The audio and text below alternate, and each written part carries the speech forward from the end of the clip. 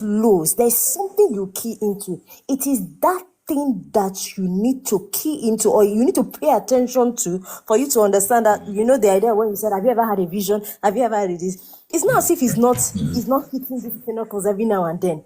It's just not paying attention to it because I don't know, he approaches it from a blank state. Does it make sense? What's his name? Never too late. Does it kind of make sense what I'm trying to say? There is an eternity you can't, even at your worst, when I know everybody has times when they are stressed and they are down. There is something that you can't, at your height of your joy, when something amazing, when something great, when something bad as ideas that happens, there's something you can't do. It is that thing that you are not paying attention to. I hope I'm making sense and I didn't confuse you have. Well, so now he's about to reply. So he's gonna go long, but it's fine. Go ahead and reply. Yeah, I hope it doesn't need another reply. Just give a brief summary. I'm not gonna lie about okay. It. What I key onto most times when I see things beyond even I would just say, God, you've done it again. Even though I don't believe in God, but I still always recognize someone did something miraculous. I've been in situations, I'm not gonna lie, but I'll just a quick story. I was in a financial difficulty some years back, and as I say on Saturday, today is Tuesday, by Saturday I've got to pay up to like $5,000. I've got to pay $5,000 by Saturday, definitely, if not I'm gonna be homeless and all that crap. And trust me, would you believe by Saturday, that same Saturday, I already got myself a new CLK. Okay. I was in debt of 5K. What's the name of that thing? You got yourself what? Sorry. Like I got myself a brand new CLK, like a brand new car. Oh, that's Mercedes. Yeah, okay. Mercedes, exactly. You know what I'm saying? Like, so even on Sunday, I had to go to church. So I'm thinking, wait, on Tuesday I was drowning. And look at me with a brand new car outside. Wait, what happened here? Who did this? How did this even idea come into my mind and this money came? Wait, I just can't. But then again, when I go into church, because I have a person, but I just went into a random church just to thank God. And just even on walking into the church, the pastor just made me the point of preaching. So I had mixed feelings immediately from my point of joy to going to thank God, and there's this man of God again right there. So that's just always the feeling I have most times. I'm never afraid of the top. I'm always saying, "Can you stay at the top?" Sorry, if I'm taking. What you need is a Yahoo pastor. Yahoo pastor will not make you feel that bad. Go ahead. Oh my God.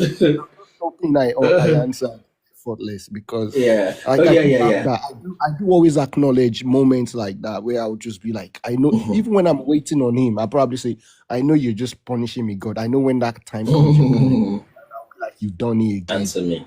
But just for me to have evidence of that God, he does it, but it's all in my head and it happens. So I just don't know if I answered your question. That's what I plug on. I always plug onto God, but that plugging onto God doesn't really give me that. It's not when you plug onto God, even it's not excitement. It's not something you keep dancing like a madman. You can always be in your chill room and always, just always recognize God. Yeah, I know you're there. Thanks for keeping me alive. Thanks for doing it. So that's just let me give a cut to the chase. Okay, go ahead, Shadi. In short, don't see God finish, Abby. See finish this. Yes. And let me touch on that. Exactly where I started from. So Shade is like, you don't see God finish, so nothing more to see. It's because you have not really seen him. And I know this sounds conventional, regular church kind of thing that they will tell you in church. I don't say these kind of things here because what I want to say is too deep. It's deeper than the natural carnal thing. And I'll usually only come here to discuss natural things mostly. For example, I discuss all this kind of global politics. I touch on this a little bit, and I discover people are not perceiving it. I just leave it alone because people that don't understand natural things or that won't even be sincere enough to acknowledge when you bring facts in front of them, is that kind of person you want to show spiritual respect to? They're not going to acknowledge it. But it's because you have not seen him, right? Well, let me say see him enough, because there is no see finish in God, really. And how do I know that? Scripture again, apart from personal experience, before you think I'm just making it up. There are people there are creatures that have been standing before the Most High God for a very long time. Like I said, of course, there's time within that realm. And they bow down to him and they say holy several times. This is the exact thing I said that time when we had that conversation about 3 months ago. And they say holy every time they bow. And they see him again, they say holy. Right? That's because he's so vast and so deep. When you see him and you meet him and you experience him, I think what happens is not like he brings pleasures to you and brings fresher things to you. Rather, it begins to heal and to open up parts in you that have been tissued up, that has been hardened up. Not like you're a hardened criminal in that sense, but you just can't see it. I mean, brother, I can't tell you how much I'm enjoying. I don't want you to know how much I'm enjoying my life, right? I don't want you to know because people don't like hearing such things. But a time will come when I'll explain to people how I'm enjoying, and it's not because of the money I have or whatever. Okay, but let me quickly flip it again and say, if I have, for example, you are even saying 5 million grand, you have it once, 5 million grand or $50 million or pounds will finish up one day. I am saying £5,000 every single month or every single week, right? Every time. So it cannot stop constantly like that. What are you going to do? So that makes it even more difficult. But and I said it that day and the same thing today, that if I add both of them, the first payment is £5 million, £50 million, and then you give me £5,000 every month or every week for the rest of my life. Let's say 40 more years, 15, 90 more years, whatever, that I'm going to stay. And I say what I'm going to do tomorrow morning. You have mentioned jumping, trying death and stuff, maybe humorously. But what I said is that I'm going to return back here tomorrow morning and still do this live, right? And I'm not going to be coming to say goodbye to everyone and say, you know what, guys, I'll see you later. Go watch my videos. Thank you very much. God bless you. And I travel, right? I probably won't change. I probably will still wear the same clothes. I probably won't buy anything between now and the next 3 months with that money. Thank you. Right? Thank you so I much. probably, Thank you so much. yeah, so much. I probably won't. Yeah, common sense is catching it. I probably won't change my apartment now. Let me not say that part. Because Shade will start.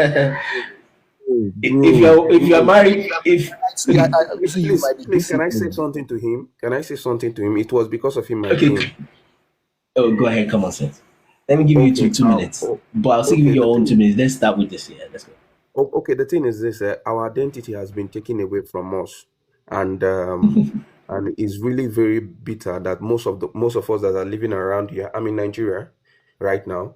Most of us that are living here in Nigeria can't understand the length that they have gone in doing this to us, this evil to us. That we now see, we now see $500 million as a thing where God has blessed the land. This land, there's a reason why this land was blessed. There's a reason why this land, there's a reason why this land was fertile and theirs were buried.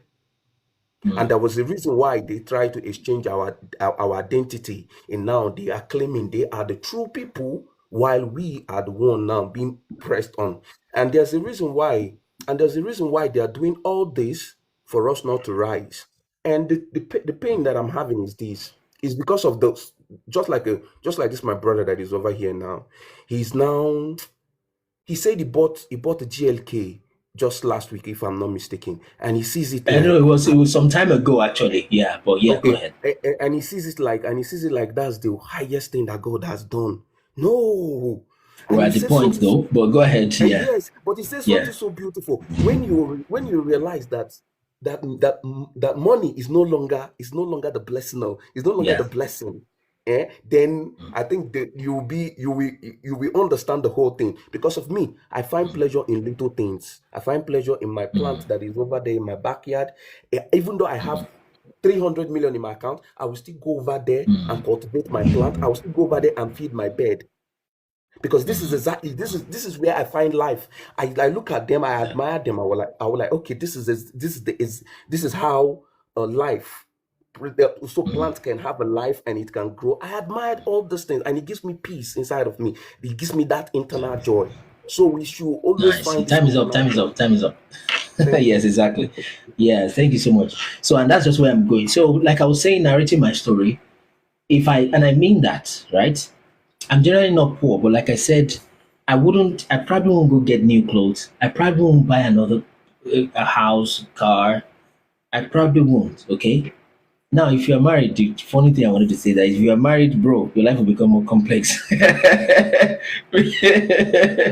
Because except you're married to a very deep person, okay, which I know and I'm blessed to be married with that. But if you're married, things can get funny. But then, on a more serious note, I'm still gonna come back here tomorrow. I'll still do the same things. And why am I doing that? Because I really kind of enjoy what I'm doing. Okay. So if you hand over, I've tried this scenario before while I wrap up on your question before we go to the rest and let them have their time. If you hand over if you take everybody let me not take these green countries because they are beginning to be free. Take Ghana, people from Ghana with due respect to them, people from Togo, oh no, not just Nigeria. Let's leave. Let me talk about the country I was born, so-called country. Nigeria is about 3.7 times bigger than the UK. So if you take everybody in Nigeria and put them in the UK, in France, in Germany, and maybe Holland. Holland is very small. Maybe it's just as big as Lagos, or something like a little bigger. I don't know. But take those people from those 4 countries and put them in Nigeria. Take those in Nigeria there. Maybe put the same government in Nigeria. Okay, maybe put another government. In fact, retain. I don't know. Just do that swap, right? Probably things is Ghanaians. Please go on and speak. It's fine. It's okay. So you will discover that the Nigerians, with the current state of mind, with due respect, okay, especially with the current state of leadership, let me blame it on leadership, as though the people are innocent. They are probably going to mess up those countries, right? I know that's a shameful thing to say, but with the leadership you have, they'll probably mess up. They will take a working system like this. Bus drivers will turn up late.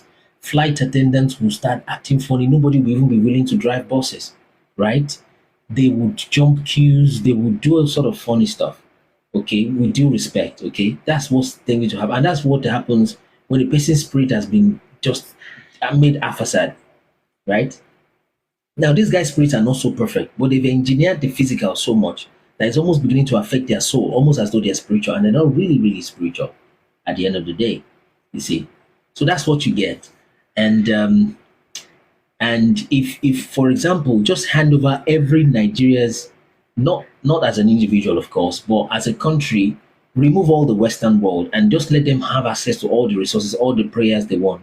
I've seen people that are in parties. You've come to a party and you can look at this guy, he's not looking so rich as such, but just feel big at that moment. And he take a bottle of 7 Up and he's washing his hands because if he's eating amala or whatever, and he's washing his hands with 7 Up.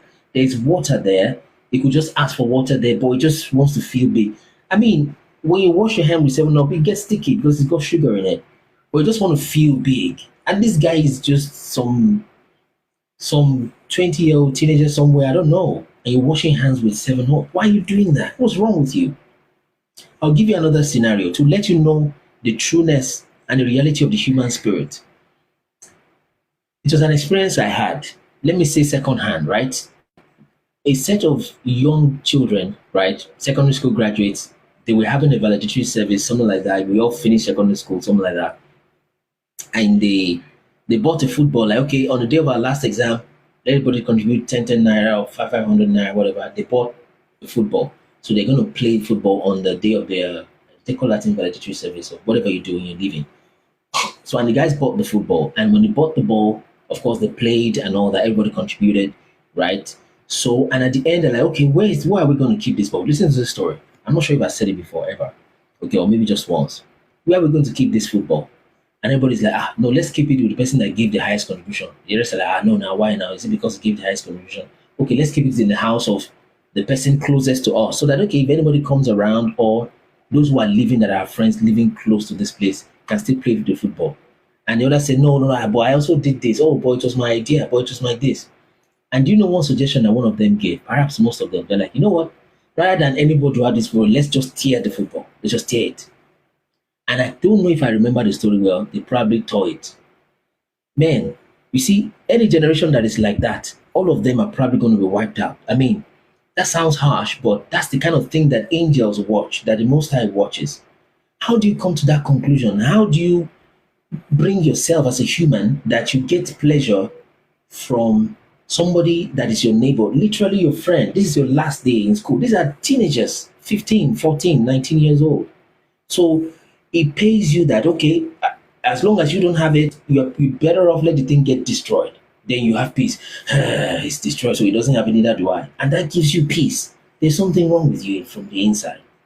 If it's an elderly person, you take it as an insult. But you understand that teenagers came up with this kind of idea. I'm hoping that story doesn't say that most of them came to that conclusion. So imagine a teenager having that kind of demonic idea. Now, if you leave that football with your friend, will you become any will you become less more football less when you leave? You still don't have it either way. So why did you come to that demonic conclusion? That's a very demonic thing. And you find that within the spirits of people living in that country. Right? Now, these guys are not saints. They're probably descendants of Nephilim. They've got their problems too. Okay, just a moment, my brother. So they've got their own problems too, these guys, right? They've got their stuff. But there is a level of decorum that they have that we must learn from. There are things we have that they don't have also, and vice versa. If we are smart, we learn from them. There's a level of decorum they have. Somebody from these parts of the world, maybe because of decades and years and how they were born, they probably won't jump queues. They probably won't be rude at you. Okay, now if they want to unalive you, they'll still unalive you, but they'll be very polite about it. And that's still evil, you see. But I'm saying it's just like you have respect in African culture. There's a lot of respect there. That's a good thing. But it can be demonized to where it becomes human worship. Okay?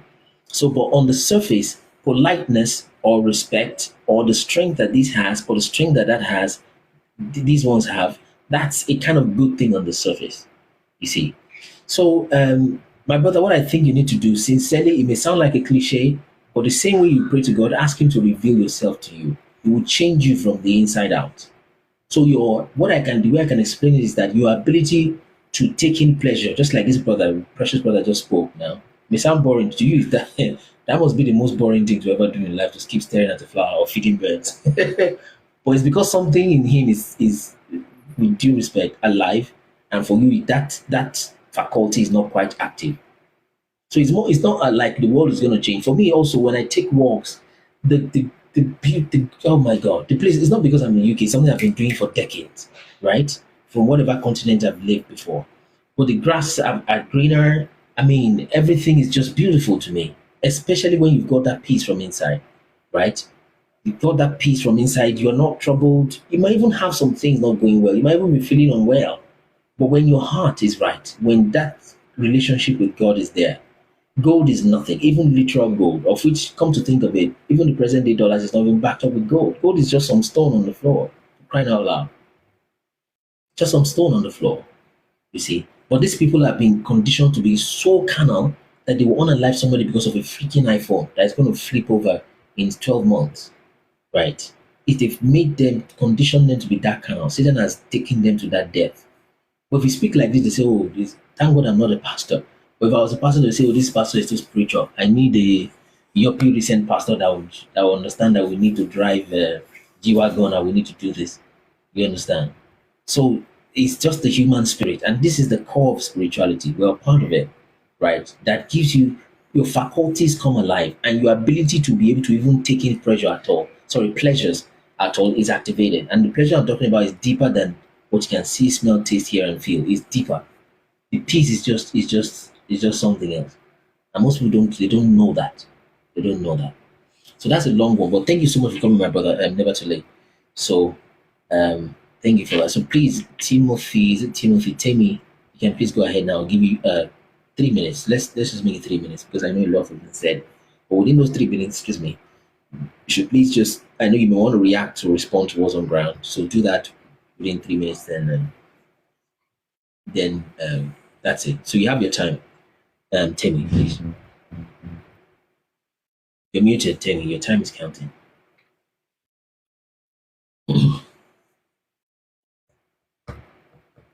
Timmy, your time is counting. Yeah. Yeah, because you blocked the line in the first. But what I want to say first of all about those young people that they decided to destroy the football is because you see, according to what you were talking about about what have been said according to what they say it has been written or it has been said, is that people of nowadays are more selfish than even thinking of the others. And when you are good, they see you as bad. These are many things that have been predestined, pre-said, or pre-written that is going to happen. Look, nowadays, people, are more money minder in a way, but as if without that money, you can't go anywhere. And when you say to somebody, "Oh, I will give you this tomorrow," it's like that very day, tomorrow will not come. They will not ask you, "What about that thing?" Because they are impatient. On trusting people in a hurry, and many things are so much alive today, and which is part of what I can say I've been taught spiritually. Patient, number one. And people nowadays are so eager that they don't want to see anybody to succeed. Jealousy, enviness, people in your own household. So these are the things that is happening, which is part, I can say, the evidence that the evil one are really around. If they told me that our nation, Nigeria, will become like this, I won't believe it. That was in the past. Can I quickly reminded you of Shagari? Shagari, there's a lot of wonderful things that happen, but sorry, I'm not, I won't take the time. When I heard about what happened to him, I couldn't believe it. If it is true, they say he lost all his children, he become blind before he died. So I believe this is the reward of what he has planted for his life. And of what is really happening now, look at it. I don't care if people believe me or not. There are many things that have been predestined or that they have programmed, and which is taking over in Nigeria today. I always say, because I was taught, I study back home, and I'm in my, 60 plus now, was that the Hausas and the Fulani, they are not part of the Nigerian land. Yeah, just a moment. Let me add Am two I more ro- minutes. Let me add 2 more minutes. The okay? time got Thank you. exhausted. Yes, Thank you. so please, but Thank just you. watch. I will shorten everything.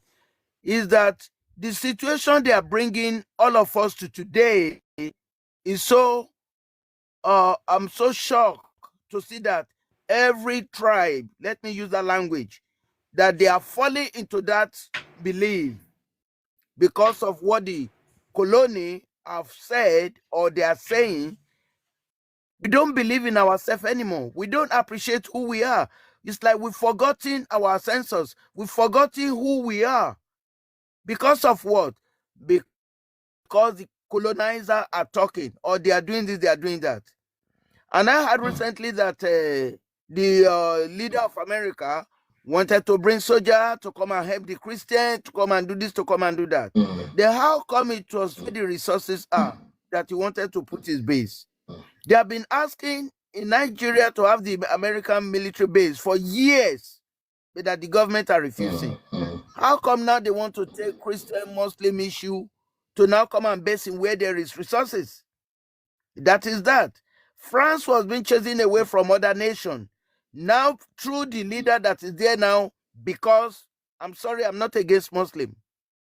A lot of Muslim or whatsoever, they are my friends. But now come having their base in Nigeria, near in the north, near to the Niger and Mali.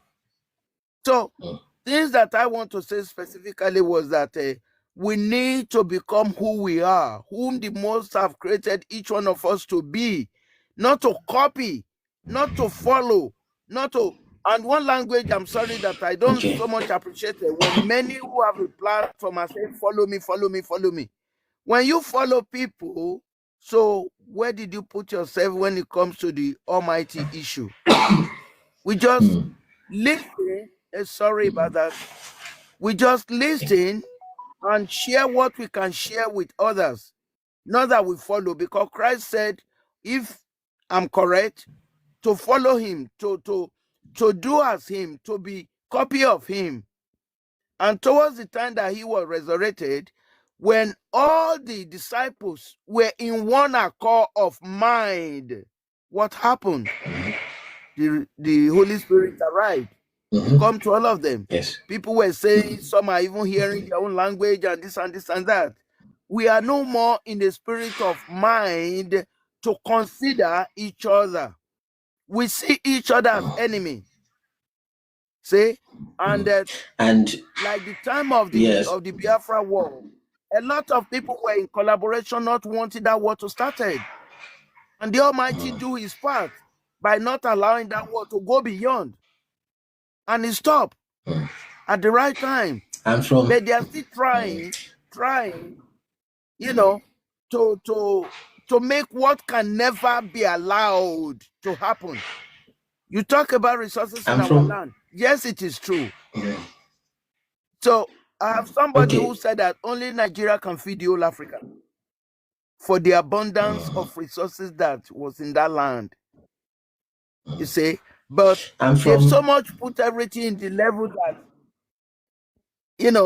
that family issue doesn't even matter so much any longer. That is part of the sign that we are coming towards the end.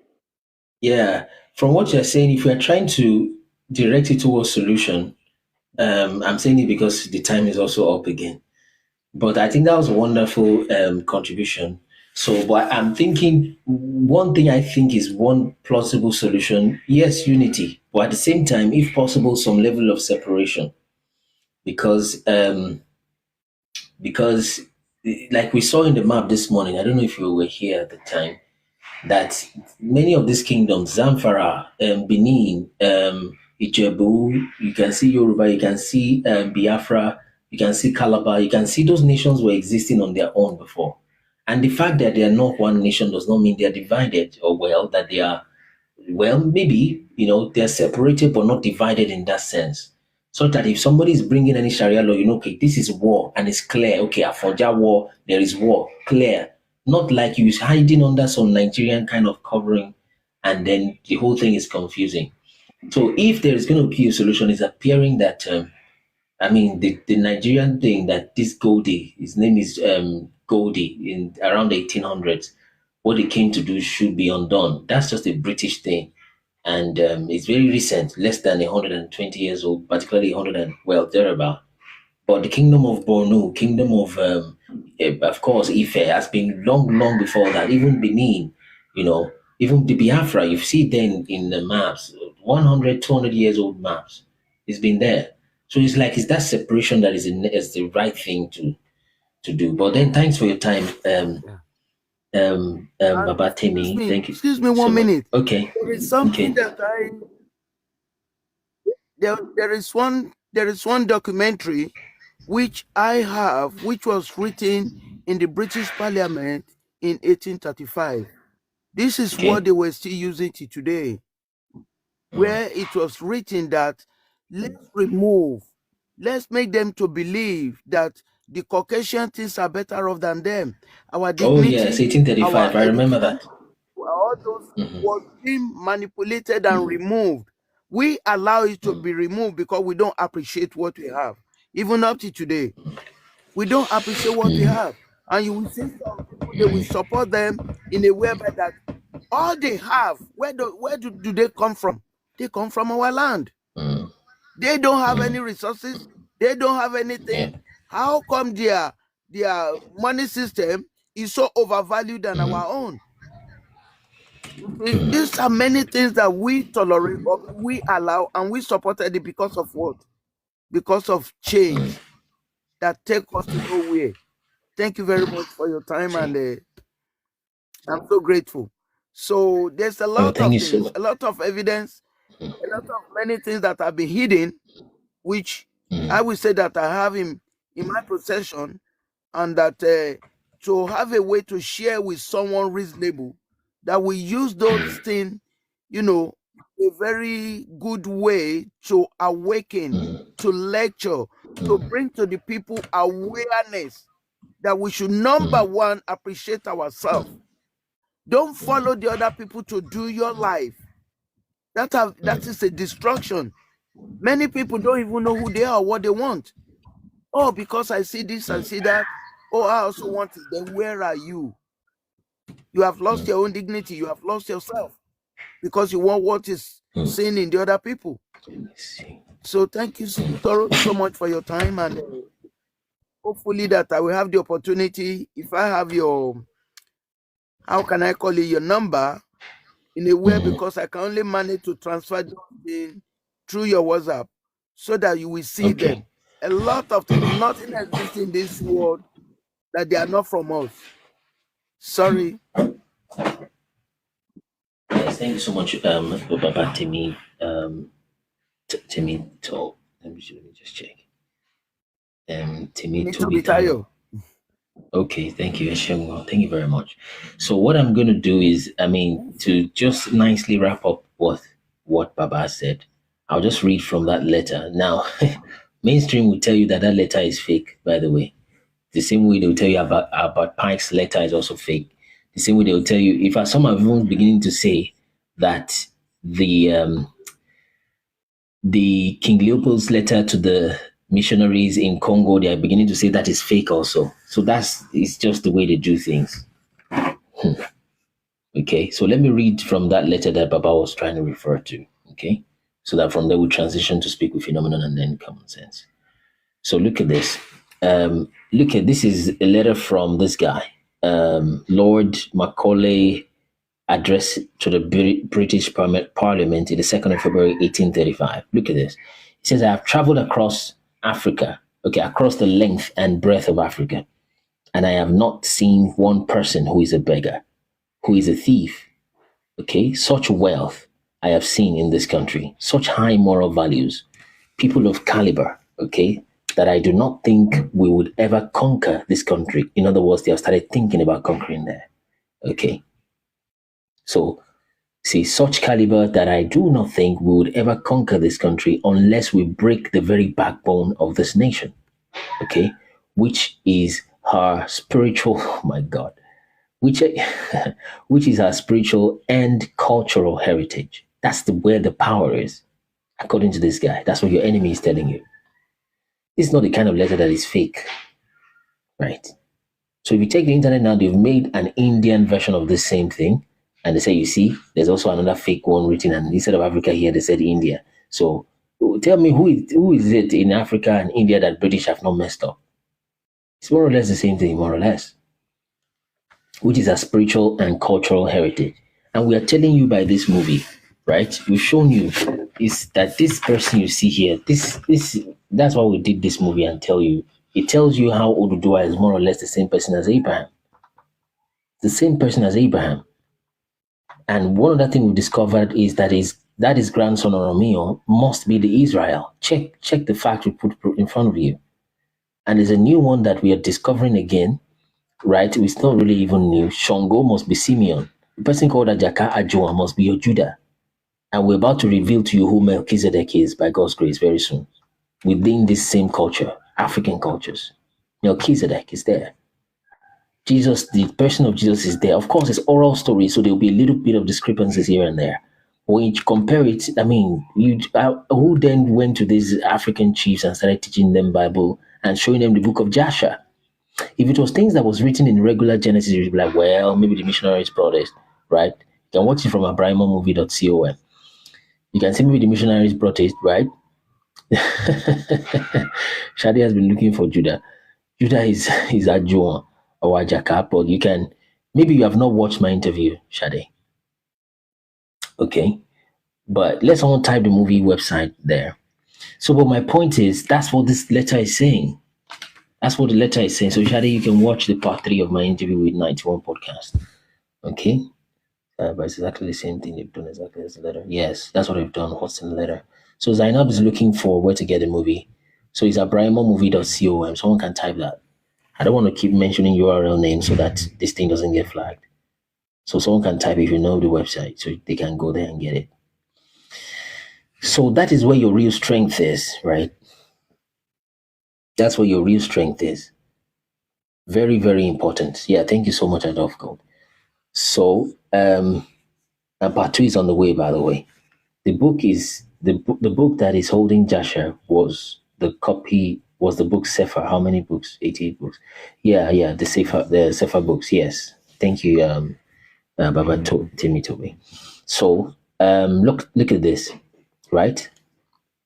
It says, unless we break this kind of letter with this kind of structure that is almost more or less prophetic, don't just pop out of thin air, right? It doesn't pop out of thin air. You see, which is as spiritual. If someone is going to fake this letter, let's say somewhere in 19 something or 2000 and something, then they wouldn't be mentioning spiritual stuff. What they will say is that this guy is making a lot of noise. Just a moment, sorry.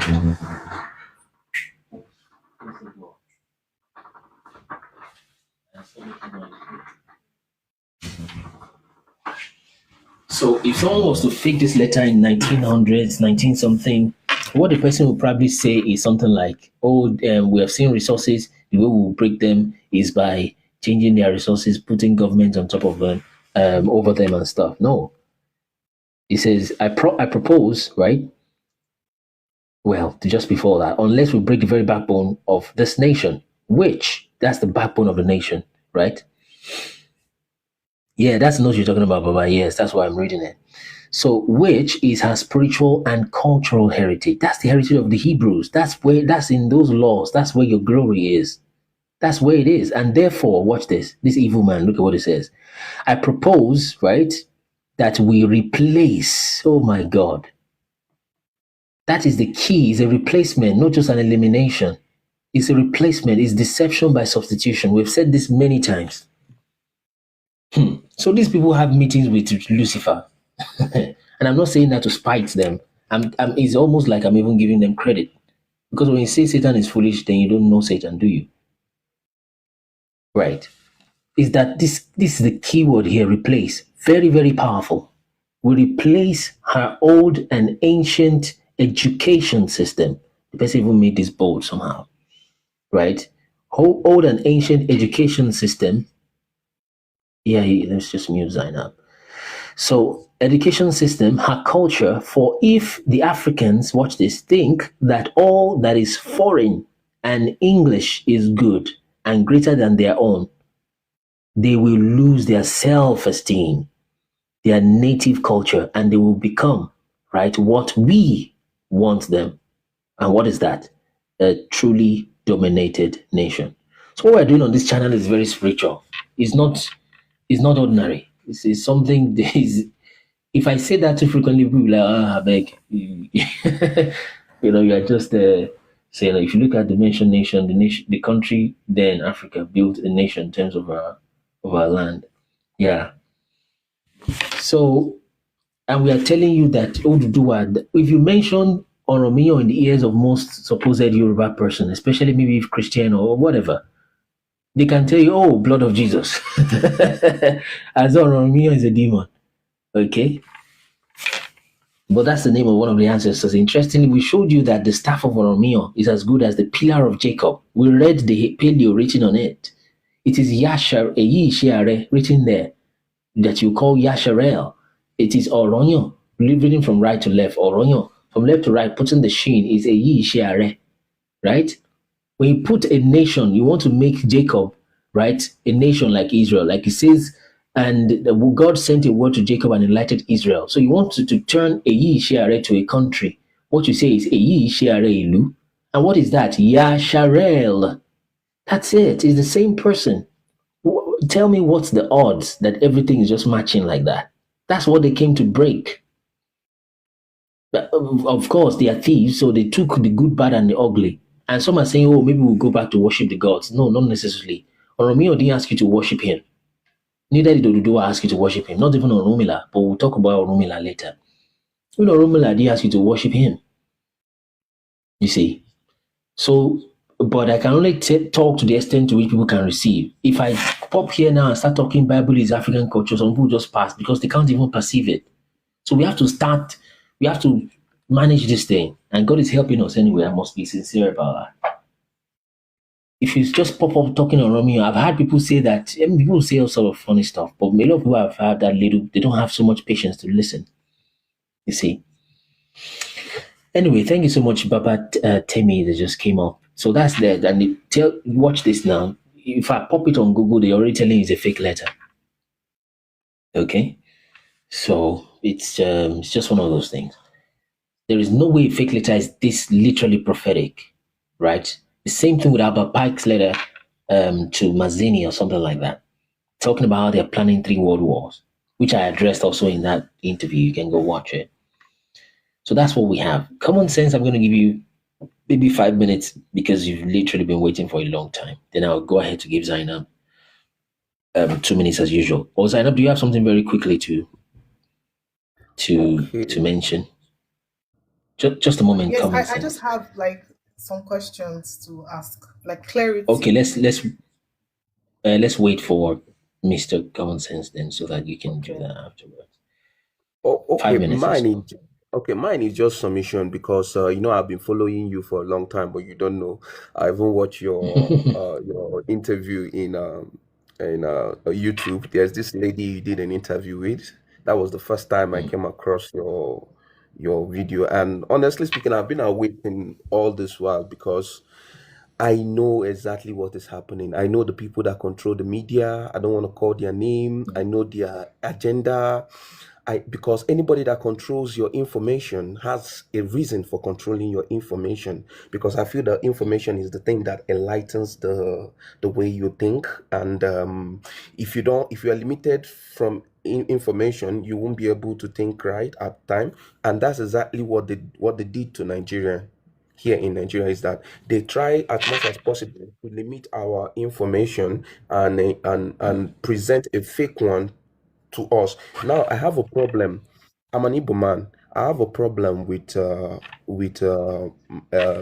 leader of Biafra. The problem that I have is that it was associating us like we came from those you know what I'm talking about. It's Satan Yahoo. Thank Satan Yahoo you. people. Thank you. But they came from us. And you need to let them know No. that they No. Let me make it even worse. People think, in fact, most people don't even know there's a connection first. Just give me a moment, all right? So later, people started thinking that the Igbos came from them. And now you are saying they came from the Igbos. But I'm telling you, neither one came from each one. That's how bad it is. But go ahead. They didn't even come from you. The thing is this, if you check, I watched your video and I saw when you explained it. I saw how you, there are some names that I don't want to call, and I believe you understand where I'm going. So I believe after this you explain more. So there's a way you explained it, and I saw the chart you brought out that day. That was the other. I hope maybe you can still explain it for us so that we can understand more. So what I'm trying to say is this: my people perish because of lack of knowledge. They are busy fighting themselves here, where the enemy is not even, where we are just victims. We are victims of the enemy, and we are busy fighting ourselves. Everybody's being used just for a particular purpose, and these people can't understand this narrative. And this narrative has been the same thing. This narrative has been what they've been using from. These have been their playbook. You can see just of recent now, we are now wearing bring back the girls again. We are now wearing bring back our girls again. So it's just I just pray that people will understand this, that we are not fighting ourselves. The enemy is not us here. The enemy is the people over there, and it's because of the reason that our land is fertile and they don't have what we have. Imagine an Africa that has uranium, but they cannot produce. they cannot use it to produce. They have to give you condition. And mind you, if our resources was left for us to manage, we won't produce the things that we have after effect. Because I believe that the reason why we are backward today was because we are not meant to venture into science and produce things that we have after effect to our land. So I believe that God that gave us those things will give us the wisdom to use them in a rightful way.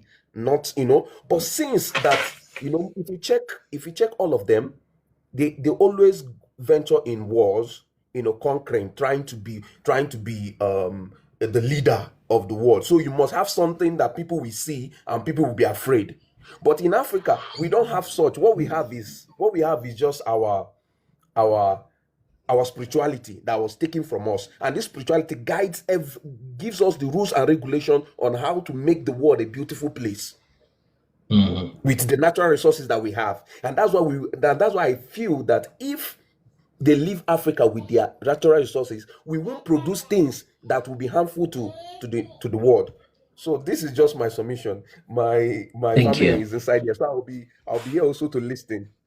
So, and also I Thank want to you. also tell Thank you you. that you're doing a very good job. And honestly Yeah. speaking, you are awakening so many people, but you don't know. You may think that your life is only having 44, but you don't know the kind of people that are just aside watching you. It takes time for somebody to believe what you're doing. But I tell you, there's so many people out there that's listening to you.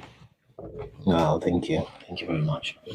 Okay, so yeah, and thank you for keeping to the time. So Zainab, let's give you 2 minutes, please. So 2 minutes is a regular time, but he's been here for like an hour waiting. So yeah, House of Love, Ile Ife. So a lot of ways Leonfili interpreted. So there's a lot of things with that Ile Ife there. Okay, Urim and Tumim, we see both of them here in Oyo. Yes, in what they call Ifa, something like that. But we'll talk about maybe Ifa later. But it's maybe too quick to start touching because people might misunderstand the thing or bring it up. Zainab, 2 minutes. Well, okay, so I don't really know what the topic is for today, but I just wanted to share my own experience and revelation on how I believe that everything that is currently happening in the world is planned or some sort of have some sort of evil hands in it. So I was born a Muslim, and I love music so much while growing up, and so it drew me to Christianity. And while being a Christian, I see how I was fascinated about a lot of things because I didn't, it's not my background. So it's coming newly to all these things. It looks like, oh, it's the best and it's better than every other religion, just like they say, is the way, the truth, is the only way to God. So recently, I think earlier this year, I went through some stuff and I was asking God, what is the essence of life? I really want to know. Are we just here to wake up in the morning, eat, sleep, and pay bills, and just go about our day? What's the entire essence of living? And I told God I wanted genuine answers, not from the scriptures, not from anybody or opinion on anyone. I just wanted God to just reveal that to me. And I started having some downloads, like God telling me that we were here to create, to have an experience. Like, of course, there's a prime creator that puts everything in place, but he started showing me that church, if you really want to know me, like, church is not the place to know me, because they are all corrupt. Like, they have like it's like a chain of bondage for people to suppress your consciousness and to suppress your logic or whatever way you reason. I started having that revelation, and I stopped going to church. And I won't lie, since I stopped going to church, it's more or less like myself speaks to me more. Like I have clarity on a lot of things. And then when you see all these things that Nigerian pastor do, sometimes you just ask yourself. Then it used Let to be me so let funny me to add me that people are let me calling add themselves to, pastors. Yeah. let me add 2 more minutes, but just you can't mention names, right? Yes, no, I'm Right not now. mentioning anybody's name. I'm just going to tag Okay, them as so two Nigerian more. pastors. Or let me say 1 more minute. Okay, that's fine. Let's go. Okay, Yeah. so when you see what these Nigerian pastors do, and I'm like, okay, if these people are really serving this God and what they tell us this God is why are they behaving otherwise? I asked God, I said, why are they behaving? And he said it's because they are performative. It's more or less like they have a particular regulation and particular regulation and things that they must do and things that they must not do. So their authority is different from who they claim they are serving. Everything we are just saying is okay. Yeah, this is what we are doing is from God, but in the real sense of it is not from God. And the final thing I also want to mention is that I feel like in life of every man, there comes a time in your life that the divine will speak to you. The divine will pull you closer and show you some revelations and show you some things. So it's now dependent on whatever you intend to do with that information. And for what I see with most pastors or most religious leaders that claim that they are religious leaders is that they have gone through this feeling and they chose between exploiting people or sticking to the source, but they realized that sticking to the source itself will not make them money. So they took the other way around. So these religious houses is just for you. Let's say somebody is aware of 100% of your information and they decide to be giving you 0.05% every Sunday so that they will remain the channel in which you will get a source of information. They don't want to link you directly to the creator. They want to be the middleman, because once they link you, you will no longer need them. Then I You will see. no longer need them. Wow. Yeah, so that's all I will say for now. Thank you very Yeah, much. thanks. Yeah, thank you so much for that and for your comments, and that's quite insightful. Okay, let's hear from Phenomenon. Phenomenon, you've got your 2 minutes. Let's go. But let's try to keep the time, please, because it's past Yeah, 12. Yeah. good afternoon, all. Yes, afternoon, Yeah, my brother. yeah. I wanted to hear my voice since when the Never Too Late, when Okay. he was talking about whether those things that are happening in the north are real or fake. But I want to Oh, let we've you know passed that that now. I don't want you to waste your time on you've got limited time, so that, but go ahead if that's what you want to use your time for, though. those things are real. They Okay. are real. They are Yes, happening. sure. Let me just give you one thing that just happened of recent. A bandit went to a village and then kidnapped almost 100 people, and they demand ransom for 1 million. Are you with me? So one of the villagers were able to cite one that they know.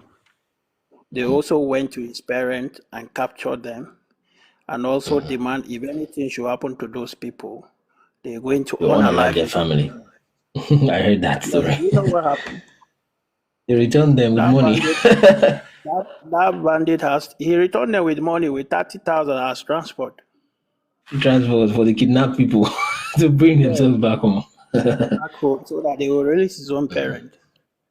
The thing is, my own suggestion to all this, I think separation is the best way. People who Seems so. want to stay with people who want to stay with this kind of people, this group of people should indicate themselves, and those that doesn't want to stay with this, they should go their own separate way. Because you can't say, okay, we want to preach peace and the rest, when the person that wants you're trying to like let it know that we are brothers doesn't want to repent genuinely. So the best thing is just separation, or the Nigerian government should just do a unitary government where the center can no longer control the resources of the state. If this thing is done, all this thing that we are saying will stop. Yes, I literally agree. I literally agree with you on that one. 100%. That's what I think. I mean, an updated information might come tomorrow, but that's really what I think. It's and most people think, oh, don't destroy what God did, or don't let us separate. It's not good to fight. It's not fighting. It's as simple as this is my flat, that is your flat. When you want to go, when you enter here, you turn right. That's your own bedroom. That's your toilet. It's just boundaries, right? And then if you want to visit me, oh, 110% come. When you knock, go, who is that? I will check through the door. If I see you're holding a gun, I'll say, sorry, you can't enter my house with that gun. It's simple. You like to shoot in your own bedroom. It's very, very simple. It's not complex. You will discover that people will crisscross. Those that like violence and stuff will go somewhere, and those that like partying and singing or whatever it is, people will come from the north. You will discover that the south will be much more populated than the so-called north. That's what will happen. Another thing you will see is just check whoever is not clamoring for separation. You have heard the Igbos want to separate, the Yorubas want the Yoruba nation. I've not heard that much from Arewa nation, right? It tells you who is benefiting more, okay, relatively. Although they have been on a live too for some reason, and they're not speaking for some reason. But the further you go to the south, the east of what they want to call south, there's no such thing anyways, but the further to the extreme south, well, and southeast are the one pushing the most. They're the one perhaps experiencing the most, persecution, as it were. And as you go to the north, the thing just keep getting quiet. The same way coming back down south, as you keep getting to the middle belt, people are shouting. Get to Yoruba land, they're beginning to voices getting more. Go to Igbo land, someone is willing to go to prison for it. Now his methods may not be super 100% perfect, but then they really want that thing to separate. So if someone is not saying so much, it's probably because he's having a swell day about that. So separation seems to be the way forward. The Nigeria idea was not so. And this thing is more than 100 years old. It's more than 1,000 years old that these people have been living separately. I've said it before that when these nations were divided, just back off 200 years before, the settlements were horizontal like this. They were horizontal like that. Different nations and peoples, they arranged themselves along latitudes horizontally. But the British came, right, and they come and arrange themselves there. Someone said I should talk more on that. Let me talk a little more on that before I bring Apata up based on that request. Okay, let's go to downloads. I think it should be in downloads, right? So, or maybe I've moved it. Oh, it's still there. So look at this, right? How the so-called Nigeria started. It started just on the basis of just a messed up thing, or let me say an unfair thing at the very least. Okay, look at how Nigeria started before the division. Note the years. I've posted a video on this already. Let's push this back and see if that works.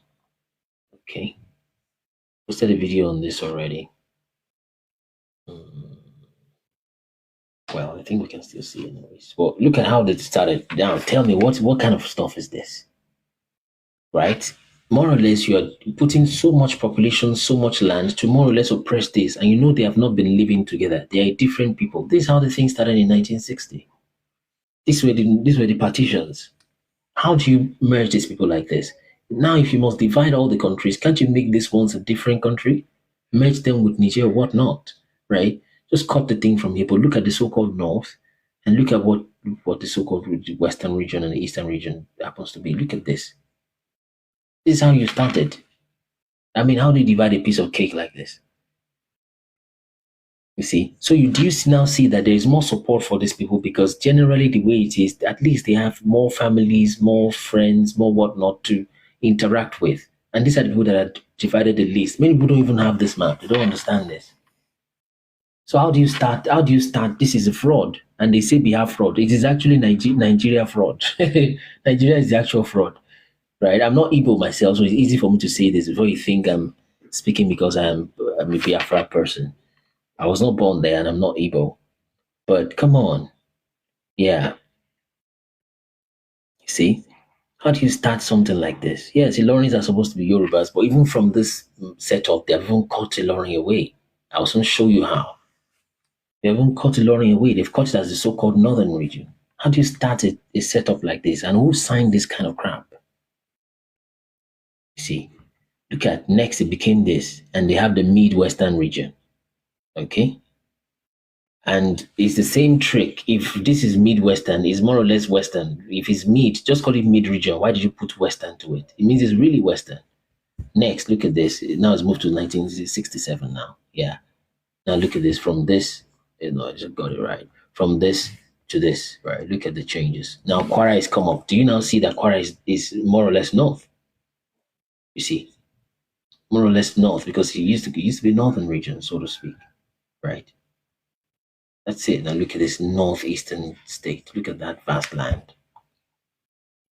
Then it became this, right? Then it became this. From this to this. So this is very little what they've done here. Akwa Ibom, FCT, and Katsina. That's the thing that happened between those 2 years, right? Between 87 there about was it 91 rather, and between 87 and 1991, that's what happened there. Okay, look at this, right? Look at further divisions, but in real terms, this is what you've got going on. This, right?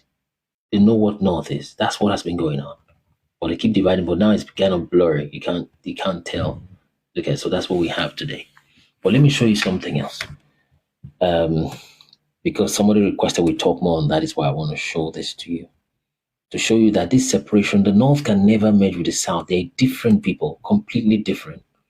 You can't merge them. They will not merge, not under the same banner. It won't happen.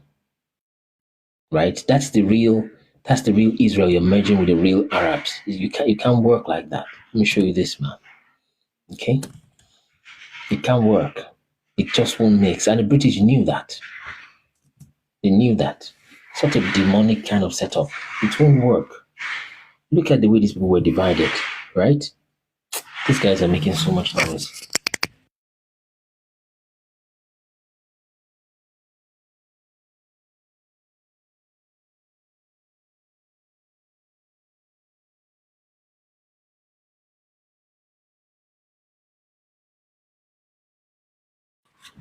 All right, sorry about that.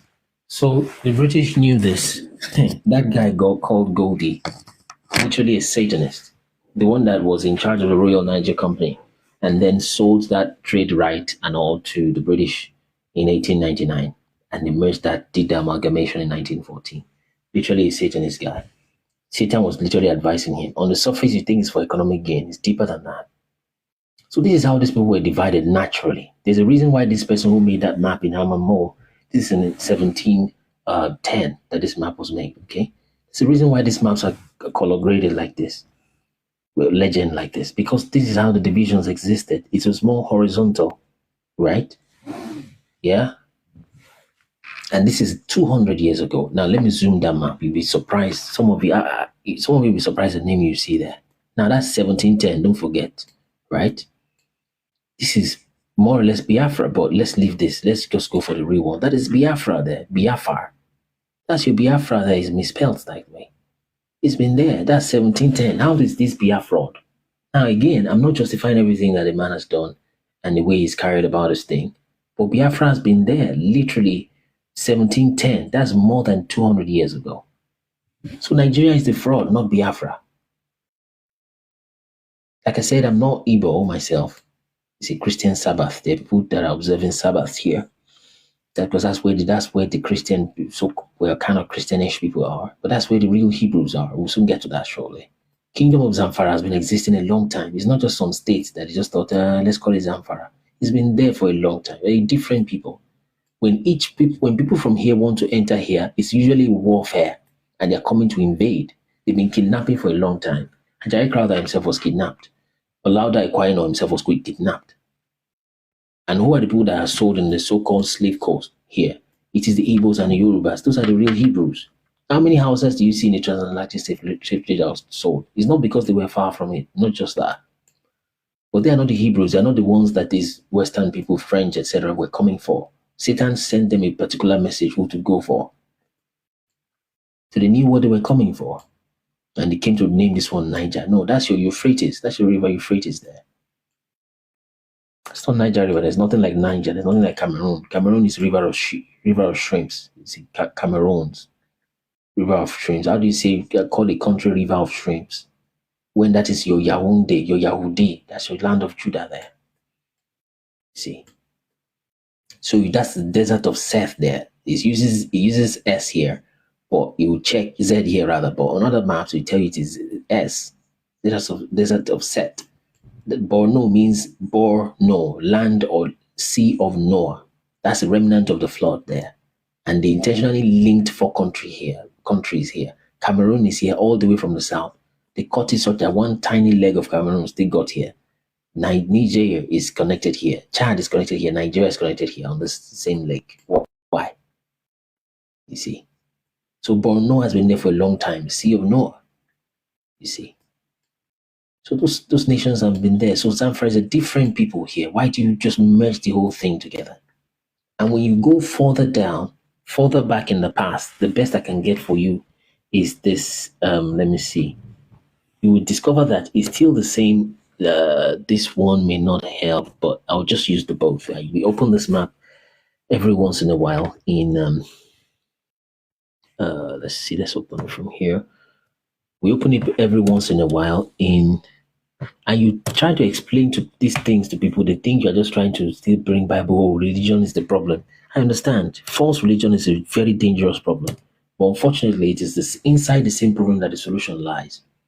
See? So So you can't throw away the baby with the water bath. So look at this. Just keep this map in mind while you're reading. This one that we saw, where is it? This one, right? This one that has this yellow thing that was divided in that way horizontally. Keep that in mind while you read this. He said, the country of Samaria, we have read this many times, many of you have heard it. He said, Samaria, which is the northern kingdom of Israel, he said, it begins at a village that is in a great plain called Guinea, and it continues, right? It ends at the Accra, Benin, Topoki, right? What does that mean? Samaria, the northern kingdom of Israel, is around where it starts from present-day Guinea. And where's your Guinea? You can get it from there. That's your Guinea right there, right? Guinea is there. Maximize this. So Guinea is there. Where is your Accra? Your Accra is in Ghana. Okay. Oh, let's just K that. Back that off. Yes, that's fine. So that's your Guinea right there. Okay. That's the Guinea. Where's your Accra? Your Accra is in Ghana there. Where's your Benin? Benin Republic is there. Benin is in Nigeria. It's telling you this is your Samaria. Samaria starts from here all the way to here. That's why you have the southern kingdom is Yaoundé. Yaoundé is there. That means Yahudi. That means Jew. Okay? Yeah, it's because religion is no longer teach the truth. That's why people are just disappointed in religion. Okay? Do you see how this is? And this is telling you this is where Samaria is, the northern kingdom. And we see that other book. Well, by the way, this is telling you nations, right? Cities that are between the borders of the real Arabia and the real Israelites. Okay? It's telling you those nations there. And we check those nations, we saw them right here, present-day Africa, almost on a straight line, right? And this one says, this one is Josephus' Wars of the Jews. This one is Josephus' Antiquities of the Jews. So, and when you go back again, Josephus, by the way, is around 70 AD, 76 AD it was written. Now, don't forget, we have come from present-day Nigeria. We have taken you to 1960, okay? Okay, this is like more like present-day, well, to 1996.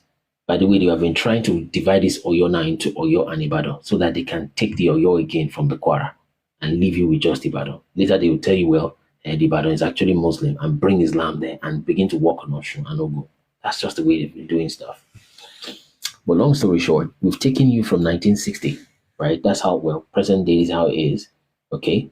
And then next, you have this. And then this is still 1963. And then we took you to, that's 1963. We took you to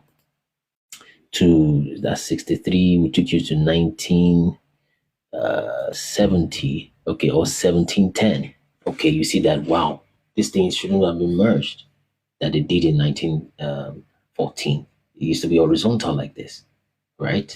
You have them coming from Guinea here, thereabout. Okay, just about the same West Africa. You see Guinea written there, right? They call this one Negro land. You see the thing is horizontal from there. All right, and you go back again. This one is in 1910. So let's just jump all the way to 70 AD. 70 AD tells you Samaria is within that same region, right? Right. We go to this other 70 AD or 76 AD, right? It tells you that the borders of real Arabia and Israel is here. And that's exactly what it is. You see where the thing is. Even the land itself bears witness. You see the way part of these places are green. Now there's a lot of speculation there, but let's not even touch that yet. But the moment you begin to leave the real Israel and begin to get into the so-called north, right? You see that the middle belt, this Benue is called the food basket of the nation. As you begin to enter the lands here that don't belong to the real people here, the land itself begins to dry up. Right? But let's not sound like we're being super righteous.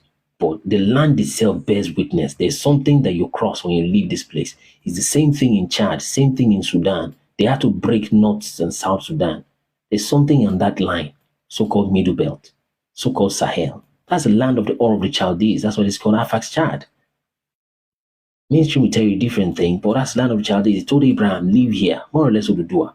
Live here and go to the south. Leave these idolatric people and come to the south. And this is where the land begins that he gave Israel. You see. So this is 70 AD stuff, all right? So when you back off from 70 AD, go far in the past, right? Into when the earth was divided between Noah and his sons, right? That is when we pop you this map, or is it KM map? Because this problem we are playing with is thousands, millennia years old. It's millennia old. It's not just something that's happened just to say Biafra is Biafra. It's deeper than that. So it's a deeply spiritual problem. But if you say it like that, people think that this spiritual people have come again. That's why I just discuss carnal things that you can understand. Global politics that you can relate with. This is the Ur of the Chaldees. So when the earth was divided, look at this. It's not a coincidence. Exactly the same thing. It says between here and here, give it to Haran, right? Or Aram. And it goes a step lower. It gives that one. In fact, from here is the thing. He gave this one to Ham, right? Up one to Mitzrayim here, right? Canaan, Mitzrayim, foot, like that until you get to Canaan. It gave him like that, right? So, and after that, the next thing, it gives this to the sons of Shem, like that horizontally. And then he went a layer lower. He gave this one to the Ur of the Chaldees. He went lower and he began to give this one to, well, the more descendants of the Chaldees.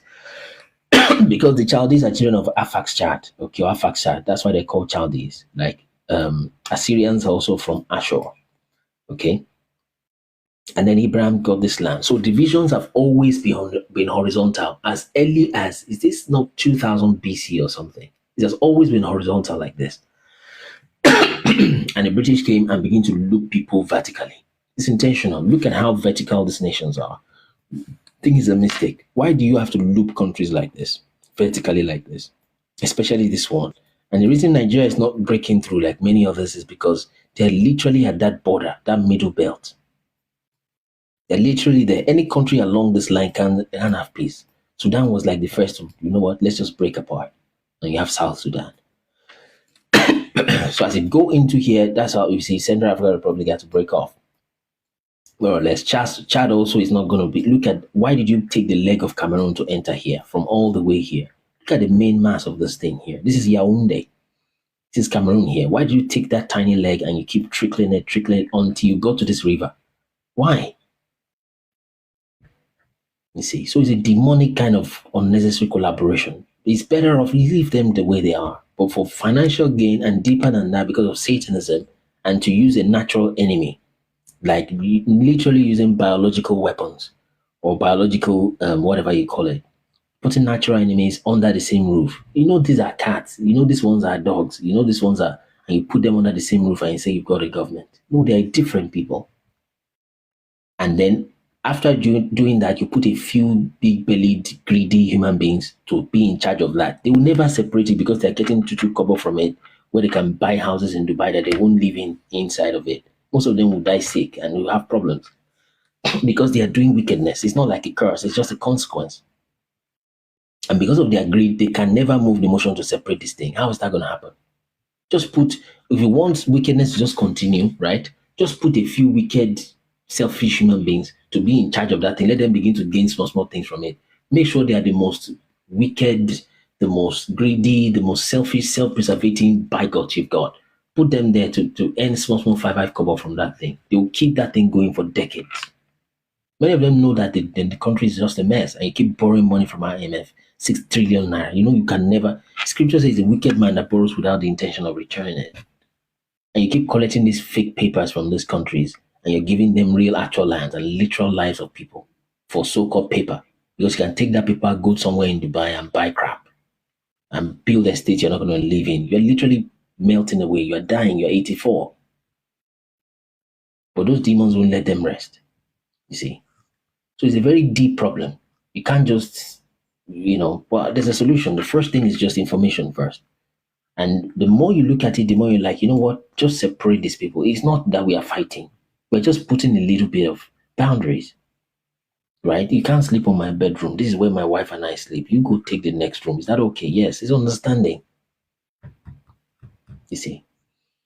Anyway, Akpata, let's give you your 2 minutes. I'm really going past the time I plan to go today. So Akpata, let's have you 2 minutes, please. Are you ready? Mr. Kunle, well done. Thank you. You are really doing a good job, sincerely. Mm. And even me myself, I don't know where to start from. I love to start preaching this kind of course. I also call it a gospel because it's very good news. And it's Yeah. really in this generation. So my question is that if you said we are the true Israelites and we are the true Israelites, we are the one that come from Adam and something like that. What about the white? Where are they from? From what we read in the book of Enoch, chapter 105, a person that has a white skin like this and he has a long hair like this for a man, not dreadlocks. Dada is a different thing. Scripture calls it locks. Okay, but not locks. But we're talking about long hair and white skin. It says they are children of the watchers, Nephilim, fallen angels. Because man tried to come and bail or people not to okay. The fallen angels, how are they reproduce? How? I don't. Book of Genesis says that the watchers have relations with the daughters of men, right? And they gave birth to Nephilim. So angels they have ability to change form, shape shift. Excuse me, the watchers, right? That God actually sent them to do good things, but they started doing funny things. They saw the daughters of men, started having relations with them, and they were having children with them. So yes, they had children. So that's what a person that looks like. If in the days of Noah, in the days of Noah, Enoch, Jared, Enoch, Noah, Methuselah, if you have a child that looks like this, it's a serious concern. It means that a watcher, a fallen angel has raped your wife for her to have a child that looks like this. But nowadays you're like, of course, that is Wimbo now. You get it. You get it. So but Yes, now yes. everybody has a different but based on scriptural history. And that's why it's like you will see that these people will always try to tell you are not a human being. You are from goat, you are from monkey, you are from this. No, it's a lie. You understand? So, I mean, that's just it. That gives it away. Like, eventually, when we then take it, we discover, wait, if we even want to discuss this matter, now you say exactly you yourself, not be human being. You understand? Because why are you so pressed that he's a monkey, he's a this? Also, evolution say, okay, you came from the slime, came from tadpole, came from fish. Why are you so obsessed about this thing to prove that a black man is not a human being? They gave us biology exam that we're not human being. Okay, we wrote it. A negroid is this. We even passed the exam because they are Makaka. But when we now start reading scripture, we discover that, wow, you are the ones that are not. Do you get it? You are the ones that are not even from Adam. You understand? So it suggests to you that maybe that is why that guilty conscience, that lack of whatever, keeps pushing them to keep pushing the narrative. A negroid is less than a human. It's less than this. It's this. It's that. You're not arguing now. Everybody is a human being. He said, no, you are not. Okay, I think when we check scripture, we discover that if anything at all, it's even the opposite. So that's to answer that. So if we are saying these people are from the fallen angels, it means that makes can I call it a story in the Bible that there is a war in heaven? Is that real? Mm-hmm. Oh yes, it is true. It is very true. There's so many things that are happening or that happened in heaven and maybe still happening that is so natural because even we human beings were made in the image of the Most High God, right? So it is true. But what I'll say to people usually is watch those 3-part interview so that when you see that my interview 91 podcast part 1, 2, and 3. So when you watch that, what's the latest one that you are trying to prove that Abraham is Odudua? So so that's good. So let me show people the movie trailer before we take the last guest. That's Tapam trailer. So people can go. Where can I see all go these ahead. documents? Because I'm trying to download those documents, those maps. Because people use It's on the website. Yeah, I checked the website, but I'm not seeing it. All those map that says the Judah. Which website? Judah. Which website did you check? Minister Kunle. Okay, I think it's because you have not subscribed. Oh, I see. Let me show people. No. I mean, subscribe to the website. There's a way to subscribe to the website. So let me try to show everybody. So when you get to the website, Apata is saying, if you keep scrolling like this, you keep seeing videos. That's just because that's the home page. You can also watch the movie from here, by the way. Okay, so yeah, thank you so much, out of God. So let's see. So if you want books, you come somewhere here. So that's what you didn't see, Apata.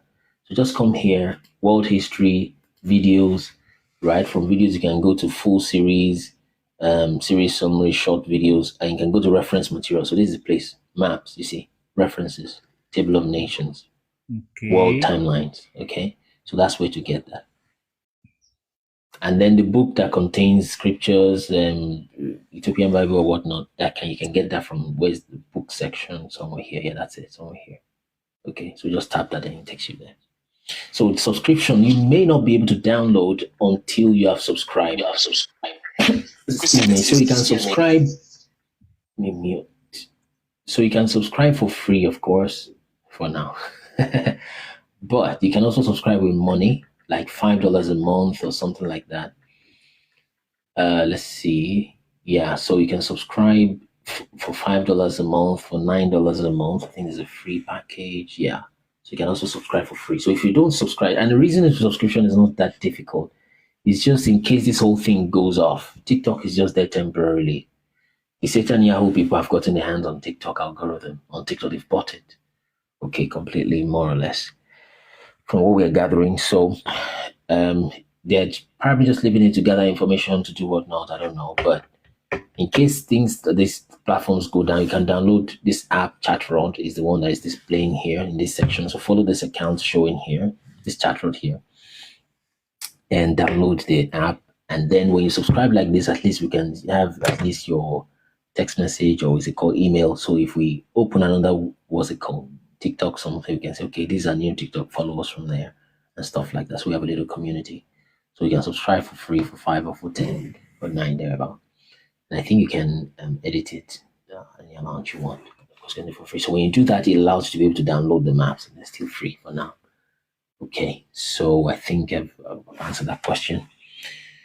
Okay, so let's just quickly watch the movie trailer before we attend to Anti. Excuse me, I think Anti has been here once or twice. If you have a quick question, come up very quickly, and we'll give 2 minutes each for each person that's coming up. Okay, before the trailer, let's quickly hear from Adolf Gold. Sorry about that, Anti, but let me quickly give Adolf Gold 2 minutes. Or Adolf Gold, we want to say something real quickly, or was it a mistake? Morning. Good morning. Yeah, Mr. Adolf was morning, sir.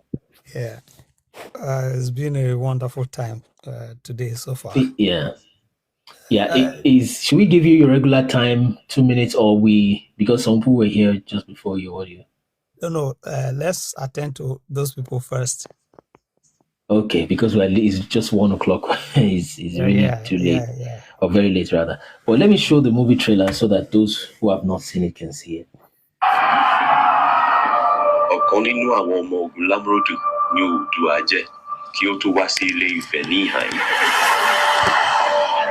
So you will see in the movie, it shows you time and space. That is time 2000 something 500 BC. It shows you that this is Babel, right? I haven't sent a request. I just sent a request them to see. So it shows you that, and you see the reason why. Let's keep going.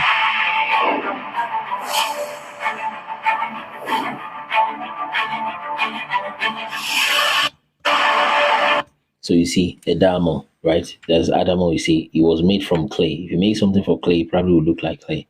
And the person who made him in his image literally looks like him. Because it says in the book of Daniel that the hair of the Most High is like wool.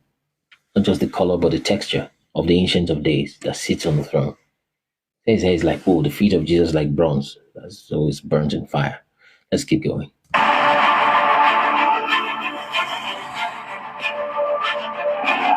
So now you see why Apata. You see why we because somebody asked the question, why did why did we represent giants like this? It's because of what we found in scripture.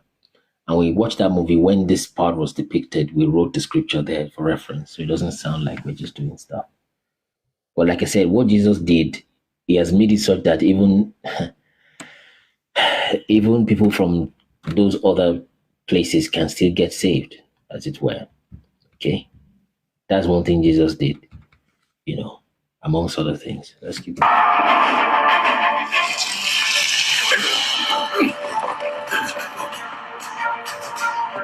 So it shows the space and time in the movie, exactly the same.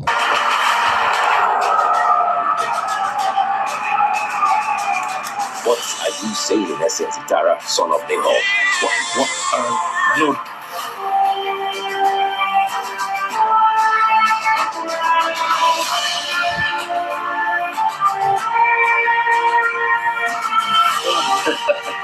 Sure.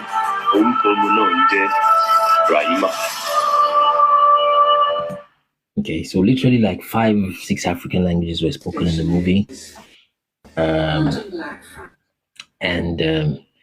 Yeah, so although most of the languages are just a few words, okay, but at least 5-6 African languages, it just combines a whole lot of things in just one flow. So you can go there to get it. Okay, abrahamovie.co.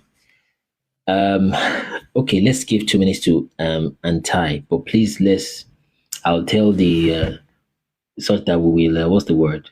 If you go past your time, you'll be muted. Okay, but we need to really wrap up. There's a lot of things to do.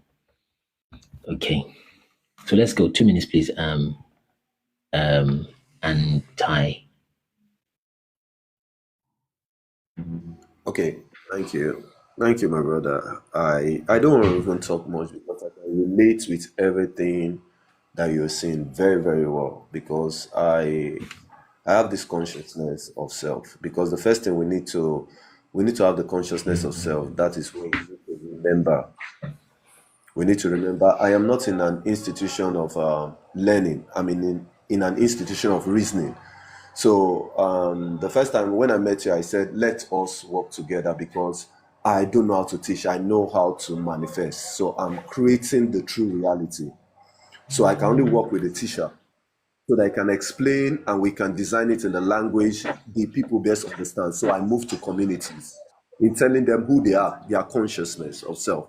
So I will really, even this video of this meeting today, I'd like to get it. I'd like to push it so that people can come into your side. We are working together. It's not all about the money. It's about the consciousness of our people. Because when they come to that consciousness, they can manifest themselves as themselves. So they will not be programmed. It's all about our mindset. What you think you become. So I don't know. I'm still going to inbox you until we have this very good understanding because I think we reason similar. But my own, I only ask question, and the form of knowledge is I don't know. The second one is I don't know. The third one, I don't know, and that is where I happen to find myself. So I hope we can work together. Okay, yeah. So please just send a DM so we see how what directions and the whole thing is. Thank you so much, and Ty for that. Yeah. Okay, I think Adolf Gold is next. Okay. Mr. Adolphus, morning. Good morning. But it's like the time is usually, Yeah, it's past morning. Oh my God. No. Yeah, no, not even that. I mean the duration. But let's give you 2 minutes so that we can. Yes, please go ahead. Okay, thank you very much, and thanks to all who have been present and making various contributions, asking diverse questions, creating opportunity for us to learn from, and also broadening the view. The issue concerning our motherland, Nigeria, and the immediate concern, which is the threat of another nation going to take over the security situation of that land because the supposed government of the day is not doing what they are supposed to do, which is very, very clear because from the goings on so far, we can see that the present government is complicit 100%. And what is happening in that nation ought not to be Now, be that as it is, because it actually is. I don't believe that any other nation has the right to go take over another nation in the name of whatever excuse. What happens is this: those people who I'm not sure actually, if you are able to see your screen. I think you're at work again today. It's difficult to see your screen because your time is almost done. I'm seeing it. Okay, let me do it this way. Let me add 1 minute so that you can, so that we're not, just, Yeah. how do I do that? Let me just make it 1 minute so that, but please go ahead. Okay. So now, the people who actually created the monster that is now ravaging the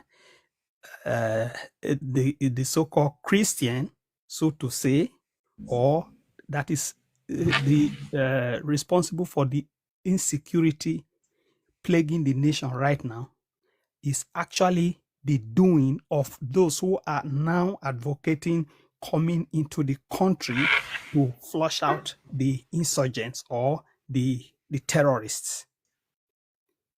From all indication, is very clear. One, in fact, even people living under a cave or under a rock knows exactly who is responsible as the progenitors of insecurity across the nations of the world. It's not just, it is on social media. Hillary Clinton, for instance, was, jubilating about how they conquered, how they came and saw and conquered Gaddafi. After they, so my time is gone, so let somebody else.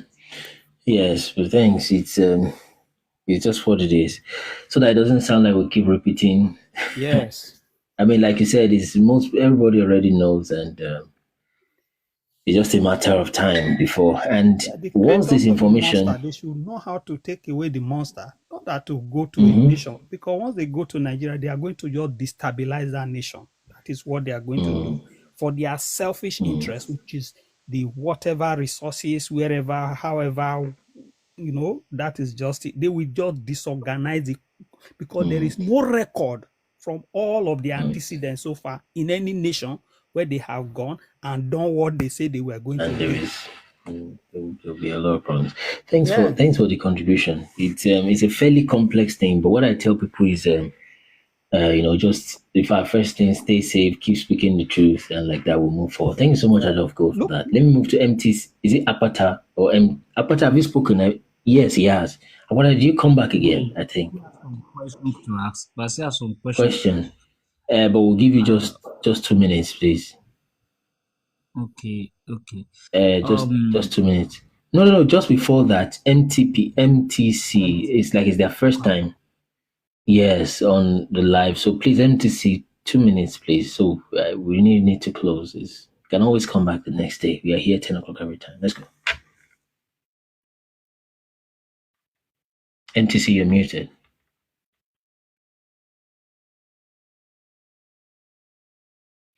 MTC, you're muted. MTC. Or is it a network problem? It's like, oh, is this a network issue? Everybody's dropping off. Excuse me. Okay.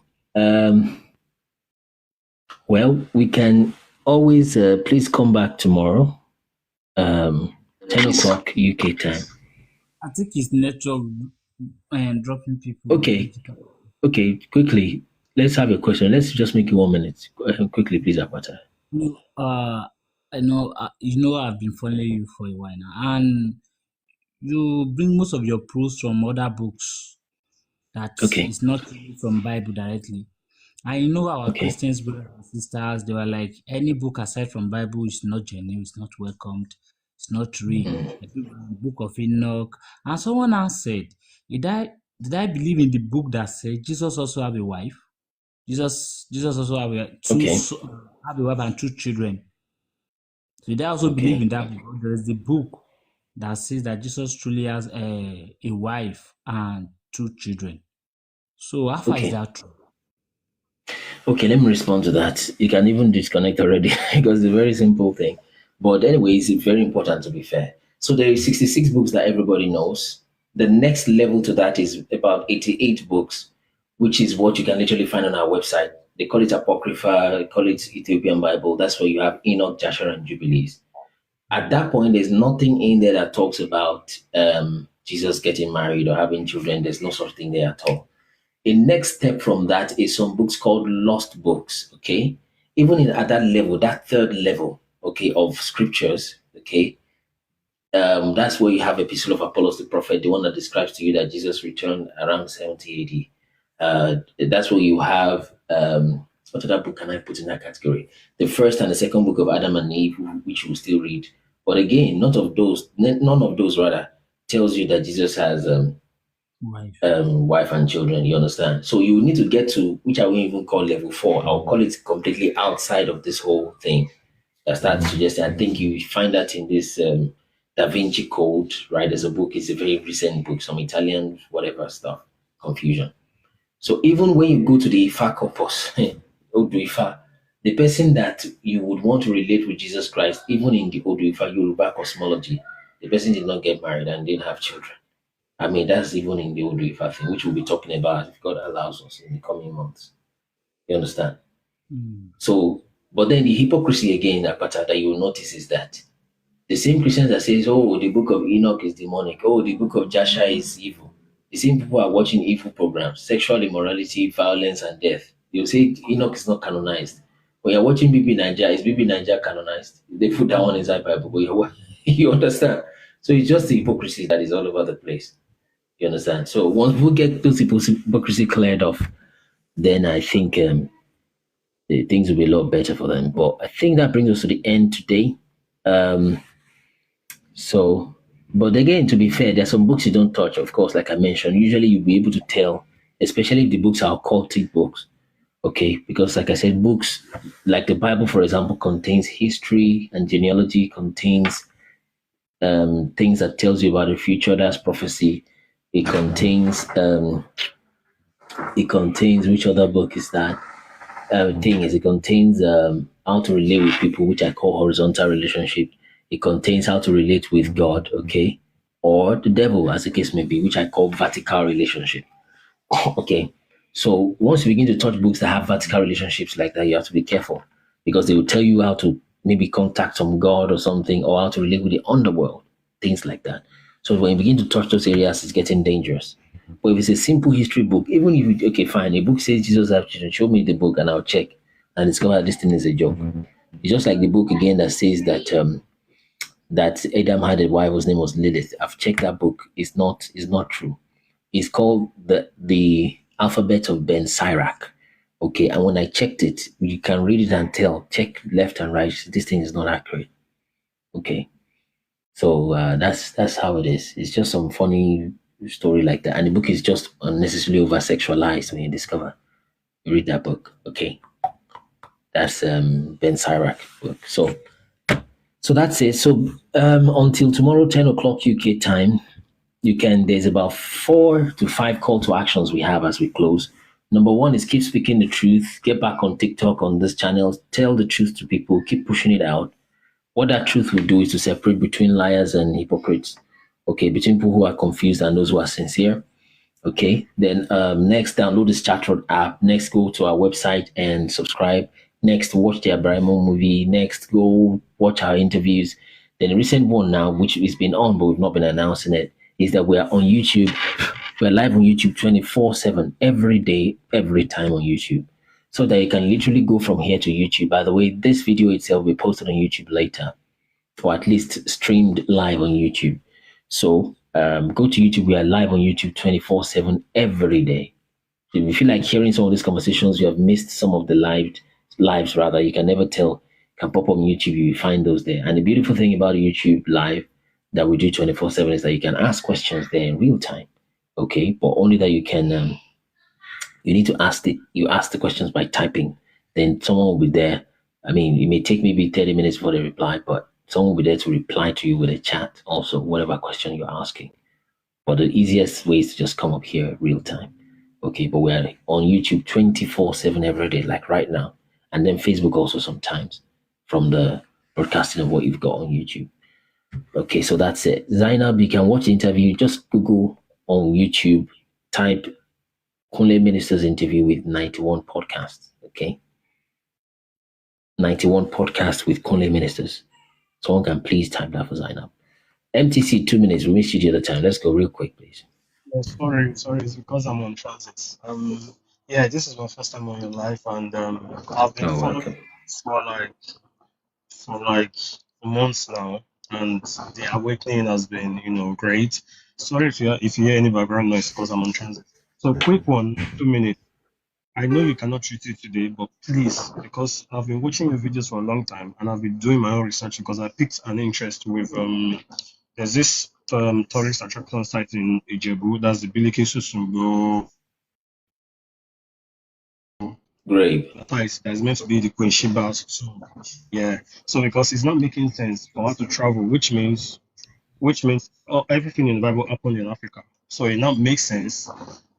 The stories they're telling me, because I've been going there lately. I'm literally on my way to Nigeria and I'm still going to visit there, trying to dig up a lot of, So if you can please enlighten us about that as well. So,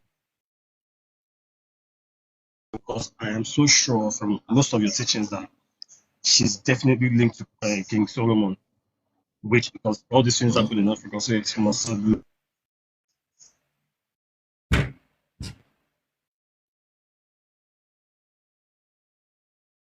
Yeah. Okay.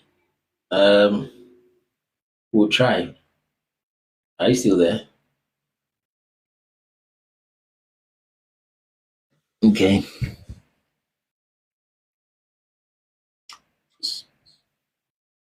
So we're going to try. Your network, like you say, you're in transit, but you should be careful if you're driving. But I got your question. So anybody can also do that research. Yeah, as long as they follow well. We don't have even all the principles as such, okay? But then all you need to do is to check, just listen to people. Now, it may take some patience, but take the elders that are there. Many of them probably will even be Muslim. They won't necessarily be Christian, that know Bible so much. Or get what they're saying, if possible, record it on a video if they allow you. Okay, she was buried at the Ijebu side in front of recently, yeah. So listen to those people, make a video of it. It's a video age now, right? It's more about videos move faster than stuff. Okay. Excuse me. So the handle everywhere is Kunle Ministers. If you type that on Google, it's gonna pop everything you need for you. So so yes, listen to the people, listen to the Sumbo story. It's oral, yes, but write it down. Listen, ask from another elder from another place, video the person also, write it down. So that's the long thing, okay? Yeah, I got you, MTC. I actually think I got the question, but tomorrow you can also come back so you can drive safely or whatever you're doing. So get the stories down, then you will superimpose the stories, still oral stories yet, right? Superimpose them together. That's what Samuel Johnson did. And it's easier for us to take Samuel Johnson's work and say, you know what, this man has listened to dozens of these elders and these prophets and priests, rather, and then take that story and you can work with it. If it's an oral story, you go back to here. Someone can tell you an oral story this morning, go back there tomorrow morning, they tell you something slightly different. Not because they're lying, but because it's a human kind of error. Once you've written it down, then you've locked it in. Okay, so go there with your cameras, speak to the elderly people there, speak to different people that are not sitting together necessarily, and hear the story. Most of us, people are intelligent. You can take those stories, 3, 4, 5 of them, merge them together. You will tell the common factors. Then you will then take another written account, which is scriptures. How did the account between the Queen of Sheba and Solomon rather take place? And you check the two. Then if you want to go deeper, go into maps and see the movements, okay? How the movements took place. The real place called Ophir, maybe our maps and our website might help you with that, okay? Excuse me. Then from there, you can begin to establish some things, okay? Archaeological stuff will be too expensive. They may not allow you. It's not our culture in Africa to keep digging stuff up like that. That's why I keep telling people that why you keep looking for the living amongst the dead and you're disturbing yourself with archaeology. These are real people. The real people are there on top of the soil, right? They are still speaking the language. I told you the first 5 Hebrew words. Well, First 6 Hebrew words in Genesis 1:1. They are way to Nigeria, okay? You're listening on the plane. Okay, that's nice. You visit the Oromio site too. Brilliant. Very brilliant. So you can do some videos and do some stuff. That's nice and to see. Pixel design, that's nice. So it means you are into photography and stuff. But my point is Genesis 1:1, right? Bereshit Elohim bara Shamayim et Eret. 5 of those is Yoruba word. Ni Bereshiti, right? Oluwa, that's Elohim. Bereshit is Bereshiti. Oluwa, okay. Bara Shamayim, okay. Dara Shama or Shama, right? Et is Ati. Eret, Erele. Right? So is it the British people again that came to teach us Ibere? That came to teach us Summer? I was Summer that in Solar Joy. So look at the living people. What are they saying? What are they doing? You don't need to dig the ground all over the time. It's because science has told you just dig. And that's because they know they can always go bury stuff and re-dig for you. And whenever you want to test, take it to a reliable laboratory. It's always outside of your continent altogether sometimes. You see?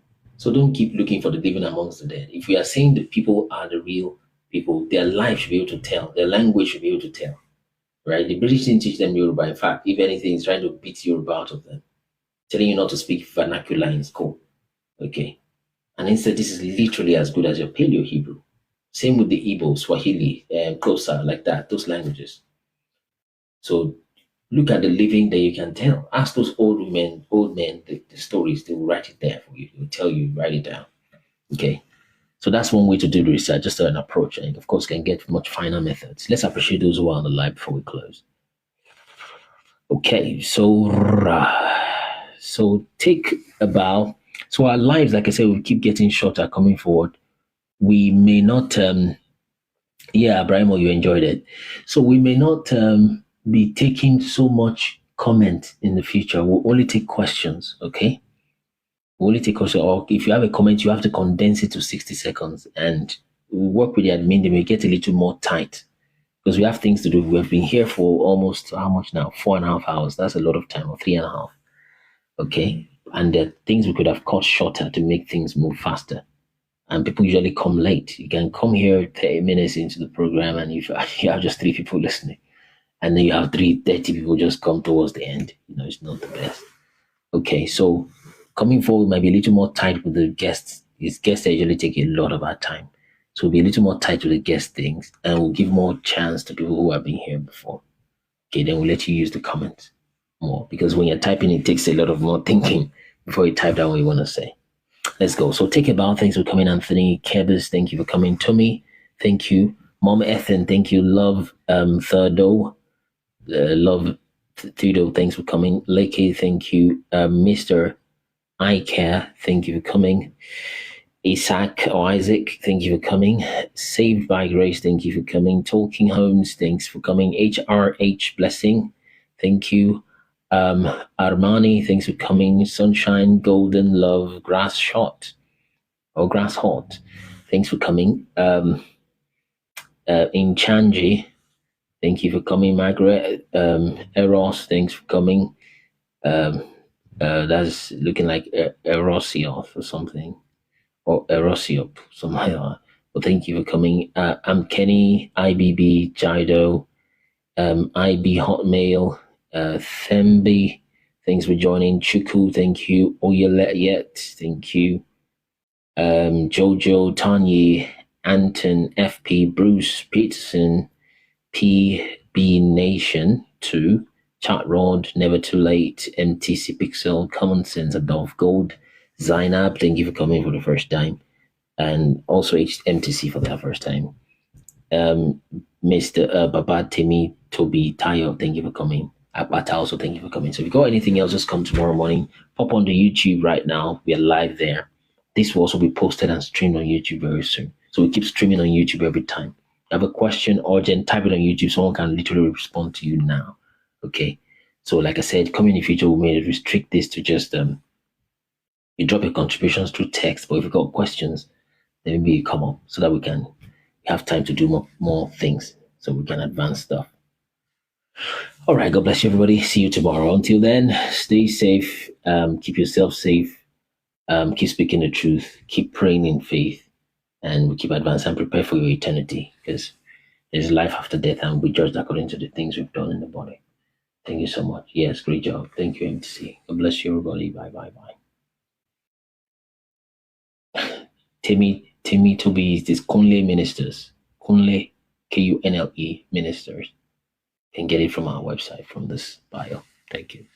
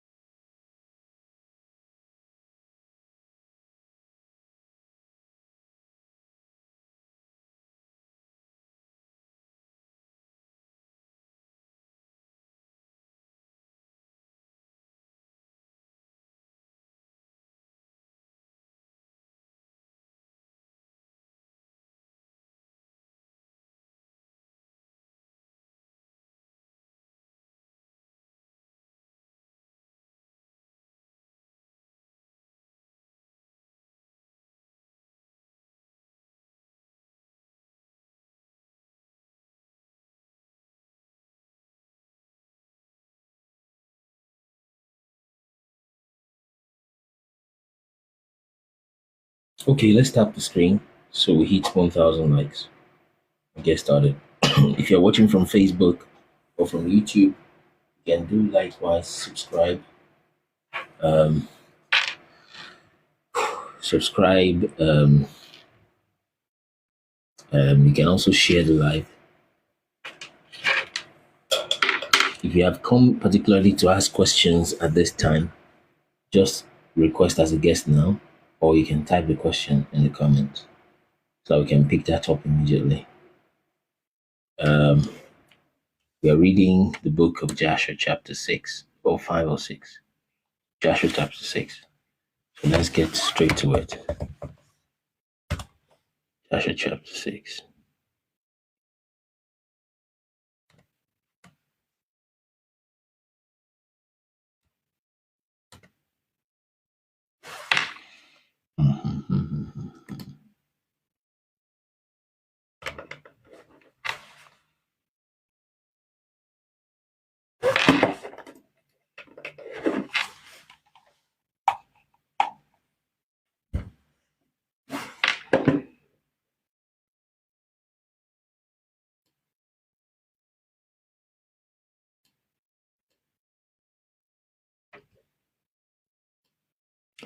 Let's tap towards 1,000 likes.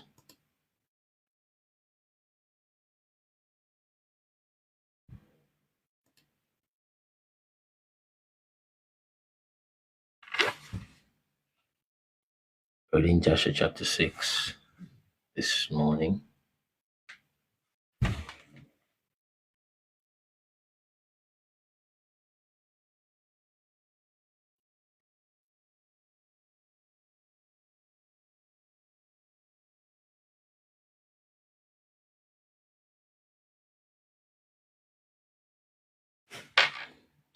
So morning, good morning, Luna Voss. Morning, a White Harvest Sunday. Adejumo, um, CJ. Good morning. So let's keep tapping. we hit 1,000, then we get started. So once we hit 1,000, we start.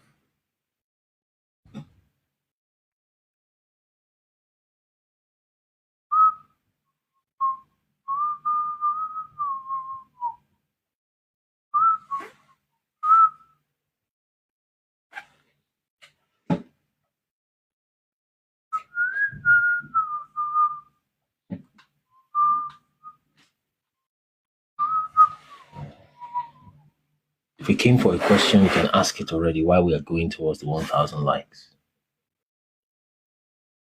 You can type it.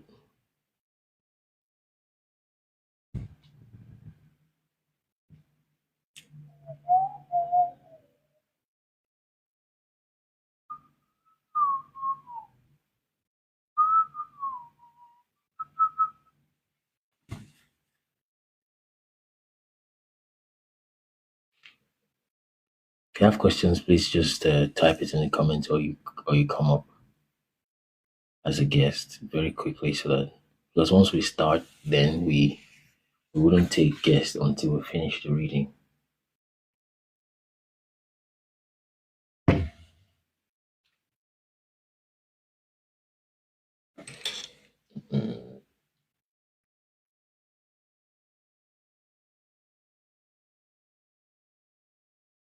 Let's tap the screen, please.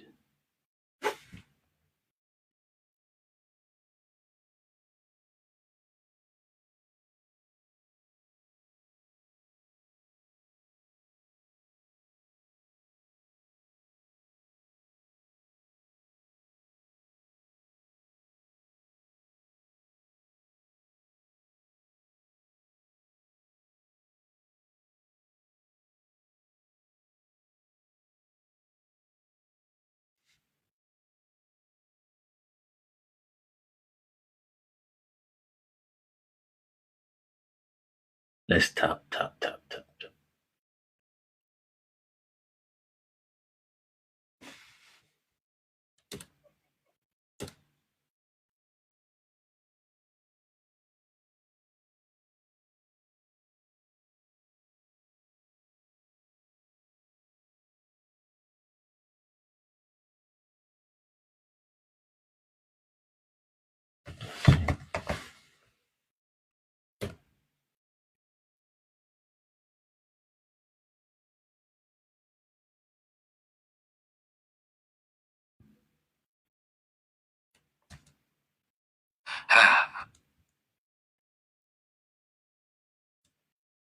Abraimo is still alive, my lord. I could not believe my own eyes, my lord. We literally saw him.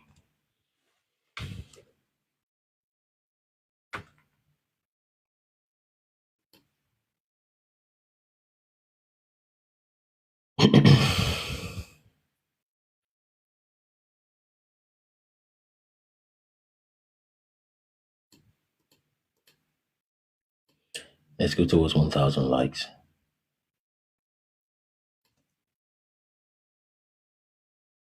My lord, you do not look.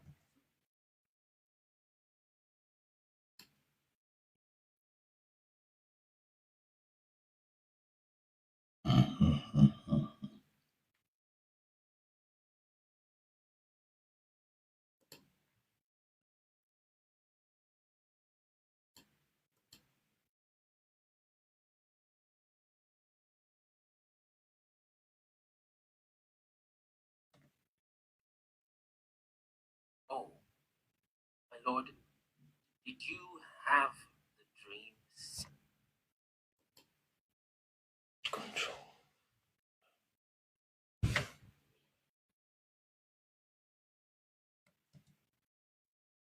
Well, my sovereign lord, this is probably a dream.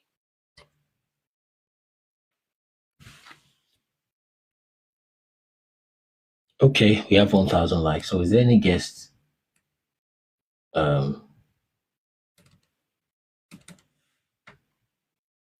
Anybody that has a question? Let's see.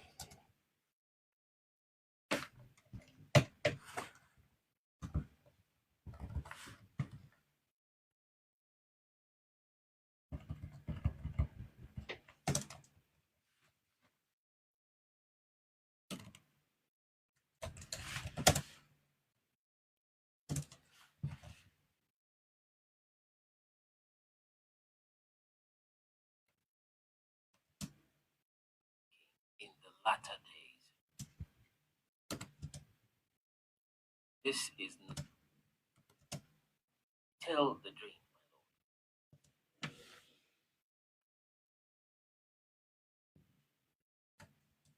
Please,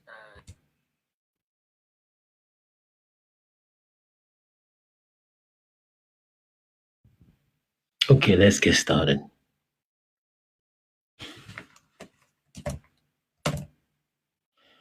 So we'll pray. Give you thanks, our Most High God, for your light and your peace, your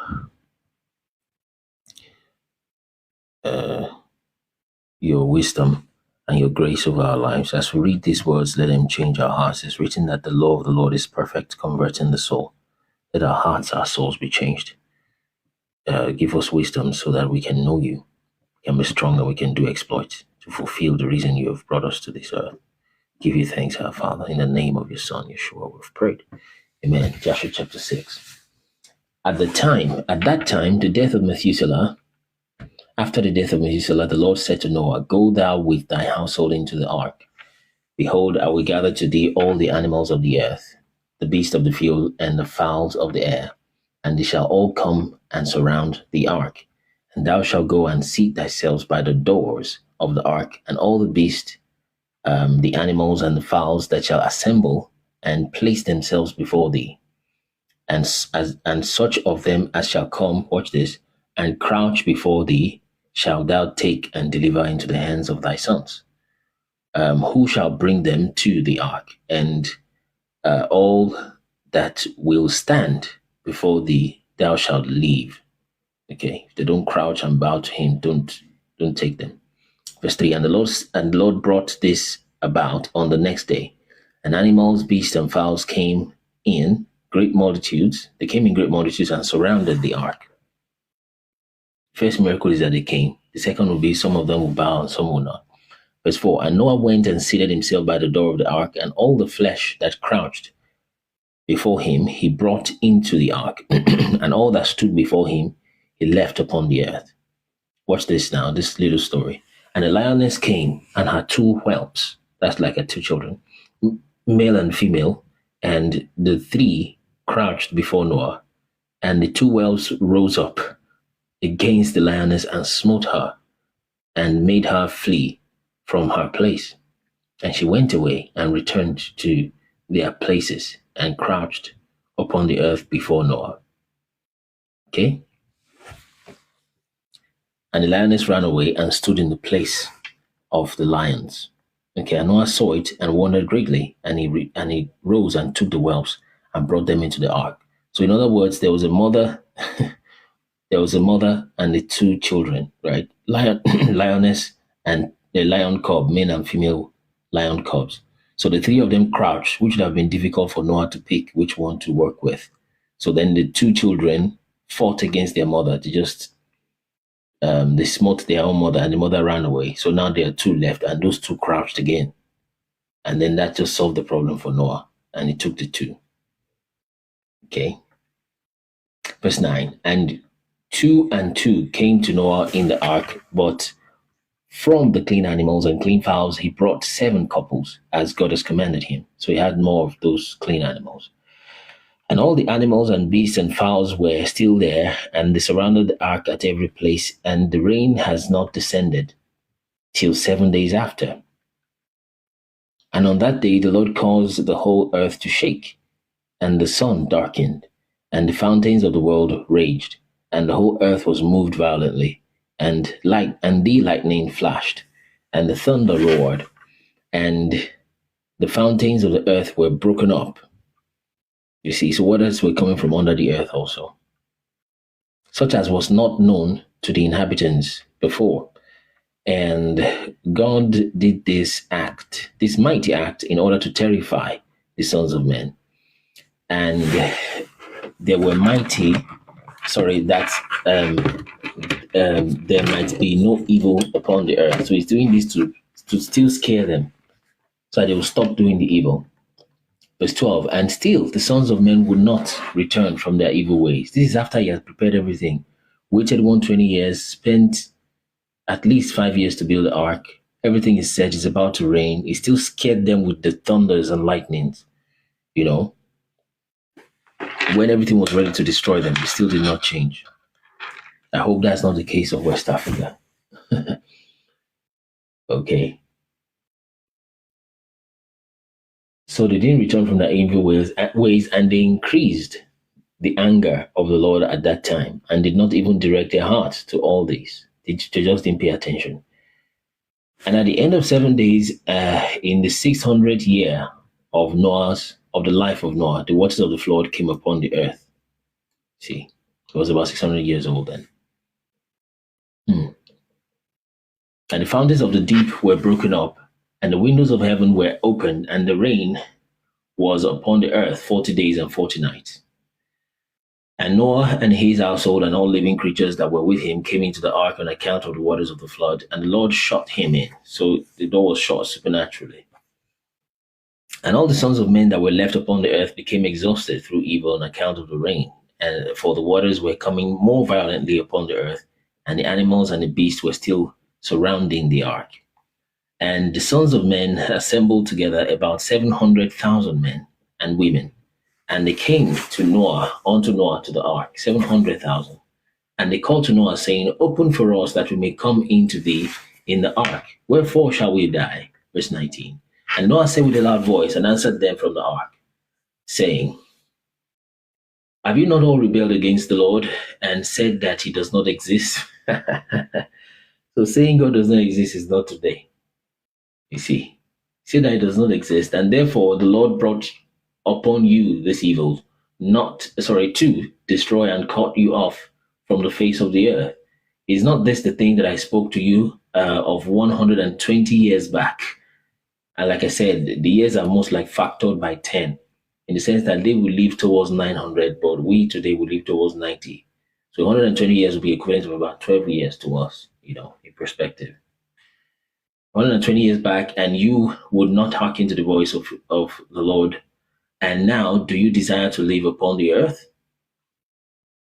And they said to Noah, We are ready to return to the Lord. Only open for us that we may live and not die. Is it like they can enter that ark and kill Noah, in fact?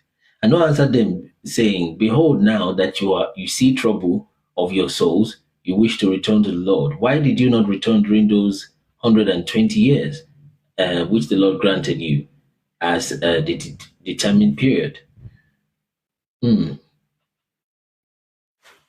Let me check something real quickly.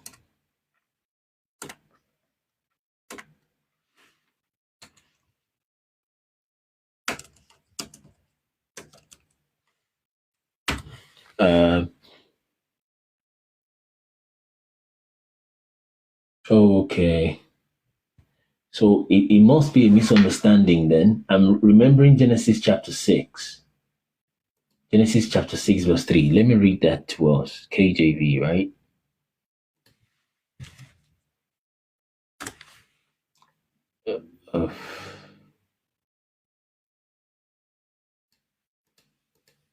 So Genesis chapter 6 verse 3 KJV.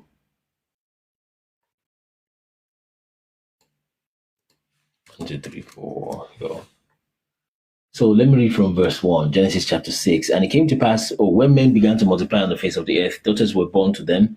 Okay. And the sons of God saw that the daughters of men were fair, and they took them wives, all of which they chose. And the Lord said, My spirit, watch this, my spirit shall not always strive with man, for that he also is flesh, yet his days shall be 120 years. So we used to understand that to mean that God said that man will not live beyond 120 years old. But I don't think that was said, because Abraham literally lived 175, thereabout, after the flood. He's the 20th from Adam. Noah was the 10th from Adam. So I think the 120 years is talking about the 120 years he waited for them. He said, My spirit will no longer strive with man, but the number of his days, his days, yet his days shall be. In fact, that explains it further. He's talking about the time he spent in waiting for them to repent. As it's written now in the book of Joshua that we have the detail. Let me read that verse again. Genesis 6:3. And the Lord said, My spirit shall not always. The idea is the topic of the matter is about contending with human beings. He said, my spirit will not always strive with man, like begging them, fighting them back and forth, right? Watch this. For that he also is flesh. Okay? Maybe he's saying his flesh relative to the Nephilim, but that's another one. But what this? He said, yet, that's the key word. Yet, I won't strive with him, but yet his days shall be 120 years. In other words, I won't strive with him, but I'll still give him 120 years to still try to see how we can negotiate with this humanity. So I think that's what we're saying. Yet his days shall be 120 years. So that's what we're saying. Verse 4 goes ahead to say, Genesis 6:4. And there were giants in the earth in those days. And also after that, when the sons of God came into the daughters of men, they bare children to them, and they became mighty men of renown, which were of old, men of renown. Okay, talking about the Nephilim. Okay, that's what you see when you check the interlinear of what that mighty men of renown means. Anakim, Nephilim. All right, so there was great evil continually upon the earth and all that. So that 120 years is not saying that people will live 120 years old. I think he's saying it's 120 years determined time for them to repent. After this one chapter, we'll take guests. You can start requesting so that you feel that guest session, and we know those who we are talking with, and we'll probably give preference to those that come early. But you'll be given 2 minutes, please, to speak per time. So you need to maximize that. And also, if you're there on time, then we'll pick you earlier than the others. Verse 22.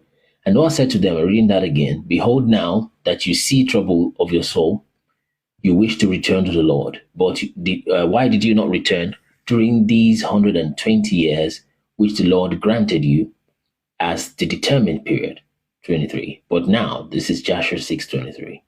But now you come, right, and tell me this on account of the troubles of your soul.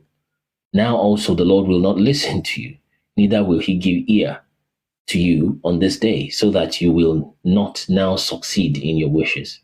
24. And the sons of men approached in order to to break into the ark. I told you they are not repentant. What the Chinese do for themselves, the Africans beg Jesus for sometimes. In fact, I wish they were even begging Jesus. Many of them, they are turning to devils. That's African herbsman speaking. Okay. So now also the Lord will not listen to you. So look at this. And the sons of men approached in order to break into the ark to come in on account of the rain, for they could not bear the rain upon them. Okay. And the Lord sent all the beasts and the animals that stood around the ark. That's those previous animals. And the beasts overpowered them and drove them. So the flood wasn't too much yet. So those beasts drove them from that place. So the beasts were useful at the end of the day. And every man went his way, and they again scattered themselves upon the face of the earth. That's 700,000 people. And the rain was still descending upon the earth, and it descended 40 days and 40 nights, and waters prevailed greatly upon the earth, and all flesh that was upon the earth or in the water died. There you go. So, there's that question that did some fish survive, etc. Apparently, the fish also did not survive. Maybe because of the turbulence of the water, salty water and fresh water mixing up. Maybe the water coming from the earth was poisonous. That's from the fountains of the deep. But it says the things in the water died.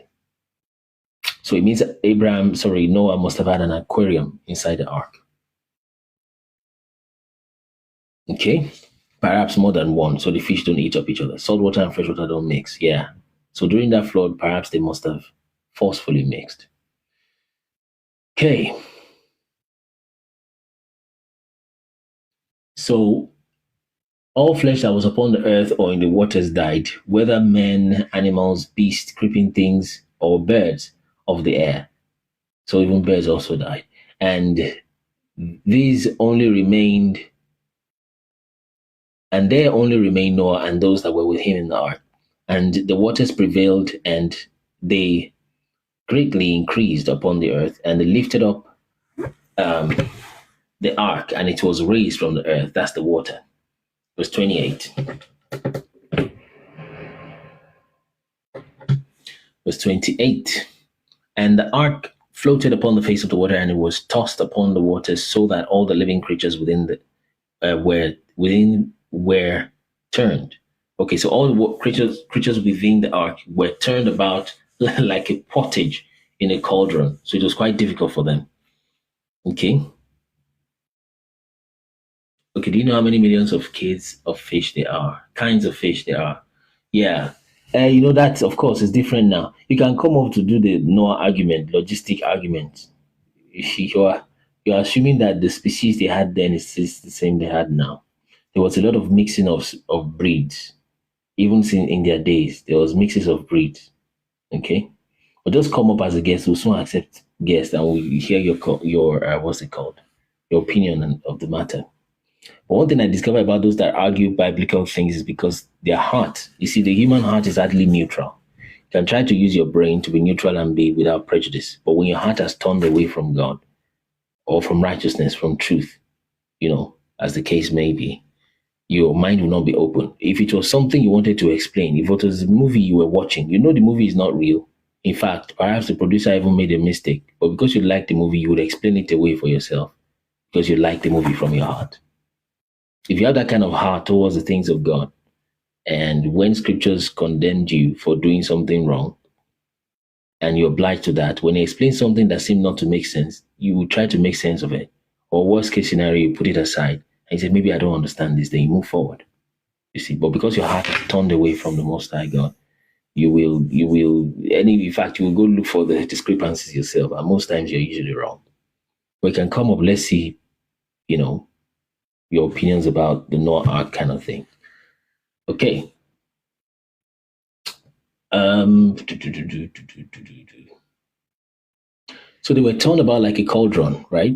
And great anxiety seized all the living creatures that were in the ark, and the ark was like to be broken. That was very violent. Verse 30, I'm sure we are going to, this is Joshua. Joshua can be so long sometimes, but we're going to 42 anyways. Because at times you have 85 verses for one chapter. So we're going to 42, this is 30. And all the living creatures that were in the ark were terrified, and the lions roared, and the oxen lowed, and the wolves howled, and every living creature in the ark spoke and lamented in its own language, so that their voices reached to a great distance. And Noah and his sons cried and wept in their troubles. They were greatly afraid that they had reached the gates of death. And Noah prayed unto the Lord and cried unto him on account of this. And he said, O Lord, help us, for we have no strength to bear this evil that has encompassed us. For the waves of the sea, waves of the waters have surrounded us. Mischievous torrents have terrified us. The snares of death have come upon us, come before us. Answer us, O Lord, answer us. Light up thy countenance towards us and be gracious towards us. Redeem us and deliver us. Okay. And the Lord hearkened to the voice of Noah, and the Lord remembered him. Okay, verse 33. Oh my God. That part of remembered still baffles me. It means God has forgotten Noah. That doesn't sound nice. Okay, let me read that again. Verse 32, and the Lord hearkened to the voice of Noah, and the Lord remembered him. And that, you see, that's how Genesis puts it also. And God remembered Noah. And the wind passed over the earth, and the waters were still, and the ark rested. And the fountains of the deep and the windows of heaven were stopped. So they forgot to turn off the tap. I mean, all the people had unalive, the bad guys are gone. But the program was still going until Noah reminded God. That's how it sounds, anyway. But anyway, let's keep going. And the fountain of the deep and the windows of heaven were stopped, and the rain from heaven was restrained. Okay? And the waters decreased in those days, and the ark rested upon the Mount Ararat. Some are saying that's like Okeora, because of the festival that surrounds that Okeora. When they say somebody descended, like Lua, okay? Or some say Odudua, some say Lua, which is like Noah descended, and there's Ifeoye, okay? Right? That is those that survived the flood in Ephes, things like that. Okay, and Noah then opened the window of the ark, and Noah still called out the Lord at the time, and he said, O Lord, who these from the earth and the heavens. Let me lower this. the lowest. Okay, who did from the earth and the heavens, all that are therein, bring forth our souls from this confinement and from the prison wherein thou hast placed us, for I am much wearied with sighing. And the Lord hearkened to the voice of Noah and said, when thou shalt have completed a full year, thou shalt then go forth. So he's got one more year to be in that place. Wow. Okay. And at the revolution of the year, when a full year was completed, to Noah's dwelling in the ark, the waters were dried from off the earth, and Noah put off the covering of the ark. Okay, at that time, on the 27th day of the second month, the earth was dry, but Noah and his sons and those that were with him, I think I need to move this up a little bit more. And those that were with him did not go out of the ark until the Lord told them. They're waiting for the instruction. Okay, let's keep reading. We have 3 more verses now. And the day came that the Lord told them to go out, and they all went out from the ark, and they went and returned everyone to his way and to his place. And Noah and his sons dwelt in the land that God had told them, and they served the Lord all their days. Wow. And the Lord blessed Noah and his sons on their going out from the ark. And he said to them, be fruitful, same instruction, like a reset. Be fruitful and fill the earth and become strong and increase abundantly in the earth and multiply therein. Okay? There's too many things in the scripture that is literal, that we have just used lack of understanding to make figurative without being told so. This commandment to multiply is one of them.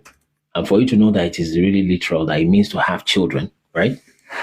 For you to know that's what it means, you just check what the devil is trying to do when he tells you are overpopulated, right? You know, with Gates Foundation and all this kind of stuff. Anyway, let's talk for about 30 minutes so that we can close. So if you're requesting, just request now, okay, so that will bring you up. And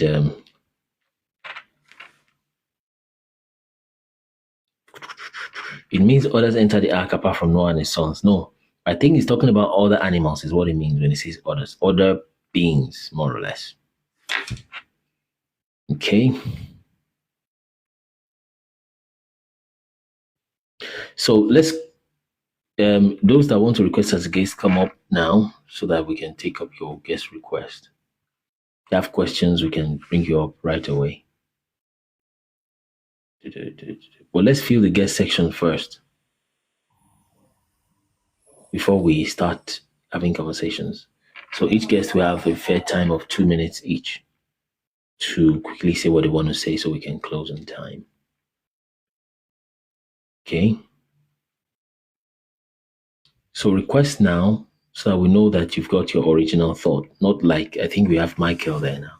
Not like Michael is going to say something, then you feel you want to say that, you want to say this. Let's know how many people had at least original thoughts before coming up, original questions. So it was Noah and his family that repopulated the earth. How? You can come up, Genix. Maybe you don't believe scripture, so we'll see what your contentions are.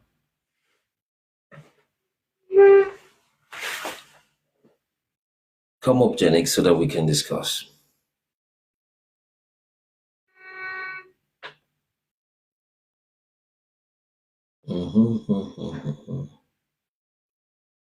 We have just one guest today then. That makes it quite almost like gonna be quick. We usually come towards 10 minutes to the end, and but let's usually learn to come early so we can get things sorted on time. Genix, you can come up. It's easier to relate with you when you're up as a guest. Good morning, Michael. Good morning. How's been your day so far? You're muted, Michael.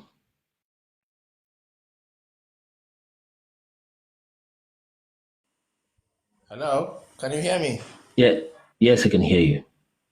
Yeah. Good morning, Minister. Yes, morning, sir. It's been a while. Yeah. Oh, okay. Um, Yeah. um, uh, which book are you reading from, or which Book scripture? of Joshua. Joshua. Okay, the one that the scriptures were talking about. Yes. I think That the book of I've got the Joshua script. talks about because Yeah, yeah. Okay. Um, I have two questions. Two questions for to ask. okay. I don't Just check know. the time so that you're not Okay, okay. I'll not keep long. I want to know. I want to know. Is it true that the scriptures, now the Bible, the Holy Bible, has been tampered with? okay.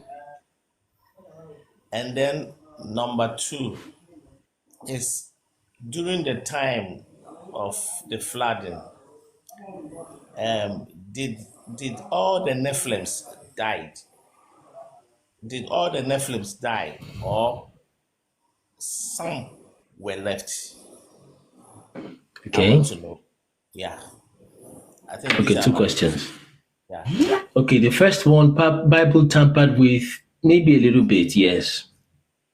Unfortunately, partly intentionally, but mostly unintentionally, I think.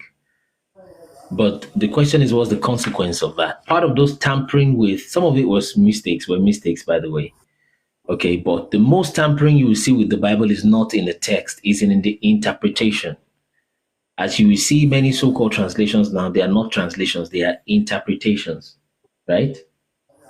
And there is no way. Translation is what you do between two languages. There's no way you're translating from Hebrew or Greek or Amharic or Aramaic rather, and you're going into English language and you have more than 300 translations. That's no longer a translation. It's just one language.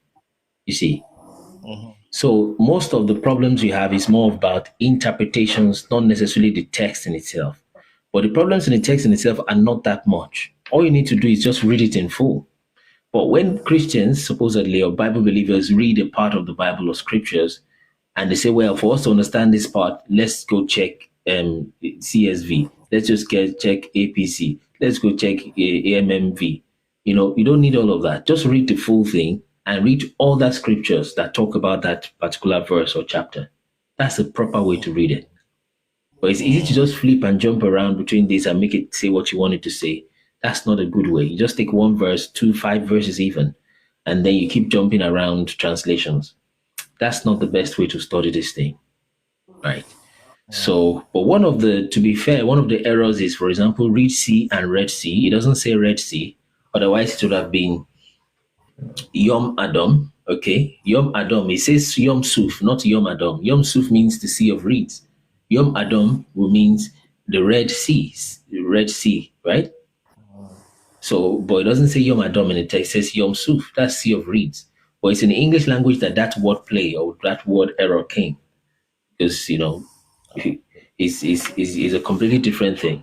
Another mistake like that is when it says that the children of Israel spent 430 years in Egypt. So that's not correct, okay? Because even the Bible itself confirms that it's not up to 430 years they spent in Egypt. They perhaps spent maybe less than 200. And all you need to do is to check the age of the father of Moses, right? Check the ages and add them together. You can tell it's not up to. It doesn't need any extra text, in fact, out of the Bible to confirm that was just a mistake. Okay, so just check the ages of the fathers of Moses. And the father of Moses is Amram, okay? And the father of Amram is Kohath. So there's Levi, Kohath, Amram, and Moses. Levi, Kohath, Amram, and Moses. So Kohath was already given birth to before they got into Egypt. Okay, so Amram is the only one whose whole life was in Egypt. Perhaps he probably didn't even die in Egypt. But then, long story short, he was born in Egypt. That's Amram, the father of Moses. Of course, Moses himself was born in Egypt and he left Egypt or took them out at the age of 80. So just calculate the ages of those fathers. You discover even if each father gave birth to his son on his last year of life on the earth, which is not the case. None of them gave birth much younger than her. So when you add all those years together, it does not even amount to 400. Mathematically, just logically impossible. Yeah. So that's one of the problems. And I think the problem there was that they omitted a word. So we should have, when you check this Septuagint, it tells you where that problem is, right? Because it should have been the text you have in KJV is, and the children of Israel spent 430 years in the land of Egypt. But they missed one phrase there. It should have been children of Israel, or children of Israel spent 430 years in the land of Canaan and Egypt. You see, so it should have started counting from the time Abraham moved from the Ur of the Chaldees or something around that time and add it all together, then you get 430. But in Egypt alone is not up to 430. Even the same Bible itself will confirm that. So those are some of those kind of discrepancies you will find, right? But honestly, I've read the Bible quite a while, checked other texts, etc. The mistakes are not bad enough to say you want to discard it. No, absolutely not at all. Okay. So now the Nephilim were unalive. They all died. In fact, they probably even died before the flood. And maybe if there's any that left after the flood, he was killed with the flood. Because God sent an angel, now I'm quoting Enoch, and caused them to begin to fight each other. Their fathers, the watchers, were bound until the day of judgment under the earth. And they start to fight each other, the Nephilim, and they killed each other, most of them. And God said because they were created on the earth, their spirit has to remain on the earth. Okay, so it is the spirit of the Nephilim that became demons, period. Okay? The spirit of that's literally in the book of Enoch like that. It's the spirit of the Nephilim and Jubilees. The spirit of the Nephilim that become demons. That's why when you see some deliverance, they'll tell you, I'm a giant man. I'm not going to leave her. I'm going to do this. I'm a giant man. I've been here for 300 years. So I've been this and that. They keep saying they're giants. They say that in deliverances when you hear them. So, but long story short is that they were unalive. So how did they get back into the earth? I'm not very sure. Perhaps projecting themselves into pregnant women, they found a way back into the human race. Because apparently Goliath rather was definitely is a giant, right? And in fact, David still slay Anakim, which is a kind of species of these giants we're talking about.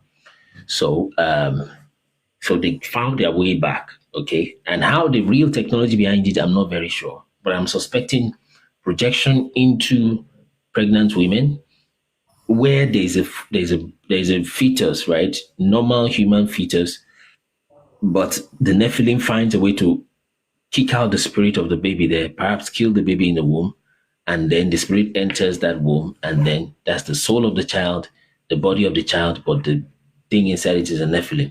Then from there, it started affecting the DNA of the child. Before you know it, the child, it gives back to the child, it starts growing so tall. Doesn't look like his parent. Maybe. That's very speculative, but not impossible because we know that they came back somehow. Okay. And then if no one is there, then let me also ask about this. If you remember the first time I came on this platform, we were talking about Christ millennium years. That you think that the rapture had already taken place, if you remember. Yes. And then it keeps on buzzing my mind. But yesterday, there is this one guy also. He was referring to. Why should I forget this chapter of the Bible? You can paraphrase it. About Jesus telling the disciples about his coming, and when Jesus said that some of them standing there will not taste death before he comes back. I see. Yeah, you are correct. So what I'll do is to save the time, because we have 15 more minutes, you can please watch part 1 to 3 of my interview with 91 podcast. Okay. Please. That will save the time. So, but yes, apparently from all indication, Jesus must have returned. And that must have happened a long time. I mean, about the same time the temple was destroyed. So yes, Jesus said they will not taste of death. He said that many of them standing there will not taste of death. The Pharisees will see him. Those who pierced him will see him. He said the generation will not pass. I mean, if you take the Bible for just what he said, then you know that that thing must have happened. But because most people, again, interpretation, like we said, they think based on what they've heard on the pulpits, the movies they have watched, that once Jesus returns, then that's everybody goes to heaven, end of story. But it's not so. There's literally over 1,000 years between that return of Jesus and when you will have a new heaven and new earth. But they don't know the Bible enough to know that. You see. So that's what is causing the issue. So it appears we have even passed the millennial reign, and then we are at a time when Satan is released, and then he begins to deceive the world towards the Gog and Magog battle. So, but please watch that interview so that I don't repeat the whole thing I've said before. Please. Okay. Yeah. Which interview is that? Can you come again? 91 podcast.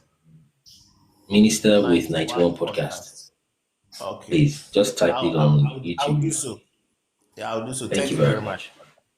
Yes. All right. Common Sense, good morning. How are you doing? So very soon morning, my brother. So very soon we'll only take questions from those who have watched that interview because we put it there for a reason. Okay, so we're not constantly repeating. I've watched the No, interview. No, not you. I'm just speaking generally to the house. Sorry. Okay. Yeah. So my going own question forward, was- just my to own save question was time. on- Yeah, just let me finish the announcement that a time will come when we'll only take questions for those who have watched it, then they can bring facts from it. If they missed some part of it, it's still easier to tell them, refer them, because we have tons and loads of materials, references for people to check, but they're not checking it. They just bump in and they ask. So which is not too bad. They give them reference, watch that, then come back with more informed question. So even if we have made mistakes, we can go check and correct them. So let's go. We'll give 2 minutes for each guest, and you've got your 2 minutes. Go ahead, brother. Okay, so my question is just pertaining to what you were discussing before now about Nephilim. So I read a little bit. So most times I go off my religion to read other people's book to see what they say about it. So if you read Quran, you will understand that they said there is a man called Yakub that actually made this. I don't want to call their name, but you know what I'm talking about. Those two people over there. Okay, me Those the people at whitish the up. people. Thank you. That they were created. Actually, that is in their text. Is in their text. Like the name of Is the it man in is Quran? Yakub. And yeah, I guess it's in Quran. It's a book I'm related not to sure Quran. if I've related to, because I've heard the story and I think I know it a little bit, but I'm not sure if it's in Quran. But you can make sure also and No, also it's a still book. to let us know. It's a book related to Quran. It's a book Related related to to. Quran. Okay. Yes. It's not impossible. Yes, so Yeah, go ahead. So I'm asking how truthful is that, because I closed my mind in believing it. Okay. All right, that So I makes don't know. sense. I would like you to explain more about it. Let me show you something. If anybody asks us questions, we'll take maybe one last guess now, or perhaps it's the last guess, because what I'm about to discuss will take our time because of his question. So his question is Yakub, some guy, a black guy, he's supposed to be African, okay, but he created a white man. He has one big head like that from the picture they drew. So I think just to let you know, I know the story. So let me show you something. So it has some element of truth in it, although I've not seen any text, okay, to the effect of it, but it has some element of truth to it. So tell me, what do you see here? Where? At the hole? Yeah. Where your cursor is pointing? No, everything. The people. What is this? Yeah. What the white people. What is it? Where does it look like they're going to? Where does this place look like to you? I've covered like a sheep, like a vessel. Sheep, like it's not a ship. A vessel. This is a roof. This is a roof. Yes. Look at what is there. Okay. Try to read Incubators. What's the first word before incubators? Incubators. That's what I saw there. Incubators. Baby. What's the first baby incubators? Good. Baby. Look at the Maybe subtopic. incubators, if I'm not mistaken. You are not. Look at? Try to read this. Yeah. What's the subtopic there? With Baby incubators with living babies. Okay. One scene never forgotten. Baby incubators with living babies. That's what's there. With living babies. I don't know if yes. No, that's it. I'm telling you, you're right. Yeah. So no, wait. That's that's just part of it. And what do you think this means? Oh, one scene never forgotten. This is not a text on the picture. This is part of. Excuse me. This is part of the. Basically part of the whole deal. By the way, I was covering this to let you know, or to let you think for yourself that this looks like a grocery store, more or less. Okay. One scene never forgotten. What do you think this means? I've not even interpreted that part this way before that I'm about to do. Yes. Someone can type in the comments. What is it trying to say? One scene never forgotten. Please help me. No. I want us to think together. It's not a trick question. I don't want it to look like I'm just dumping information on people. Yeah. To me, that's a marketing statement. That's a marketing statement. For example, you are selling burgers and you're like, once you see it, it will never go out of your mind. Exactly. You always want to come back to perhaps buy. Do you see? That the babies we make here are so precious that once you see them, you always want to come back for them. If you came just to window shop, you probably will come back to pay. Let's keep going. Yes. Do you notice that? Exactly. Like a kind of, you get in front of KFC there, they'll tell you, oh, chicken is tasty, whatever they write there. You give my point. I don't know if you are beginning to get the idea what is going on in this place. Are we together? You're muted. You're not muted, but I can't hear you. Okay, tell me at this point, what does this look like? No. I'm listening. I'm listening to you. Yeah. It just looks like, just like what you said. It just looks like kind of like a let me say, Chicken Republic. Like a. How can I define it for you now? The way I understood it, it just looked like a chicken. Let me continue. You've seen a Chicken Republic here in Nigeria. It just look the same way. Good. Let me talk to Dele. Dele, good morning. You have a question on your own? Good morning, sir. My brother, good morning. You want to quickly say something? Sorry, sir? You want to quickly say something, or you're just listening? Yes, sir. I've been following you for some days now, and I see you online now. I think it's opportunity for me to ask my question. A few questions. Okay, but just before that, you are free to comment, because I think Mr. Common Sense here is too shocked to give me comments. So, but do you notice one more thing, my brothers? Look at this. That's a couple holding hands. So definitely they are couples. That is another couple, man and woman. That is another couple. This one's maybe their sisters. This is maybe another couple, but at least two couples. Couples, babies. One scene never forgotten. What does it look like they're going there to do? Maybe to get children. Right.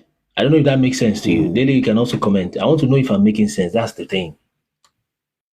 Now, this is just one picture. You can't just. You were making sense. You're making sense. I'm just being surprised. That is real. Because when I read it, I closed my mind. I didn't want to believe it. I know. So now let's move somewhere else. Infant orphans, ORP. Let's see if this is going to work. Okay, so now that story I have not confirmed, but the things I can confirm are the things, I will just show. So this is another one. So now, like I said, I don't know that story, but there's some element of truth in it. That's just what I want to establish, generally speaking. Okay, so this is an innocent picture. This is a nurse taking care of a baby that looks like a microwave. Hopefully it's not.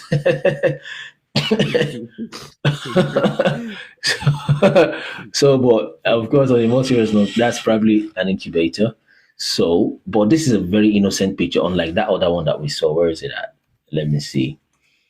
Let me see. This one gives it away, but let's still work with this. So this is an innocent picture. That's probably an incubator. Okay, taking care of a baby from an incubator, whatever. Fine. Maybe even phototherapy. Okay, nice. Next. Oh, so many babies. Okay, maybe that's where they keep babies, but I don't know why you take babies from their newborn babies from their mothers, and there'll be so many mothers that need their babies taken away from them, and this formation does not even give space for the mother to pick up. How would the mother even recognize her own child? Okay, fine, maybe they're all premature. Since this is an incubator, so maybe they're all premature. How do you have this many premature babies at once? Let's keep looking. Now, this is written in French. It's just basically telling you how the incubator works. Like this one takes air out, this one pumps air in, this one regulates temperature, blah, blah, blah, blah. So incubator, okay, no Allah. Let's go. Oh, there we go. So now they're in this incubators and they're literally just taking pictures of the facility. All right. Well, so this is more like literally industrial standard. Okay. Yeah, it's like you have just, packets of phones or loaves of bread or something. This looks very, very industrial. A factory. Because normally, yeah, like a factory, exactly. Because normally, and this is probably that curved thing. You see this curved thing here? That's the one you're probably seeing here, this curved thing at the top. So normally you would have, some level of dignity. There'll be one child per place, except there is a full pandemic and everybody's giving birth to prematures. Right. So this is more like a factory. Doctors don't, necessarily wear suits like this. This is almost looking like businessmen or whatnot. Okay, let's keep going. Uh-oh. So what do we have here? Why do you carry these babies? Why are you sniffing that one like that? And these are 1700s, 1800s, thereabout. Why? Or early 90s? These guys are packaged, there's ribbons on them, more like products, more or less. Yeah, and she's smiling. If this was supposed to be a child, they just struggled for the life of the child, and they're like, you know what, this child can unalive at any time. It's not the kind of smirky smile we'll be having. You'll be protecting this child at all costs. The mother can literally bite you, seeing you carrying it. You carry one per time, even if you want to show that, we've just discovered something that can incubate premature babies and they'll be alive, whatnot. It's not going to be like this. You see what I'm saying? It's not going to be like the children are kind of a little bit tiny, to be fair. See, and that's sniffing that one. Okay, let's keep going. Same thing. Although this guy looks like Einstein somehow. Let me reduce control R. Okay. Oh my God. So definitely this is another one. And like I said, look at this man. Because we have shared this picture here before. So some people have seen it, but some have not. Look at a child there. That's not the thing you bring up to a child that is, if this baby is so fragile, and you're just saving the life of the baby, this man cannot be the father. Someone could not just have saved your child from whatnot, and you're pointing to the child like this, that, okay, how much is, do you understand what I'm saying? Okay, how much is that one? Okay, $200. Okay, Yeah. okay, let's check. Okay, you understand? Just pointing like that. Okay, and this one is just coming to just have fun. Maybe to come check his new little brother. But then, if it's his little brother that got saved from whatever, it's just weird. This man should either be a doctor on a normal scenario. You should either be a doctor or what's the other thing? Or the father of the child. And if this is a doctor, the father of the child. you understand? If this is a doctor, if this is happening like a nurse, her hand is resting on the incubator or whatever it is. So this is a nurse. This is almost looking like a sales rep. Like the person say, okay, that's a product there, and this is asking questions. But let's go back to the normal thing, okay? You are a nurse, that's supposed to be a patient. Let's say the child that just got saved. I'm talking normal scenario now. This man should not be anything either than a doctor or the father or a relative that she's paying this much attention. And if that's what it is, the father will not be pointing like this. No, that will not be the case. To his baby, no. His hand will probably clasp like this, like, thank God, that was whatever. Not pointing like this. And then this guy just peeping at the product. You see? So let me zoom that back out. Yeah, I mean the picture tells it more than 1,000 words. Oh, this So is the crazy. same thing with This is this. crazy. Yeah. So that's why I said that Jacob thing or Yakub thing, there's an element of truth in it. So this is who is this one? So look at more or less, okay, fine, lab coat, perhaps a scientist, doctor, whatever. This is how you carry babies that you just got saved from their mother's womb for whatever reason, or just got born, whatever. Guy is presenting and smiling for a selfie or a photo. He's presenting a product. You Yeah. see, if there were children that were, like I said, saved from a dangerous sickness, you just finished a brain surgery, you don't carry them like this with just one hand like this. I mean, look at the guy, the And Nigerian. smiling with that kind of face. Look at the Nigerian guy that did the brain surgery that took a fetus out, removed the tumor, and returned the baby back. Okay, that's a Nigerian guy, but I think in the US, a doctor. Wonderful surgery kind of operation. When he finished that, maybe I'm not sure, but when the baby was born, imagine him carrying that baby when he was born and him carrying it like this. I mean, he can't do that. So even if he wants to, of course, take credit for it, people take pictures. Oh, I delivered this child, blah blah blah, with surgery. He's going to carry the child in a very precious way. Next picture. So that one has given it away. So you still see, these are the kind of stories we talk about. There's, what's the name of that cartoon? I think it's Jumbo or something, where storks are usually carrying babies to give the mothers. So that's truth. That's hidden truth in plain sight is what they're playing here. You see? Plain sight. Yeah, cabbage patch babies is what they call them. Okay, telling us that, well, birds can bring babies to people, funny stuff like that. We see it in cartoons, right? Bringing babies. This one is just coming to deliver a baby to that man. Okay, this is a stork. So there's always this stork carrying babies. So there's some mystery there. By the way, when you check, is it the Freemasons now? In the front of their book, they have storks. And anyway, that one is too far and deep, except I have the picture here. So cabbage patch kids, you can just Google that. In other words, they are literally grooming children in this farm. You see, that one is about to hatch. So it's the truth in plain sight they're showing you. That's why a child will grow up. It does not have any emotions. It does not respect elders. They hate history. They're just weird. No soul. No soul. Exactly. You got it. Ask this one now to start worshiping. Maybe he can try. Okay. Now, for some reason, in some way, I don't know how far the redemptive power of Jesus Christ. Yeah. I don't know how far the redemptive power of Jesus Christ goes if he can save people like this. Maybe he can. To most Christians, they think that's blasphemy because they think Jesus will do everything for you, and that's not true. Jesus won't do everything for you, but they think that's blasphemy. But that's why you read that scripture. It says, I have made, oh my God. He said, whoever his name is not found in the book of, go ahead. Do you know why I believe you? The reason why I believe you is this. If they can create a human being, this is the more reason why they see themselves as God. I see. Amongst many other things that they believe. Because they are trying to produce AI. AI is a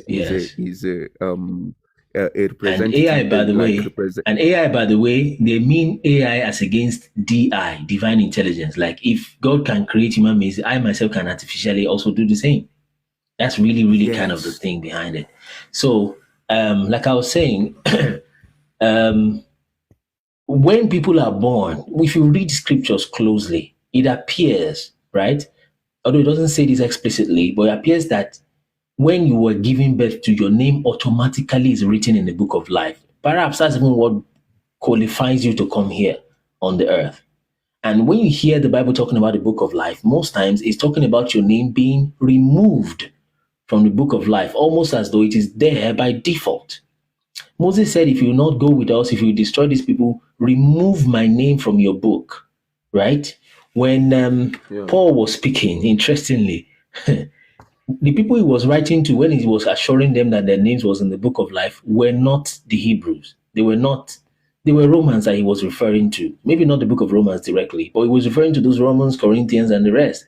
He said, greet this person whose names are in the book of life. It's got written into it.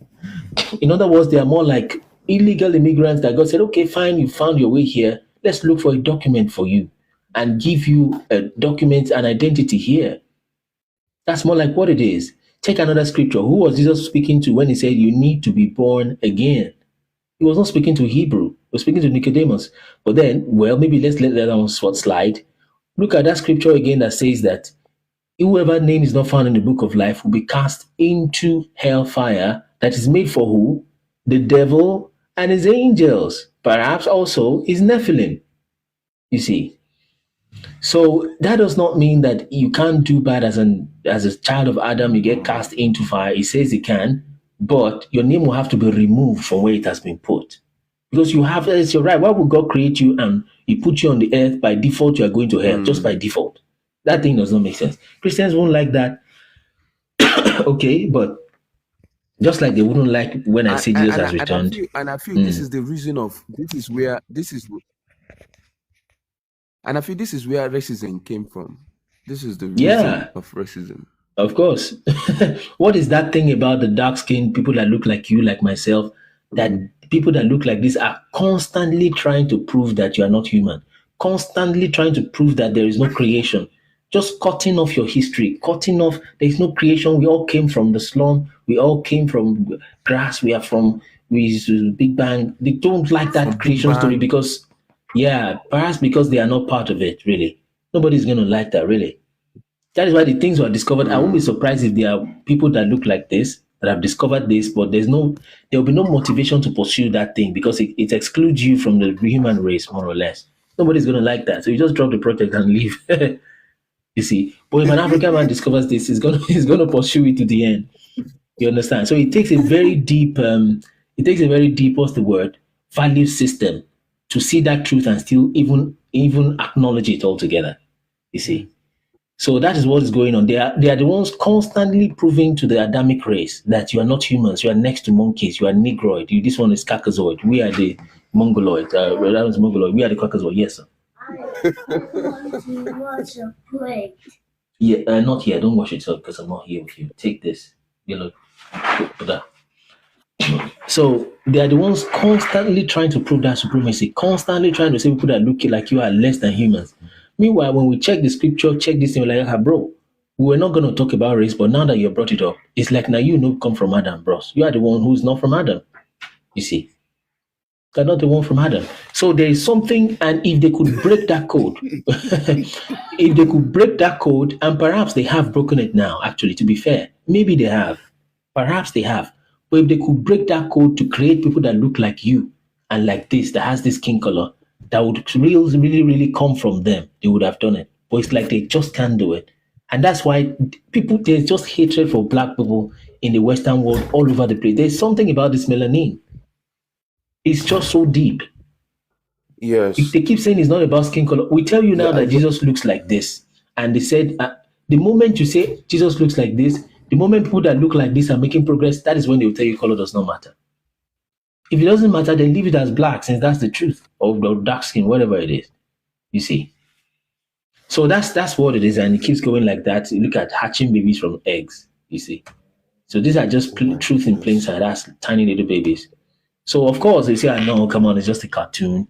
Come on, it's just this one is fetching them with a hook as though she's fishing. Okay, that one is plucking them from the trees. The whole idea is that it's not from. And do you know what? I just feel like maybe if there is a way we can get more of our ladies to listen to this so that they can understand, because the self-hate they have on their self is much. Wearing a wig, trying. Me, I'm not going to do that one. Maybe you start that ministry. Me, I'm not doing because the way they will attack you. Go and start it. You think this thing? You think it's a joke? So you are right, Francis. That's Cabbage Patch Kids. Okay. So, but then that's what our lawyers do in Nigeria, right? In West Africa, Traore has stopped it in West Africa.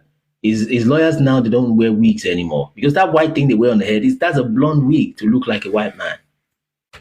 You see.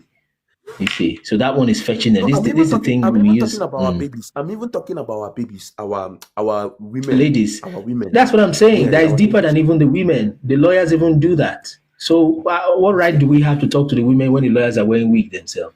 With due respect, So that's where you go. There you go. So We need we So need that's it. This. we need Yes, sir. we need more of you. We need more of you in the internet. Honestly speaking, I know The, how I'm the, broadcasting your page to go viral because mm, I wonder why um, your page is not even like for real. Most times I ask mm, myself like, what are you coming to TikTok to do if not to find evidence like this, to use it to back up yourself. I understand that you have a purpose. You are the real person, You are the real one. you He said, know? I will bring you to jealousy by people who are not a people. What does that mean? Mm. You see? So that one is fetching them. Dele wanted to say something. I didn't get you, Dele. Yes, I have two questions for you. I will touch your questions. Just a moment. Let's just finish his brother's question. So Okay. anyway, that's just it. It's there. And like I said, this stork thing, let me try to look for this. What's the name of that guy? Jesuit. Yes, Jesuit. Let's see if we get Jesuit. It's not going to be seen there. There is this guy, Scaliger. Let's try that. Scaliger. Timeline distorter. Let's try. Where's this stuff? Let me see if I can find that Jesuit book. More like Freemason book. Just the cover really it is that we're trying to deal with. Let me change the view of this. Just a moment, I'll get to you, Dele, in a minute. Where's that book? That's there. There's something on that book. Maybe I didn't screenshot it. But anyways, it would be a little bit too difficult to explain without going too deep and too far. The problem I have most times is you want to prove something to somebody, but you have to first explain the component first because they're not even aware the components exist. Then you then go ahead to prove. And you finish that, someone will still start arguing. So you're like, bro. Anyway, let me just go ahead to attend to Dele, please. Okay. Dele, you've got your 2 minutes. Thank you. Yes, sir. The first one, I find out that a lot of black guys are in a union with white guy, so-called white guy. I don't know. Yeah, marriage. There's intermarriage. The seed. You mean intermarriage? Is that what you mean? Right, intermarried. And yes, the seed follows this. Just to answer, sorry to rush you.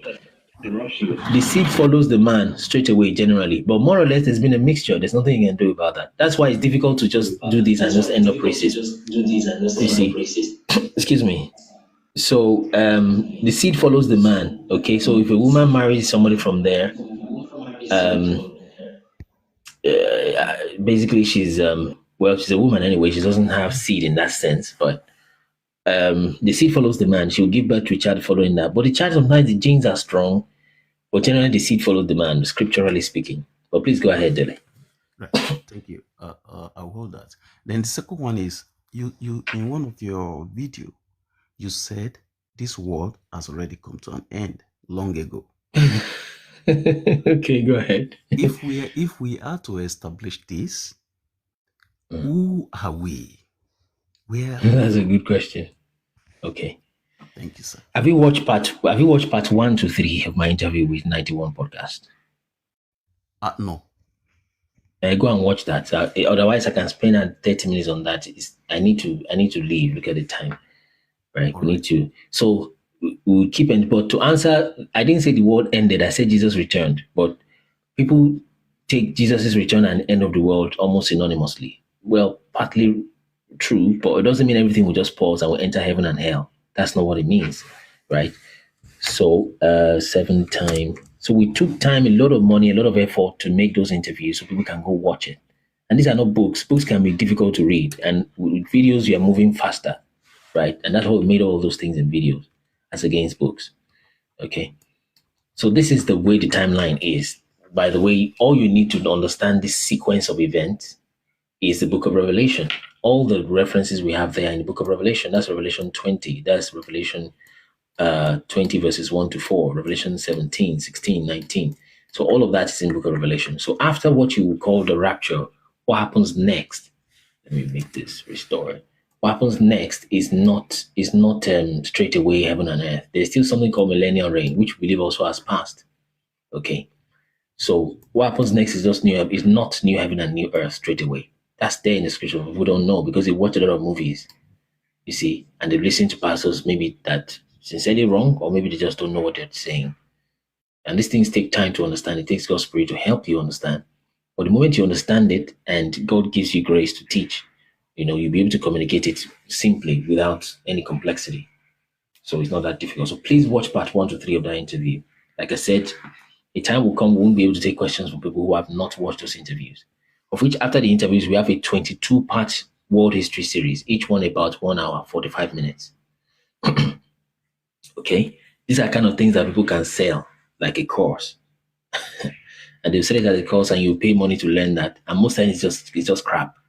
You see, you learn that and you carry a certificate and you go open something, you say you are a certified pastor or something like that. We're not selling it. Maybe that's the mistake we're making. Okay, let someone type the name of the interview for Queen of Positivity. So that, drink water. So you learn crap and you just go wear something, you say you have learned something and now you certified something. Okay, meanwhile what you learned is not true. Okay, but anyway, so apart from those 3-part interview, there is a 22-part world history series. Apart from that, there are tons of materials, all of which are still free for now. Okay, and that you can read. So we're not asking you to go read our book before you come. Just watch videos. Sit down, pop up your chair and watch it. Okay, so 91 Productions, minister with 91 Productions. Just put it that way. Calling Minister's interview with 91 Productions. So thank you, Dele. Is there any other question? Let's see if something that is not covered in that interview so we can answer it. Dele. Yeah, thank you so much. I'll check the video as you directed, and if I have any question, I will come back for the answer. All right, thank you very much. Let's hear from Japheth. Japheth, 2 minutes. Let's go. Okay, good morning, everybody. Good evening, sir. Yes, morning, my brother. Yes. Okay. I just want to say 2 things. I know many people always mistake about the rapture, but Revelation chapter 1 answers the question. Revelation chapter 1 verse 7 says, "Behold, he cometh with the clouds, and those who pierce him shall see him."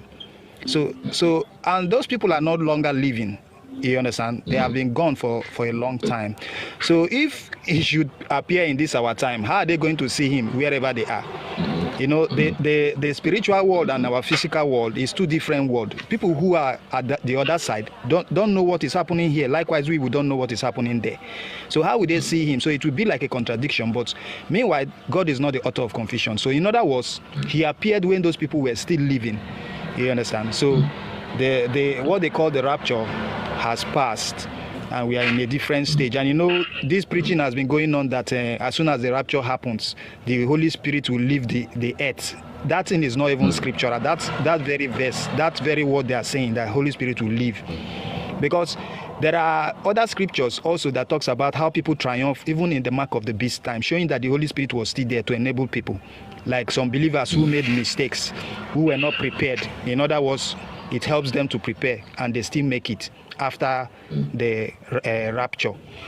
Then talking about our women, it will be very difficult for our women to come out from this wig and makeup and all these things. It will be very difficult. I was in a platform and they were talking about a relationship, and I said that the amount of time women spend in weave-ons, makeup, and all this to dress excess dressing of this European style of dressing, that if they use it to walk through their relationship, they will come out with sound relationship. My God, if you see, all the women they attacked me, they were very angry. They are not ready to come out at all. It just takes the grace of God for them to come out. So that's the 2 things I just want to say. Thank you very much for the time. Yeah, thank you so much, Japheth, for your time. So that's very true. It takes a lot of work. So, and the funny thing is that most of the women are not necessarily dressing for the men. They're just dressing for, for the comments, just so that someone can comment them, compliment the dressing. And I asked this question that just to let you know how bad these things can be. I made it balanced, and I said, what if you tell every young man in Africa, okay, that what we need to push Africa forward, let me use Nigeria because I was born there, okay? What you need to push Nigeria forward is that we are going to ban I mean, Champions League, Masters League, no more football. And men cannot watch football anymore for the rest of your life. Okay?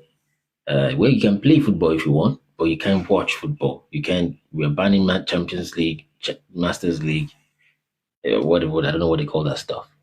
Okay, how many men will be able to do that? Okay, how many men will be willing to do that? The same way with the wigs.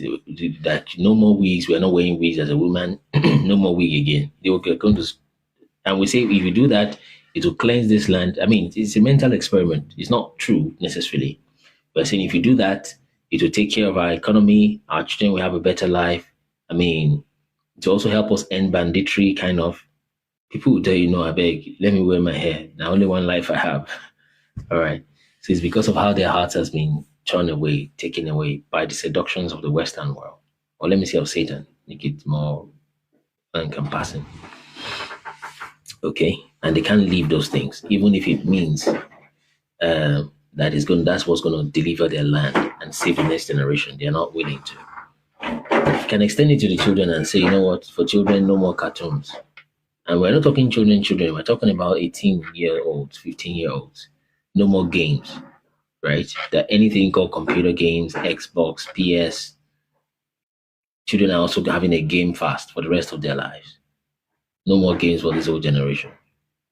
So you see everywhere you go AWire. Why? Because you can watch people kidnap people, unalive people on live TV. Yeah, you feel bad, but next 30 minutes you're playing your PS5. Next 20 minutes you are doing your makeup and going on. Next 5 minutes you've got Nigeria Congo match to watch. The same Nigeria that I said that is having security problem. Next minute you're arguing about Ronaldo and Messi. So it's a spiritual problem, really.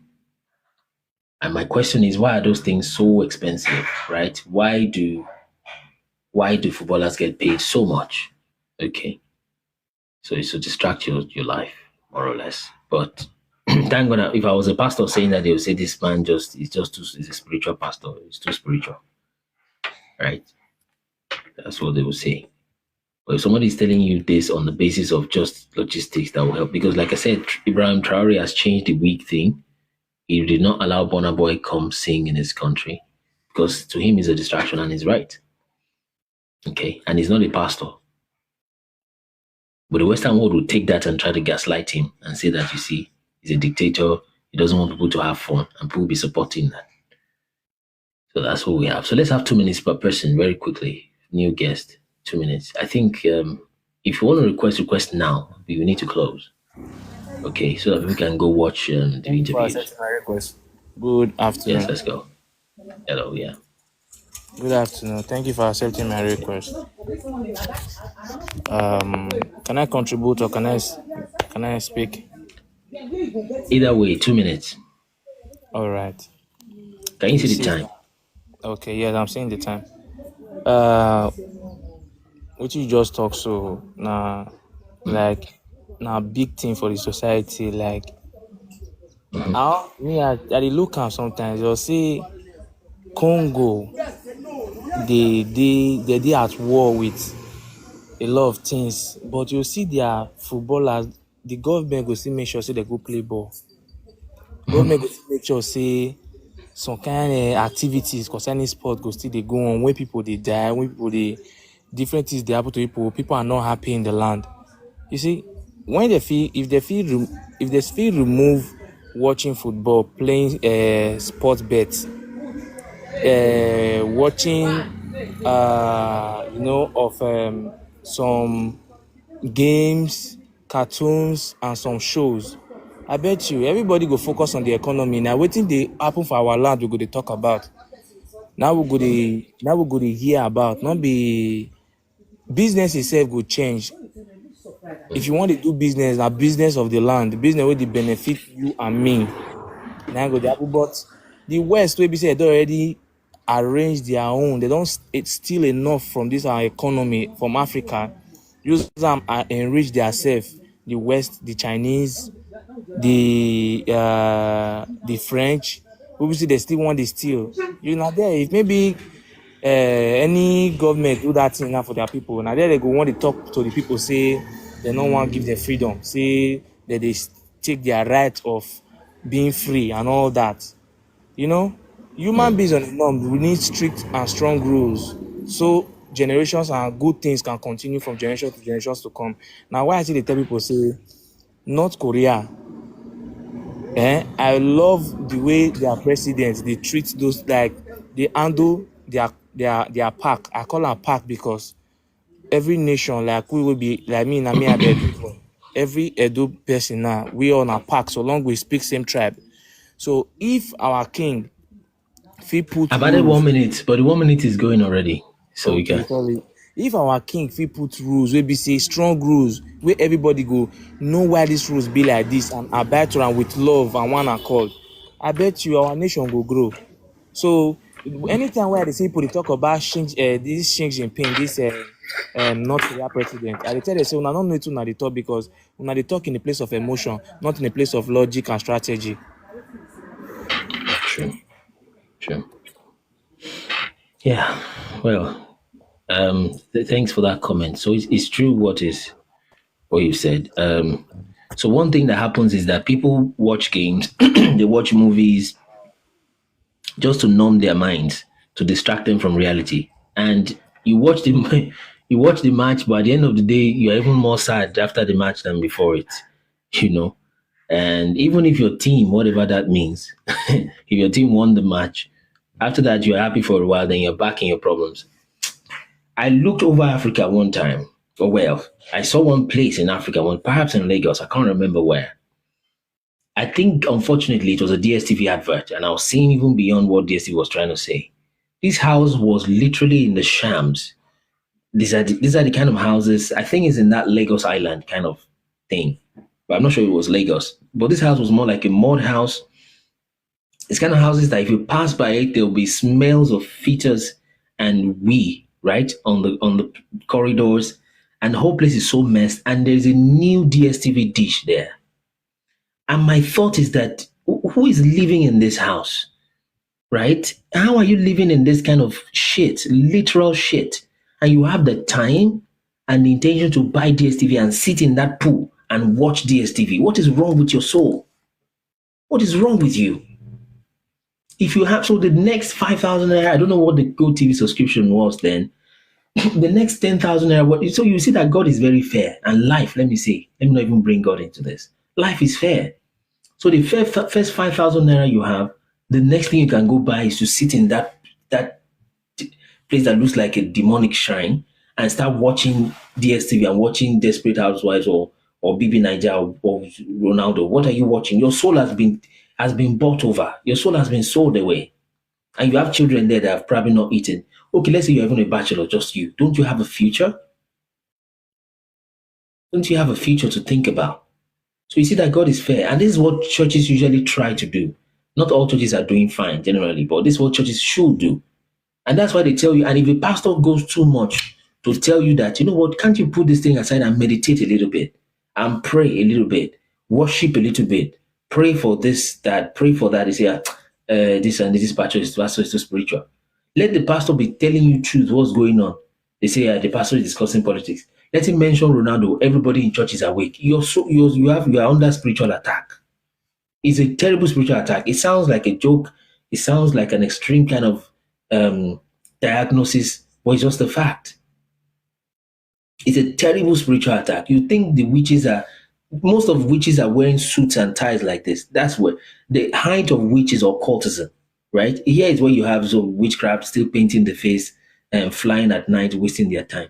These ones wear suits. They are economic hitmen. They come with witchcraft to you and they pump sexual immorality, violence into your community, and sometimes literal witchcraft in the name of Harry Potter and the rest. And you have people who cannot afford fuel, they can't afford a meal. You have data, the first thing is you're watching BB Niger update. People that don't have nothing to do with your life. So that's why people can still have personal breakthroughs sometimes, right? You have breakthrough and God just helps you. In fact, more or less you help yourself. And then you get a good job because rather than watching that DSTV, you decide to just applying for jobs, as crazy and stupid as 9 to 5 can be, by the way. Right? Just apply for it and get something to give your life momentum. And before you know it, you go marry. Let me not talk marriage before they start. You go marry a girl who her makeup alone and a wig is 3 months salary for you, and you're chasing after that kind of person. What's wrong with your head? Let me talk to Francis. Francis, let's do 2 minutes. Okay, I'll try to be quick with it. So, good afternoon, sir. Yeah, my So, brother. I wanted to say something about earlier on what the brother spoke on. I guess one of your moderator. So he spoke about the Holy Spirit leaving the earth. That aspect of it, the honest truth is that I believe the Bible said on the last day, your sons and daughters will dream dreams and all. I saw this one was shown to me. This one it was shown to me clearly. Like it's more like I won't call it a dream. I don't dream. I only get dreams of instructions or I'm shown things. What I saw was that the Holy Spirit, something just like a wind, gushing wind, just elevated from the earth. And the next thing the voice said to me, he said, "Look clearly, look forward." I looked forward and I saw the veil. He said, "The veil has been lifted." And the Holy Spirit is the one preventing the unseen from coming into the seen realm. So the moment that veil was lifted, the voice now told me they are here. And I saw demons coming out through things that looks like Potter, chasing after people, devouring them here and there. So I'm just trying to say, if Jesus could say that the Holy Spirit will come and they will not recognize him, they will not accept the Holy Spirit. So what is the point of the Holy Spirit being here when they now know that, oh, these things the Christians are saying is true?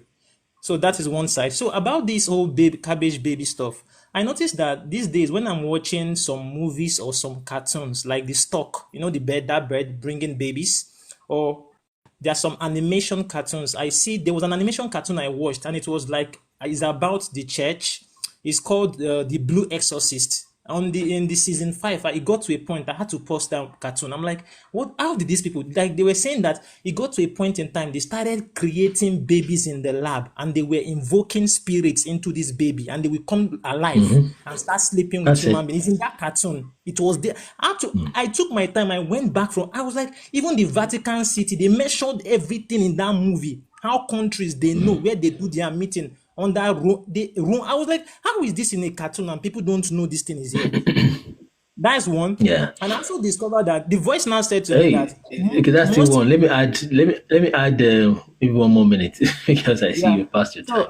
So, the voice now said to me that, do you know that most of these animators, most people creating most of these animators, they are fallen angels? I was like, what do you mean? He said, why did you think that in this animation, it mentioned names like Naruto, it mentions names like demon slayers and all of them? Why are they pushing relationship between demons and human being? A human being will tell you, I have power, I'm possessed by a demon wolf and I'm using that power to save people. Now I'm creating the relationship between demonic spirits and human being, that they can be in relationship and the demons will be helping them. That's one also. Then lastly, this is the last point you were speaking on. How can it be that war is going on in some place? Some people don't even have basic amenities or even food to eat, and they are paying footballers ridiculous amount of money, doing transfer. One money can be able to take care of probably a state, take care of everybody, and they are going to be okay. Then somebody announced, this thing now took me back to what somebody mentioned on a live stream. He said football. The word ball, Baal, at the foot of Baal as a form of entertainment. It took me back to the time of the Colosseum, the Roman, when they used to entertain themselves to distract the citizen in the arena. While they are distracting the citizens in the arena, they are busy out there plotting, doing their things in secret. So I feel entertainment of any form, movies, these are all distraction. And the moment all these things have been eliminated, we human beings, we can focus, we start seeing those things in front of us that we could not see, and we start addressing them. So these are just my few takes. All right. Yeah, that's very true. Thank you so much, Francis, for that. So that's it. So the thing is, and someone said here, although what they said is true, they said, well, it's just true. Hidden secrets of this world are hidden in cartoons, especially the kind of Disney cartoons, all those cartoons of those kind of league. And it's kind of true. But the real secret is in scriptures, though. But this is what they've done. They call it 1,000 points of light, okay? That's the figurative speech they use for it. That is, these dark people are just all over the place, everywhere. All right? So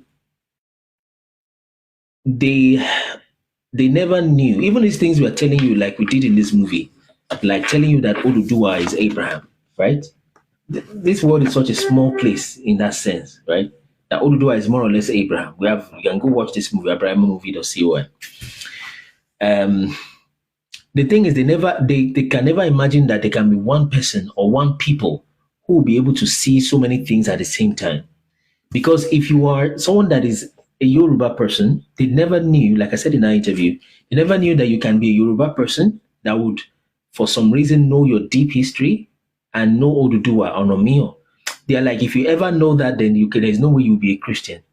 And if you're a Christian, right, you know Yoruba history at the same time, because once you're a Christian, most denominations will almost will almost demonize your relationship, your history for you. Okay, so, but if by somehow you know Yoruba history that deeply, you know Christianity, at least you're kind of reading the scriptures like that, they're like, there is no way the same person that knows those two things would at the same time, be able to read the book of Joshua. Why? Because if you know these three things and you've checked the facts we present here, you will be very sure that that Bible is your history. But they didn't think it. And that's the same way that they're like, if there's anybody that can ever be reading and watching what's going on in the world that much, right? Then you're looking at this. Children are popping up there. This one is happening there. You are getting those kind of flow. There's no way that same person will be watching the Disney cartoons. That's the plot twist, you see. So they put it in Disney cartoons because they know most people that watch that will either be children or just stupid people or people that are going 9 to 5 looking for something to just watch and sleep. But they're still pumping witchcraft into your head while you're sleeping before you come the next morning to work. And in the work, what are you doing? Nothing. You're just sitting in front of a laptop and typing. See, most so-called jobs today, I've got an appointment, I need to leave. But I'll say this and I'll close, okay? Most what you call so-called jobs today, 90% of the job, you get trained on the job, especially so-called graduate trainee. Even if you enter as a mid-senior level management, you get trained on the job, right? So most of the so-called jobs today, a secondary school graduate can do them. This education thing is more or less a scam. In some countries, you might still need them. It might have meanings, but especially in the Western world where you already got the basic thing, you are 16, you have 2 hands, 2 legs, and a brain. You can work and earn money, £10 an hour or something, right? Almost the same thing that your dad is earning if he's a low-income earner, right? Education becomes a scam because a high school graduate, which is equivalent of a secondary school graduate, can do almost any so-called graduate trainee job. In fact, it's even called graduate trainee. If that's the job the guy is going to do, why did you waste 25 years of his life, right? Running after crap and drawing things he doesn't need. Why did you let him spend 50, 100,000 pounds running his education for that long? Some even do master's degree with it. Why? Because if you have, I've trained graduate trainees myself, right? And if you have a person that is a secondary school graduate, is fairly, the guy, if you're a secondary school graduate, you're probably already touching calculus, right? You're probably touching on some kind of relatively complex intellectual kind of tasks. And you have some level of attention span, right? To be able to, just listen to information, process it, and do what you're told, more or less, you see. And you have a little bit of good attitude. With secondary school graduate, you're 16, 17, you can come and do graduate. Why do you have to waste that 4 years again? You see, and check that percentage is increasing. The many people that do things that are not inside their courses. In Africa, we used to joke with it in Africa that a doctor, somebody studied medicine and now is a tailor. This one studies engineering, now he's a fashion designer. This one studied architecture, now he's a mechanic. You see, so we joke with that, but it's happening in the Western world also, right? You can check what percentage of graduates eventually work or stay in the industry related to what they study in university. Maybe you discover it's 50% or less, even in the so-called Western world that brought the so-called education to you. So what's the chase about? Is to spend your time and waste your life. Is to teach you how to conform, how to be punished when you're not told, when you're not doing what you're told. So, but what did I say that? So if you're watching cartoons, it's very unlikely that you are the same person watching cartoons and at the same time you understand how global politics work and you see how witchcraft is going on in the earth. So they use that just to mock the other guys and to bewitch them. So they've watched the story of Noah rebranded. They've put it to them as a cartoon. They've watched the story of, check those stories. Snow White. Which other one? Snow White. They even did this movie more or less to mock Noah. This guy, I think the title is even Noah. So it's like a comedy. I think I've seen it somewhere before where the guy animals were just coming after him. And maybe it's a Noah. Someone can type in the comment if you've seen the movie, American movie. And animals were chasing everywhere he's going and he's gathering animals just to mock that Noah Bible story. So somebody who has watched that and you're reading scriptures to him about Noah this morning, he will just laugh, it's a movie. right? Because Satan has taken that and showed it to him, the fake version first. So when he's hearing the real version, he's like, is this not a movie? They can't even tell the difference. There's a movie titled Nephilim. There's a movie titled Enoch, and they pervert the thing for you before the true story comes. So that's it. Thanks for all. Yeah, there's even Jesus story. In fact, Jesus is a horror movie. Can you imagine Jesus horror movie? So let's watch the trailer.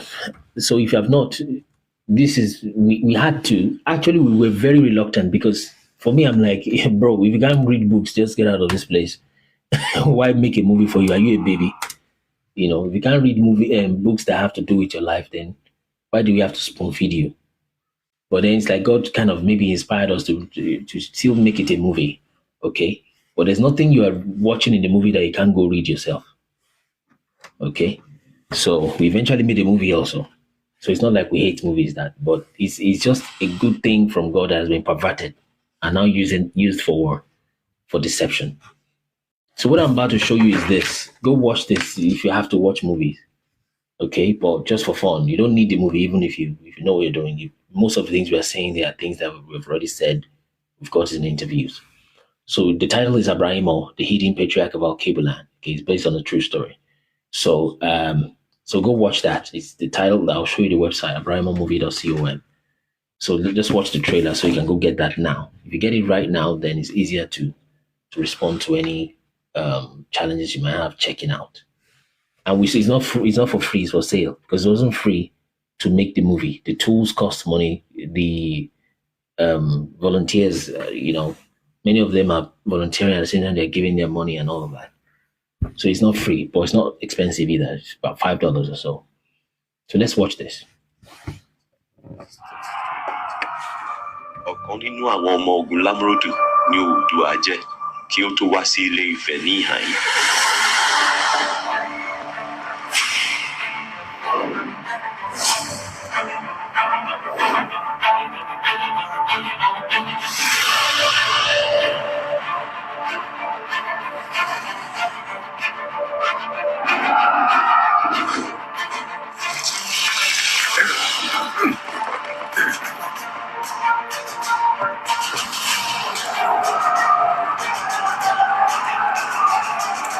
What are you saying, Esentitara, son of Nahor? No.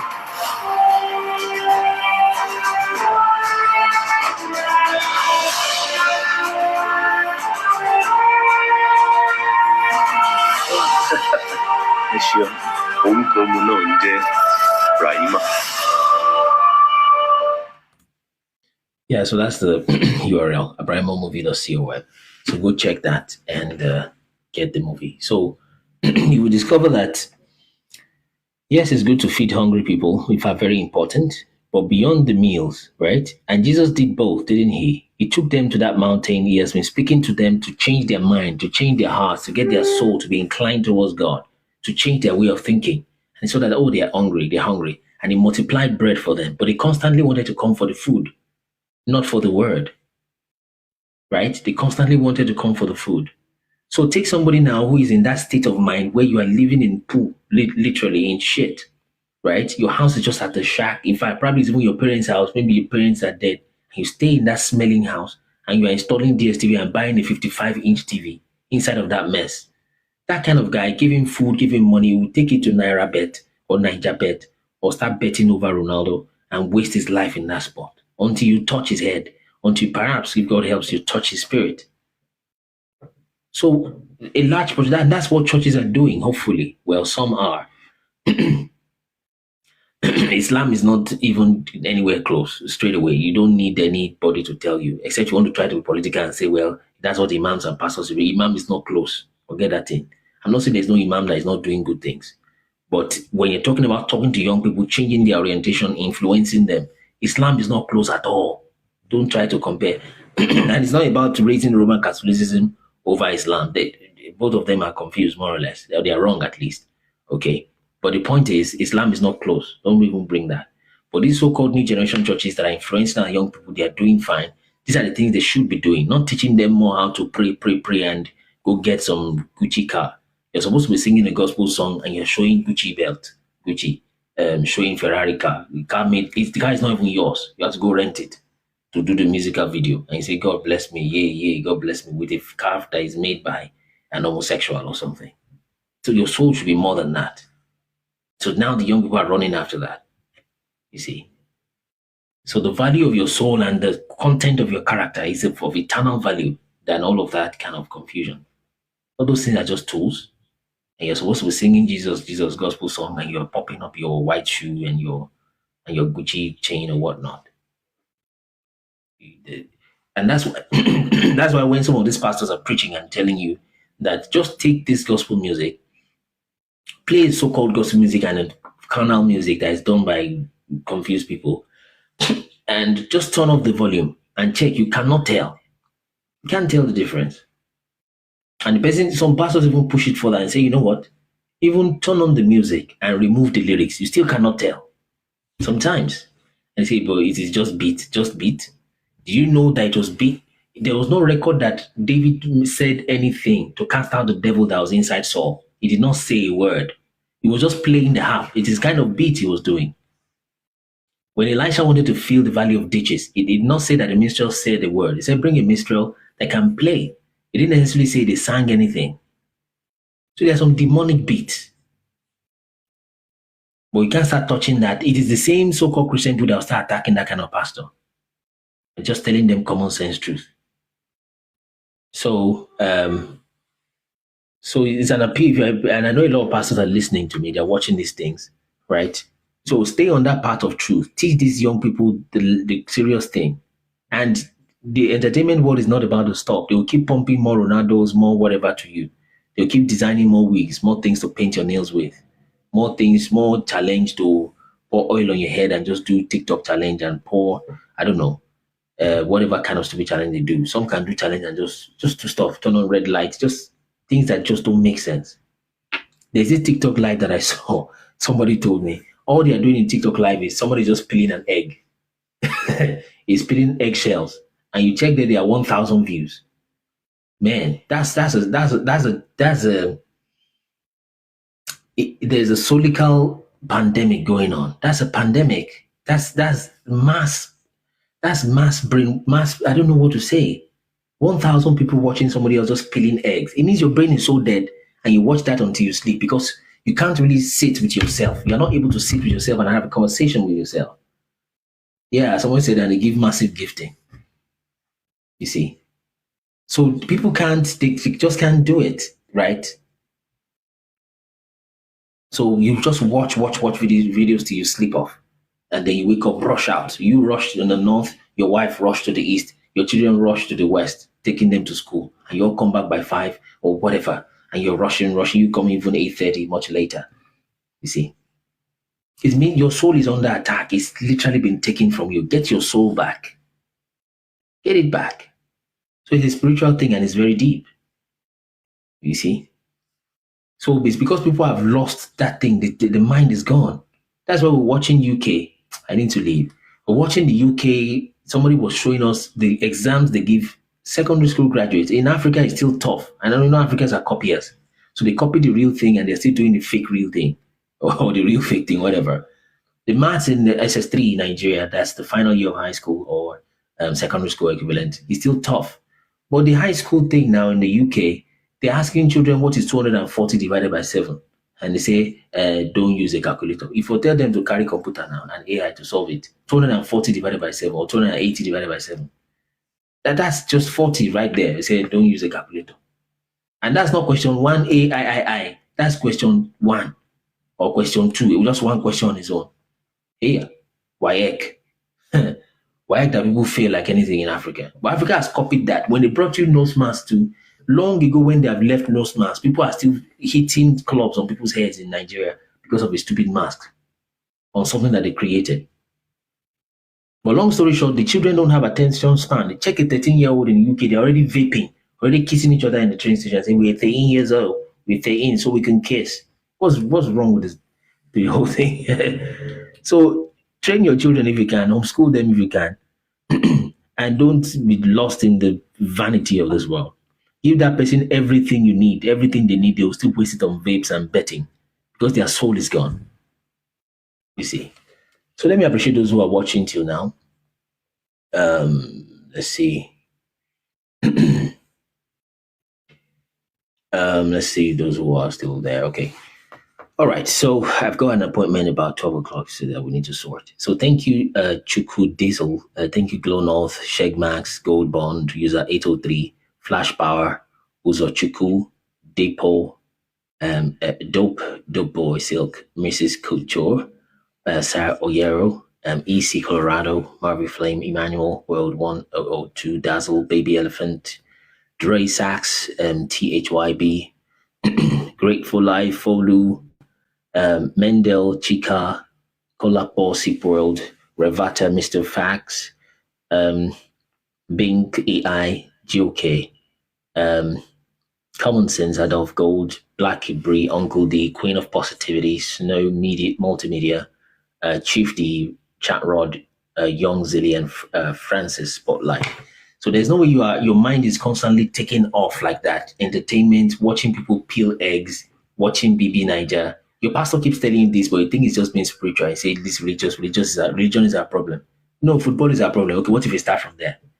The next time somebody tell you religion is African problem, tell him, and most times the guy is just one rebellious person like that. Sometimes they are sincere, but tell him, ask him those two questions. The ladies that tell you religion is a problem, because they have not understood religion. Some of them are sincere, like I said, but ask them, madam, if we tell you to remove your wig, you will not wear wig again for the rest of your life, right? Are you going to agree?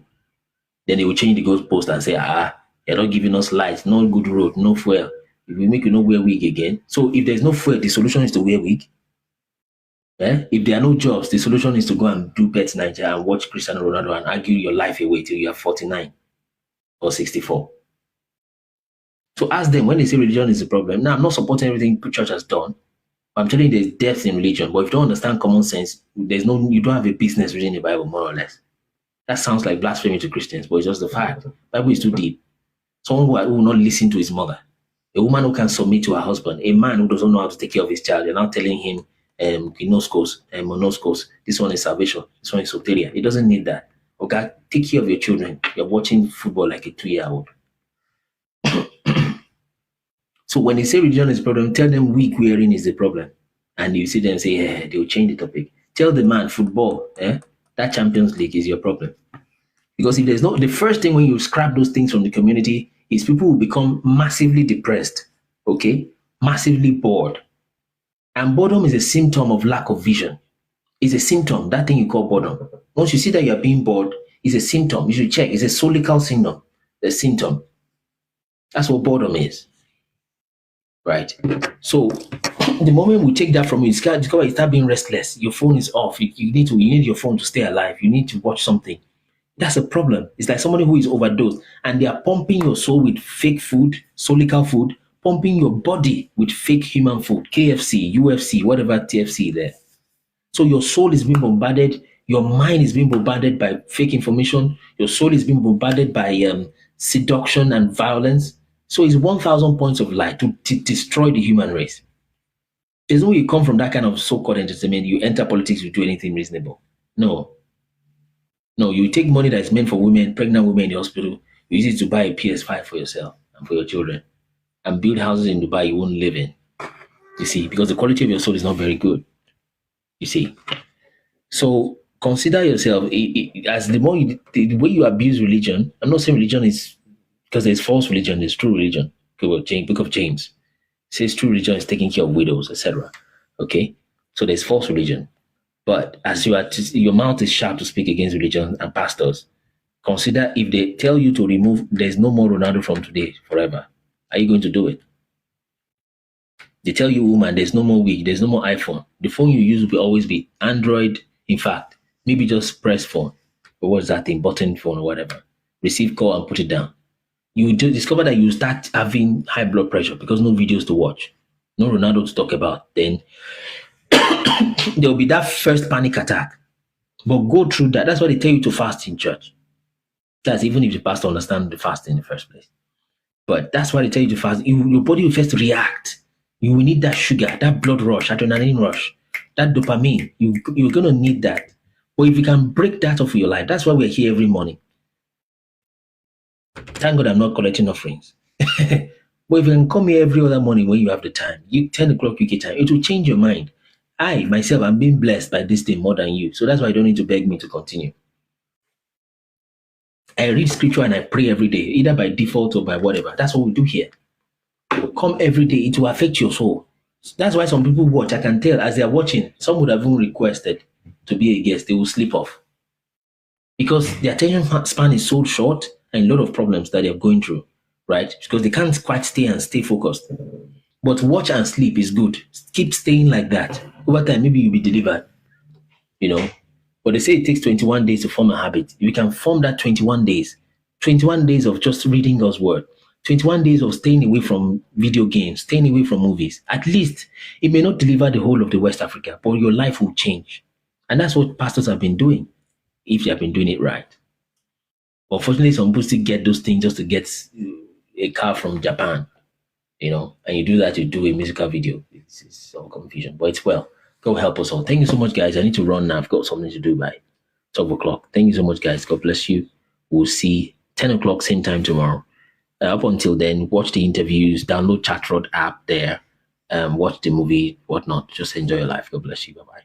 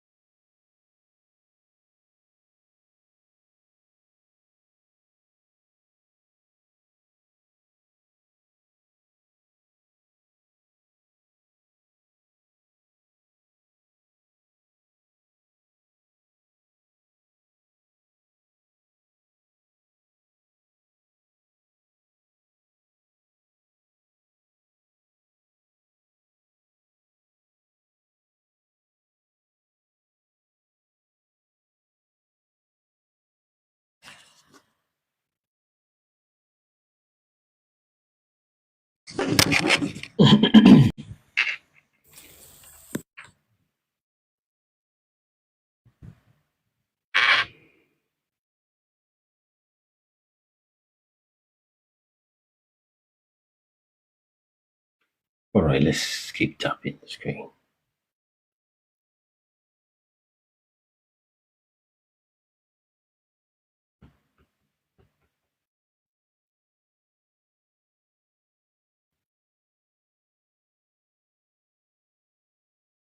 Let's keep tapping until we reach 1,000 likes.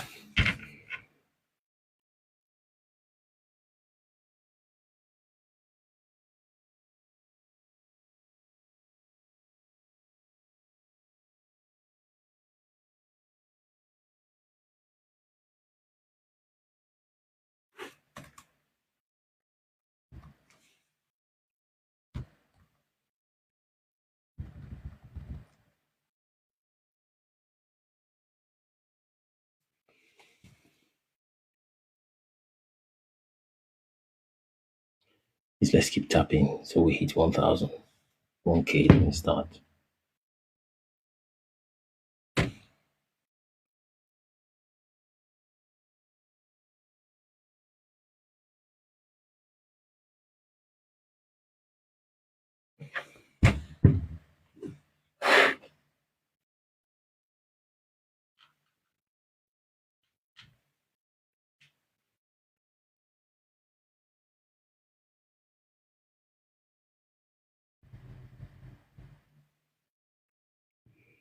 Let's keep tapping. Let's power tap. Yeah, hello Sunday, I think okay. Let's power tap towards 1,000 likes so we get started. You're watching from YouTube, you can also tap likes and share.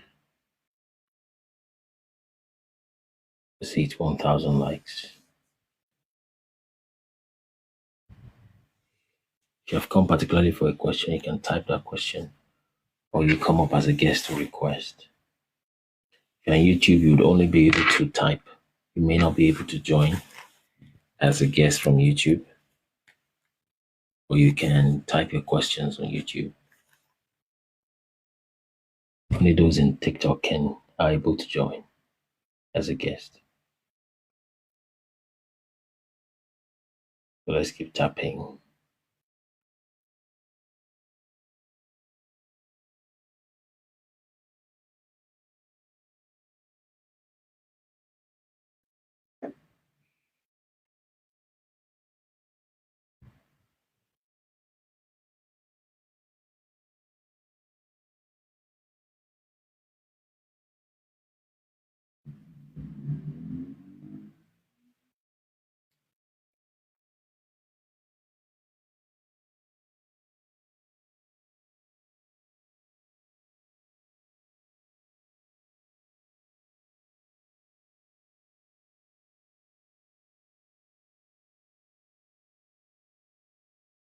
Let's keep tapping, tapping, tapping to get to 1,000.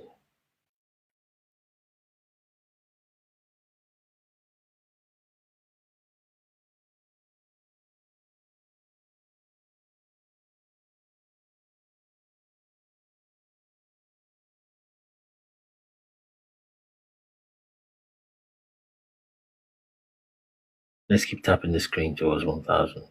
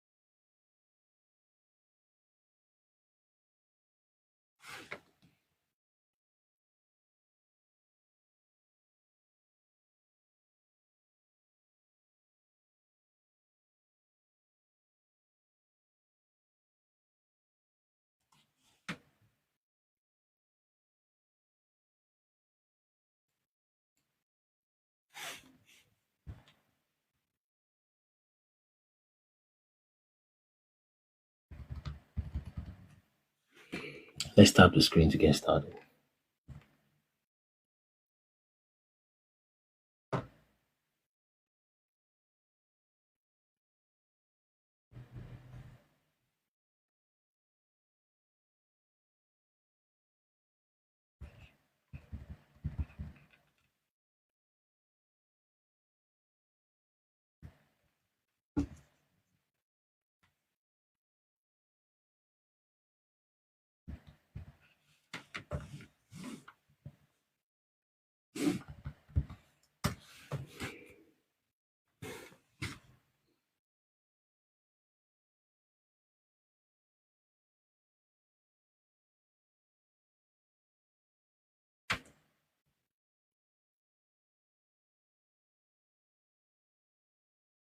Let's keep tapping, tapping, tapping, tapping, and sharing the live.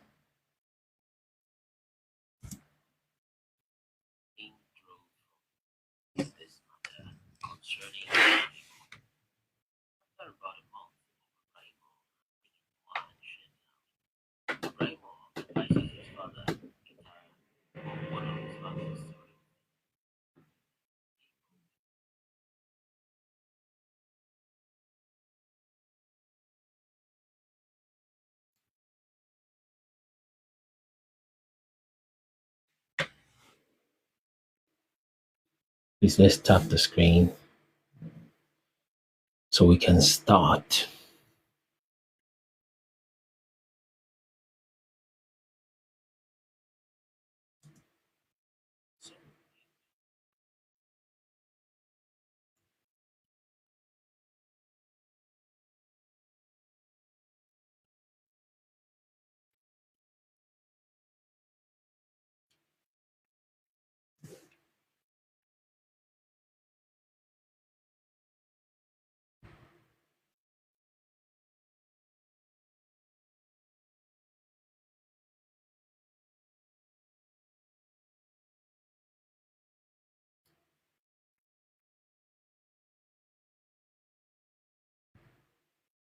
Let's tap the screen. Tap, tap, tap, tap.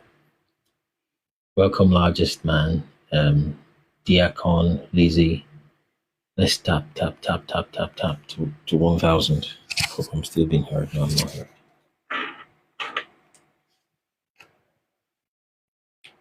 Let's tap towards 1,000 likes. I didn't realize that the audio was gone.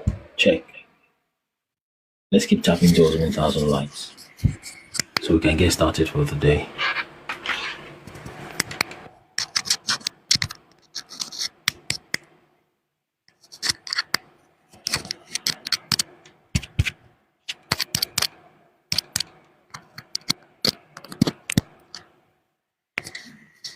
Check. Check.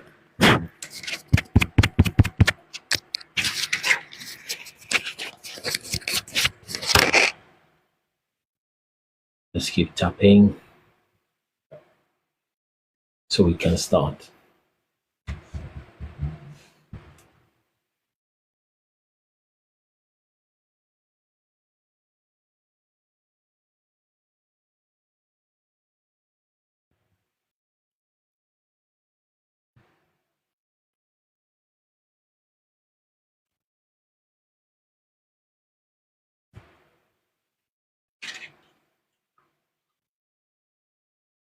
Let's keep tapping, tap, tap, tap towards 1K.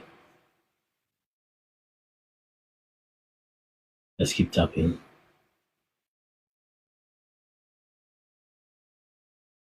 So when we get to 1K likes, we can start.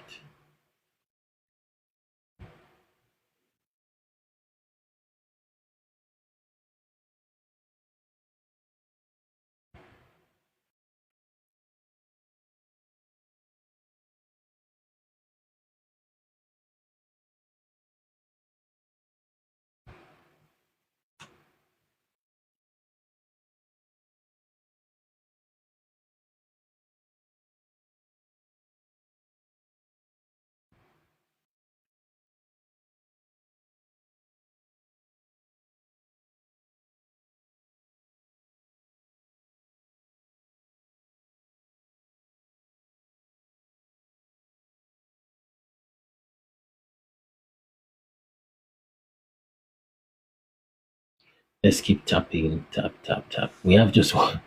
I don't know. Am I being heard? Okay, somebody's requesting. We need to hit 1K first before we start accepting guests. Let's tap towards 1,000 likes. Just tap the screen. It's not that.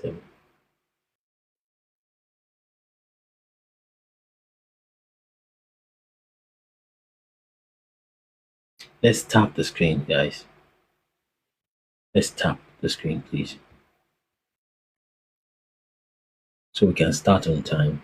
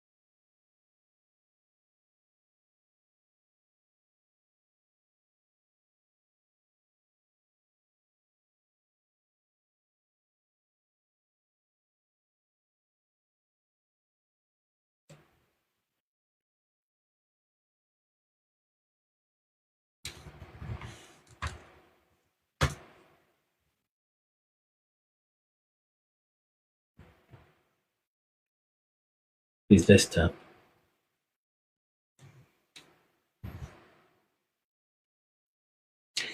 Yes, Giddy, good morning. Thanks for nice comments. Let's tap. If anybody has a question, they can come to ask the question, join as a guest. And if you are watching from YouTube right now, you can drop your comment, question as a comment. But let's tap to find. Why is it so difficult to tap this morning? You guys are making today's life very easy because we'll still read one chapter at least. But I don't know.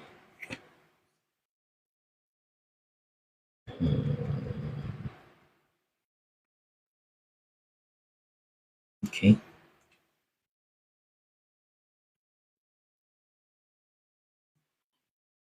Or what some call the seed of Solomon.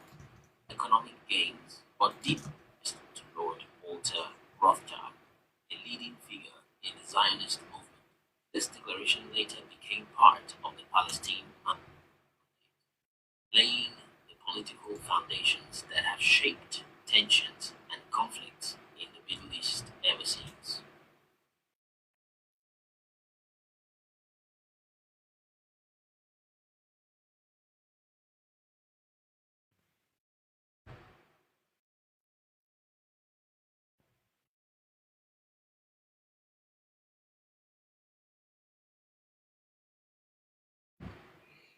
Igbo and Yoruba and how they're related as brothers.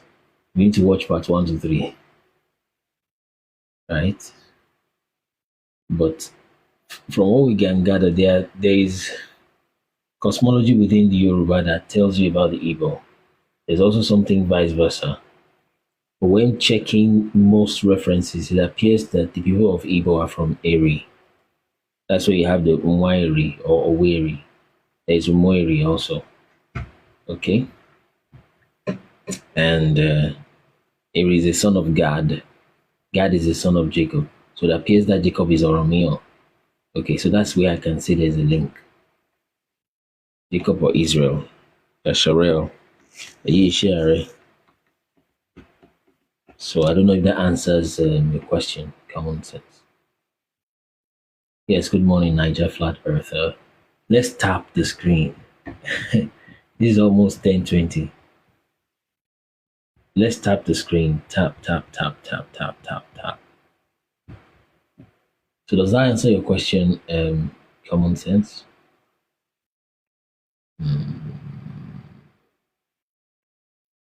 Okay, then proceed from there. I think that's pretty fair, to be honest. Let's see, 100.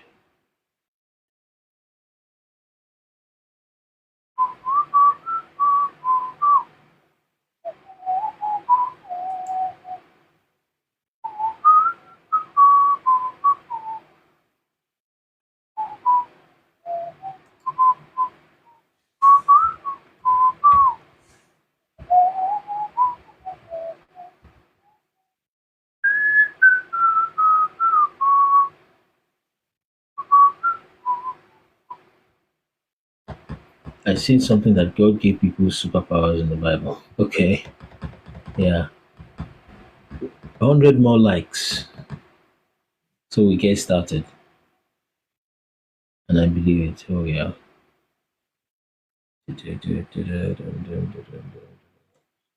Okay, so we've sorted that part. Samson, yeah, Samson had a supernatural power, literally from God. About a month.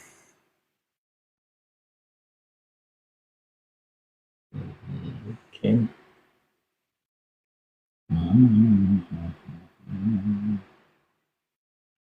Okay.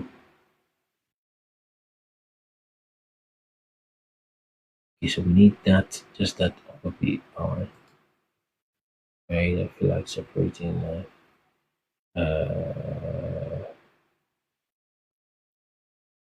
okay, let's just call it. So we need that part. Okay, we got 1K likes.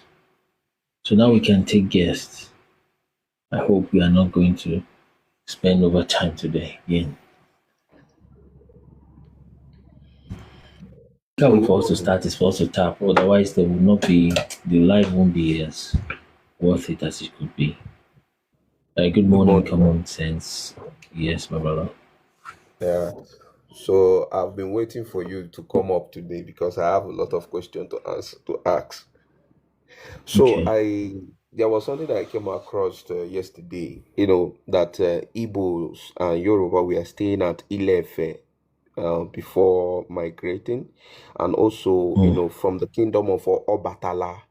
We are related in that angle. So I wanted more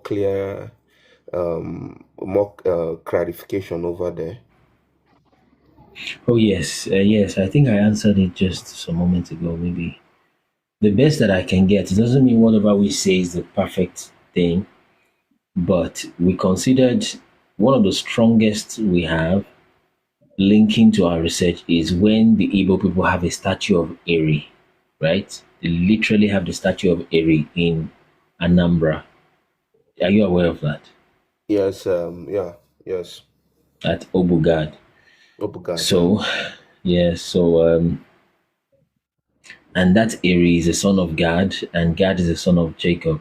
So when we check, there seem to be a part of Yoruba that have come from Ephraim. Okay? Because Obugad, for example, means, let me do this. It just saves my time and energy. Just forgive me. Let's type this. So if you watch our video where we said, if people from Yoruba are probably Ephraim. Okay. Let me see. Hope we are welcome. So let me You are see. now in Abia State. This one is a joke. You are now in Abia State. TikTok is saying there's a video that the guy says they're in Abia State.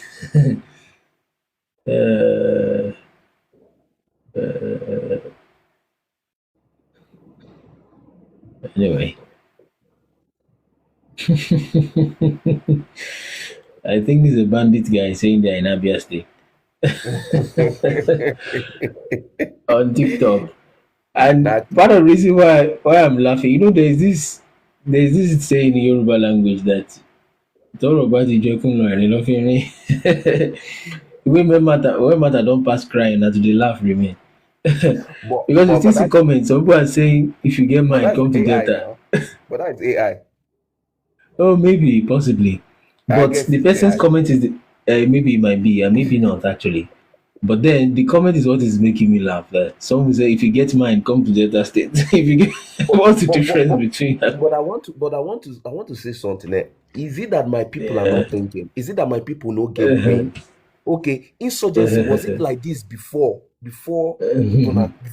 DOJ made his comment? Insurgency was not rampant like this in our social media. It wasn't like this. So what happened? What happened under 3 weeks?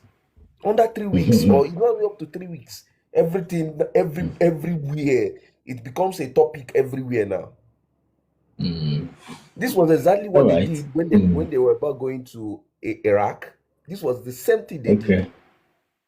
Okay, they made the thing worse, and then they justified to invade. You mean? Yes, and they pay influencers. They pay our news media. To push it. To push it is an agenda. So and they just want, and the thing is that most of my people, because we are clamoring to have our country, we are clamoring to have it. So now most of my people feel that if these people come in, okay, they will scatter the whole thing and there will be a reshuffle. I will just look at them, I laugh. I say, you need to understand where your pain is coming from, because your pain is not coming from an Hausa man. Your pain is not coming from a Yoruba man. Your pain is coming from out there. Actually, to be fair, common sense, to be fair, I think it's a mix. And I thought it gave it a long thought. I think it is 60% from inside, actually, maybe 40 from outside. Why? These people, they are paying to because they pay. Let's assume this theory is true. This conspiracy is exactly the way you have said it. I know there is a conspiracy, but let's assume it's exactly like this. The people that are paid to honor life, do you know they have sincere intentions, not sincere, original intention to honor life? I don't know if you get what I'm saying. Yes. People that they are paying rather to blog, we can say is a mix of sincere and intentional intention to blog. Some is that, wow, something is happening and somebody is paying me to publish it. Wow, that's nice. Let me publish it. You understand? And for Yes. some, I mean, whatever reason. But the point is, if there is no Judas to pay, there will be nobody to do that betrayal. But there are too many Judases that are ready to collect money. You understand? Yeah. Yes. So it's a mix. I've thought it's both inside and outside, but I still give it 60% inside. Because if there is nobody, Okay. if you don't give this Fulani headsmen and terrorists unaliving pew pew, they will use knife and they use cutlass. Only that it won't be as bad. You see, Yes. so all America is coming to do. These guys are not super extra bad. They're bad, but they're like the kind of people that will make use of your weakness and the cracks you have and use it for their gain, and they'll just claim out and they'll be justified in a way. So they have seen an opportunity. Okay, there's a crack. This one hates this one. Let's push this one against this one more. Let's push that one more. Let's give this one money to publish. And all of them are just collecting money and doing. This one likes IMF loan. Let's give him IMF loan. Do this, do that. So they just pitch everybody against each other and they come in as the savior. The only time you see their white skin is when they are coming to save. But when they're giving weapons, they will not show. When they're doing that back end thing, Yeah. sponsoring Al Qaeda, sponsoring that, they will not carry on aliving and unalive Nigerians. Very unlikely. They are very crafty people you're dealing with. And they have the bird's eye view, the plan view of what's going on. The only time they will show their face is when they want to show their face like the fake Jesus or like the fake savior coming to save. Every other part, silent. So, like I said, it's unfortunate, but it's 60% inside. But then there is no country that will not have one Judas. Look for, if I even in heaven today, Satan rebelled in heaven. So if you're waiting for a time when there will be no Judas in the community, it's almost impossible. But unfortunately, we must be very close to that to be able to kick off these guys. Okay, another way to do that, which is what we are doing in this live today and every day, is that fine. We can't cause all the Judases to repent, all the Fulanis to say, okay, we now love African Yoruba people. We can't say all the bloggers will now say, okay, we'll not take money. We'd rather stay hungry than take money from US to publish what you see. But what we then do is to put out information. And what that information will do is to separate between those who are sincerely ignorant and sincerely wrong, you see, and those who are just pure hypocrites. It will just expose hypocrisy. So it will become clear that, wow, this is what is going on, that is what is going on. So if you want to honor life, we know that, okay, good. Because when that kind of information come out, I suspect in my mind that if for some supernatural reason the Yoruba are able to break off, Igbo are able to break off, which is how they've been before, right? It doesn't mean they are fighting, they just have boundaries. If they're able to do that, then maybe that's when you will see people from the north will physically, maybe not say people, let me say extremists from the north, will now physically face the west, Yoruba, face Igbos and fight them physically. Not this entering bush in and out. No. Their armed forces will now face. Do you understand what I'm saying? It will now be a full-blown war. We now reverse back to our Fonja war that happened in Kwara State or something like that, right? Where we know that, okay, fine, this is war. Yoruba is fighting these people. This is now another Kwara State war. That will be clear. So that's what you have. Then that will be more fair. All these guys that are just speaking left, right, center, confused all over the place, they will then carry weapons. Okay, fine, I'm fighting for Yoruba land. Clear. I am fighting for Igbo land. Not that the whole thing is divided and confused. And these guys would like to conduct that confusion because they need those resources. The commission needs to keep going. But when God will hear our prayers, what I can say, the information will go out there and the information will be just all over the place. And when it's all over the place, then these guys, they would, of course, they are very smart. They begin to shift grounds and begin to readjust themselves because they know the time is up. And they'll not start saying, just like what they did when they say, you know what, let's now have 1 or 2 seats for Africans in the United Nations Council or whatnot, right? So that they can come and observe. They can't make decisions, but they can just go. Where was that seat before since 1950 something when UN has been created? You understand? So they will start shifting ground. You wanted to say something? And I feel like if the divide can happen, then you will see them trying to favor the people that The North. have no, they will see them trying to favor the people that have most of the Resources. natural resources they are looking for. Yeah, it's almost all over the country, but they would not like that division because there's too many things that hangs under that name Nigeria. Okay, that literal text, Nigeria, right? In documents with the British, document with this, document with that. So all of those, in fact, even the IMF loans will be difficult to sort because each each component can say, you know what, I'm not the guy, I'm the president of Biafra, I'm not the president of Nigeria, so your loan, I can't pay back your loan, goodbye. Do you understand what I'm saying? Yes. So they would not let that happen. They probably will not. If they see it wanting to happen, they will sponsor as many Judases they can find. It's just like that NSAS protest. They sponsor people to mess it up. You see? I'm telling you. So we need a very, very mighty hand to bring us out of this mess. Very mighty hand. I don't know how God wants to do it. So what do you Yeah, go think? ahead. What do you think is the way forward? What do you think is? That's what I'm saying. Information. So that when you see somebody that, look at how the GMO story went. Because GMO, for some reason, somehow everybody knew rather. Even almost the market women could tell you GMO, poison, we can not chop am, poison, GMO, no good. Oh. Even people are saying it in pidgin language. So when a Proco doctor, for example, tried to use all this English, this other guy is trying to sing with Bill Gates and do all of the stuff they're doing. People are like, no, we don't believe you. Why? Because the information was out. So people started seeing whoever was it that was singing with Bill Gates then, is it Shortman, MI, right? And the other guys, and they started seeing them as what? As sellouts, as traitors. Do you get what I'm saying? Yes. Yes. So I think that naturally speaking, it is still God's hands that will do it, but sometimes God uses processes that you can define and understand. Sometimes it's supernatural, completely difficult to explain. But if it is something that will happen mechanically with logistics, it's probably information that will be the key thing that will break it. So to be clear that about this thing now, GMO is a poison now. We've been eating food before these guys came. So what is this GMO thing? You have watermelon as big as, just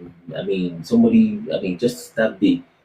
Tomatoes that are supposed to be just regular tomatoes as big as a person's head. Which kind of tomato is this? It's GMO. You understand? So the information is out. So people started. So if you now support that kind of tomato, you speak one English, even the market women won't hear you. Even the so-called elite won't hear you. Like, are you? What's wrong with you?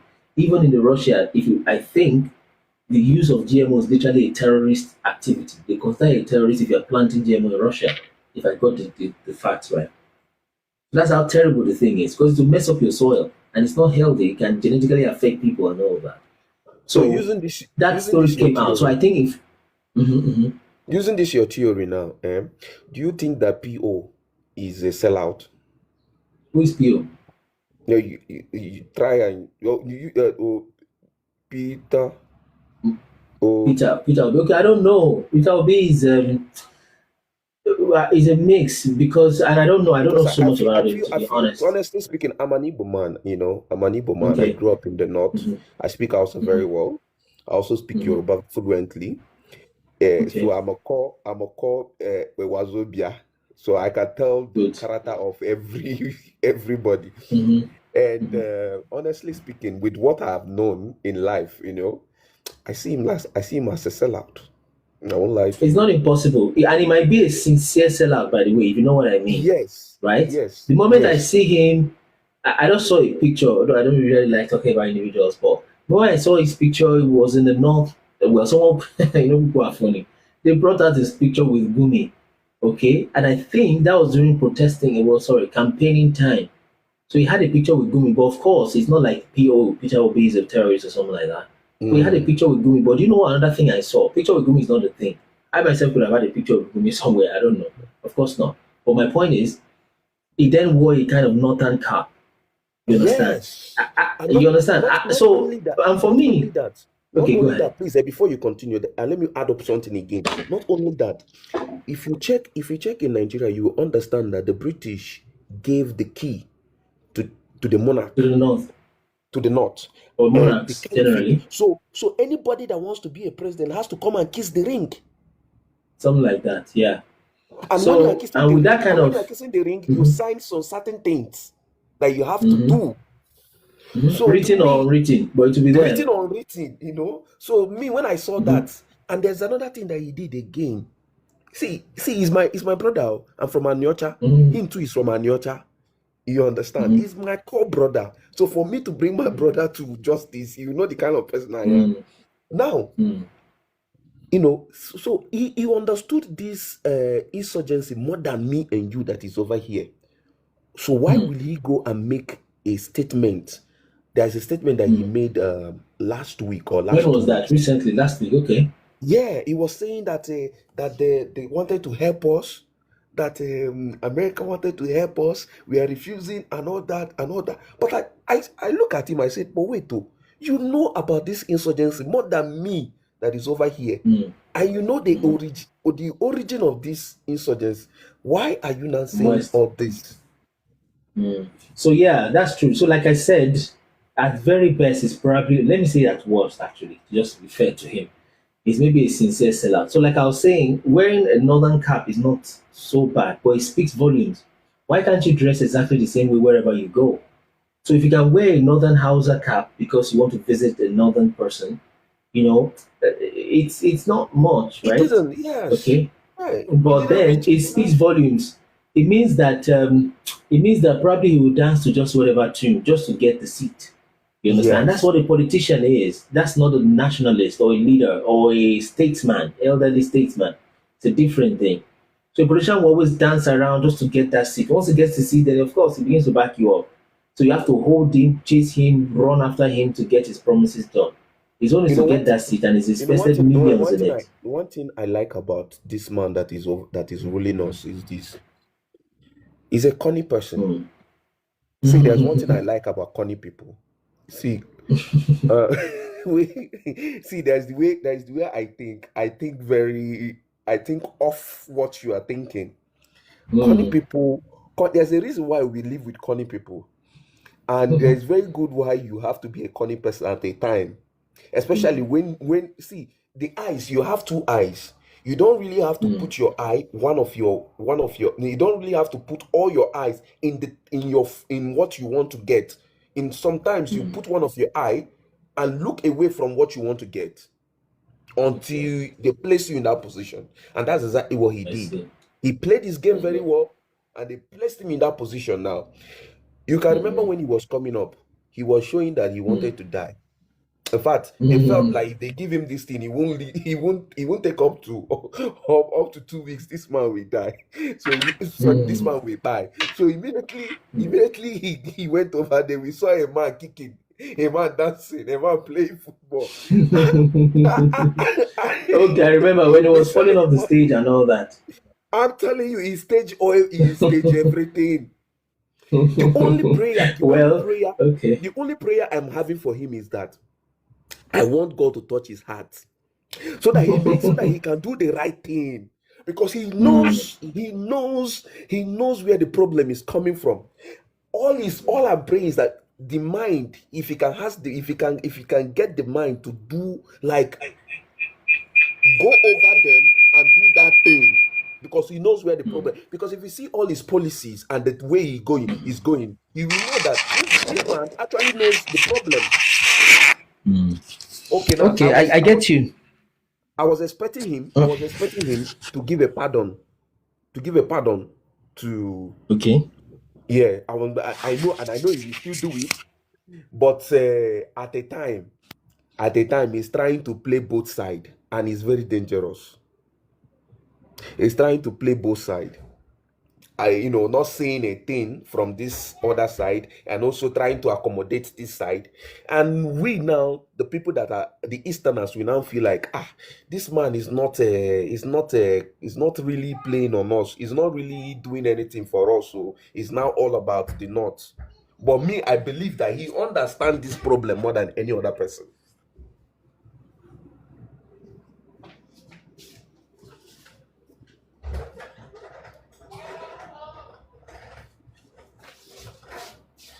So I'm listening.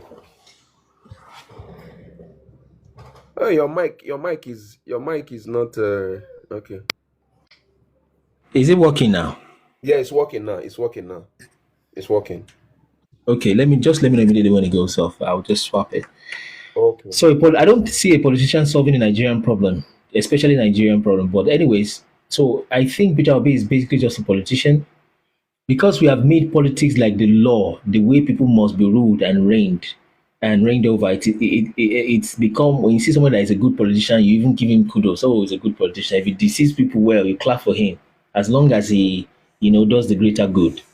It's because the standard has gotten so low. But I think we can push things a little bit further up, or rather just leave it as simple truth.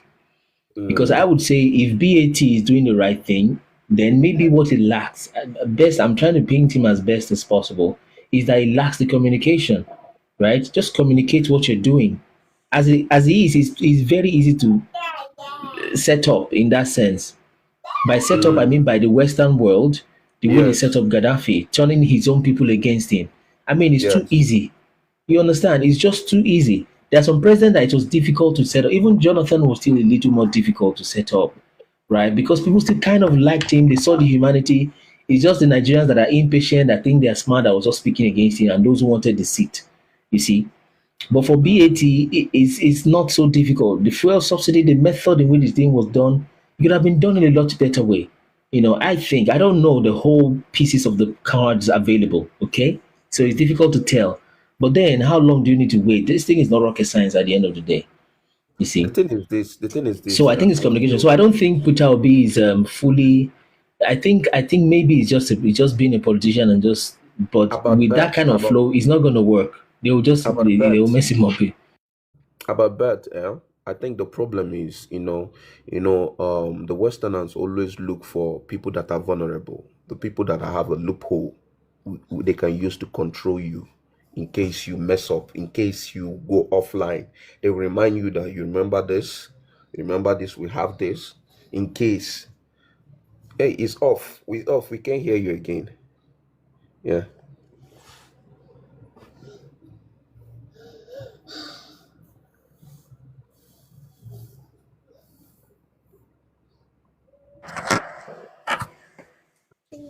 Is it back now? Yeah, it's back now. My daughter is greeting you.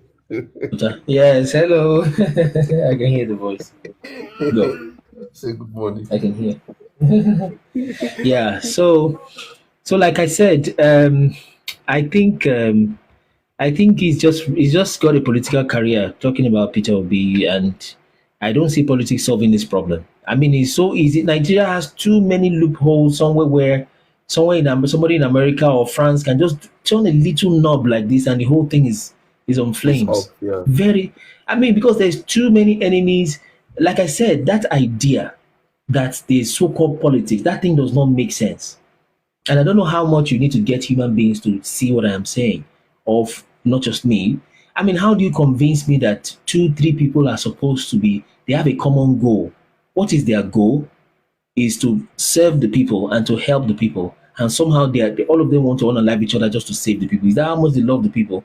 If they love the people that much, can they put their heads together and we create a structure in a country such that everybody agrees and you're like, you know what? Okay, Tinubu be the president, okay, Atiku be the vice, and Obi be the head of power or something, or minister, and then you must change that. If for whatever reason under heaven, Nigeria makes that agreement, this guy will go and either, not him necessarily, but the Western world, will either go and sponsor somebody, they will go look for, even if it is Showore, they will find, they will give him $50 billion. He probably will take it. Because in his mind, he'll be like, oh, these people can't do it, they are too old. And they will look for a reason. Very easy to, 50 billion is too much. Right? I'm not saying Showore is a bad person, but I'm saying let's Yeah, think I know. again. I know. What kind of governance do you have that these people so much want to serve, they want to serve the country so much, and they will spend hundreds of millions of dollars to contest? Why not use that hundreds of millions of dollars to support what is going on? Right? Yes. Yes. So and they call it politics, and these guys clap for that kind of thing because they need that division. They need it. Meanwhile, in their country, they have the same thing, but it's plastic one they're showing you. Just keep going. The Democrat and the Republican are the same people at the end of the day behind the scene. It's kind of the same thing here, but here it's still a little bit more sincere because they tell you to use mask in 2020. They have left mask almost 6 months, 1 year after. Nigerians were still hitting their fellow brother's head because they didn't cover nose. When these guys have left the thing long ago, they show you a curriculum. Check the mathematics test now for high school, right? Is what they call it here, right? For high school here, the thing has become simple. They don't stress people that much. You can't do masters in UK and fail. It's almost impossible. You understand? But Nigeria is still hitting their head on the rock. These ones, they didn't use rock. It was a plastic polystyrene they were using. That thing was a plastic. They tell you to do the same. You go and do the same. Boy, and your head start to bleed. And they are enjoying their lives. They are showing you the fake thing. Yeah, that's what the white man does. So Nigeria will just follow the thing to the letter. You will see people in university grad, they're still using dog-eared note, still doing, you're studying computer science, and what they're doing is 100, 200, 300 level is Fortran 99. As My in, God. You as understand? in, And they just stay in that thing. They stay in the same thing with religion. Even though the religion is your story, they exported it and brought it back, blah, blah, blah. These guys now in the UK, they don't want to use the word church again. They're changing to communities, but we are still running after church. That one is a little different anyway, slightly special because there's truth in it at least. But this uh, so-called democracy is based, by the way, on Socrates, right? Socrates and some other guy. They said that is it. I am checking that research. I just don't have the energy. I doubt, because what they do is that they try to justify their way of thinking today by telling you that that thing is as long as so-called ancient Greek. And one of the guys of the ancient Greek is Socrates. I'm doubting if that Socrates guy ever existed. It's a very bold claim. I'm telling you. So they'll just tell you, look at another scenario. Everybody was everybody was the you know same why I'm thing. The same thing laughing? with You know why I'm Michelangelo. laughing? You know Yeah, why let me I'm know. laughing? The reason why I'm laughing is that most of the stories they told us are all lies. They Yes, are too all many of it. lies. Too Too many many of of them it. are This same all thing with lies. Michelangelo. Yeah, Michelangelo. What's the name of that other? Da Vinci. Da Vinci. Michelangelo, Da Vinci. There's a third guy, Italian polymath, that did the airplane, that Let me paints. remember his name. I think is Oh it God. that Michelangelo da Vinci? I think there's a third one. Okay. But my point is, there is a most of those guys are Catholic priests. There's a Catholic priest whose name is Michelangelo, right? Yes. Jesuit, right? Black Post. I suspect, I don't have full proof, but it is the same guy that went to create a fake Michelangelo in the past and said he's the one that did all the sculptures, right? And meanwhile, these are millennial sculptures. This thing we say, these Structures. are Tartarian stuff, you see. So they create fake identities. It is part of their people, Russians and some scientists in America that check this and say, like, this thing cannot be true. You're just repeating and looping history. Let me give you the last one before I show you, answer you on the Ife you asked, on the Igbo connection to Yoruba. Okay. The Okay. last one is that they discovered fossil fuel, which I think there can be many ways to generate energy other than that fossil fuel, digging up more or less Nephilim blood or whatever it is, flesh and blood from the earth. But let's leave that. Let's say fossil fuel is even the best thing you discovered ever. Fine. So fossil fuel now, 1800s, 1900s rather, in the 1900s, they discovered that and they started industrial revolution, right? Putting fuel in things, turning engines and all of that. And the exact moment that Africa started picking up on oil, and most of the oil, by the way, a lot of it rather, they got it from Africa. Okay, so the moment Nigeria wants to, okay, let's now start refining our oil, they started shouting, hey, carbon, oh, carbon dating, what do they call that thing? Global Clean warming, energy. oh, climate change, clean Global energy, warming. oh, Clean hey, energy. carbon is going to kill everybody, oh, carbon, sustainability.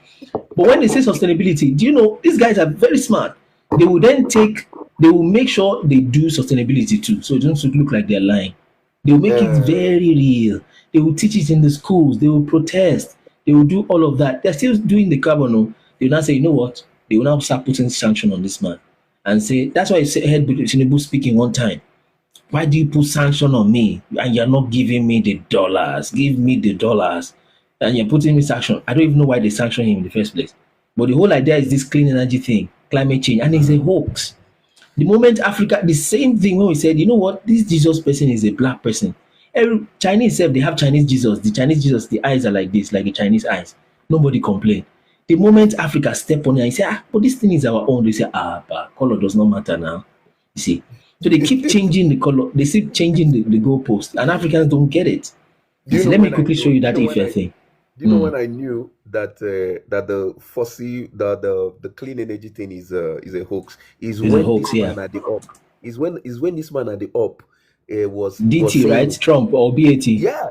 No, DOJ was saying it. He was saying What's the it OG with his self? mouth. Donald. Donald Trump. No, Okay, I don't know where the OJ come from is the thing. that's But where they go normal. ahead. That's what they normally call him, DOJ. Okay. So, Okay, go so, ahead. so he do you know what he was saying? Because he wanted to go and start mining out the fossil fuel that they found out. So the Democrat was kind of like trying to block him. He now started saying all these things, all the clean energy things are It's a lie. I- Oh yeah, yes, so he brought out part of the truth, right? so that Because it was not favoring so him. that because he wants to go and mind the Exactly. So, and that is the kind of prayer we need to begin to pray, so that they will begin to turn against each other. And that thing happened in between Italy and France. More or less, France telling Italy that why would not be like this? We have been eating Africans, eating their resources gently. With a chop small. You just go chop anyhow. You chop normal now. Now you have set them free. Now Niger, Mali, and Burkina Faso have kicked us out. You understand? Yeah. Because normally they do the thing quietly, but Italy was turning against France that they were just too greedy. So when matters start to come, God will just set. And so I don't know how God will do it, but maybe it will be that enmity within those our enemies. Maybe that's just the best strategy. I don't know how God will do it, but that still borders on information. You see, so enmity amongst them, and say, you know what? This, in fact, I've even, by the way, I've heard Trump said, I don't know if it is AI. It's difficult these days, and it's just audio, Yeah. so there's no point referencing that. But my point is that if they have disagreement among them, like, you know what? You guys, you have even been bad to these Africans. Okay, let's stop exploiting Africans. Just like exactly what happened with the USAID. Do you get it? Yes. So maybe it's that kind of thing that God would turn against them and say, you know what? You have been sponsoring Boko Haram and Al Qaeda, and I just be like, really? You understand? So maybe that is what will eventually open up this thing. And Yeah. unfortunately for Africans, they might still hear that thing and still not do anything. Still, it was these same white people that told you that Buhari is dead. Kano has been telling them, other people have been telling them, they didn't believe it until a white man, and the guy was just, he was just passing by and was just somebody giving a comment, and the thing went viral. Now, I'm not saying that another person, I don't know. But the point is, the moment they see a white man say, they say, so Buhari died, true.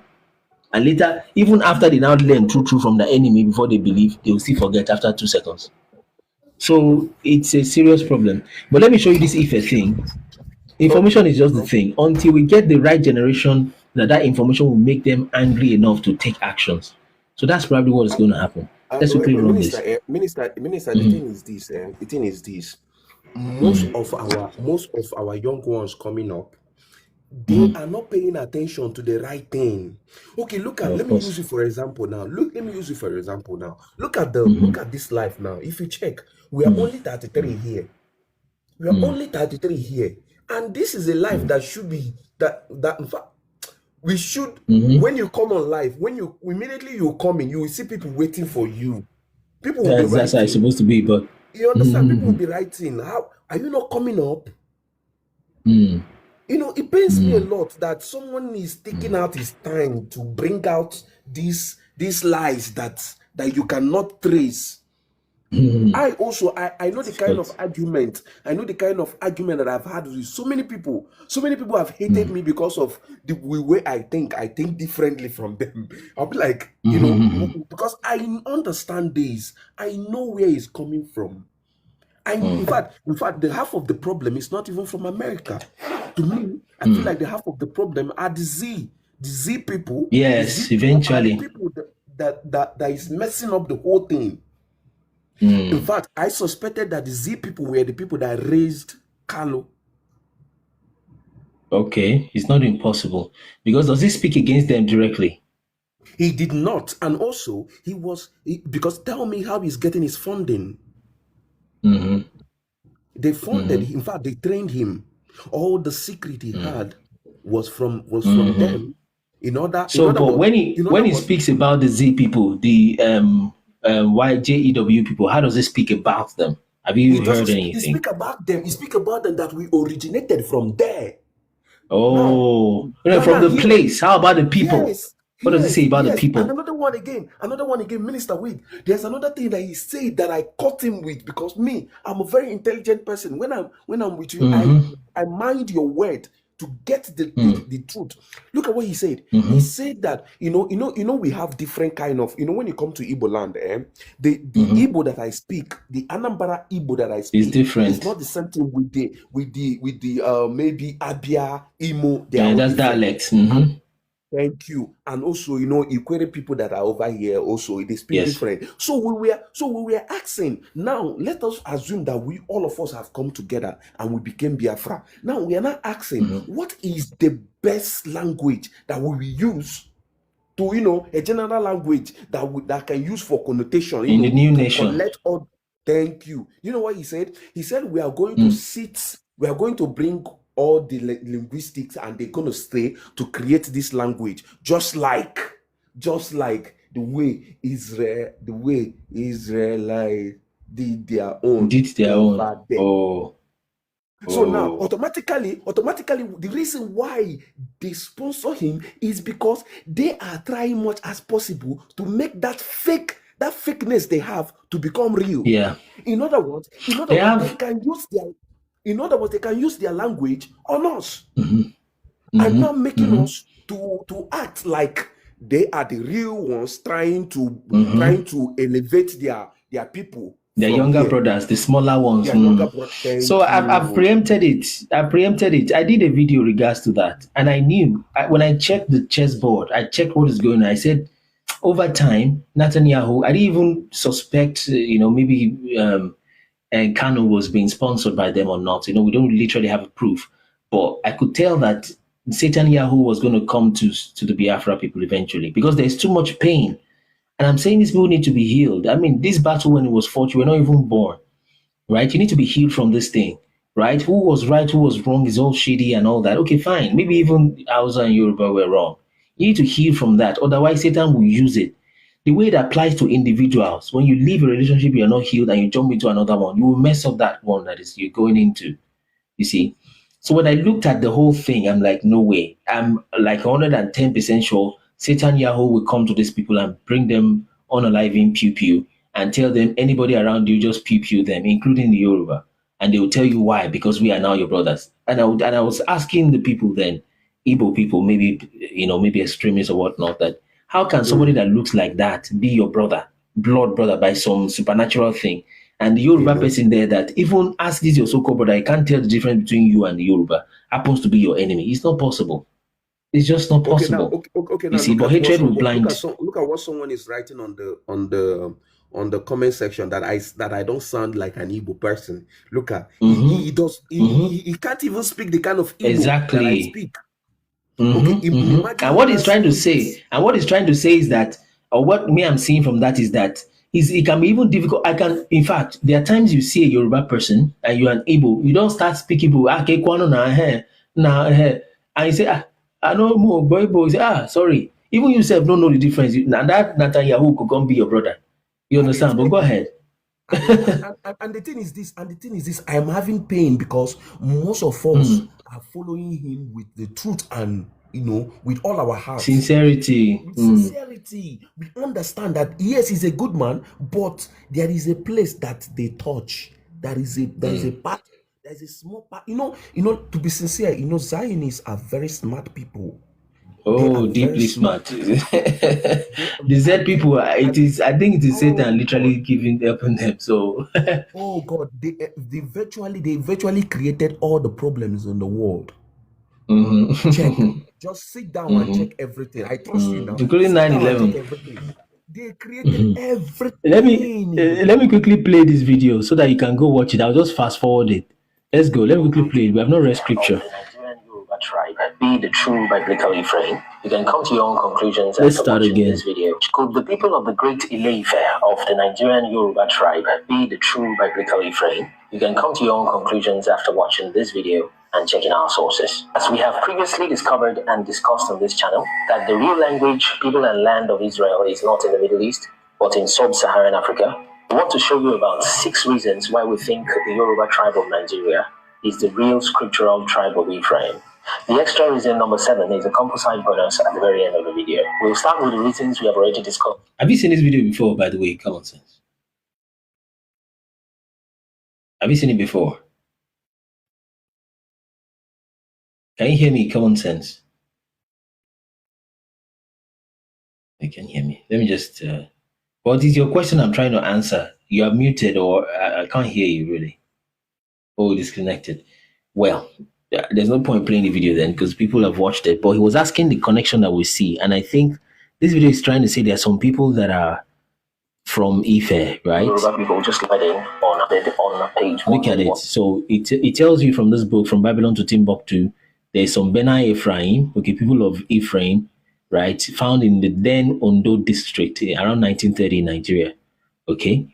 And you can just go watch this video, Ephraim Ife. If I look at the search term I used on TikTok, just type Ephraim Ife, then it's literally going to be the first thing that will pop out. Okay. And Ephraim is just that, it's just like, so that's Ephraim Ife there. So Ephraim is, that's the search term just right there. So Ephraim is the brother of Manasseh. Okay. And yeah, so just go search that. So, and we think they are just about the same generation with Eric, but then there are still some Yoruba people that are more like older, like people that will be from that lineage of your Oromio, which I think will be the Israel. Okay, so it's all over the place. Okay, but then they're definitely connected. There is no way that you just say that we're not connected and all that. That's just hatred speaking, which just interferes with common sense, more or less.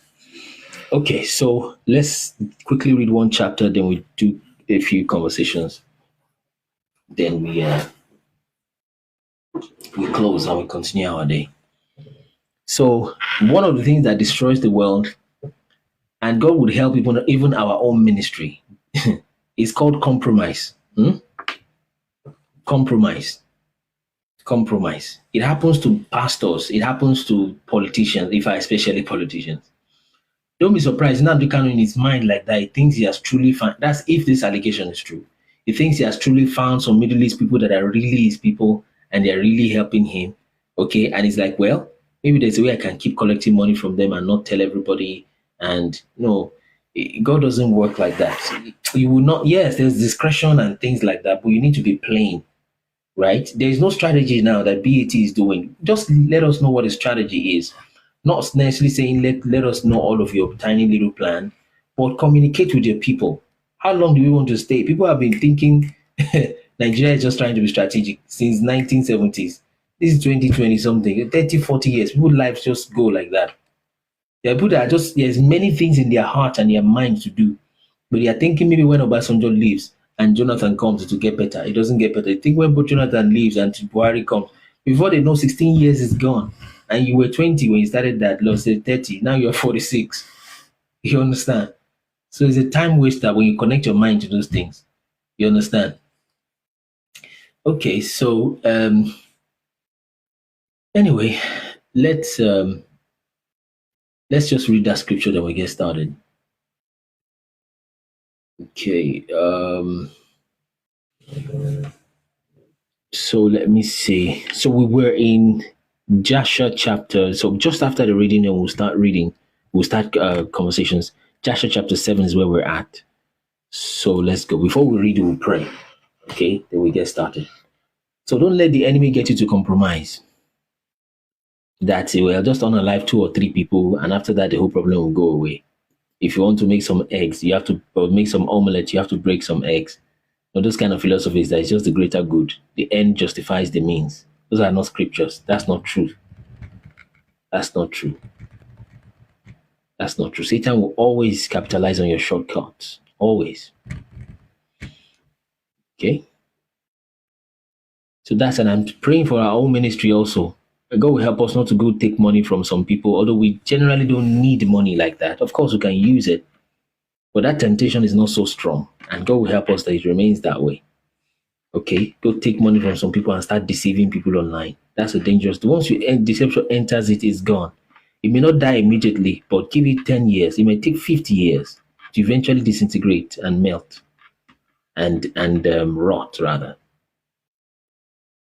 Right. So there's not such thing as good deception. Just tell the people this so that you can do this. It's understandable. There's a way to there's a way you can present things, presentation, but don't lie to the people and say, well, it just is a holy lie. There's no such thing as holy lies. There's no such thing. And deception is usually that kind of compromise what destroys ministries, destroy the when Tinubu, where I don't know what his intention are then, but there were times when he too was fighting for so-called democracy, which, like I said, that thing is just a scam from these guys. But anyway, he was fighting for truth, whatever you want to call it, you see. But now a time came when people who were his own age started protesting at the Lekki toll gate, which he more or less owns, and then people were unalived, you see. So was it Buhari? He said no. Is it you, Pat? He said no. Is it governor? He said no. Okay, head of army staff, he said I'm working on orders. If I say I didn't even shoot anybody. So Satan does not have any wicked, even Satan himself, or let's work with human beings. There is no inherently wicked people like that. So as we proceed and as we advance in this reality that is playing before us, right? Virtual reality, the devil will be left with less and less options than to work with good people who are just kind of compromising and thinking they are being smart. You see. And Tinubu is probably one of such people that started wonderfully very good, right? But now I think a lot of compromise, why it's just politics now. Understand, just tell them something, do this, do that. Before you know it, you are very far away from where you started. You see, because the devil is a wicked devil. Keep deceiving you like that. And we're just a little bit, just a little compromise here, a little there. Before you know it, your intention was to do A. Then you discover you are at W, very, very far away. Just little compromise bit by bit. Check in the universities, many of them started right. Even the ministries, many of them started right. Because what is driving Nigeria now is the political area, pastoral area, right? Just check those two. There's a lot of mirroring there. Another thing you see between politicians and pastors, right, is that you see that it's the older men that are there, older people, right? You discover, especially in the political side, but also in the pastoral side, the main men running the deal now are the oldest, more or less. And it's not necessarily supposed to be so. It's not evil in itself, but it's not supposed to be so. When Enoch was reigning over the whole earth, Seth was still alive. That's the third, right? In fact, the second, Seth, Enos, the third, they were still alive when Enoch, the seventh, was reigning over the whole earth. He was alive. But then it's the relatively younger men that should be bearing that strength and running those races. But when the oldest person, literally in the whole pack, is the one literally having that leadership in politics, in pastoral thing, right, in ministry, so to speak, or religion, if you will, then it means something is wrong. And I think one of the things that happened is that just after their generation, there was a release of a menace of distractions from hell, right? It was poured into generation of my own generation and the one just before it, perhaps maybe even one more, right? Generation being 40 years. So let me see the one before ours, okay, or 20 years, if you will. A heavy, heavy dose of distraction that hit the world. Our fathers didn't have to. There was just no, that distraction was just not there. And now you have a 45-year-old playing PlayStation, playing Xbox at 45. At that age, 45, Tinubu, what's his name? Obasanjo, all the Obasanjos, the Buharis, they were already heads of state, already running a country 3.8 times as big as the United Kingdom. But you are 45, you are playing Xbox. We are saying, okay, drop this thing, stop watching football a little bit, understand your structure, understand what is going on. You say no. And the women do the same thing. They're still wearing wigs, looking for iPhones, jumping. You don't know you are nearing menopause almost. And we're telling you, pay attention to this thing. Okay, why not to raise your children? No. You want to snap selfie on Instagram. What 13-year-olds should be struggling about? So there is a very heavy dose of destruction that hit the world. Satan himself has not perfected the art of distractions when these people were young. It wasn't that much. But the moment their set left, both in pastoral and political leadership, the following set that came after it, the distraction has hit his marks at that time, and now it's triple worse. Many of our fathers at our age, at my age, they've had a house already. Also, the art of deceiving people to go to school to do this and just stick with book and collect an A4 paper. After you spend 20 freaking thousand pounds to learn whatever for 2 years of your life, some cases 4 years. You spend 4 years, you spend 30,000 pounds, and they give you an A4 paper. Yeah, I've never seen that kind of contract before. And after that A4 paper, okay, take the A4 paper now. What happens after it? I beg to apply to be the the graduate trainee of this. You still have to beg. After that, 4 years and 20K and 20 grand, they give you an A4 paper to your hand. Bro, I've not seen that kind of fraud before. I don't know how the juju works. Right? And the person that put you on this path and say, okay, fine, run this thing this way, 1, 2, 3, 4, 5, you will get a so-called job, which is more or less slavery at the end of the day. Even the slavery now, you don't even get them. You see. So it's you don't know the kind of devil you are dealing with. You know the kind of wicked spirit you're dealing with. So our fathers then, yes, they went to school, right? They were some of these GOs, as it were, that they're still, they're master's degree holders, and not the honorary master or PhD they give you just because you are somebody. They literally read this thing, but distractions were not that much. The brainwashing with schooling was not that terrible. You could still finish in those days and still have the so-called job, right? But now it's very, very difficult. You are a 30-year-old person, 35, anywhere in the world, you are 35 and you have a house. You are an extremely rich human being. And I'm not talking about stupid mortgage thing where you bought a house. I don't know why they told you that thing is a buy. You didn't buy it. You only changed your landlord from a human being to the bank. You didn't buy a house. That's a mortgage. You just swapped your landlord. And you get, actually, to be fair, a more stringent landlord is what you just transferred to. But they tell you bought it. You did that kind of contract, signing your name on that stuff, and you're taking selfie, you bought a house. You didn't buy it. How do you buy something you pay for it for 30 years? That's not a buy. That's not a buy.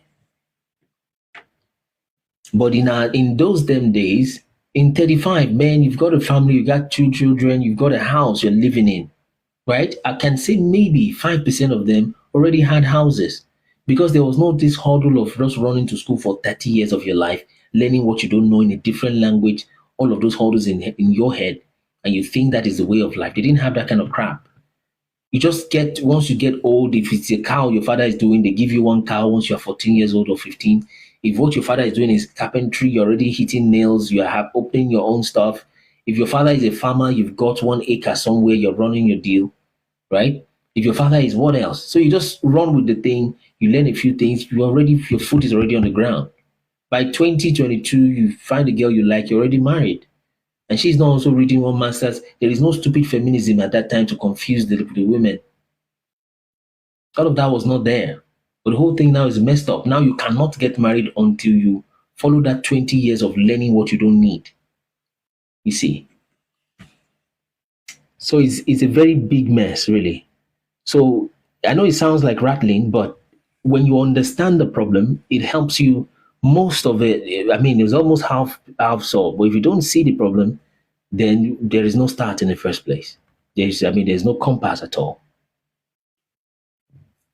I want you to understand as a human race, and I'm still trying to put that thing in your mind. It is not normal for a human being to have to work 9 to 5, 5 days a week to be able to justify his existence.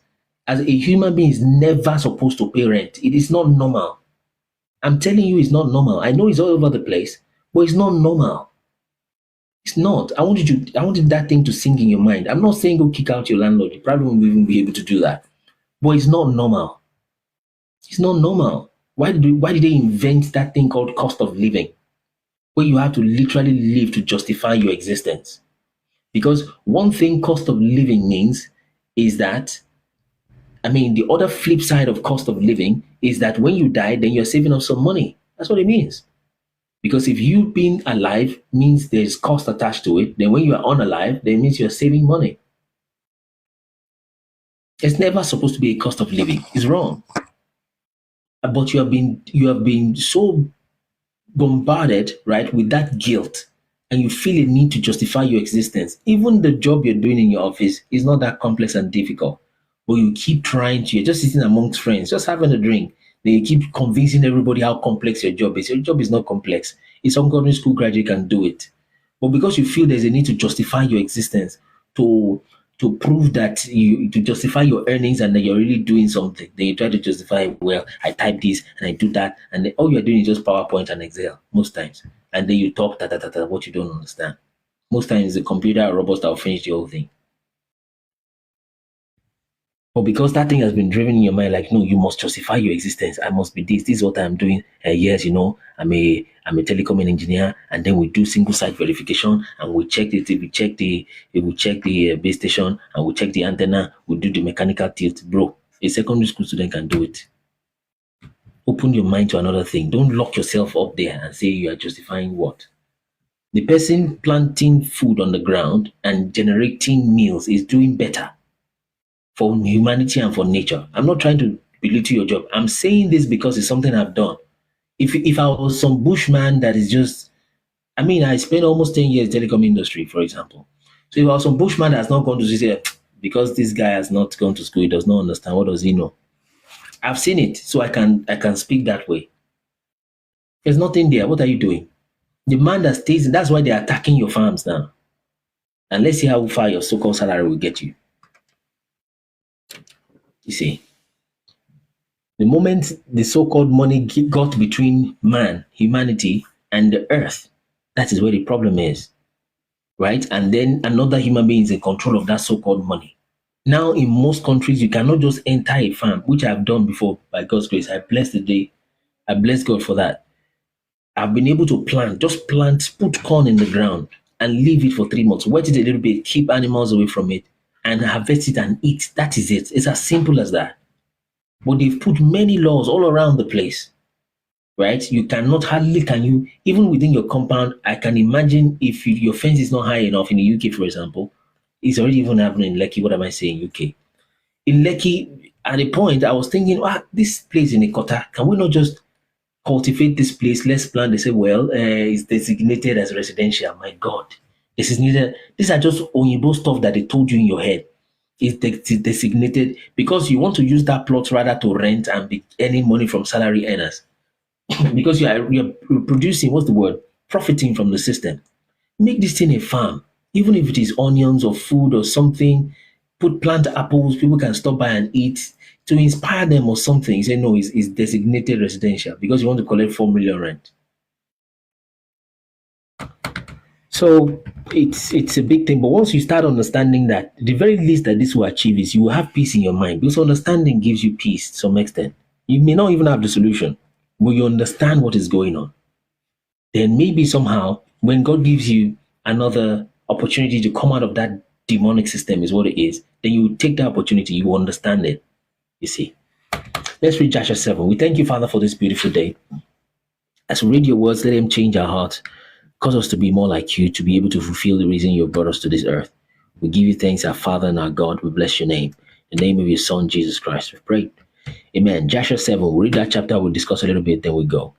So, guests, I see the guests there, but just give us a moment rather. When we're done reading this, then we pick up guests and we discuss more. And these are the names of the sons of Noah, Japheth, Ham, and Shem. And the children were born to them after the flood, for they had taken wives before the flood. And the sons of Japheth were Gomer, Magog, Madai, Javan, Tubal, Meshach, Tiras, 7 sons for Japheth. And the sons of Gomer were Ashkenaz. That's where you get Ashkenazi Jew, by the way. So at the best, the Ashkenazi Jew guys, they are Japhethites at the very best. Different from Shem. When you talk against them, you say you're anti-Semitic. They're not even from Shem. And the sons of Gomer are Ashkenaz, Raphat, Tegama, and the sons of Magog were Elikanaf and Lubal. And the children of Madai were Akon, Zilo, Kazoni, and Lot. And the sons of Javan were Elisha, Tarshish, that's like Spain or Iberia, Spain and Portugal. Kittim, that's Cyprus and Dudanim. And the sons of Tubal were Arifi, Kesed, Tari. And the sons of Meshach were Dedon, Zaron, Shebashni. The sons of Tiras were Beni, Bujera, Lupirion, Gilak. And these are the sons of Japheth according to their families. And the numbers of those in those days were about 460 men. 460 period. After the flood, the whole Japhethites, which is more like the people that own the land of Europe today, were 460 people, period. Okay? Now, keep it in mind that the land of Europe is different from the people of Europe. Let me not use Europe. Europe is more recent. The land of Japheth, the islands in the north, Russia and Europe, right? The people that own that land, the Japhethites, are probably not the ones that are there now. Okay? Because people that are there now look like this. Japheth probably didn't look like this. Japheth probably looked just like this, just like Shem, just like Ham. You see? But that's what you have in what you know as Europe today, the islands in the north. Okay, so there were 460 people, period, because they started from Shem, Ham, and Noah. Okay? Sorry, Shem, Ham, and Japheth, rather, from Noah. And these are the sons of Ham. So the second guy, Cush, Mitzrayim. Cush is like Ethiopia. Mitzrayim is Egypt. Phut, I think that's where the Fulani came from. Canaan.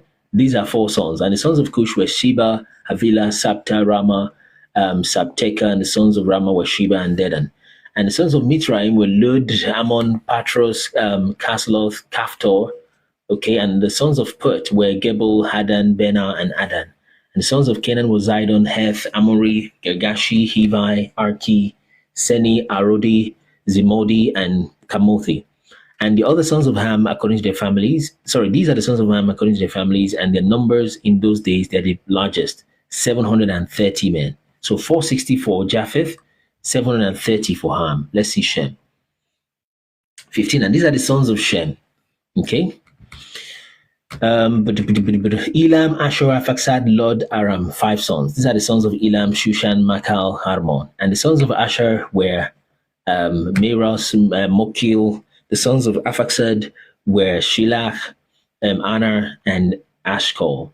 And the sons of Lod were Pethor, Bizayon. And the sons of Aram were Uz, and Kol, and Gather, and Mash. And these are the sons of Shem, according to their families in the numbers in those days. Okay, and the numbers in those days was about 300 men. So they were the fewest, the Shemites. Okay, so 300 for Shem.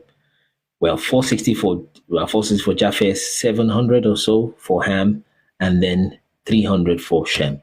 So these are the generations of Shem. Shem begat Arphaxad, Arphaxad begat Salah, Salah begat Eber, that's the father of the Eberus. So Shem is the 11th, Noah is the 10th, okay? So Shem, after Noah you have Shem, that's if you're trying to go linear towards Israel and Jesus Christ. So you have Noah is the 10th, Shem is the 11th, Arphaxad is the 12th, right? And Shelah is the 13th, Eber is the 14th. That's the father of the Eberus, okay? And the name of one and Eber were born 2 children. To Em was born 2 children. One was Peleg. Why was it called Peleg? For in his days were the sons of men divided. In the latter days, the earth was divided. So that was when Peleg means like to separate something. Excuse me, it means to divide. That's why they called him that name Peleg, okay? So when you read it in Genesis, people try to say that that's when continental drift happened, when Pangea broke into continent. But I don't think that's what happened. Some parts of, there was no full Pangea like that, because when the earth was still being divided by Noah, they were already islands, okay? So, but it was in the day of Peleg that Noah divided the earth and said, sons of Shem, go here, sons of Japheth here, Ham here. Okay, so 20. And the name of the second was Joktan, that's the brother of Peleg, meaning that in his days, lives of men were diminished and lessened. So post-Diluvian, people started living shorter, because Noah himself was like 600 when the no flood started, to living a lot longer. But after that, he started cutting really short. And these are the sons of Joktan, Almodad, Shelaf, Kazamoveth, Yarak, Haduram, Ozel, Dikla, Obal, Abimael, Sheba, Ophir, Havila, Jobab, and all these are the sons of Joktan. And Peleg, his brother, begat Yen, and Yen, Sherug, Yen. Peleg begat Yen. Let me quickly check something. Table of Nations. Okay, Peleg begat Yen. It must be a different name in what I know. It's not quite... Okay, that's Reu, I think. Right? Yeah, Peleg begat Reu. Okay, thereabouts. So just maybe like an alternative name. But anyway, let's go ahead. So Peleg begat Yen, and Yen begat Serug, Serug begat Nahor, Nahor begat Terah, and Terah was 38 years old when he begat Haran and Nahor. Let me show you a pictorial view of what we are saying. It's going to help your mind, because a lot of people think pictorially. Most people do, to be fair, okay? So just to let you know what we are talking about in pictorial form. All right, great. So let's have the Table of Nations. Okay, so let's have it. And this is literally world history, and it's African history also, because the world started from Africa. So it's really African history, but world history because of that. So Shem is the 11th, Arphaxad is the 12th, Salah, Eber, father of the Eberus, that's the Hebrews, that's Peleg, that's in his days when the earth divided, Reu, Serug, Nahor, Terah, and then you have, this is the last child, Abraham. But Terah gave birth to Nahor and Haran. So you discover that this Terah was one of the hosts, right? It's one of the chief host, the head of the host of Nimrod, right? So we are beginning to get into the part where we pick this movie from. Okay, so we'll get this more. Abrahamo, the hidden patriarch of our cable land. Okay, that's part of begin to get to part where we get to get this movie from. Okay, so so you discover that Terah is the head of prince of the host of Nimrod. Nimrod is from here, whereas they will soon tell us about Nimrod shortly. Nimrod is from here. Let me just zoom in out; it's a lot easier.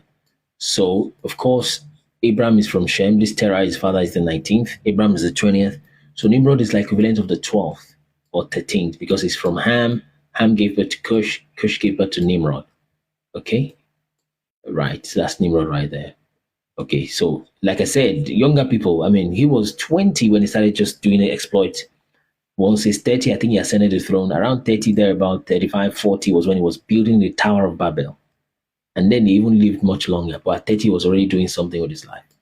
But here you're still learning calculus that you wouldn't use. You see. Anyway, so that's that. Just to give you a pictorial view of what we're talking about. It helps when you see the pictures like that. Okay, so let's proceed in the reading. Let's move that back. Okay. So,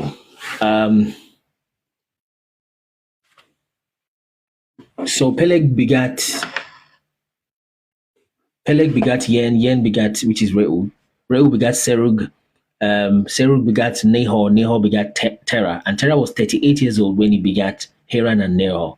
Okay, so and Cush, the son of Ham, watch this. Cush, the son of Ham, the son of Noah, okay, took a wife in those days in his old age, and she bare a son, and he called his name Nimrod, saying that this time the sons of men began to rebel and transgress against God. So his name literally meant something around rebellion or transgression. Okay. And the child grew up, and his father loved him exceedingly. And he was the son of his old age. For he was the son of his old age. Watch this now. And the garment of skin which God made for Adam and his wife, there was a garment of skin he made for them. Watch this. When they went out of the garden, were given to Cush. So how did he get to Cush? Cush is like the 12th because Ham is the 11th equivalent. And on top of that is the 10th, which is Noah, the father of Ham. So how did he come from Adam and ended up with Ham? It's going to tell you. He said it was given to Cush. He said, for after the death of Adam and his wife, the garment was given to Enoch because all of them were still alive. It wasn't necessarily needed to be passed from Adam to Seth to Enos to Canaan to Mahalalel to Jared the 6th to Enoch the 7th. He just went straight from Adam straight to Enoch. Because if you remember just 2 chapters before, it was when Adam died that Enoch decided to begin to withdraw himself from the sons of men. Okay? Right? So he was there. Enoch saw Adam. The way you read it in Genesis as if they didn't see each other. No, many of them were contemporaries because the years were very, very long. Okay, even now when the years of humanity is still short, people still live to see grandchildren, okay, or even great-grandchildren. So they were contemporaries, Adam and Enoch. So for when the death of Adam rather, and his wife, the garments were given to Enoch, the son of Jared, because he was literally leading the whole world at that time. Even angels thought of making Enoch one of the princes of the angels. So when Enoch was taken up to God, he gave them to Methuselah, okay, his son, which is the 8th, okay. And when at the death of Methuselah, he gave them to Noah. And if these stories were written like I used to say every other time, to just confuse people, and it was just some lazy story like Spider-Man story, there will be times when the thing will just miss, right? I'm not saying there's no discrepancies in the Bible, but most of them will be able to figure out, right? You would expect him to give the thing from Methuselah, which is the 8th, to give it to Lamech, the 9th, before Noah, the 10th, okay? But that didn't happen. What happened instead is that it gave from Methuselah straight away to Noah. Why? Methuselah stayed alive beyond, he outlived his own son. Lamech unalive before Methuselah, you see. So it was in the year, in fact, that Methuselah died that the flood started. So the cloth was given from Methuselah, the 8th, straight to Noah, the 10th. So Noah took them and brought them into the ark. Watch this. And when they were with him until he went, and they were with him until he went out of the ark with Noah. Verse 27. And in the going out, Ham stole those garments from his father. This was even before he saw his father's nakedness. You see. He stole the garments from his father, and he took them and hid them from his brothers. And of course, you saw how turbulent the ship was. I mean, they could have thought maybe from the turbulence, the clothes fell somewhere in the river, in the water, in the flood, or something. But he stole it. So he's been behaving in conformity to the curse, even before he was cursed. And by the way, him seeing his father's nakedness is probably a lot more gross than just seeing your father undressed. He probably had sexual relations with his own mother, is what he did. Probably. Why? Because it says in Leviticus, when you see your fathers, don't uncover your brothers, don't have relations with your brother's wife. She is your brother's nakedness. Don't have relations with your father's wife, right? Or concubine, for she is your father's nakedness. Don't uncover his skirt. Meanwhile, it's talking about the woman that your father is married to, you see. So, and then the next thing is, why did Noah curse Canaan and not curse Ham? You see, perhaps because Canaan was the offspring of that relationship. But anyway, there is no full concrete reason for that. But then, just in perspective, is a possibility that's how bad what it did was. Okay, and Ham got it. And when Ham begat his firstborn Cush, he gave Cush the garment in secret. And they were with Cush for many days. And Cush also concealed them from his sons and brothers. And when Cush had begotten Nimrod, he gave him those garments, through his love for him. And Nimrod grew up. And when he was 20 years old, he put on those garments. 20 years. Now watch this. That garment is not ordinary. And when Nimrod became strong when he put on those garments. For God gave him, now God is taking credit for that, or taking responsibility as the case may be, because the guy did terrible things. And that's how God usually will be. He will take the credit, take the responsibility, because he understands that he put all these things in motion in the first place. So Nimrod became strong when he put on the garment, and God gave him might and strength. And he was a mighty hunter in the earth. Yeah, he was a mighty hunter in the field. And he hunted the animals, and he built altars, and he offered upon them the animals before the Lord. So it appears he started good. And God didn't unalive him because, he was wearing a garment that was stolen. God still worked with him. That's how God will sometimes work with these people. Because they are creatures also, and legalistically they can approach him. They are like, God, you see, this one said he wanted to unalive this one. We only gave them weapons to help them. We do bad. We don't do bad now. And that's what they've been working with. Very legalistic. Okay? All right, so he was offering sacrifices to God. So he started with God, okay? And that's why you will see in the book of Genesis, or perhaps in Jasher here, you will say Nimrod did not return to God. You can't return back to some place where you have never been, okay? And Nimrod strengthened himself, and he rose up from among his brethren, and he fought the battles of his brethren against all their enemies round about. So they were already fighting each other. And God didn't stop that. See, you want to fight? Okay. But just take care. I would advise you not to, but you allow people to express themselves. That's one thing about the Most High, you see.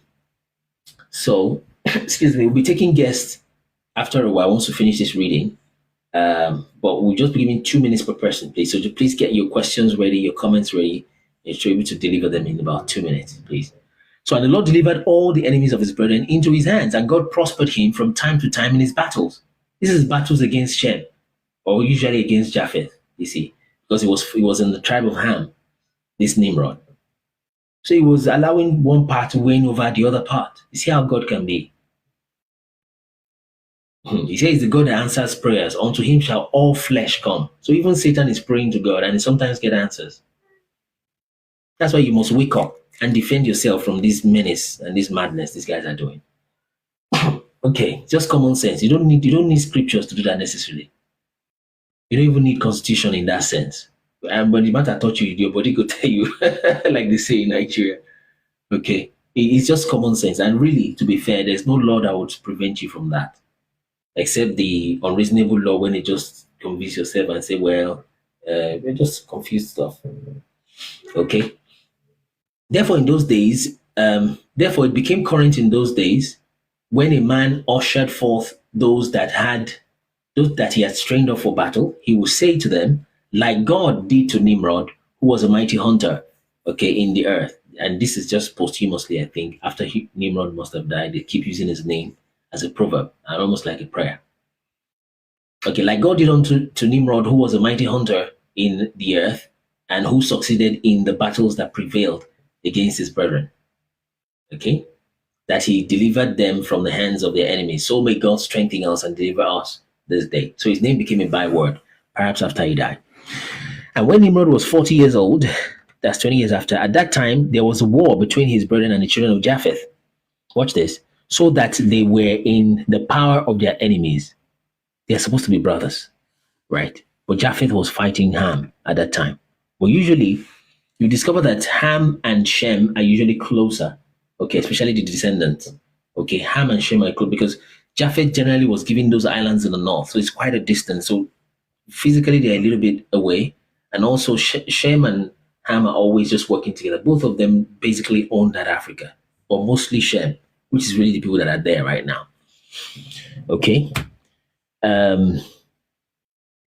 So when he was 40 years old at that time, there was war between his brethren and the children of Japheth, so that they were in power of their enemies. And Nimrod went forth at the time and assembled the sons of Cush and their families, about 460 men. And he hired also from some of his friends and acquaintances about 80 men, okay, and gave them hire, okay, and he went to battle. And when he was on the road, Nimrod strengthened the hearts of the people that went with him. So I'm not sure if he later says this in this reading, but you can tell the people he hired were from Shem, okay, because Ham was fighting Japheth. Of course, every Hamite male, most males at least, will be in battle naturally, okay? And then you're fighting Japheth, okay? So if Ham is fighting Japheth, there's only Shem, Ham, and Japheth. Then where else can he hire from? He probably won't hire from Ham because all Hamites are probably just there anyways. And he will hire from Japheth, that's where the enemies are. He probably must have hired from Shem, which is probably the neutral person, but he will pay them for that hire. That's how legalistic things have been since then. And they're supposed to be brothers, literally brothers. But they were fighting and God didn't jump from heaven. So it means you must take hold of your own self-will. This your, what's it called, free will God gave you. Use it to glorify God, to defend your people, to do righteousness. And you'll be justified for it. That's it. God didn't stop Nimrod to say, but you're Hamite now, but this is Shemite, that's your brother. Don't you know you are brother? They knew they were brothers, but they were still fighting. And God didn't interrupt them necessarily. In fact, those that came to him for help, he helped them. And that's difficult to say, but that's just what it is. And that's part of how you begin to see that death is not the worst thing that can happen to a person. Maybe not. Maybe not. In the eyes of God, at least.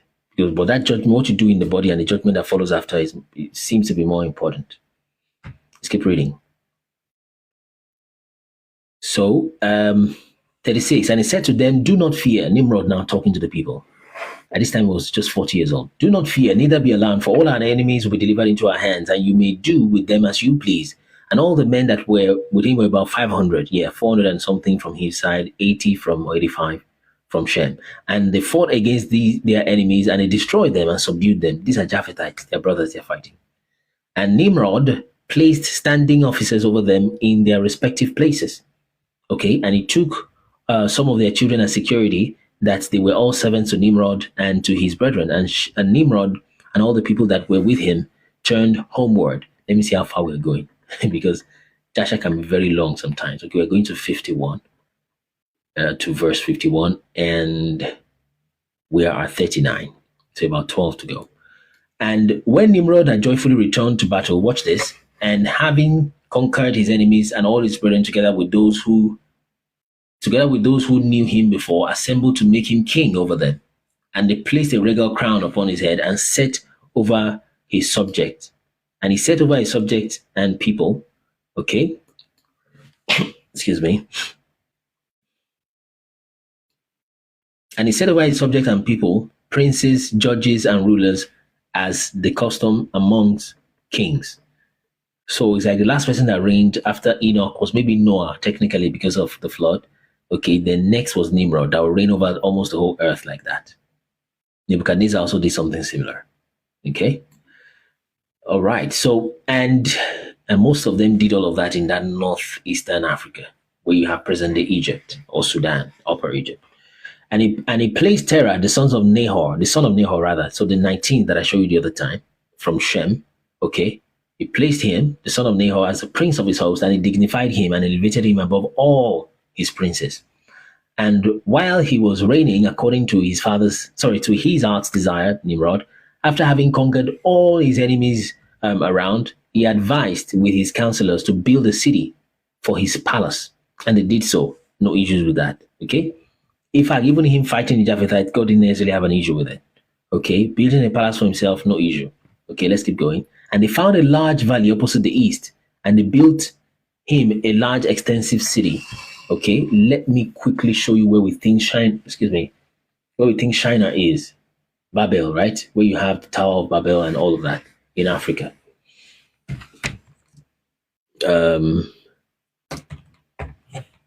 Quickly, yeah, that one. Okay, so let's quickly show you where we think the Tower of Babel will be, or at least where Shinar is. Expand that. Excuse me. Okay, and we have references for making these claims. Like I said, Babylon, Egypt of Pharaoh, and Shinar of Nimrod were around this northeastern Africa, all of them. Such a powerful place it has been, or it was for centuries. So we think this is where Shinar is. Okay, and there's a place just to the east of Shinar where you have Babel Mendel. Okay, so we think the Tower of Babel must have been between this spot and this place where you have Shinar. We have references to put Shinar there. So go to this map on our website, check the B, the D, the K, the L, the H, A6. Okay, you discover how we discover that Shinar must have been there. So, but of course, Shinar must have covered most of this whole region up until here. Okay, Shinar must have been that big, but there are smaller nations like Haran. There's this Haran just within the sub city of Shinar. There is Akkad, okay, and we think that is Agadez, the same thing in Niger, present in Niger, is one of the cities that you see it in Genesis chapter 10. He also built Kalno or Kalne, which we think is Kano in Nigeria. Okay, this is Damasak, that's where you have Damascus, northern Nigeria. Okay, so he built Kalna, Akkad, Babel, okay, and all that. So some of those nations, all of them were under a region I want to think is Shinar altogether. Okay, so that's just to show you the pictorial view. So you can go check that, download the map for free and all that. Okay, let's keep going. Yeah, let's close that. Okay, so let's run. They found a large place. Okay, watch this. And they found a large valley opposite to the east. You saw where Shinar was, to the east of that. And they built a large, extensive city. And Nimrod called the name of the city which he built Shinar. Okay? That's like the capital. Okay? For the Lord had vehemently shaken his enemies and destroyed them. So the word Shinar must have come from either vehemently shaking, something around that, or shaking enemy or something like that, or destroyed enemies when you check the etymology.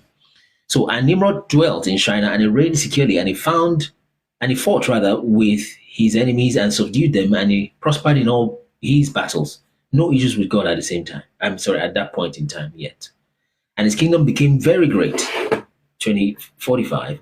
And the name, watch this, and all nations and tongues heard of his fame, and they gathered themselves to him. In fact, tongues were not even divided yet then.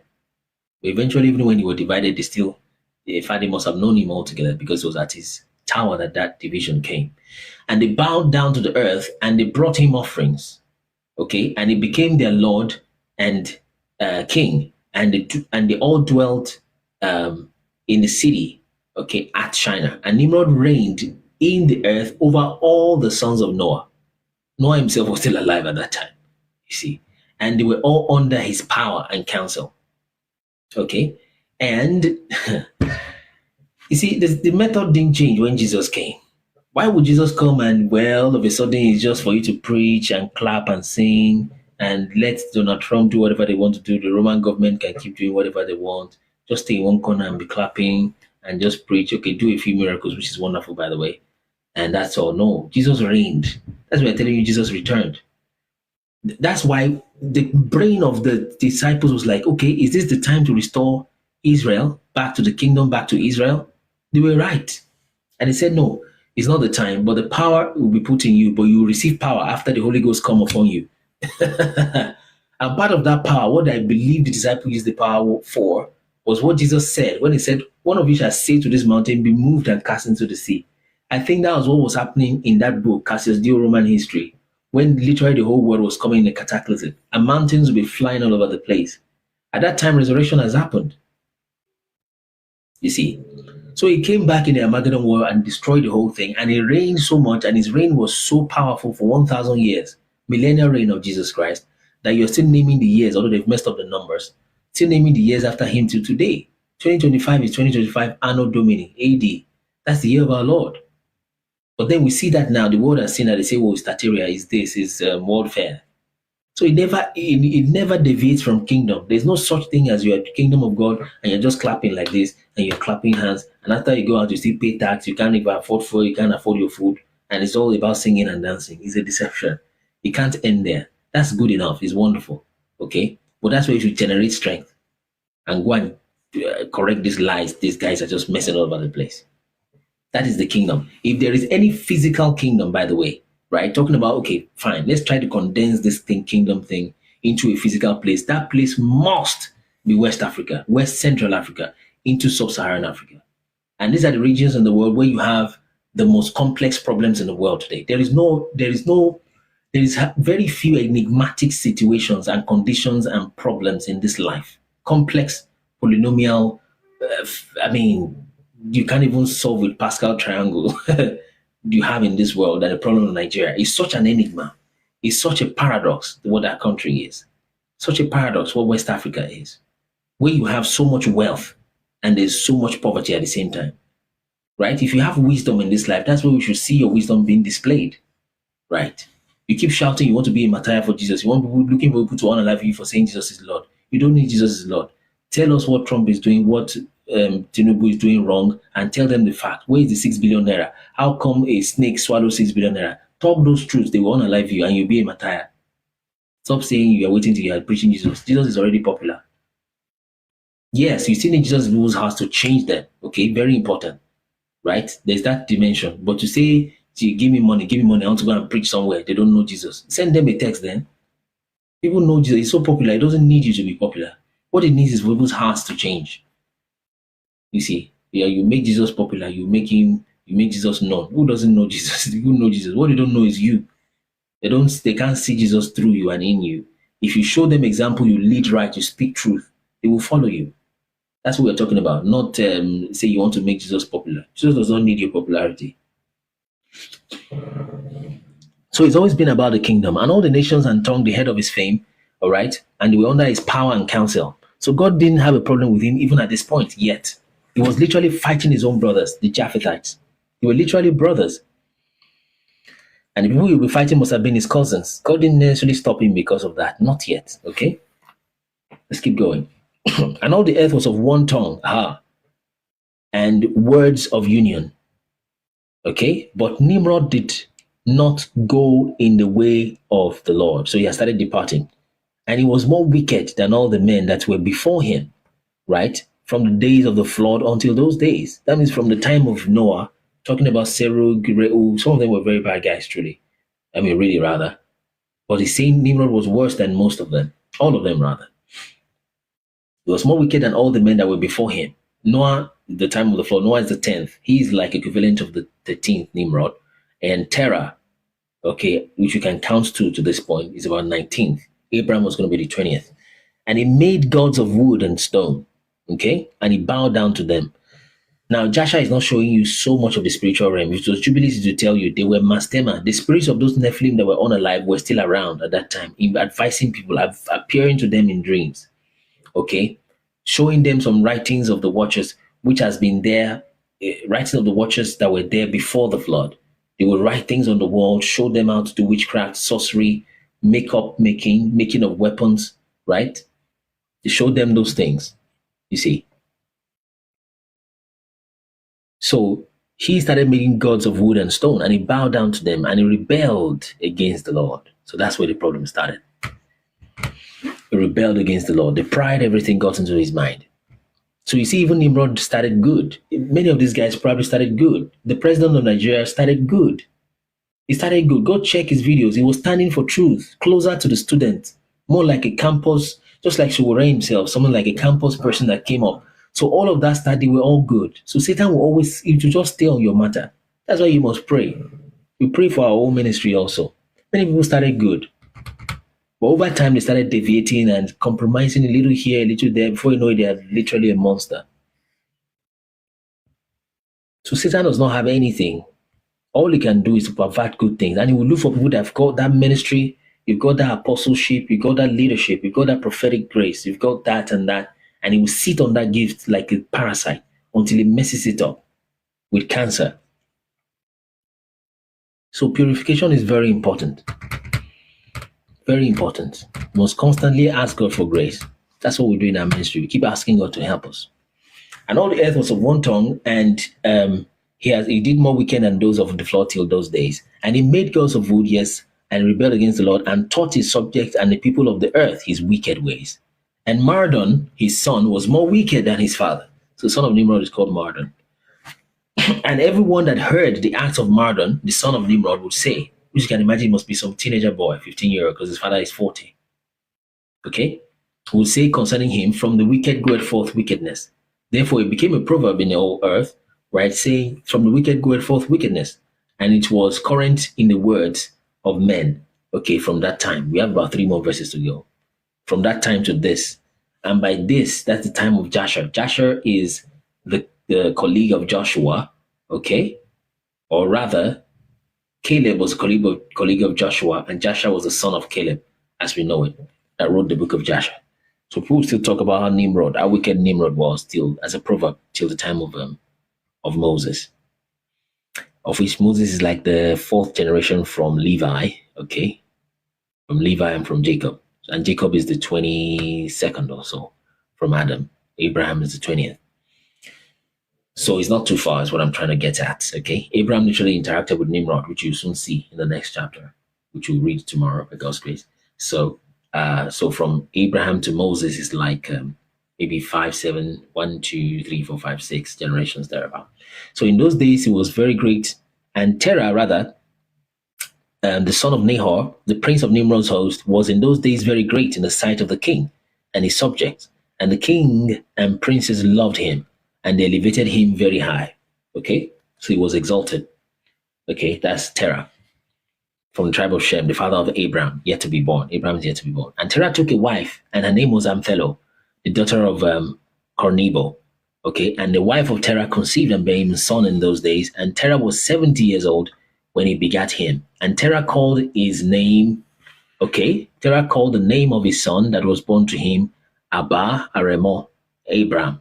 Okay, that's Abba Aremo Yoruba means father or a princely father, or they call it exalted father. And it tells you the reason. He called him Abram rather, because the king, Nimrod, had raised him in those days and dignified him above all the princes that were with him.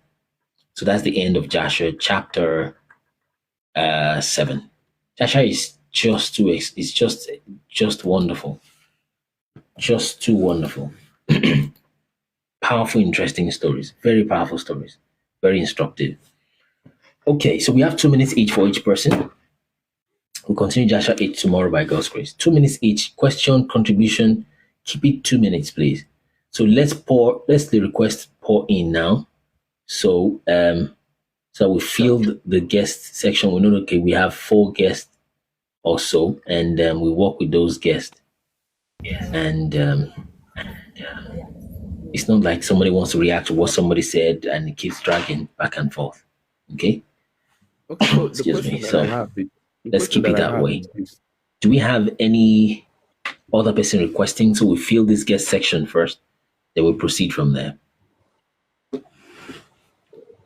Any guest request now. If you are on YouTube, you may not be able to request, but you can type your question on YouTube, then we'll answer you. Somebody will be there to answer you real time. Okay, so any guest request still? Let's do something we have not done in a long time, although there's not much time. But if it's your first time, you'll be sent an invitation to just come up to say hi or something. So if you see an invitation, accept it and come up, fastest fingers, and just say hi, okay? Maybe when you first hear about our channel, and something like that, then you can go back to the comment section. Or maybe if it's been long, you've been here before or something. So accept the guest request if you have an invitation, just to come say hi in 1 minute or so, maximum 2 minutes. Then you will return back to the comment section and we'll end for the day. Excuse me. So, but please, let's stick to 2 minutes. I'll tell them to make the moderation very tight today so that if you are, oh, there's a Netanyahu guy in the house. Makings, Jenny. Netanyahu guy. He's just somewhere there in the comments. He's come here before. He was just saying stuff, saying you have bombs there in Nigeria. I told him if Satan Yahoo, if they come close to Nigeria, I told him they will be destroyed, and it's the power of God that will destroy them, because they are the wrong people and they are coming to attack the people of God. And I told him the power of God, the hand of God is against them, and I know they are causing troubles all over the world. So he's been here once. He's still there in the comments. You can keep listening. And I know they've left this app so they could keep getting, because when you are of the light, he said when your works are evil, you do it in the dark. But when you're of the light, you do your works in the light so that it can be manifest to people that you are of the light. So of course we have strategies we don't say in public, but what we are saying is truth. We don't need to hide like you do and your father, the devil, hide in a secret. If you are so bold, you shouldn't be kidnapping people. Why do you kidnap and not wait? You kidnap and go back to the bush, right? That's a cowardly thing to do. You go and shoot women and children and you call yourself bandit. You're a coward. If you want to be bold, you do that in the plain and you stay alive and stay with bold face. You see, and you come out in the open. Okay? Not kidnap people and run back into the bush and kill women and children and you say you're a soldier. You're not a soldier, you're just a wicked person that happens to have a weapon with you. All right, so let's do 2 minutes each. Let's take it from the bottom up because maybe common sense has spoken before. So Mikolo, 2 minutes. Let's go real quick. Then after Mikolo, we have real infinity. Then we have common sense speak. Mikolo, you're muted. I'll reset your time. Mikolo, you're muted. Oh, is real infinity ready? Real infinity, are you ready? You're muted. Almost ready. Okay, Mikolo, are you ready yet? Maybe common sense will go then to start. Okay, let's start with common sense. I think he has another comment. Are you ready, common sense? Yeah. I'm okay. Yeah, so please let's stick to the time. After you, then let's have Mikolo or real infinity, whoever is ready, so that we can continue. You know, the question that I wanted to ask is this. I wanted to say is this. In Igbo land, we normally say Chukwuka Abiam.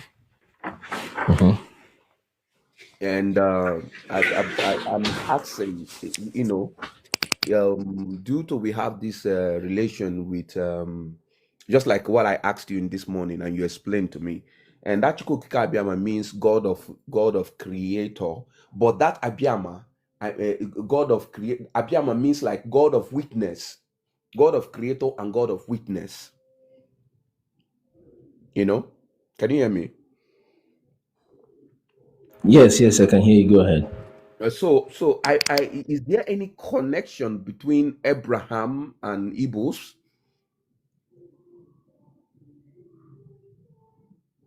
Okay, of course there is. But do you have another question so I can take them once at a go? Okay. Another question is this: just like when me and you were discussing, there's a guy that came in on the live on the on the comment section, and I saw what he was saying. I don't know if is there any way to enlighten these people more, because I tell you, most of us are in the dark. I see. Okay, it's fine. There is any other way we can enlighten up these people more, because you can literally see what he was writing. He was writing, he was saying a lot. I was reading it because of what? Oh, I've not checked. But what I think, calling out what? Because I try calling out some things that I feel that are that are not right, truth, and they're not right. And this is the problem we have here. We cannot even speak out. When you speak out, you lose friends. You lose a lot of people that are close to you. Oh, I see. Yeah, yeah. It's. I mean, I would have asked if I saw the person. I would have asked them to come up. So, and most times when they come, we can see reasons and understand maybe their perspective, and sometimes they get informed and change their minds, which is the key thing. Is a battle of the mind. Battle of the mind. Eventually, at the end of the day. So, but if they can come up, if they're still there, let them come up so we see what their confusion might be. So on the matter of Abraham, yes, I mean, by all means, if you understand the table of nations, the first is Adam, next is Seth, I mean, Enos, Canaan, Mahalalel, Jared, Enoch, up the 10th is Noah, and the 20th is Abraham. After Abraham, you have Isaac, you have Israel. After Israel, Israel has 12 sons, okay? One of the sons is Gad. So the son of Gad is Eri, okay? And that's the statue of Eri you have there in Anambra, okay, in Igbo land. So of course, by all means, that's the whole thing that Igbos are definitely connected to Abraham, right? Oh, So they're like that area at least, yeah. That area at least is the great grandson of Abraham. So yes, they are. okay. So that person can come up that is having some issues. So really, Infinity, are you ready, or is it the other person that is ready now? Good good afternoon, evening, morning, wherever you're hearing from. Yes. I thank you so much, Mr. Kuno, for your knowledge that you are impacting us. I watched I don't know if it is latest on 91 channel on YouTube yesterday. I watched you said Abraham is like Odudua, that kind of thing. That you explained in some areas, you touched some areas to try to compare Book of Joshua and the history of Yoruba people. So it was fascinating. I was saying, what? Are you sure we can see 12 tribes of Yasharites with this Odudua guy? Are you sure? Did you have a explicit of all these details and all that, so that then, like, if some people haven't read the Book of Joshua, so that they can compare, contrast, and be able to really know if it is true or not, or if they will take it or not. As in, do we have 12 tribes of Yasharites that Odudua gave back? Because you know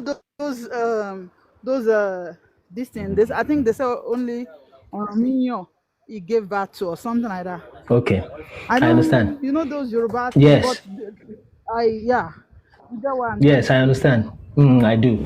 So this is where I explained it, and it's still the same, which is that we are trying to compare oral history with written, with events. Okay, so the way the Yoruba cosmology and history was written is that it's just passed down mostly orally, the way we have received it at least.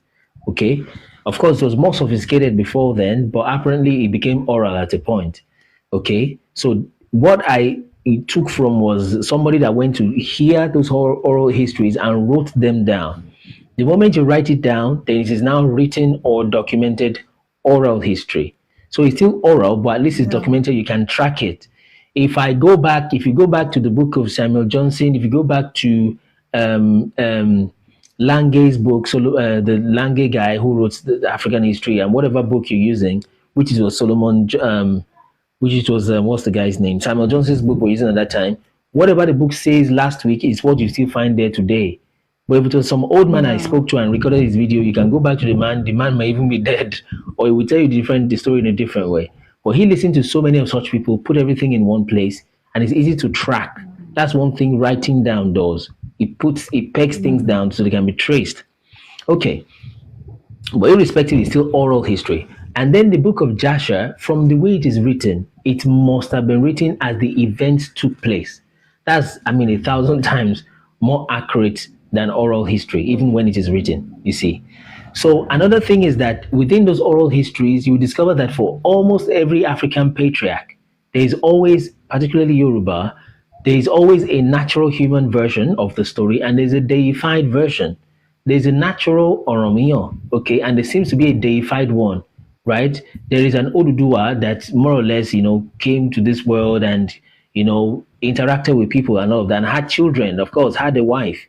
But there's this Oduduwa again that came from a chain and took sand in his pocket, poured the sand on water, and put a chicken on it, and that became earth. Of course, that's a mythical story. You understand? So, and another thing again with oral stories is that there is a very high tendency, right, that they would call more than one person Oduduwa because there are many of the fathers whose acts will be very similar, and they will keep saying, "Well, it was just Oduduwa that did this. It was just Oromiyo that did this." Meanwhile, they have mixed more than one, two, maybe even three sometimes patriarchs, and they have modeled the story together. You see. And I said the same thing during that interview that even in the written Bible, as written as it is, I can still ask somebody now who is the wife of Isaac, and they say it's Rachel. Meanwhile, it is not. The wife of Isaac is Rebecca, right? But because those names, there's a lot of it. Most people confuse Isaac for Jacob. They confuse Jacob for. They keep mixing the thing up, right? So yeah. So even if I ask some people, did Moses come before Abraham or Abraham before Moses? Some people will say Moses came before Abraham. Meanwhile, no. There's Abraham before Moses. And that's talking about Bible that is written. You have always read from it. How much more oral history? So the miracle here is that despite the battering of the stories and the passing down through the oral histories through generations, is literally a miracle that we have such a story that is so close to the Abrahamic story that we can still draw some parallels. So we have to cut the story some slack a little bit. There might be a little bit, but despite the slack, it doesn't even need so much slack to discover that, hey, come, this one says his name is Brahima or something. Yes, this one's name is Abraham. Okay, this one destroys his father's idol. This one also destroyed his father's idol. This one, after destroying, he used an axe. This one also used an axe. This one, after destroying it, he put the axe on the hand of the idol, on the neck. This one puts the axe on the what? On the neck of the idol. This one said, okay, they are going to burn him for death for what he did. This one, they also said they were going to burn him for death. So you see, it's literally the same story. Okay? And there is no way that these old Yoruba people would have read about the book of Jasher. In fact, they were, if anything at all, exposed to Islam a lot more. Okay? Yes. So there is no way they would have read the book of Jasher and then they would take the story, and no, there is just no way. Okay, look at the staff of Oromiyo, for example. Okay? There is no, I've hardly heard anybody read. You saw the staff of Oromiyo thing we did, yeah? Yes, I did. Yeah, and the Sean, the W thing that gone down, that Sean Hebrew letter. Yes, that became the Shin. Yes. So, wow. Yes. So really the coincidence. Go down there and see for myself. Yes, exactly. So yeah, left behind. Exactly, Wow. exactly. So my question is, how come it is this same Oduduwa that looks like Abraham? Let's say that one was a mistake. Okay, go to the grandson of Oduduwa. Like I said, there are many Oduduwas, kind of. Some will tell you, well, he's not even a human being. But at least the human Oduduwa we have, his grandson is to be Oromiyo. Okay, the grandson of this Abraham that we said is maybe Oduduwa is Israel. Okay, Oromiyo means Oronyo. Okay, it means to struggle. And Oromiyo means my matter is settled. This one, Israel, means he struggle with God. You understand? You understand? My matter is settled. So this one has a staff of Oromiyo. This one has a pillar of Jacob. Okay, on what occasion did Jacob make a pillar? It was when he was given a new name. We check the name that is on this staff was Oromiyo. It's saying something like Yasharel. You understand? But of course, oral history would do his thing again. Okay, what is the thing that is this staff? They say, wow, well, Oromiyo was a very tall man, and when he wanted to die, he just entered the ground and put his staff there. That is the staff he was working with. That's how oral story works. You understand? I But it's thought okay, it fine. was What a is this? giant that owns that. You know, it's Something too like tall. that. I thought It's it was a very giant. tall. I think it's about, yeah. So I think it's about 7 meters, there about 5 meters, of which a regular height is just 2 meters thereabout. So so oral history has the whole thing is all over the place. All what we did is to take the oral histories, treat it a little bit, not even treat it, just pick it like you salt beans and condense it and say, you know what? Which of these stories can hold water? Don't tell me somebody sneezed pure and the sneeze became the river Niger, Abba. You know that's a myth. You understand? But tell me he got married, that's his wife, that's his children. What's the name? Okay, what did the children do? You know, and we check that with the scriptures, is matching. Next step again, there's a child that Oromiyo has. The name is Ajaka. Okay, And Israel has a child. The name is Judah, Ajaka or Ajuan. Okay, he is the first king after Oromio. Okay, and generally Israel told Judah to lead his brethren, and he was really, really fighting a lot of wars. Truly, Onjaka really was fighting a lot of wars, and this one is called Ajuan. Onjaka, exactly. And Ajuan, right? It's sounding like a Jew, and this is Judah, the father of the Jews. Okay, Ajoka has a brother. His name is Shongo, right? And Shongo in the story, now Shongo did many things. Again, it is an oral story. They will tell you he will sneeze or do something and fire will come out of his mouth. It's an oral story. It might have happened, maybe, maybe not. But the point is, one of the things that Shongo did was that in order to conquer one of his enemies, he sent one of his emissaries, one of his servants, to kind of give them a friendly kind of circumcision. Well, let me say incision. And they incised their body and they had marks. They thought they were just having marks to look fine, and Shongo was their friend. No. So when they had that marks, when they were sore in their body, they were still marks, they were 122 marks or so, just to do like a cosmetic design. And he went and attacked them and he conquered them. Flawless victory. What did Simeon did when they raped his sister? He told Shechem, right, that you men should circumcise each other, and you understand. And yes, and when they were still sore, what did he do? He went and conquered them, Simeon and Levi. But when you read the book of Jasher, the person that led that expedition and gave that idea was actually Simeon. So how do you know that's not Shongo? How come it was the exact son of Oromio here that is called Shongo, and the exact son of Israel here that is called Simeon, and they did the same thing at that same generation? S for Shongo, S for Simeon. You understand? So fire in the eyes, fire in the mouth. Like maybe they use yes, they use that to describe the temper. yeah, exactly. To describe the temper, exactly. Didn't he call Simeon and Levi? He said your anger is too violent. I'm paraphrasing now. He said you guys are too violent, Simeon and Levi. You are so violent. Do you want to put me in trouble? You went to fight these people. Now they will fight me. They said no, our father, leave that one. We'll handle them. And they were right. God supported them. And all their battles, they literally conquered. It was very, you will see the details in the book of Joshua as we read on.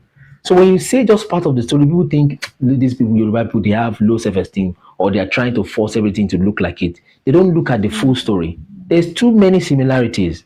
And if it was something that was in the Bible and maybe somebody like me that has spent time in church is saying, oh, this guy is just Christian. Many of you have not even heard of the book of Joshua. How much more these men in 1800s that were telling these stories? You understand? So, I mean, it's just the similarities are just too many. So there's a possibility that maybe the Yoruba that Oduduwa spoke, maybe it's not the type that you and I will speak today. Maybe it was a kind of broader kind of Yoruba or broader, what I would call Paleo-Hebrew language, that you will maybe even find the Igbo, you will find the Igbo language inside of that. But somehow the Yoruba retained that linguistic a little more than the Igbos, to be fair. Because I've tried with the Igbo linguistic to see how I can get Paleo from it. I'm getting a lot, but maybe not as much as the Yoruba, like getting Edamo, Abaremo, right? Eyi Isharelu to give Yasharel and all of that. Okay. So Yoruba can be a custodian of that linguistic a little bit more, right? It doesn't mean to say, okay, well, any Yoruba person is the father of all Igbos. That's not the mentality. It's to find the roots, you see, to understand where these things came from. Yeah, exactly. So I think that's where it. To find out more, because that's on Romeo now. One needs to really dig deep. Is there any story? How many children does he have? Exactly, things like You know that. what I mean? Like to really get them into the 12 tribes. You know which one, how many wives, which one, like you said, Exactly. Jeremy has a son, all those things. So to know really, Yes. it's good to dig deep. So because I don't Yes. know how to really get the It those takes some work. Yoruba You have to read, you have to read. And it's that you listen to the elders yourself and write down what they have said. Okay? And when, or you listen to those who have listened, or rather, you read the books of those who have listened to those elders, and you get those stories together, you merge it together and make it condensed. So we'll be taking it a step further. We've spoken about Shongo in that interview. We'll probably do a short video for Shongo on TikTok also. And then we will move to speak about Jesus Christ. And we'll proceed again to talk about some other things as God leads us. We might be touching on Melchizedek a little bit. But then it's the same story, like I said. When Paul, or rather the writer of Hebrews, was going to tell you people, Hebrews, about Melchizedek. He said there's so much things to say about Melchizedek, but you are hard of hearing, right? People are just stiff-necked and they will just argue for no reason. You can even take the Well, Melchizedek information you're about to give them and mess it up. So we'll be very careful about that. Yeah, you want to say something? Melchizedek not is not the person that Abraham paid his first tithe to, right? Yes, it's the person So he who is paid it tithes now? to. How can one find out in a story, in a saying of the mouth? How can one find out who that is? Who that And that's what I'm was? saying. We'll see that later, not now. Oh, okay. It's so deep, Thank honestly, you. and it takes time. Yeah, So yeah, it guys, takes a lot of just say time. well done, and God strengthens you. Well done. It's Amen. not Thank you. easy to devote your life Mm, like that and mm. into the I history even and thought this is a man. I'm seeing a man's face. I'm seeing a man's oh, face. this is good. Yeah, this is a picture of Mubad. You know, it's because I of didn't get Mubad it. I'm on TikTok. Okay, that was Mubad. Oh, I didn't There's a know. boy, yeah, there's a Oh boy no, I Mubad think that I know the wants to story. I know the story. He was on a live, all of that. Very so he shady hasn't stuff. resettled. Yeah, if he Oh, settles, I then I'll see. choose the. But if he's not, because of him, I But it's a came on woman TikTok. I speaking. will honor him like that. Yes. Okay, I see. Interesting. Yeah, that's fine. All right. Thank you so much for your time. So let me Yeah, quickly hear thank you from so much. Billy. All You're right, welcome. I'm Billy, let's taking go. Yeah. Yeah, thank you. Billy, let's go. 2 minutes. Are you ready, Billy? Billy, you are muted. We'll be closing soon. Billy, you are muted. Let's hear from you real quickly. Casolese wants to come up. Casolese, I'm not seeing your request. Please request. Billy, are you there? Menkins, respond in the comments. Have you stopped terrorism or you are still with Satan Yahoo bombing up the whole world? Menkins, you're requesting to come up. So are you still messing up the whole thing? Still, yes, because you literally told me that you have nukes. That's what you told me the last time you came here, right? So are you still a terrorist? Only enemies. I told you, Menkins, that person, that Satan Yahoo you have there, you guys, that's not the real Hebrews, and you know it. But when you came up here, you were trying to play dumb. I was telling you, who did these people come from? He said, well, it's Sarah and Leah. So when you want to pray, you say the God of, instead of saying God of Abraham, Isaac, and Jacob, you say, what do you say then? God of Sarah, Leah, and Rachel. What's the issue? Enemies that want to unalive you. Are you going to Nigeria to unalive people? That's what I'm saying. Bring him up. No, he's too, and his English is not so good. Sometimes it's difficult to even understand what he's saying. But at least he knows enough English to mention nukes. So Mekins, go and repent, because maybe you are 40 now or we are 30 something. You soon die, and you're going to have judgment. Can't keep living like that. Eh? You need to repent. And I was even asking him, I think as far as it's concerned, homosexuality is even a thing, because they've made Tel Aviv, which has been blown up now, more or less, they've made it the headquarters of homosexuality now. And I was telling him, in his way of thinking and his brain, is it normal for two men to have relations? He was just dancing about the bush, going all over the place. We help Nigeria about to open new tech places. We give your ITER technology building to say thank you. No, that's the kind of pretext he used to enter communities. You just give the computers and all those chips. You got the chips from Congo anyways, at the end of the day. You understand? So are you afraid to talk to me? No, I'm irritated to talk to you, not afraid. Emma, are you there? So you need to change. You need to change your ways. But I know you won't change anyway. So, but I don't think it's worth the time. Come early tomorrow. Maybe I would. It sounds like you do. So come early tomorrow. Maybe I'll be able to give you the time. And most times you don't stay on point. You're just talking all over the place. And what do you even want to talk about? You can let me know in the comments. Emma, morning. Billy, who is ready? Emma, Billy. So I can give you your 2 minutes. Then we start. Somebody from your Satan Yahoo end of things, they bought the 9/11 towers. Did you know a U-ish person, right? A Z person from your area bought the Twin Towers. right? And that thing is, there's too much asbestos in it. He bought it for such a ridiculous amount, and he went even to do insurance for it. Okay, you know it's not fair and against the ninth commandment. What you do? What is the ninth commandment? So he bought that trade towers. He did insurance for it, right? The way this guy puts it is like, I forgot his name now. Some Silverstein or something. The guy that bought the 9/11 towers months before the thing crashed. He said he must be the most stupid and at the same time the most lucky person in the world. That Silverstein or whoever it is that bought that twin trade towers. You are the most stupid investor, and at the same time, you are the most lucky investor at the same time. Because why do you buy such a wrecked building, right? Just months before that, and after that, the next thing you did was to do insurance. The insurance, the money to insure that building was probably maybe double the amount to buy the building, and then boom, the thing went down. Then insurance company, boom, they have to pay him because it's a world event, so everybody knew. So there you go, and he got his money back. Now look at this. He said, I did 9/11. Do you see what this guy is saying? So what do you mean you did 9/11, Mekins? So that's why that person said he must be the most stupid and the most lucky at the same time. That's the same thing that happened with the California fires. Just months before the fire took place, right?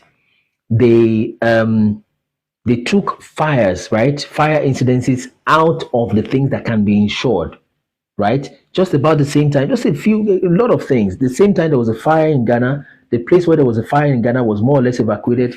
There were people from California, US generally, that almost started relocating to that place where there was fire in Ghana. So more or less they would live there in Ghana while they're building a tech city or 15 minutes city, whatever crap. When you unalive people like that in the mass and send fire in their place. And we are seeing they're seeing literally laser targeted weapons, putting fire on all over the thing. You see? So that's the kind of guy you're dealing with. Say it was him that did 9/11. I also made the volcanoes erupt a few days ago. He told me, okay, go and sleep. You need to repent your ways. So go and search for that, Silverstein, and check that. Go and check the Illuminati. Check. So because I've been able to check, I've spoken with you, and what I see, like I said, to bring people up, we need people that are sincere, respectful, and logical. And the plan is that so that we can separate between those who are sincerely stupid, okay, or those who are just hypocrites. You understand? So those kind of things. Yeah. So, so what he's doing now is what he do for you in movies. He's saying he also unalive Kennedy. You see, so that's what they do for you in movies. So they will do it in the movies and tell you it's just entertainment. It's just a joke. Yeah, it's just sarcasm. It's just they will tell you that this and this and this happened, and well, someone says Freemasons. Well, you never know, and they put it up. They put it up in movies like that, just to put the truth into you in plain sight. So that's the kind of stuff this guy is doing. So anyway, Emma, let's go. Kasolezi, I'm not seeing your request, but I'll send you an invitation, Kasolezi, so that you can come up. So Menkins, you need to just change your ways. Your life is very short. Just do the right thing. You're going to be dead anyways after a while. So do the right thing and you'll be justified for it. That's why people can't they can't change this government. There's very little you can do. You can't take a private jet to Sudan now where they're unaliving people, where they reportedly could see blood from the satellite view. You can't do that. You don't even have it, you see? So you can't do that, but you can at least speak the truth. Open your mouth and speak. Don't be like those that because of a political appointment, they're saying there's no genocide. We're not saying Trump should actually come or not come, but speak truth, your own truth, the way you know. Speak it. If you are wrong, come back and say, you know what, I was wrong about that. I thought ABC was this. I mean, I saw 2 + 2 or 2 + 6 = 8. I didn't know the 6 was upside down, so that it's 9 + 2, that should be 11. And people will understand. They will trust you more. When you know something and you keep it behind because you want to join 2027 election and you are lying through your teeth, that's a shameful thing to do. Okay, how do you explain to your children what you have done with your life? You see? So, Mekins, go check what you're doing with your life. What was I going to say? African people are telling you they don't need your help. Just leave them alone. You understand? Just leave them alone. That's what we're saying. But you won't, would you? So let me look for Kasolisi and send him a request. He's trying to come up. Can I see Kasolise in this? So those are the kind of people that are destroying this earth. All of them, they're staying in the shadows, in the dark, to destroy the world, more or less. Oh yeah, I got Kasolise. Let's go.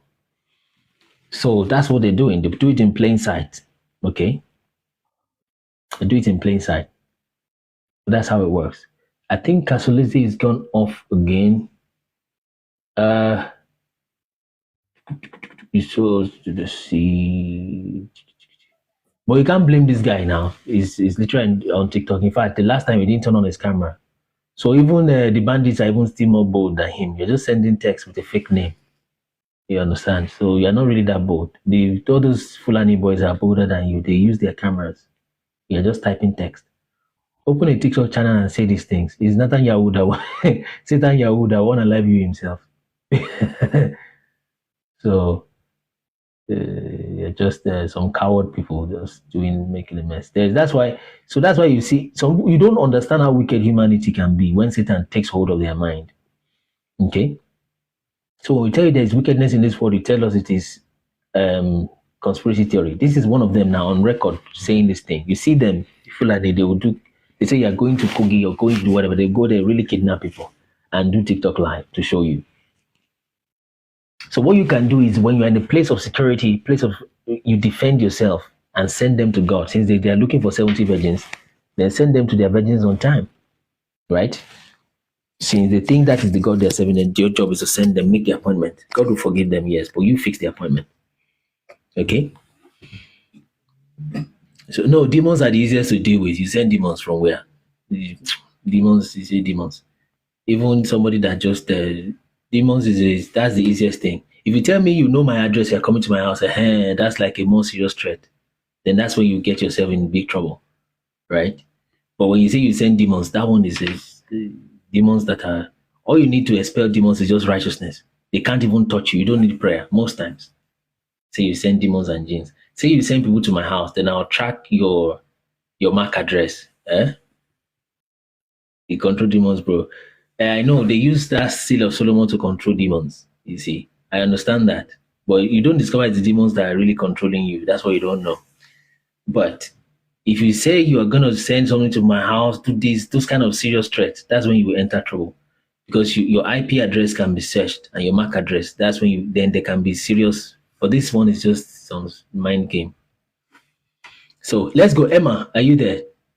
60 seconds or 2 minutes rather. 2 minutes. Okay. Greetings, my brother. Well, what you just lastly, what you said something very, very profound. Righteousness alone is enough to neutralize demonic powers. That's a good one right there. So that means all these Christians who go about shouting and praying against demons is just nonsense.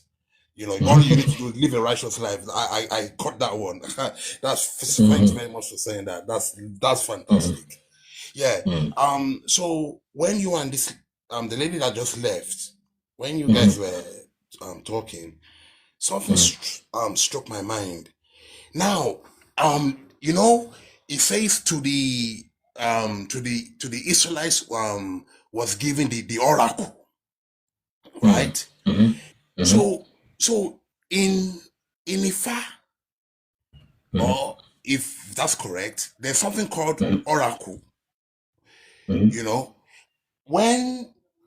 they go and inquire of the Lord, I mean, when we read the Bible, when they say they go to the prophet or they go to inquire, as a matter of fact, when they go to the prophet, it's like they go to still inquire of the Lord, but the prophet was the medium.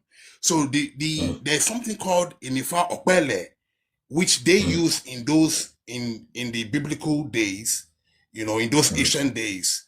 When they put like they inquire, they use this oracle, the Daifa. Urim and Thummim, the cast lot. The cast lot. Now, yes, thank you for helping me there. The cast lot. Now, this is my question now, right? Which I believe you would have a good knowledge of. When they cast lot, now, please, I want you to get this. Now we who identify in Christ, we get information, by the power of the Holy Spirit. So when they cast lots,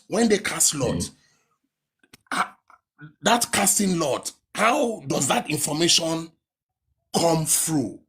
Because we know that the source of that information is from God, right? Now the casting of the lot, how does the information now come?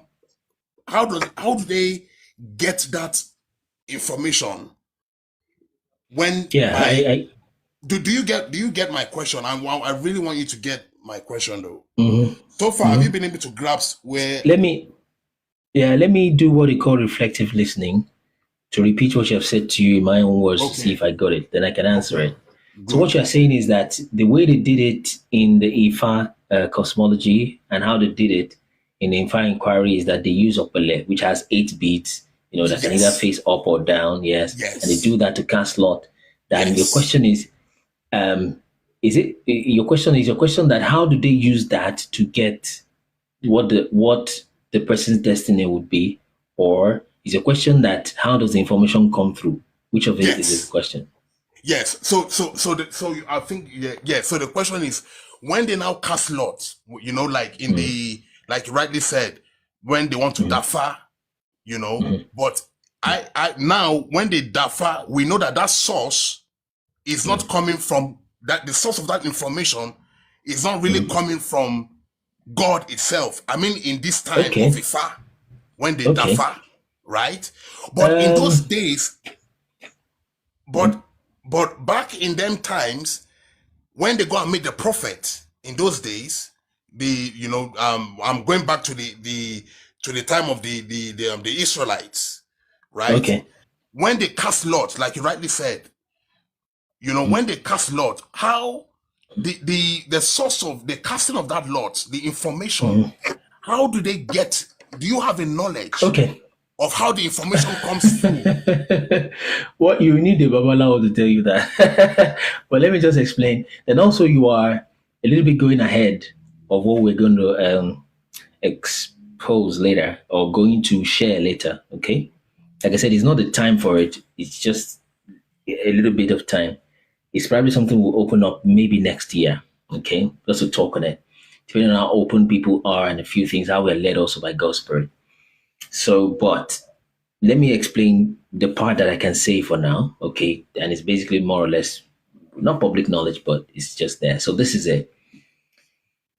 There are about 256 stories, 253 chapters of the Ifa, okay? And each one of them, inside the Ifa, you've got history, you've got stories, you've got the religion part, you've got some philosophy, you've got some botany, biology, and all of that. So it's just a lot of stories, something like the Bible, okay? But if you put the Bible and the Ifa Odu, I think the Bible still exceeds it. I'm talking about technically, not spiritually and all of that yet, but technically with regards to the volume of information we're talking about, the Bible would exceed the Ifa, okay? And I'm speaking purely academically, okay? So, but still, despite that, Ifa still has a lot of those components, also putting history and learning of lessons, spirituality, everything in one flow, okay? So there's 256 of it. Just like I said, I usually get a revelation of what I will speak on the day before I eventually get asked that question. So let me answer it. At least I get to know that it's something that I should pay attention to. So there's 256 stories like that more or less Oromila and the high priests of the Yoruba people, the ancient Israelites that they brought about, okay, somewhere in history, 256. So over time, then they devised a system. I'm referencing a lot of things, and some of it is just inductions you can make from what you have on ground, okay? So there's 256 stories, which supposedly covers every possible outcomes that a person can have, every possible situation a human being can find themselves in. And of course, from those 256 stories, 256 conditions, you have 256 sacrifices, okay, that people can make, okay, to atone for whatever. And then there's things to not do, okay, and when you walk, okay, things to not do when you are observing that part of that consultation you just got delivered to you. So they devised that thing, that opele, okay? That opele has 8 beads, okay? It's usually in 4s to the left and to the right. So it can either be a head or a tail, okay? So they cast lot. From that word, casting lot, okay, it means to, just like it, to throw a die, okay? Such that what they found is your lot. For example, you say, oh, my lot is this. Okay, the rod of the wicked shall not fall on the lot of the righteous. So your lot means your portion. That is why they call, I don't want to go ahead of myself, but they call one of those deities Elerikmi. Okay, that Ikmi is the lot. Okay, so it can tell what your lot is. So they cast lot in order to find that out. So the question is, why is it 8, a bead of 8? Okay, I'll just touch mathematics a little bit to show how that came to be. Now, there is 256 chapters already established, okay, and they use Opele to determine what the person's opinion will be to cast lots, okay. So, in order to get 256, it was gotten by selecting or deciding 8 sub-outcomes out of 2 possible outcomes, okay?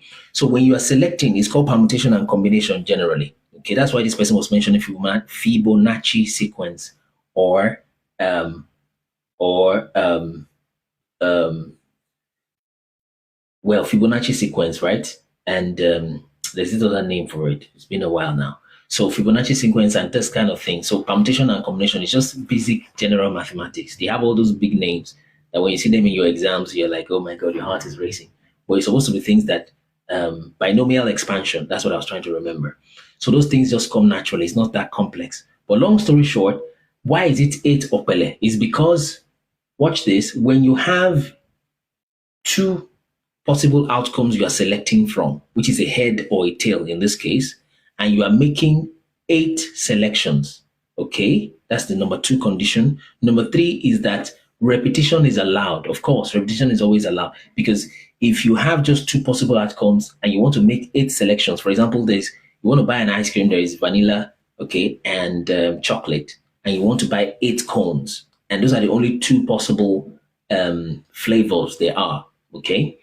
Then if you want 8 cones, then you must be able to repeat vanilla, for example, because if you allow just 2 and you can't repeat vanilla or repeat chocolate, then you're going to run out of options once you're done with 2 cones.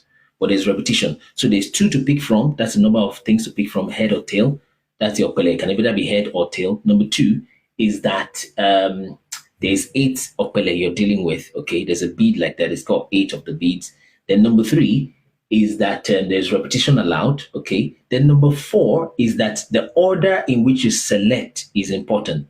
I don't know if it's getting too complex. So that you can take, if you take 4 vanilla cones and 4 chocolate cones, it's different from when you take 4 chocolate and then 4 vanilla. So that the order matters. The way you know the number of outcomes from that kind of setup, okay, when you're picking 8 out of 2, repetition is allowed, and the order of selection matters, is 2 to the power of 8, okay? And what that means is that the 2, of course, is the number of possible outcomes, head or tail, and 8 is the number of selections you're making under those 4 conditions, okay? So, and 2 to the power of 8 is what? 2 times 2 is 4, 4 times 2 is 8, 8 times 2 is 16, okay? Times 2 is 32, times 2 is 64, times 2 is 128, times 2 is 256. So that way you have 256 possible ways that you can make 8 selections out of 2 possible outcomes when repetition is allowed and the order of selection matters. That gives you 2 raised to the power 8. That's binomial expansion, right? That is, I forgot that name again just now. Okay, so that's how you calculate it. If the order of selection does not matter, right, such that once you pick 4 ups, 4 heads, and 4 tails, then the same thing as 4 tails and 4 heads, then the formula changes slightly. Then you have n factorial divided by n minus c factorial and a few things like that. Okay, but long story short is that the beads came after the 256 chapters. It makes sense that that's the order in which the thing happened. Okay, so that the high priest they had then had 256 things. It's got from Olodumare, from wherever. Okay, and the way you can begin to decide, okay, which of these 256 stories applies to this person, we need a die. If what they got was just 6 stories, guess what they would have used? They would have used a die, you see. because a die has 6 faces. So body of Pele is a kind of die that has 256 faces. See it like that. Okay? I don't know if you're still there, Emmanuel. Yes, I've gotten everything. So that's good. Fun. Good. That's really good. Good. If you've got your answer, then you can. Okay. Yeah. So this is my second question now. From everything you've just said now, which I really appreciate the whole explanation, the knowledge. Thanks for that enlightenment. So now my second question from everything you've just said now is the Ifa as at today, when people go to Ifa as at now, right? Currently now. It's something we'll address in the future. But go ahead. Okay. Would you say that the Ifa source of information is in alignment with God's will? I would say it's not. No, it's not. But we'll address that in detail in the future. It's an old thing. Good. Because when you read the book of Hebrews, chapter 1, verse 1, it said, God, and like I said, these same people are the same Hebrew people. It's called Afa in Igbo. It's called Fa in the north. It's called different things in different places.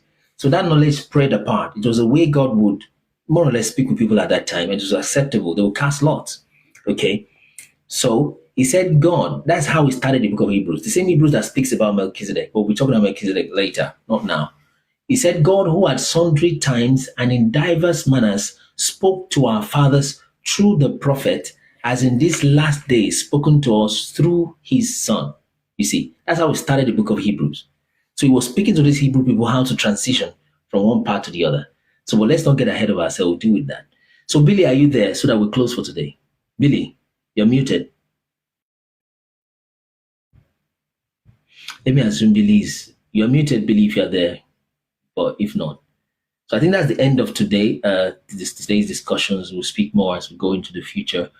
Common sense. I think it has spoken already. Yes, it did. So you can help give space for common sense. Then Billy, are you there? I think Billy is gone. Is gone. Okay. All right then. So I think that's all for today. So the only truth is the only way forward. Oh, Casolese is now here. But Casolese, let's see if he pulls you up. Okay, good. Casolese, let's have your 2 minutes, please, to be fair to you. Are you there? Okay. Yeah, can you hear me? Yes, let's go. 2 minutes real quick. Okay, I just wanted to address something quickly, but I think let me just address it tomorrow because I'm driving at the moment. Oh, you're driving. Please stay safe. Stay safe. We'll talk tomorrow. Yeah, please. Thank you, my brother. All right, then. Okay, so let's appreciate those who are on the live today at the moment. Muritala, Jaji, thanks for coming. Misasa. So if you're a Fulani headsman or you're a president in Nigeria, you are hearing these things. Part of the people that are controlling you in the back end with multiple layers of deception. One of them is those Menkins guy that have come up and is admitting it in broad daylight. They manipulate you through many layers of deception, but they will not have power over you if there is no lust for them to work with. You don't need to know the full details that they are the fake Israel doing this, doing that. You don't need all that complexity. All you need to know is this thing right? If you can follow that principle, it does not matter, it would not matter how complex the deception scheme is. It will always be caught up with. Just stay in righteousness and truth, right? It wouldn't matter, you see. So you don't need to understand all the global conspiracies, and I put them to you in front of you like a puzzle, and you're like, oh, so that's the reason. That's when you now do righteousness. No, it's too late by then, right? You should be able to do righteousness irrespective who it is that is involved, you see. But these are the people sponsoring terrorism, messing up the world, more or less. Or they're causing trouble all over the place. They call it 1,000 points of light. Check the black, dark-skinned rappers. One of them, they are literally Hebrew guys.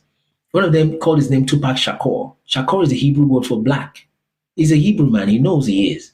And listen to some of their rap. They shouldn't anyways. But they will tell you that they're Hebrews. I'm an Israelite. I'm a this. And they say that. Check who is sponsoring all of those their songs. That they sing naked women and sing about drugs and pew-pew.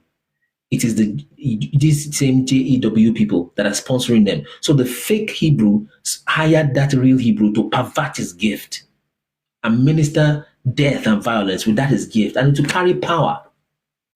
And minister sexual immorality, minister violence, minister drug addiction, in some cases witchcraft, in the so-called movie industry. And that's how a whole generation is almost wasted, you see. So they're the ones on top of that industry also. Go to the oil, right? The Rockefellers, go there, all over the place. They call it 1,000 points of light. So you can't sit down in an ordinary mind and figure everything out. It's almost impossible. All you need to know is to do righteousness. And God is just. You might wonder that why does God allow these kind of things when he knows that we can't figure out all the conspiracies? He's giving you what you need. Just truth. Your conscience is more than enough. That truth is all you need. When you begin to see, the Kanye West and all that. So when you begin to see, this thing doesn't look like it, and let's just lie a little bit, we are voting, we are just rigging, then back off of the thing. They won't unalive you really, if you are within their sect.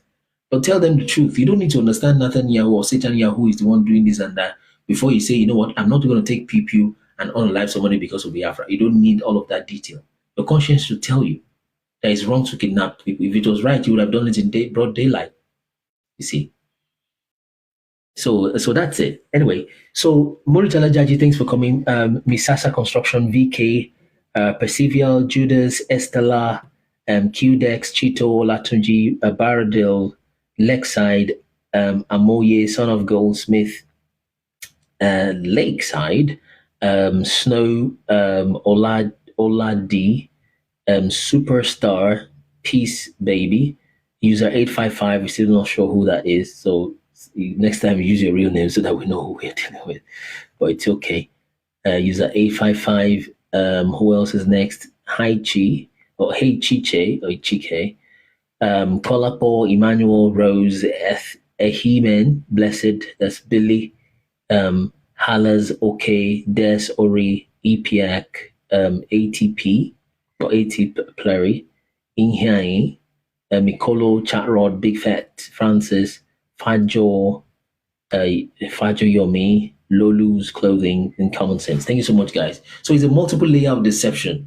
You see that this guy wants Traore unalived, but he doesn't go by himself. He has learned from his masters, right?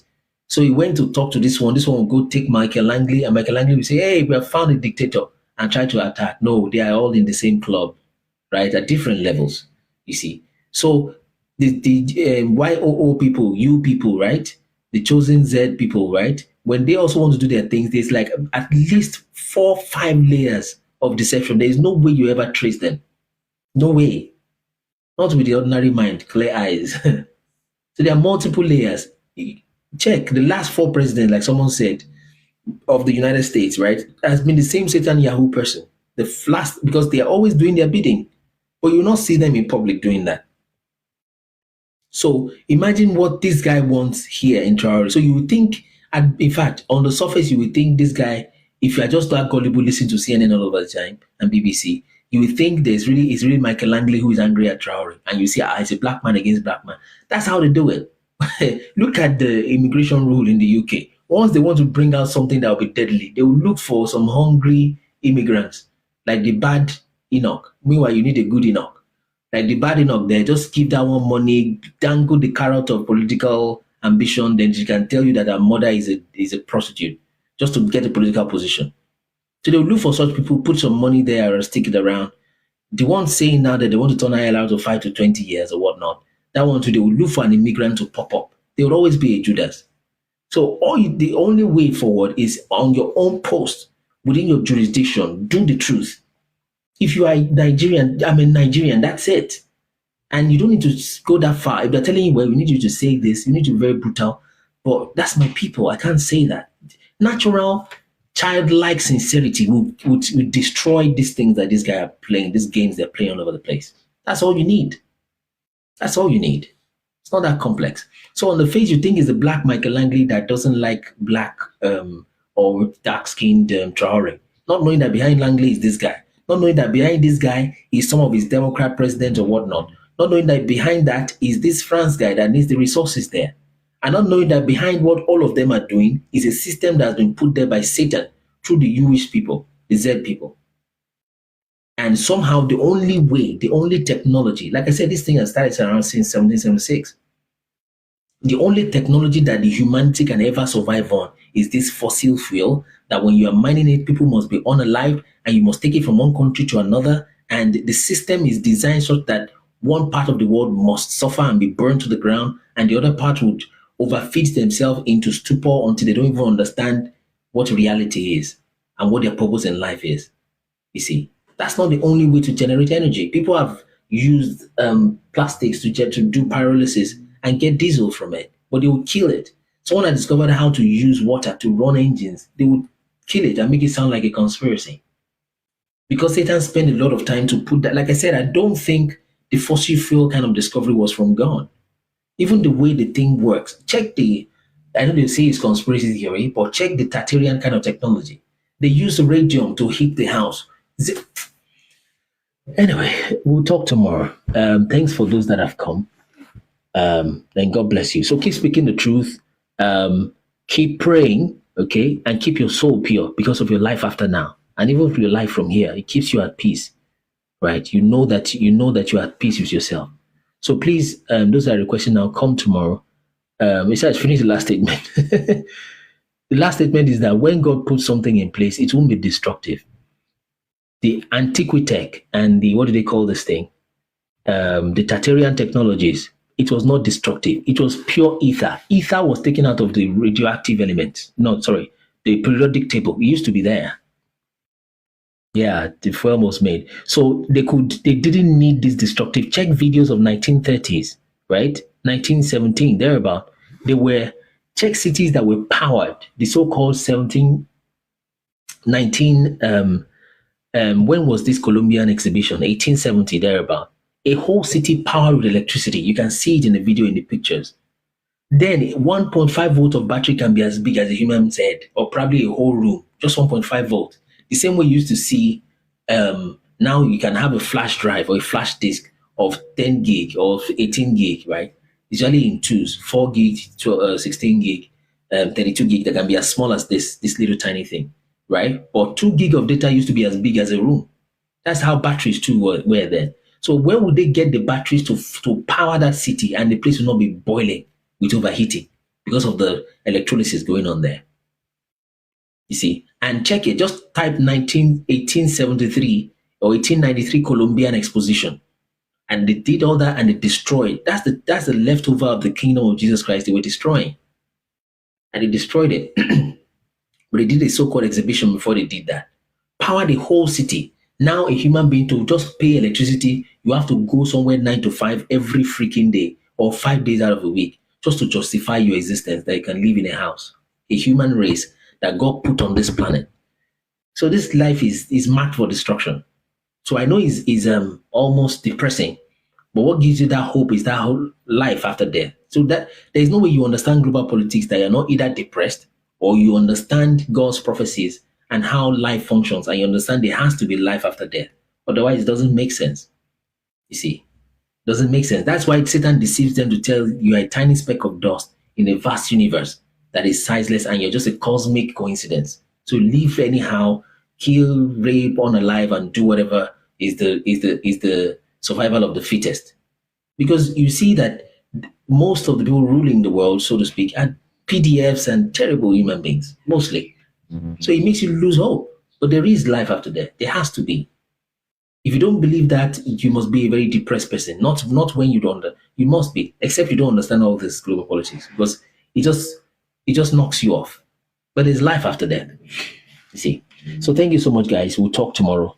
In the meantime, go to places, tell them the truth, right? Keep praying. Watch our movie, Abrahima movie. Watch the interview, 3-part interview. Download the Chat Road app. When TikTok goes down, we can move there. Go to our website, subscribe, so that we have a list of people to contact.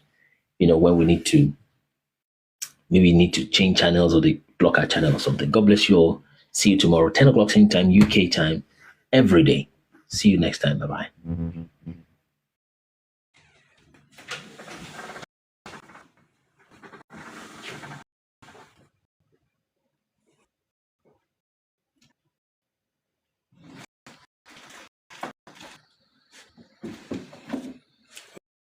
Right, step in so we get to that.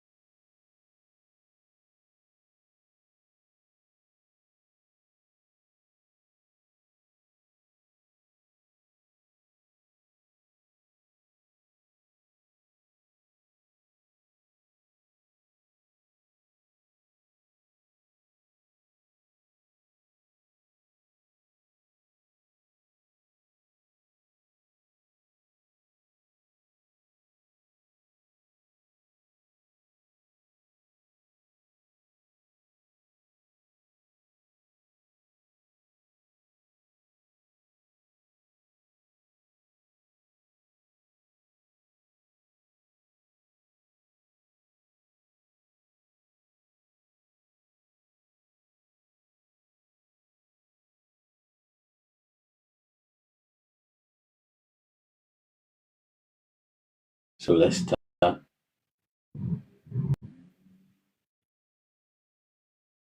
the screen.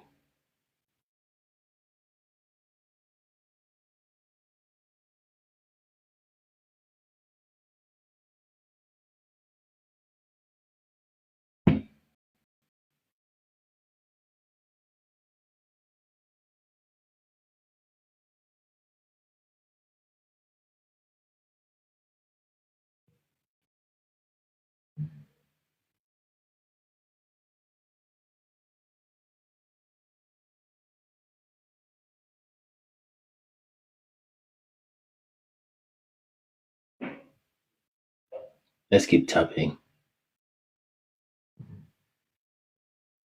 Let's tap the screen.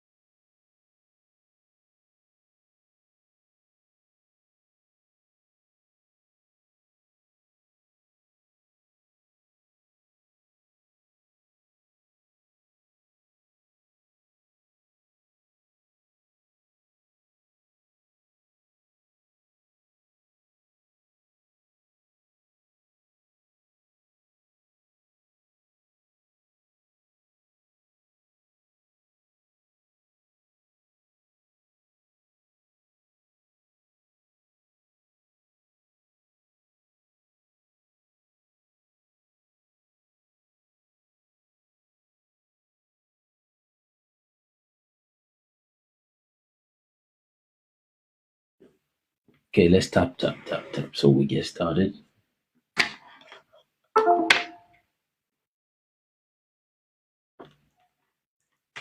Let's tap the screen. It's like we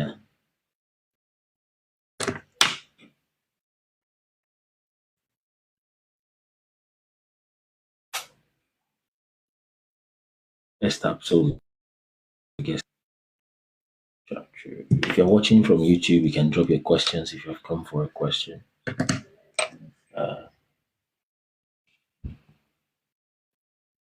move this out of the way.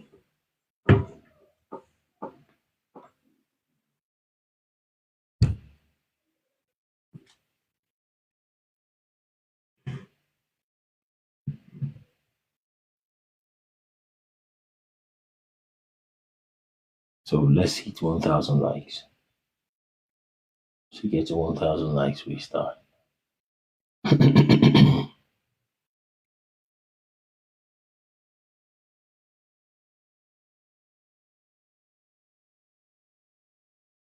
Let's share and repost. Okay, let's get started.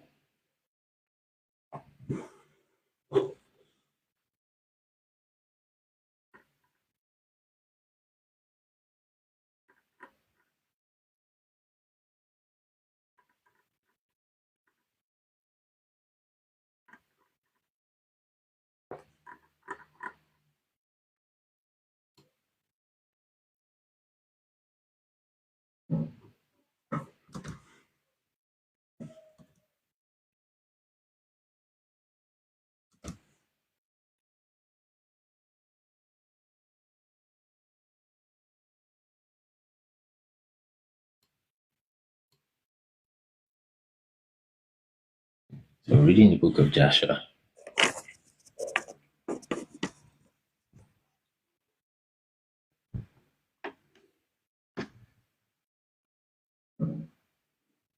It says tap, tap, tap. So we start on time. If you're watching from YouTube or from Facebook, you can do the same thing. Like the live. So we get started. You can turn it on, please. So, reading Joshua chapter 9. Or if there are any questions, please ask them now before we start, so that we can attend to that before we move ahead.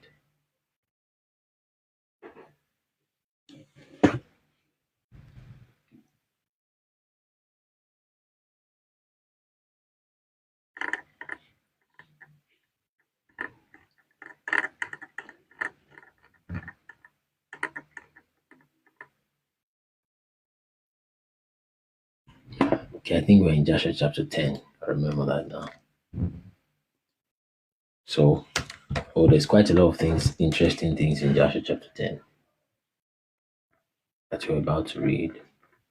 We're reading different geographical locations that you wonder how did that long ago. I mean, you'll be surprised that Joshua and the rest, they know about France, they know about Bulgaria. That's what it will start saying here.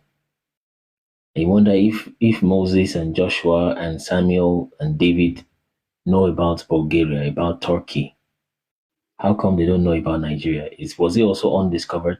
Because if you check the maps of 1500s, you say this whole region is undiscovered by the Europeans, unknown. So did they also miss it? If they miss it, how come they knew about the British Isles? That's what we're about to read today. But let's share the screen, the live a lot more, just to make the time worth it. So those who might have forgotten can be reminded, and we can give momentum to the live conversation. Like I said, also, if you have a question, you can ask now, so that while people are tapping, we can quickly attend to it. Okay. Or maybe we should just get started already. Although we normally will wait till 1K, which we can still achieve. Just please let's tap.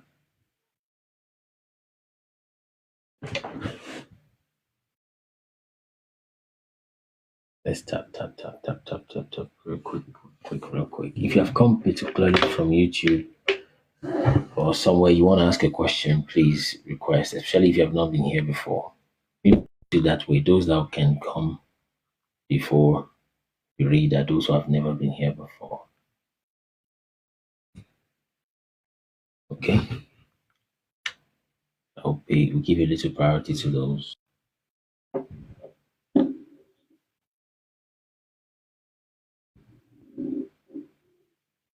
Okay. Let's keep tapping, please. We're getting closer. This is 680. Let's keep tapping. We're going to 1,000 likes. And also, does anybody have any updates concerning these matters? It's like the banditry thing is pushing back. Maybe somebody has signed something, somebody has prayed somewhere, somebody has, or all of the above. But it's like we're having a few release of victims. Of course, a lot are still held captive, held hostage. So, but it's like the thing is gradually. Adolf Gold is saying, why do pastors pay special allegiance to Rome? I don't know. I can imagine pastors don't even see it that way. But the obvious answer is because pastors are from denominations mostly, and most of those denominations are from the Roman Catholic Church. So it makes sense that happens. But by Rome, Adolf Gold is referring to these smaller kingdoms from Rome: England, Germany, France, Italia. Okay, like that.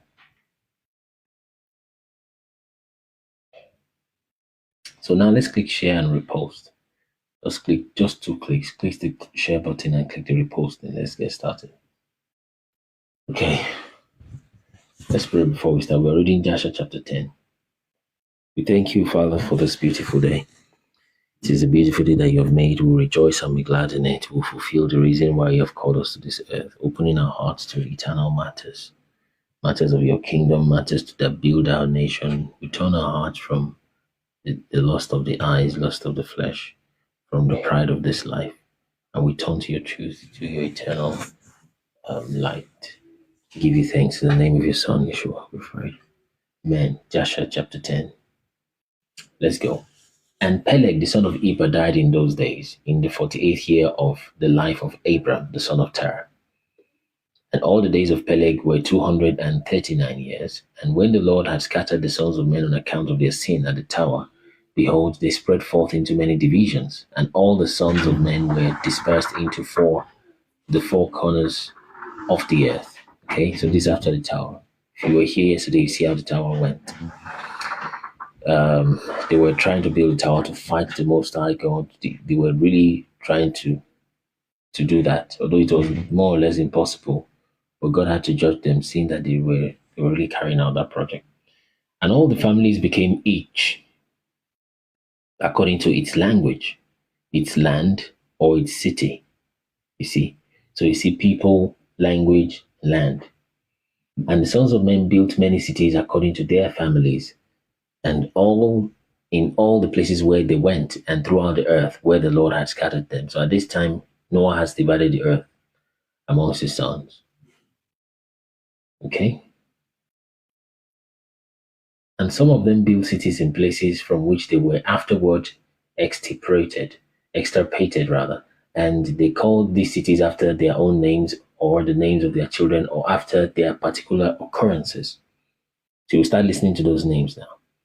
And the sons of Japheth, the son of Noah, went and built themselves cities in places where they were scattered, and they called all their cities after their names, and the sons of Japheth were divided upon the face of the earth into many divisions and languages. You see, you remember there are 70 languages that they were divided into.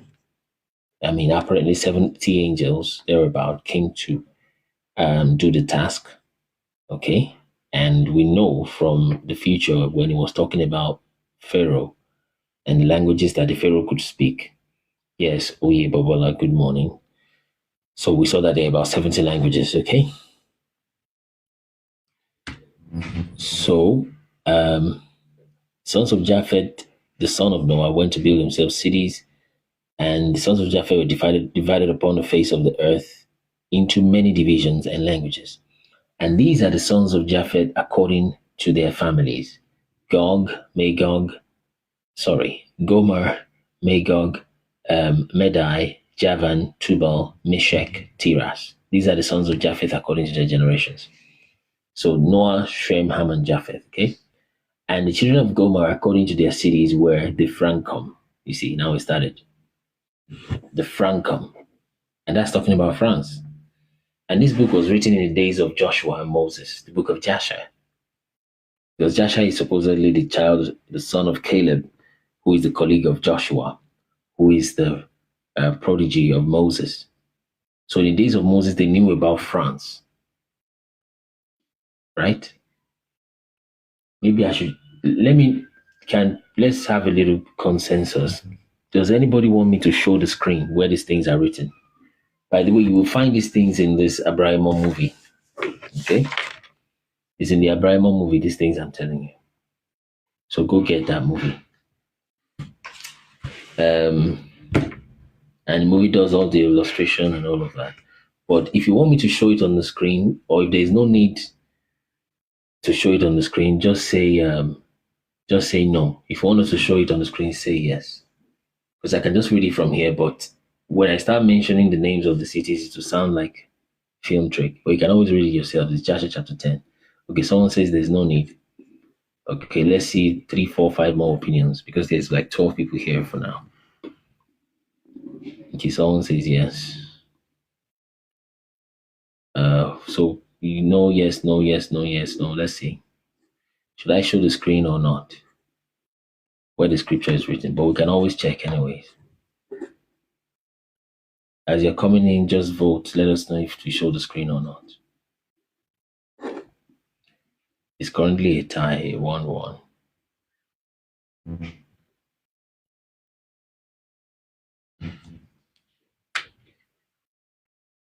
Let me just read it. Okay. So, Joshua chapter 10, verse 8. And the children of Gomer, these are the people that are supposed to be in the north. By the way, that's in the islands in the north. By the way, those in France now are probably not the original French people. They are probably not the original Gomer. Because original Gomer, Japheth, they will look like this. You see. But the land, of course, perhaps is still intact. Okay? Okay. So, and the children of Gomer, according to their cities, were the Francom, who dwell in the land of Franza, by the river Franza, by the river Sina. I think I'll end up showing the screen, but let me try to refrain myself from showing it. You can always go read. And the children of Rephath are the Bartonim, who dwell in the land of Bartonia. You can also find that in Europe somewhere. By the river Lida, which empties its waters into the great sea Gihon, that is Oceanus. Okay, and the children of Togarmah are 10 families, and these are their names: Buzar, Parzunak, Balga, that's Bulgaria, Balgar, Elikanom, Rigbib, Tarki, that's Turkey right there. But it spells it Trki, Bid, Zebuk, Ongal, and Tilmaz. All these spread and rested in the north and built themselves cities. And they call their cities after their own names, and those are they who abide by the river Hitler, and Italak unto today. Yeah.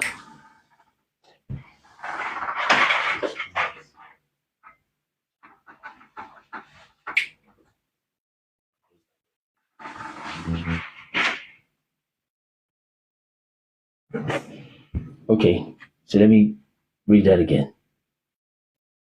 So, and they call the cities after their own names, those that abide by the river Hitler Hitler and Italak until today. That Italak is Italy. But in case you think it's a coincidence, just keep listening. So Moses knew about Italy. So how come he didn't know about Nigeria? Because there was no Nigeria there. Why didn't he know? Why didn't he know about Cameroon? Right? Because there was no Cameroon there. River of Shrimps, right? It's River of Shrimps. There's no way you're going to know that. Okay? But if you say Judah, aha, now you're talking. You see? So, let's keep reading that.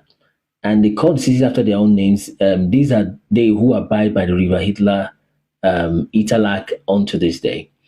But the families of Angoli, right? Balga, that's Bulgaria, Parzunak, they dwell by the great river Dobny, and the names of their cities are also according to their own names. Verse 13. And the children of Javan are the Javanim, okay, who dwell in the land of Macedonia. That's Macedonia. That's in Greece. North Macedonia is what they call that region. The land of Macedonia, but you can say, well, Greek is kind of ancient. Let's keep going. And the children of Medaire are the Orelum that dwell in the land of Corson. And the children of Tubal are those that dwell in the land of Toscana. You can find Toscana there in Italy or somewhere in Europe by the river Pashia. Okay? And the children of Meshech are Shibashni, and the children of Tyrus are Rushash, Kushni, and Ongolis. All these went and built themselves cities. Those are the cities that are situated by the sea Jabus, by the river Kura, which empties itself into the river Tragan. Okay? And the children of Elisha are the Al-Manim, and they also went and built themselves cities. Those are the cities situated between the mountains of Job and Shibatmo. And of them were the people of Lombardy. You still find Lombardy in Europe today. Lombard. Okay, who dwell opposite the mountains of Job and Shibathmo. And they conquered the land of Italia and remained there unto this day. So Moses knew about Italy, right? He knew about the people called Italia. So where are the people of South Africa? Where are the Khoisan people in this? You see that they were just living on some parallel universe when the Bible was taking place somewhere else? Perhaps not. Noah divided the whole earth. So who are those people that just got so lost that they are not even known here? You see?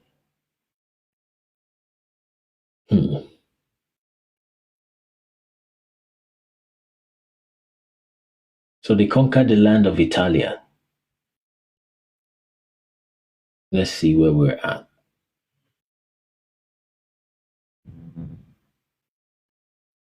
Okay.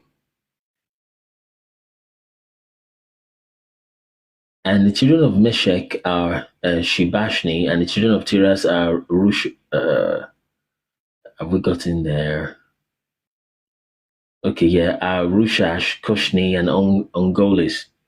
All right.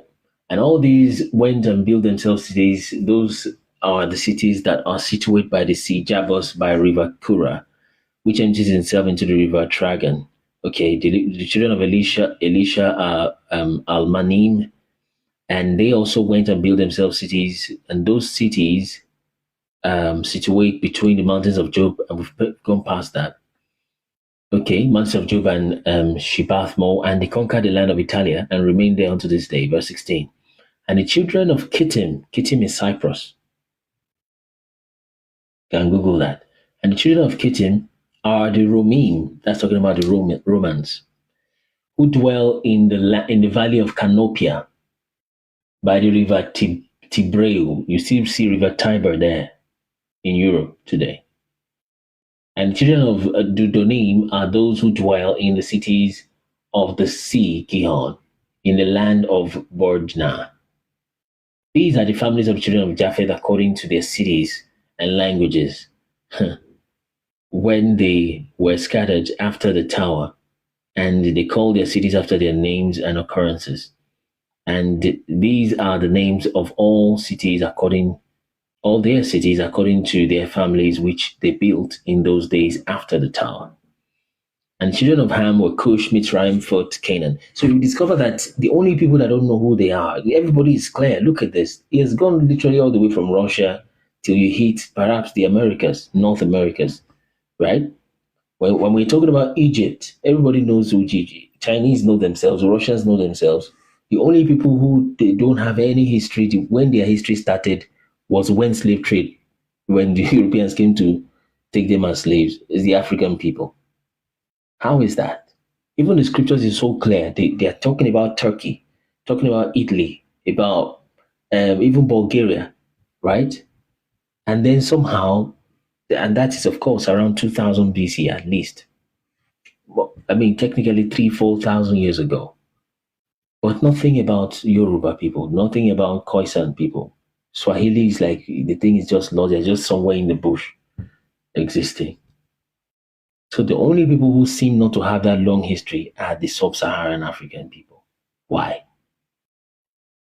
The reason is because their history is this Bible thing, and they've taken the Bible thing and victimized it and twisted it and make it look like it's just a fairy tale. Because it is from then life started. That's the source of everything. And those imperialists in the north, in Europe, don't want those things out. So they had to try to discredit the scriptures to their destruction, though. But they had to do that. You see.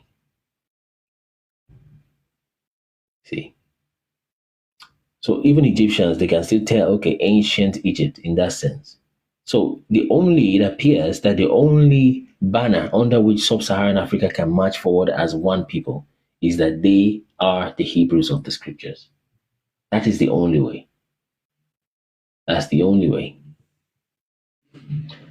Okay, so the children of Ham, Cush, Mitzrayim, Phut, Canaan, according to their generations and cities. And all these went and built themselves cities and found fit places for them, and they called their cities after the names of their fathers, Cush, Mitzrayim, Phut, Canaan. And the children of Mitzrayim are Ludim, Anamim, Lehabim, Naphtukim, Pathrusim. That aim that keeps coming is just a plural. Kasluhim and Kaphtorim, 7 families. And all these dwell by the river Sihor, that is the brook of Egypt. And they build themselves cities and call them after their own names. And the children of Pathros and Kasloch intermarried together. And from them went forth the Pelishtim, or the Philistine, or Philistines, or Palestine, same thing. The Azdim and the Gerarim, the Githim and the Ekronim, in all five families. These also built themselves cities, and they called their cities after the names of their fathers unto this day. And the children of Canaan also built themselves cities, and they called their cities after their names, 11 cities and others without number. I've been telling West Africans that the real promised land is the portion of Africa. Yes, it is. And that is why the Europeans don't want to leave it. And 4 men from the family of Ham went to the land of the plain. These are the names of those 4 men: Sodom, Gomorrah, Admah, and Zeboim. Okay? So they are from Ham, they went there, just somewhere closer to the south there. I think that would present day Ethiopia, around that area. And these men built themselves 4 cities in the land of the plain. And they called the names of the cities after their own names. And they and their children and all belonging to them dwell in those cities. And they were fruitful and multiplied greatly and dwelt peaceably. And Seir, the son of Hur, okay, the son of Hivi, son of Canaan. So Seir was a Canaanite, not necessarily a Neanderthal, or rather a Nephilim. So he went and found a valley opposite the Mount Paran and built a city there. So this is Seir now, the son of Hur, son of Hivi, son of Canaan. That's the Hivite. And he and his sons, or 7 sons, and his household dwelt there. And he called the city with which he built Seir, according to his name. That is the land of Seir. That is the land of Seir unto this day. Okay? And I'm saying that's probably Zaire, Congo, just past the Congo, going towards the south. These are the families of the children of Ham according to their languages and cities when they were scattered to their countries after the tower. And some of the children of Shem, son of Noah, father of all the children of Eber, also went to build themselves cities in places wherein they were scattered, and they called their cities after their names. And the sons of Shem were Elam, Asshur, Arphaxad, Lud, and Aram. And they built themselves cities, okay, and called the names of all their cities after their names. And Asher, the son of Shem, and his children and the household went forth at the time, a very large body of them, and they went to a distant land that they found, and they met with a very extensive valley in the land that they went to. And they built themselves 4 cities, and they called them after their own names and occurrences. Okay? And these are the names of the cities which the children of Asher built: Nineveh, Resen, Kalach, and Rehoboth. And the children of Asher dwelt there unto this day. And the children of Aram also went and built themselves city, and they called the names of the city Uz, after their eldest brother, and they dwelt therein, that is the land of Uz, unto this day. That's in northern Africa. And in the second year, you hear the great Wizard of Oz. They make it look like it's a fairy tale. And in the second year after the tower, a man from the house of Ashur whose name was Bela, went from the land of Nineveh to sojourn with his household wherever he could find a place. And they came until opposite the cities of the plain of Sodom. Okay, so just to the left there. Yeah. And they dwelt there. And the man rose up and built there a small city. How were they building these cities? They had technology of some sort. They had technology. Just move and build cities. Move and build cities. So they will cut down trees and do this, do that. Before you know, the city is up and running. It's up and running. So it is very proud for us to think we are the most advanced of all human race in all history. It's just pride and ignorance. They had better, someone said they had better technologies than we do now. Yes, it appears to be. And a better life. Now you can't just appear and build houses. The government will just arrest you or something. They won't let you just be. Okay? The second year after the tower, he went from there, a plain opposite Sodom, and they dwelt there. So the man rose up and built there a small city and called its name Bela. Okay? So these things are not just small huts they're building. The reason why Africa, well, not the reason, one reason why I think Africa seems to reset and start building is not just colonialists, they came to take everything, not necessarily. I think, in retrospect, that a lot of things, when during that 1776, where we believe this earth was reset, around the time when Satan was returned, there seemed to have been also mass resurrection, according to what Revelation says. So people resurrected in mass, rather. And that appears to be the time when people in Europe were, pooing on the streets, and the houses they just found, and those houses don't have toilets. They just poo on the houses, and supposedly king houses were the most filthy. Because regular people will probably just go somewhere nearby, shrub and bush, and do the thing. But the kings don't want to be seen doing whatever. So they're doing that behind their gardens. It was just so stinky. So I think Africa also reset, and they could just do whatever they could, cut trees or do whatever. They just saw that they were resurrected. You see? And if things were left that way, of course, Africa would have been ahead of Europe, but something else happened to Europe. Because, Caucasus Mountains, apparently Satan stayed more, around them and found them maybe much easier to work with for his plan that he has probably been thinking about for 1,000 years. And then, of course, they got technology to move faster. It's like somebody coming from the future to show you things. They move a whole lot faster. All right. So that's just the theory, by the way. But it looks, if you follow the timeline, that seems to be what happened. Right. Okay. So where were we? So he built a small city. It means that those cities were really cities, not hot. For the city to be big enough for you to have a small city separate from a big one or whatnot, it means that it's not talking about, it's not like they mistranslated the word city for hot. They were really building cities. And called his name Bela after his name. And I remember that Bela. Yes, that is the land of Zoar unto this day. Exactly. You remember that place where Lot was going to escape to. He said, let me escape to this Bela For is his name not called Zoar, for it is a small city. Let me just escape there. And these are the families of the children of Shem, according to the languages and cities, and they were scattered upon the face, okay, upon the earth after the tower. Okay, we're just 2 verses now before we do discussions. And every kingdom, city, family of the earth, of the children of Noah, built themselves many cities after this. And they established governments in all their cities, which flows from the family naturally, in order to be regulated by their orders.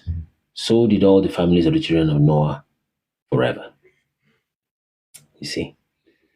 So, and God allowed them. We were not doing perfectly, but He just allowed them. You see? So, Joshua 11 is where we'll continue tomorrow. Okay, so this is the time we will just have some discussions before we close. You have come particularly for a question, a contribution, an update, and things like that. Please request. We'll bring you up. Then we'll have some conversations. 2 minutes each, please. Let's stick with the 2 minutes. Then we move. So that we can go back to work. Well, for me, I'm just trying to sort a few things, other things in the ministry and things like that we've got to do. And of course, many people are expecting Abraham Part 2. We're trying to work on that. If you want to support it, you can go to the website, or while you've just buy the movie first, you want to support. You see the link to support. It's there on the website. It's there on our website, kn.org, ministers.org. Is that working? Okay. Like that. Okay, so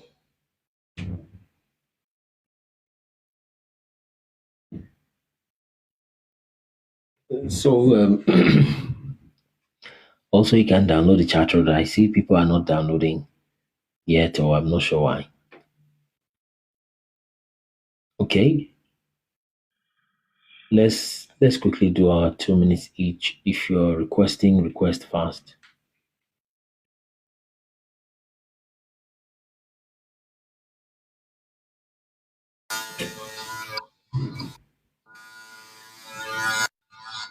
Oh, it's like out of God is a noisy place. Maybe he would come back. Okay.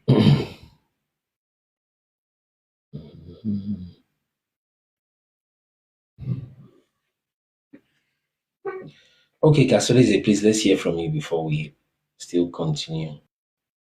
Or we might just do one more chapter if there's not much guests. Kasolese, please, your 2 minutes. Greetings, Minister. Yes, my brother. Yeah, I wanted to. It's just so the last thing you said was what brought me up, right? Like about if there was, you said that there might be some kind of resurrection. Okay. Yeah, so I've been like thinking about it, right? Is it that after rapture, the remaining is it that after rapture the remaining wouldn't like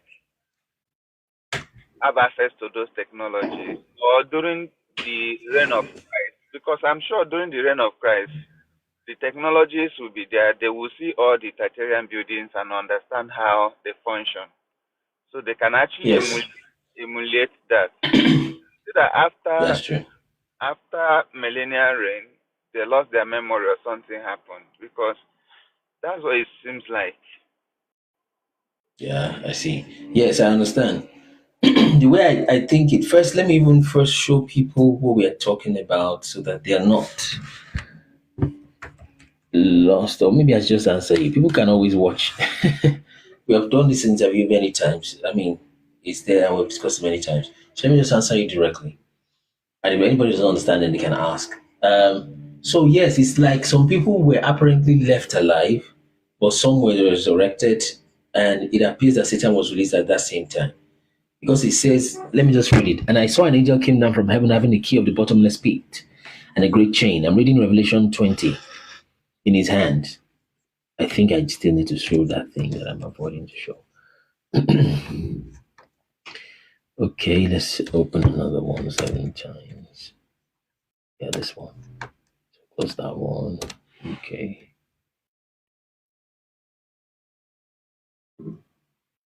So let's just read it together.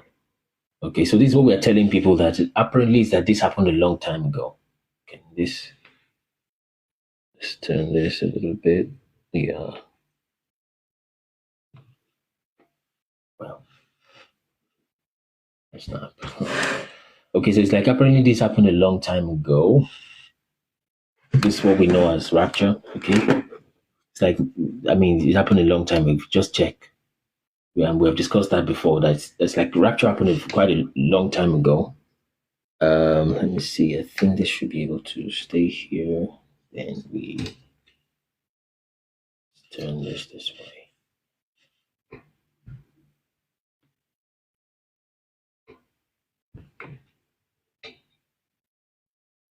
Okay. So it's like this happened a long time ago. Then after that, we have this war to destroy Rome, and then this millennial reign. So this is what I'm about to read now, how everything flows from here going forward.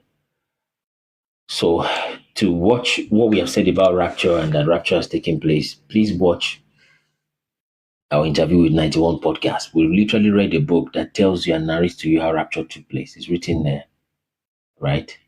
We have it in Roman history, how things that look so much like what the scripture describes in the book of Revelation were taking place. When giants were flying in the sky, when mountains were popping all over the place, when they were hearing sounds of trumpets, right? When they were seeing chariots in heaven, when they saw the sign of a sword in the sky. And those chariots were, that sign of the sword in the sky was in the sky for about 1 year. I mean, for a whole year, they kept seeing something like a sword on the sky like this, right? Every day for 1 year, you see. And it's written there, of course. It's in Roman history. So anyway, we've dealt with all of that. So the question that Casolisi is asking, let's just go read it. It's been a while since we read, so that helps us freshen up. So Revelation 21, 2, 3, 4, 5, 6, then 7, 8, then 9 to 15. So let's see how that flows. Okay, what ends it? Then Revelation 21 is a new heaven and earth. So let's read Revelation 20. Okay. And I saw an angel come down from heaven. Okay. Okay, yeah, that's it. And he held the key of the bottomless pit and a chain in his hand. And he laid hold on the dragon, okay, and that whole old serpent, which is the devil and Satan, and bound him 1,000 years. Okay, so the first thing was to bind Satan 1,000 years. Okay, let's keep reading. And cast him into the bottomless pit. Let me try this, if this is going to help us. I think it will.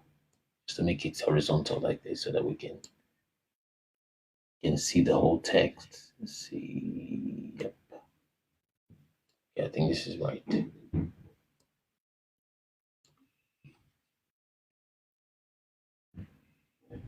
Okay, now I can proceed.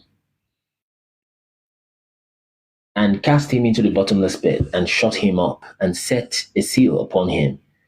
That now watch, that's the bottomless pit. So it keeps going, like spinning and going in the dark. Like I said, that is what happened to him, and it tries to tell you, no, that happened to you. And you should tell Satan, no, I'm not the one spinning in space like this, like that in so-called revolution of the earth. No, you were the one who was spinning in darkness, not me. You see, so they cast him into the bottomless pit, shut him up, and set a seal upon him. So that globe thing spinning all over the place is one of the deceptions he brought up when he came out of his prison sentence. Okay, so set a seal upon him that he should deceive the nations no more. That's what he was doing before he came. But here the deception was a lot more aggressive. Till 1,000 years should be fulfilled. And after the 1,000 years, he must be loosed a little season. Okay? Let's keep reading. And I saw, just a minute, why is this still sleeping?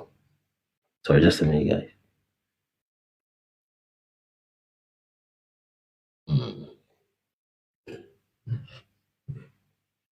So, and I saw thrones, right? Let's see that verse 4. And I saw thrones. Moment.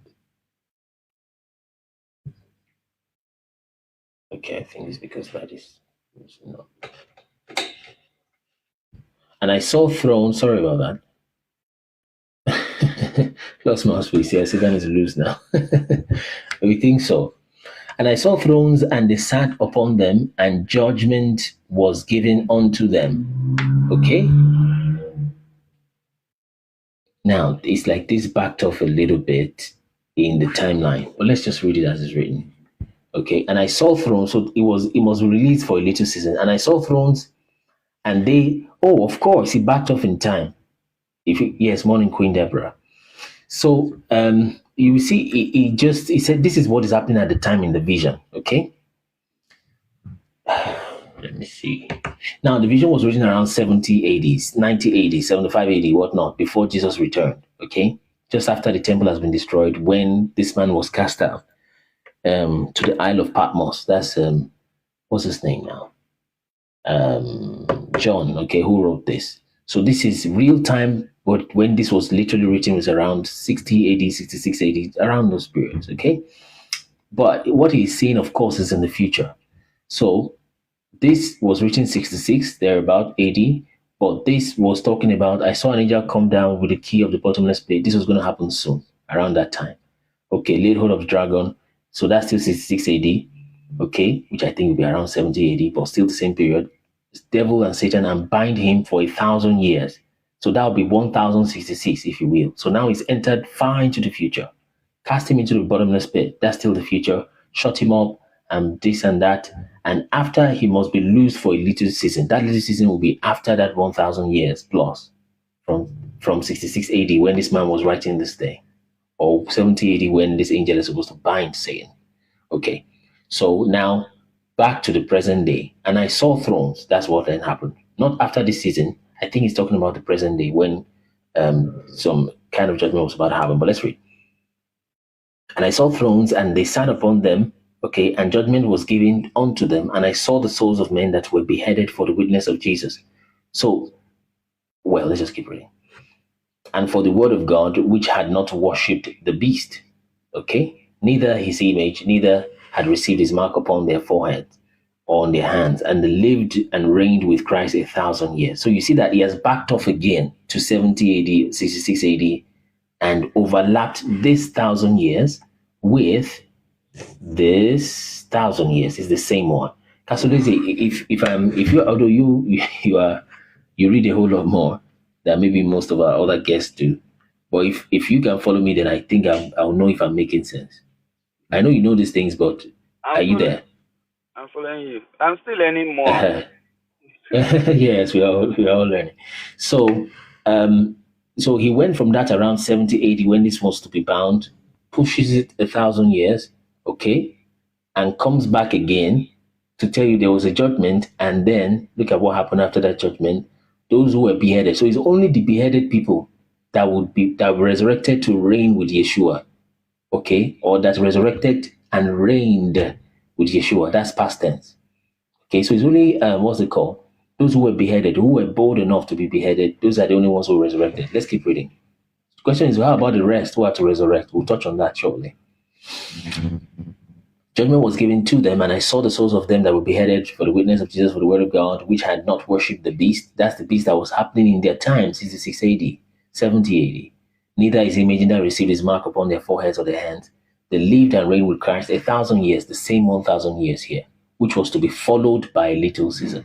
Okay, let's keep reading. Okay, but the rest, you see, the rest. So this is the key Casolesi I think is looking for. But the rest of the dead lived not again until when the 1,000 years were finished. So this one is the first resurrection. This is the second resurrection. People that lived after Tartaria, after the millennial reign. And they were putting no clue. They were just giving the whole thing to figure out. Apparently, there were some people that were still alive. So those ones are supposed to put them through. But let me show you something. Because Satan agents have started coming up on the earth by some way. I don't know how the guy did it to recruit so quickly. But then to me, I mean, architecture, the fact that you resurrected, some people resurrected, then you are part of those people, then are right. That shouldn't have caused any confusion. Just tell them, well, something happened recently. We used to have Jesus, he used to reign, and he built all these beautiful things you people can see. So let's do, what do they call that thing? What do you do to a new university student? Orientation. Let's do orientation for you. Okay. So that building right there, that's the one Yeshua built. That one, he also built that. He did this and built that one. Okay. Just do orientation. Normal common sense. We don't know why everybody vanished. Actually, it's been written that people vanished. In fact, Satan is even coming soon. The moment you start saying things like that, look at what happened to such people. Mental asylums. They are put into mental asylum. So there were people who were just alive. They were not saints. There were people who were left behind. They are the people who the saints must have been reigning over, right? You begin to say, quote unquote, weird things like that, they lock you up, right? We started seeing dates change, right? And these satanic people started saying they built the buildings and started destroying them, and many other things like that were happening. So how the story went in Africa perhaps might have been the same, okay? Perhaps might have been the same. Like I said, there's also a question that pops up that why don't we have many of those buildings in Africa, right? There's actually a few of them in Africa. And I said it's maybe because of what Jesus said, where we were dying because of sin, but the good news is anyone believe Jesus will say. Yeah. So I said the reason why there appears to be fewer in Africa is probably because of what Jesus said. He said, in the kingdom, the first shall be the last will be the first. He said, when people come from the north, east, west, and south, right, to learn, right, in the kingdom, the children of the kingdom will be in outer darkness, or rather, they will be the last, right, because they are not quite respecting the prophet that was given to them. In fact, their Savior, Jesus Christ, Yeshua. Okay. So there was apparently mass resurrection during that same time. Oh my God, there's this.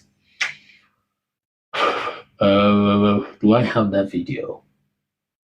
There's this video where this girl was talking about, they were looking at, it's a movie, right? Movies, TikTok that have things like this, where girl talks about dead bodies in the ocean. Let's see. I think you're gonna find that on TikTok. Short videos. And one old movie like that. Maybe I should use the word Tateria to search it.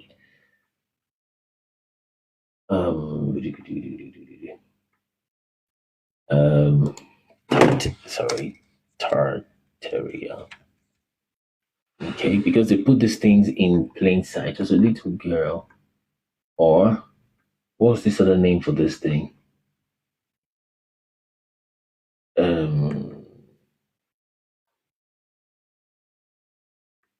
World fairs. Okay, world fairs. Let me try that.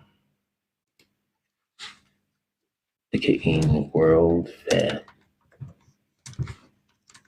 See. Okay, that's it. Got it. Brilliant. Okay, so let's just listen to this. He's muted. How long has Hollywood been doing that? How long has Hollywood been showing us little bits of the truth? Let's take a look at a small clip from this movie. Let me start it again. So we all know how they love to drop little tidbits of truth, little bits of disclosure in movies. How long has Hollywood been doing that? How long has Hollywood been showing us little bits of the truth? Let's take a look at a small clip from this movie. The 1944 Judy Garland movie Meet Me in St. Louis, which is all about the 1904 St. Louis World's Fair. That would be this beautiful World's Fair. And in this video clip, you're going to hear her potentially talking about the mud flood. What better way to disclose truth about our last reset with the mud flood than in a movie? So, okay, someone told me, Mr. Clay, I started paying attention to you yesterday. Blessings, my brother. Yes, blessing. Yeah. So, yeah, so that's it. So look at these buildings. They were telling us that they built it in a short time. I mean, you just need to watch our video to grab that. It's a long thing to explain. But there's some these things called world fairs, trade fairs. No, world fairs, not trade. World fairs, right? That they built it in a short time, blah, blah, blah. So this guy is just narrating. Let's go. Involving the world's fairs. Take a look at this clip, though, and let me know what you think in the comments. Stop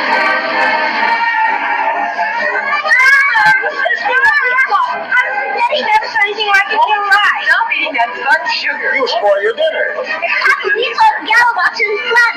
Big waves came up and flooded the whole city. When the water went back, it was all muddy and horrible, full of dead bodies.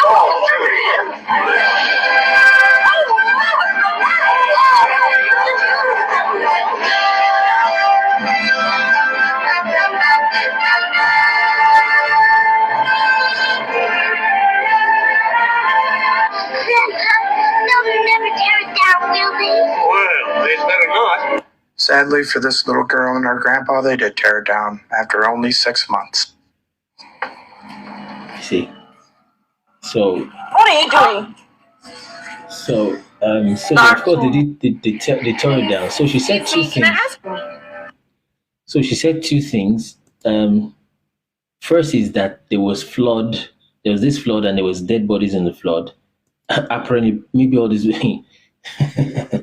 The book of Revelation says the sea will give up the dead that is in them.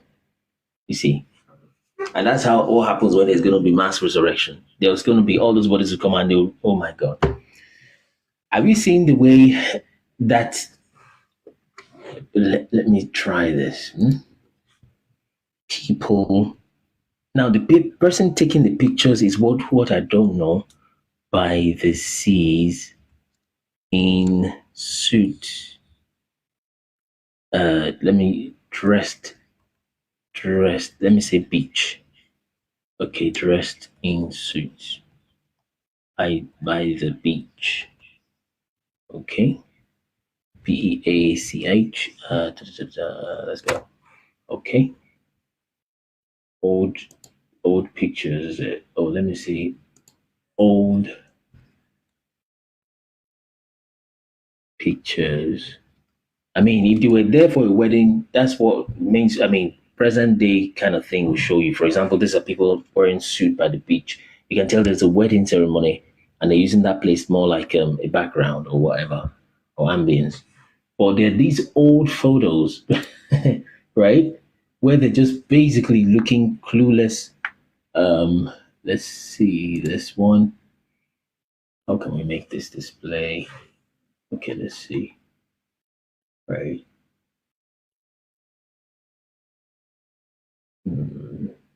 Okay. Let's try visit it, see what happens. No, it's not it.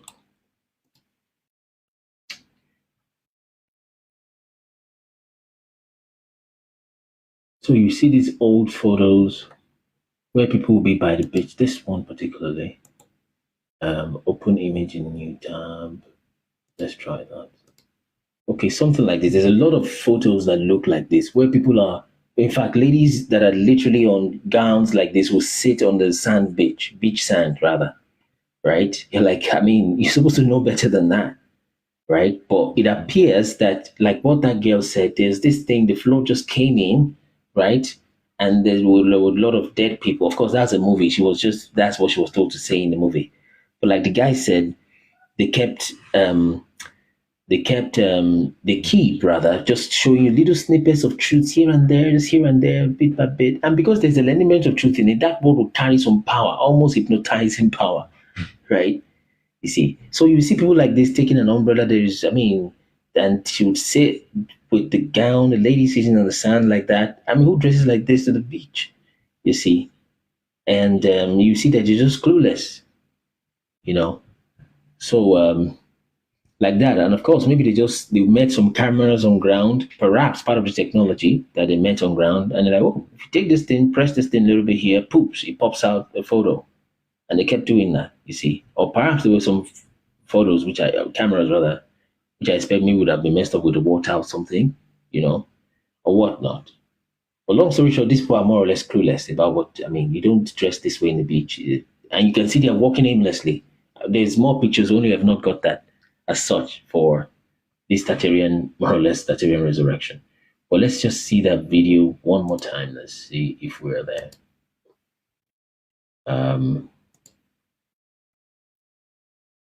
I don't know if, let's see.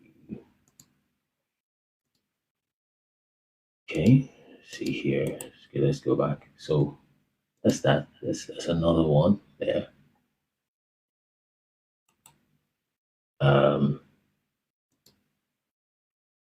This question taking us out today. So let's just watch that part of the girl's video. Where is the video? Okay, so here. Okay, that's it. It's Facebook.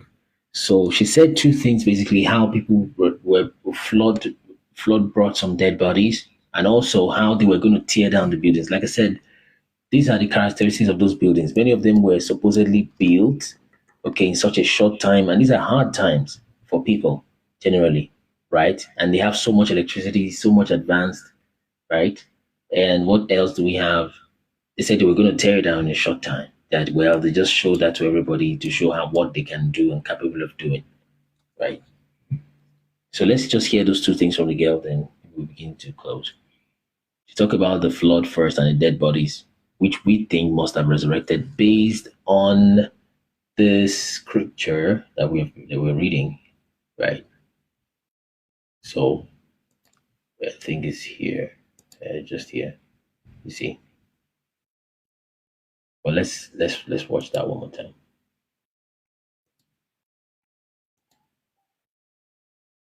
And sometimes when you hear the truth, you can tell this thing is somehow true. It will sound familiar in a funny way.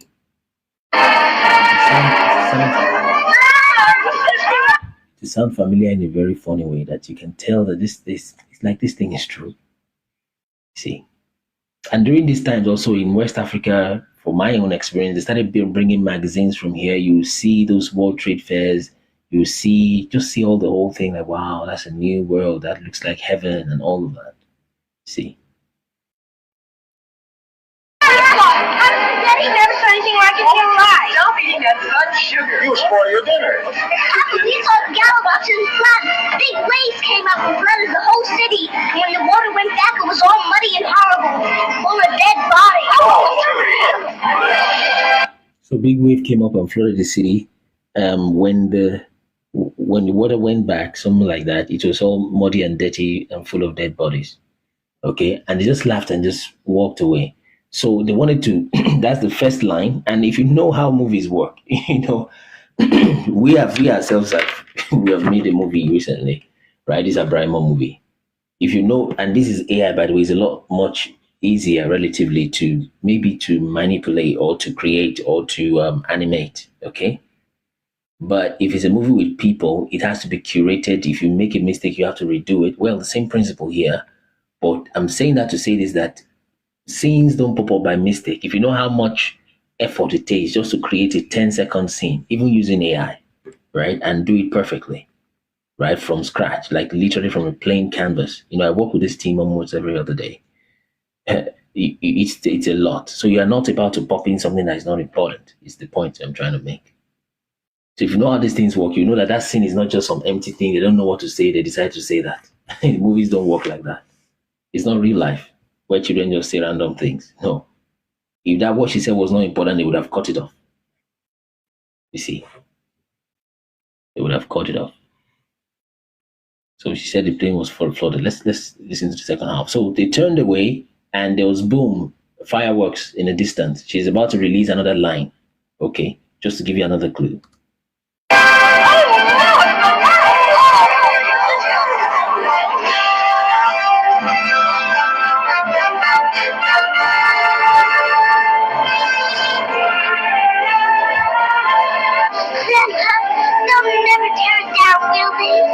He said, Grandpa, no, they will never tear it down, will they? Watch this. Well, they better not. He said, well, they better not. You see. Sadly for this little girl and her grandpa, they did tear it down after only 6 months. Yeah. So after 6 So we months, all know how they love to drop. so after 6 months after the so-called World Fair, they tore everything down. You see. So that apparently starts with me. So What do you think you're doing, my Faraska? I got from So after that, they basically just tore everything down. You see, and the whole thing was just like that. So then they started rolling out the lies after lie after lie after lie after lie like that. And by the way, this was almost 70 years since they have done this already. So now they're just putting it in your mind and all of that. Casolese, you want to say something? Yeah, I wanted to so the building, they made the building like that and they only used it for 6 months, is it? No, my brother, they didn't make it. I don't think you get it. Maybe you forgot. Those are the buildings that I must have said they been met left the behind. building, like they Oh, met Met. it. Yes, exactly. So Yeah, I I mean got it. Sorry. they met the Yeah. building, so they only used it for 6 months. Yes. So they told everybody, you're correct. They told everybody that they built it within 3-4 years. I think because those cities were very big. I mean, literal cities that the ones that they have not torn down, they converted. A whole one can be a whole hospital, a whole school, right? And that's just one wing of the whole thing. So it was a whole city. So it was more like the 3-4 years they told the people, the public, that they built it for was the years it took them to clean it up after the flood. And Satan's release apparently maybe caused a lot of cataclysm. There was some shakings and things like that. And perhaps where the bottomless pit was maybe somewhere in Europe, incidentally. So when they were going to pull him out of that bottomless pit again, all of those structures and facilities are usually within the earth's crust, or within within that where is that Hebrew? Let me use what's the name of this man? Enoch's earth. Okay. So yeah, so often all of those structures are usually within the earth structure, right? Sheol, right? Bottomless pit. It will be somewhere within that. This is a cross section of the earth as far as Enoch is concerned. So long story short, as it was brought out, there was flood. So those 3-4 years must have been what it took them to clean it up, not how long to build it. You get it? So and in 6 months, like you said, yeah, they destroyed many of those buildings. They just destroyed them. You can see that demonic kind of way of living. And it's a pride. Like I said, deception and pride, they go together. So the idea is that, well, we can build it anytime we want. We just want to show you how fine it is, then we destroy it. Does that make sense? It doesn't make sense because you can't build something just for you to destroy it in 6 months. It does not make sense at all. No, it doesn't. But then, so that explains why they destroyed the Benin Kingdom, because Benin Kingdom literally has street lights and all those things, and the walls and all those things. Yes. So, but by the time they were coming to the Benin Kingdom and things like that, things has graduated a whole long time. They are just beginning to get to Europe, from Europe to Africa by then. So the intention for destruction then was maybe even slightly different, but the same evil spirit. But then the intention was like, how can these people have this thing? Let's blow it up, And so that, because they got to Zimbabwe also, they saw the Zimbabwean war. First off, they first called it a moat. A moat means a small, weak wall. If it was the Europe, they saw that they would call it Stonehenges. Stonehenges. But when they saw it in Zimbabwe, they say it's just the Zimbabwe moat. In other words, something just a weak kind of wall. Right? And they said, well, it's a natural rock formation. Yeah. So rain was falling, the rocks were just falling in random, and they happened to become that wall. They just refused, because they have been so trained with that pride and all of that for a long time, brainwashing, that they are like, no, you to get to a point, and it requires humility not to be that way, that you've been told the narrative for so long that when you see something different, you will fight to keep it that way. And that's what you're even dealing with Africans when you're telling them these things. So yes, it's part of the destroy. And Benin Wall is longer than the Wall of China, more than 3 times plus, right? Maybe 4 times even. The reason why it is not that visible and all is because it was, I think, concentric. In other words, it was more like spiral. Okay, it just goes spiral like that. So it occupies less kilometers and span. You see, but it's much longer than the Wall of China, but it was destroyed by the British. Okay, so that's what we have. Okay, 2 minutes, Queen. Let's give you 2 minutes real quick. So we're about just closing. Queen, are you there? Okay, I don't think Queen is there. All right. So okay, so thank you everybody that has joined. So Kasudezi, I think we dealt with that, right? Yes, we did. Have you had the time to I watch the? Go ahead. I think we should do more of this because this will actually make people want to know. Then from there, they will also like follow the account and learn more about what we're doing. Yes, I see. So I mean, you're right. A lot of people are just hearing this for the first time. So yeah. So it's just the ones, and it's like some people are just interested in different topics. That's the reason. But what we can do, what videos are you showing? I don't get what you mean, phenomenon. So, but what we can do is we would always paste this, like this, for example. Let me just immediately add it to the things that we need to keep in, so that it's part of those the ones we'll stream back. So, thanks for that. We'll do just about that. Okay, I think we have another guest. Erodige, good morning. Have you heard about the Hollow Earth? You can tell me, King George. So 2 minutes. Let's go. Erodige. Yeah, hi. Hi, Hello, Minister. hello. Good morning. Yes, morning. Yes, morning. Yeah. Just have a quick question for you. It's actually regarding the Sabbath day. I know a lot of Christians don't observe Sabbath now, or maybe they observe it on a Sunday. But we know from the scriptures that the people of God, they observed Sabbath on the seventh day rather than on the first day. It's been changed to the first day now, which is Sunday. Just wanted your thoughts on that. Yeah, Sabbath is still Saturday straight away. Yeah. Okay. Yes, it is. It is. Yes, it is. And as much as you can observe it if you will. It doesn't stop you from gathering on Sunday if you want to, if you should. That's nice. Okay, but then you can observe the Sabbath. It's not a sin, and it is a sin. God will forgive you. So observe the Sabbath. It's something you can do. But then, like I used to tell people, it's literally impossible to obey all the laws except you're under an Yasharel state. So I can separate it from the Middle East confusion. Okay, because some laws will tell you, for example, if a person pick up sticks and does that, or if a child slaps his father, the child should be unalived. You can't do that in most countries today, not even in Africa. Okay, so you can only fulfill. I mean, it's supposed to be part of the law, as it were. I don't know if you're with me.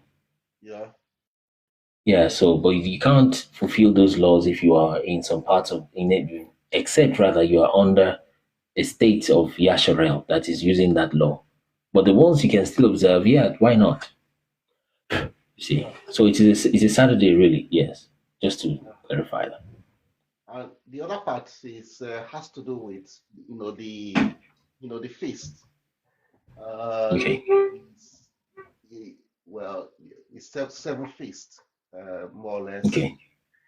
I can't remember the scriptures now, but somewhere in Revelation, I read that during the millennial reign, that those people that will not come for the Their year, land will be dry. They will have no rain. yes, so there will be a sort of punishment for them. So I mean that tells me that even during the millennial reign, they were observing some, So exactly. Those feasts. Even in Zechariah, I think it's also written in Zechariah that during the millennial reign, they were observing the Feast of Tabernacles. Yes. I can find that scripture for you, but if you Google Yes. it, it's in Zechariah. Yes. So Yes. I think my question is, I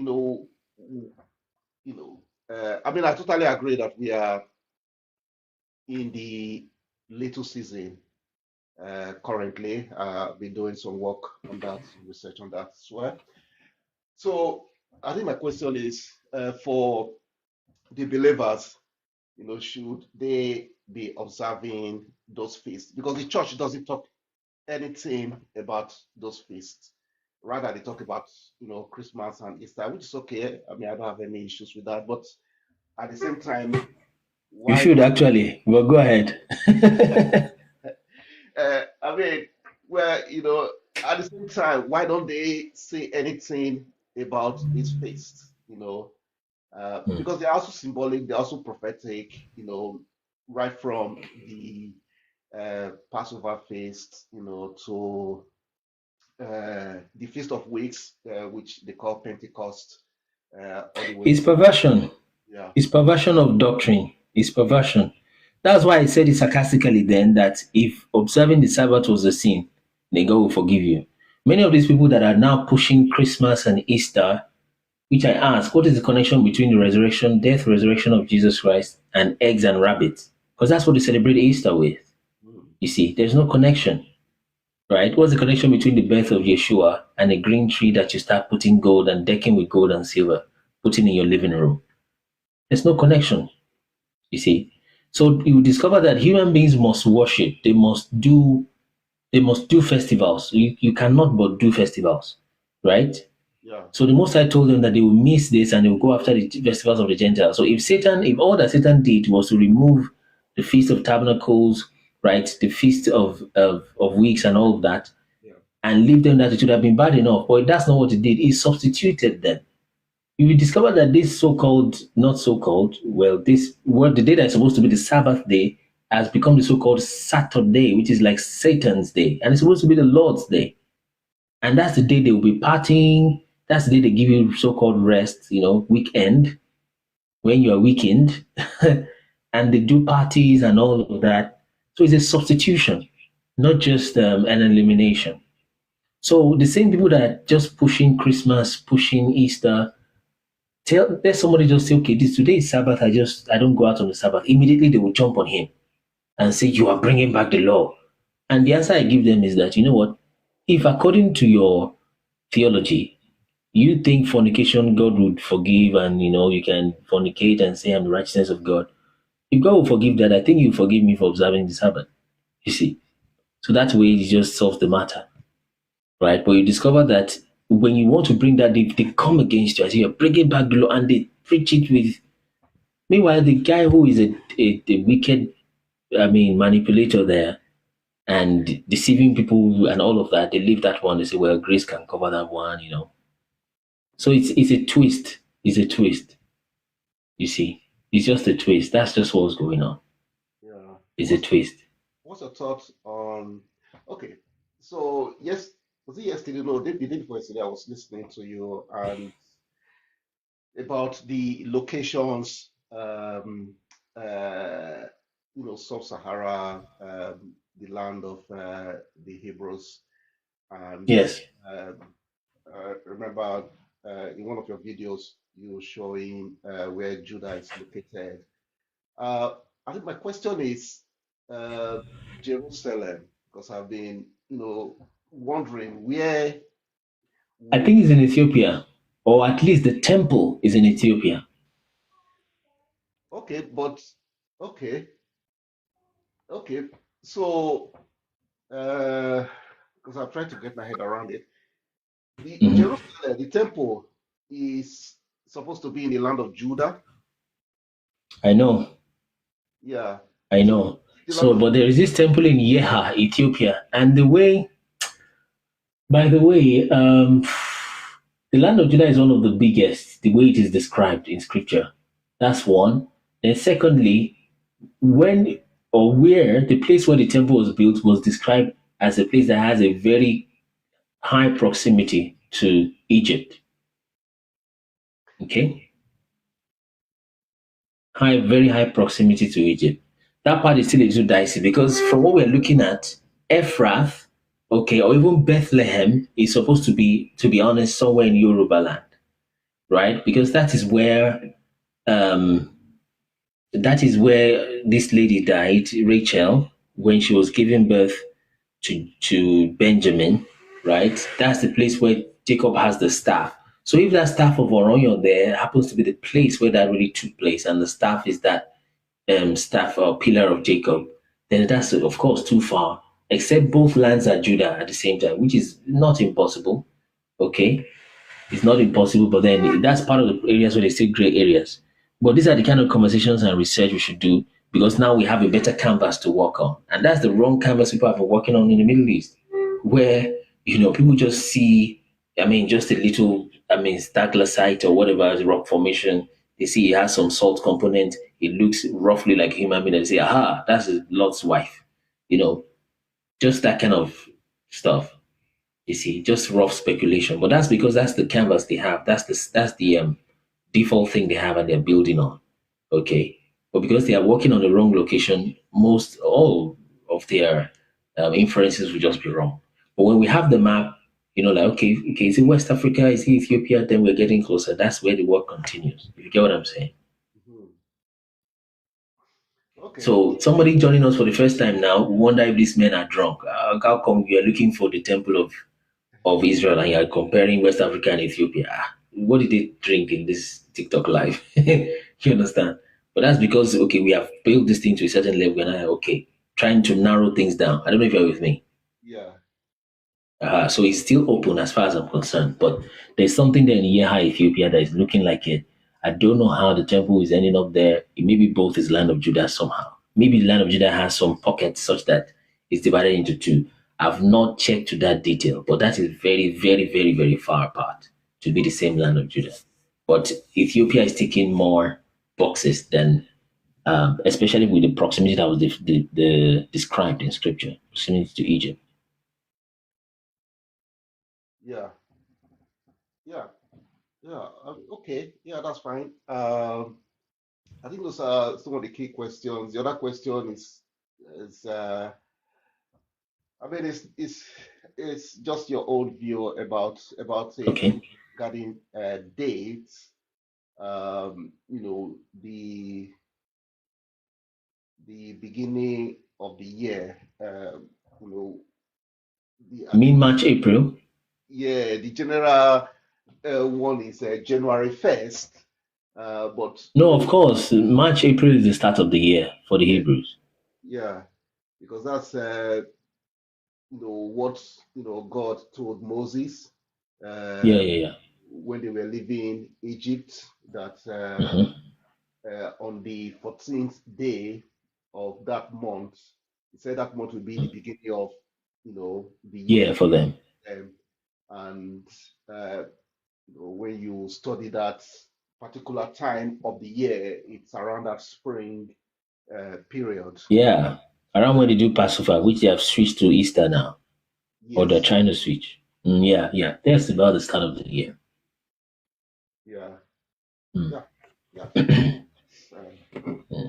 That's right. Thank you so much. We're always here. Maybe another day. Yeah, we'll go. Yes, we're always here, 10 o'clock every day UK time. Yeah. Thank you very much. Thank you so much, Arodike. Yes, and also when you find details about maybe temple location, bring it up. We share it. We learn it. That's how we move. Not necessarily monologue or one-way information transmission. Right. Thank you so much, my brother. Phenomenon, 2 minutes. Let's go. Phenomenon, you're muted. 2 minutes. Let's go quickly. Good afternoon, Minister. Yes, my brother. Afternoon. And good afternoon, all in the panel. I just wanted to touch on the Sabbath day because I come across one video that someone was trying to explain how the Sabbath is not necessary. It must be on Saturday. That they have this beat, just the way you see Catholic Church has this rosary. Are you with me? Yeah, go ahead.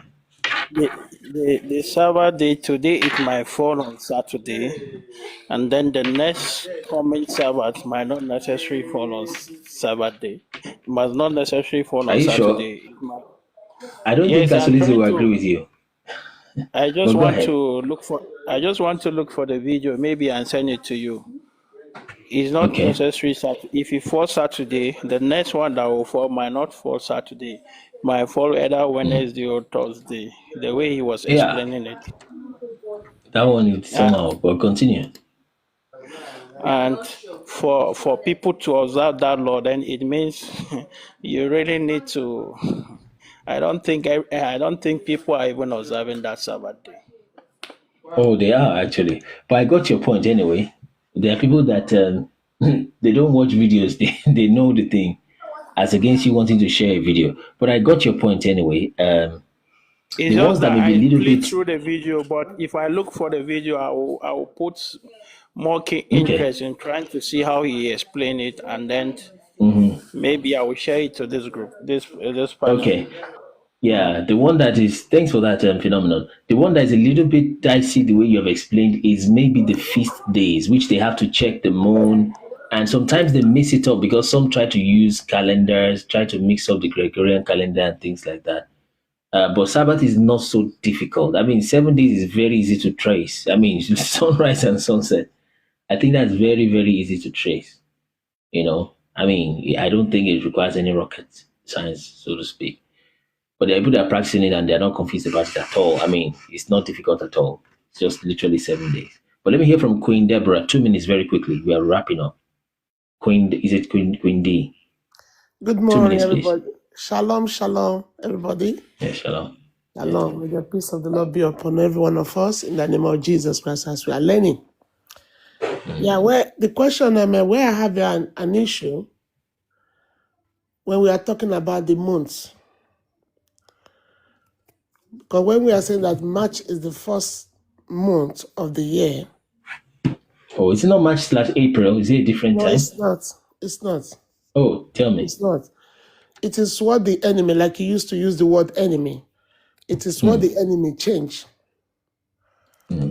It is not, because if you calculated it and you said in a year, so how many days will it be in a year if you use it like that? It should be 364, isn't it? It's exactly. So if it is 364, then we times 52. 52, we have 52 weeks in a year. So we times it by 7, it will give us 364. So when it gives us 364, that means the first month of the year is November. It's not March or April. And that is not only because we study it in the book of Enoch, that kind of a thing. Even before I know I have the book of Enoch, the Most High God reviewed the months for me to understand the months and the weeks. And since that time, I've already I mentioned that I stand in that line. And when we talk about the Sabbath, one of my brothers is talking about the Sabbath. Like you said, the Sabbath is a commandment from the Most High God for the children of God that they have to follow. If you look at Isaiah 56, it is written there that those that do the thing that is pleasing to me, that means those that kept the Sabbath, they are my sons and my daughter, my children. I will be their God, and they will be my people. And when we talk about the let me add more time. I don't know if you're able to see your time, Queen D. No, I don't see. Let me add. Oh, yeah, you said? it's because you were not.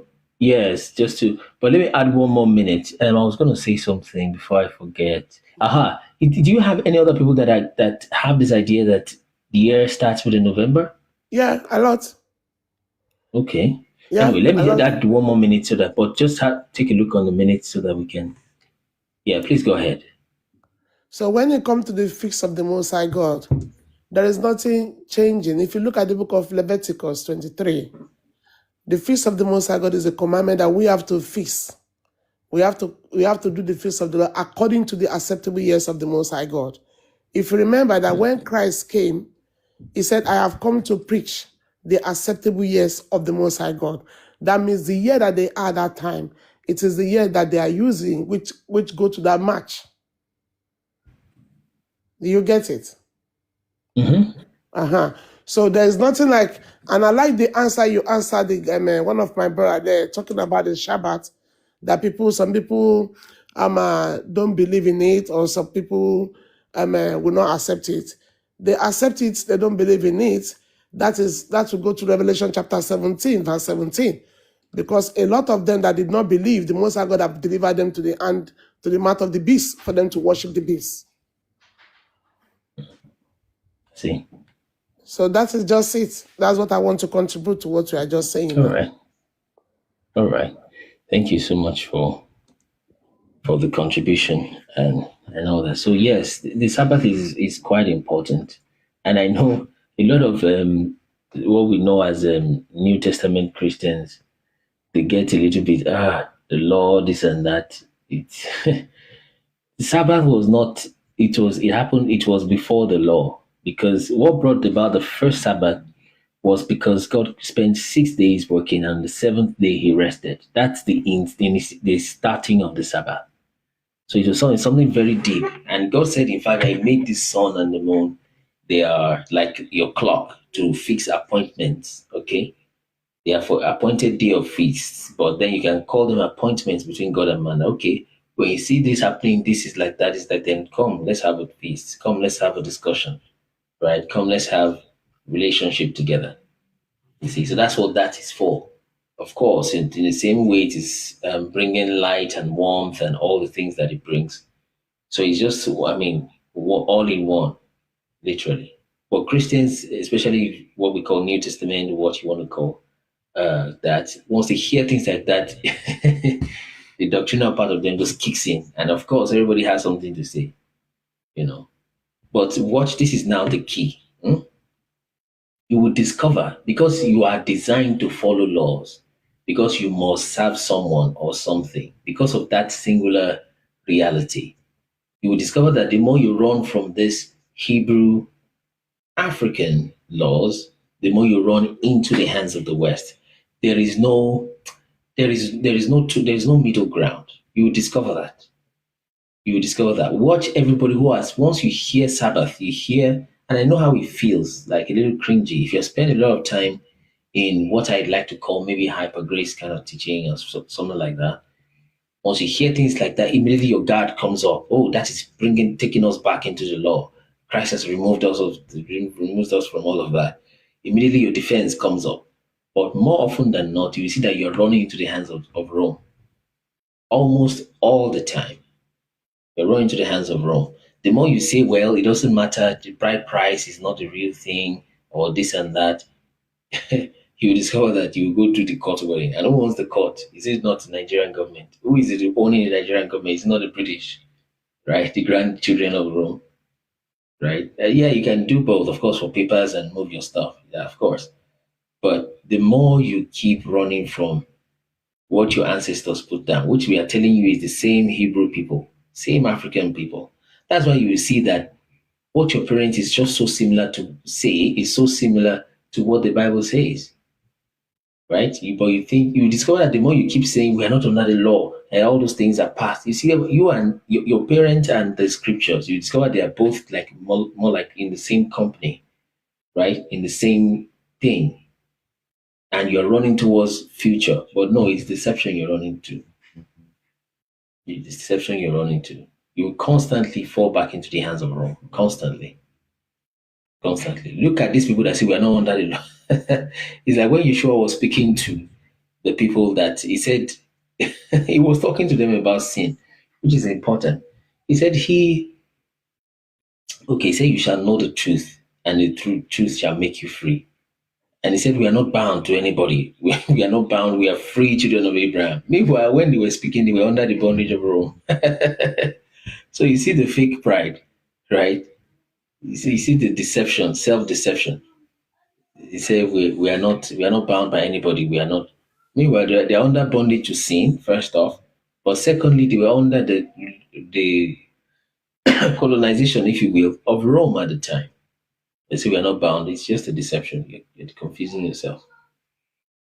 You see, so that's the same way that the more you turn away from the laws of your parents, laws of the scripture, you will always go to Rome. We say we are not under any law. We are now under grace. But you go over speed now and see how your ticket will get home before you. That's a law. That's a law. You talk to somebody that is homosexual or trying to transition and see if they will not call you up and perhaps charge you for it, if not even put you in prison. That's a law. See, we are not under law. You go and preach that you are not under law to your, what's the name of these people, to your social services or police that come to your house and say, I'm under grace. Grace teach me holiness and purity in the name of Jesus. Hallelujah. And tell them I can preach the truth. You will become a martyr very soon. But there's hypocrisy. There's hypocrisy. Your parents tell you this. Why not live this way, that way? You shouldn't treat your children that way. Raise your children this way, that way. You say, no, all of that is law. It's law. But when you want to pass, you pay ticket, you pay tax. So what you discover is many of these so-called hyper grace, supposedly, let me call it perverted grace, okay? All this so-called, hyper grace, perverted grace teaching, you will discover that the whole logic of it and the whole sense of it, it does not go beyond your head. Between you and the other people that speak Christianese like you, it doesn't go beyond that room. The moment you are in that, you turn off your generator, the light goes out, the keyboard is off, and you step out of that building, that law is dead. That whole idea and cocoon and balloon you're painting for yourself is gone. You step out there, you got to take your bike, take your car. Some don't even have transportation to go home. You're back in the real life in that sense. Are we trying to kill people's faith? No. We're trying to tell you that you are forsaking something that is more original, that is more true, right? And you're entering into stuff you don't know. And what you're in is people who are serious with their lives and they have taken laws and they put it in place. See? So that's what you find most times. Let's quickly, can 2000K, God showed the Romans to exile Israel if God didn't allow it to happen. Okay, someone is about the Roman invade Africa in Hebrews. Yes, they must have. And I know it's not in mainstream, but they must have. Did Jesus keep the Sabbath? I think he did. Minister, I have a question for you. Okay. The question is if Jesus kept the Sabbath. Well, he said he wasn't going to forfeit the law, right? And like you read that in the millennial reign, he was still keeping the Feast of Tabernacles, right?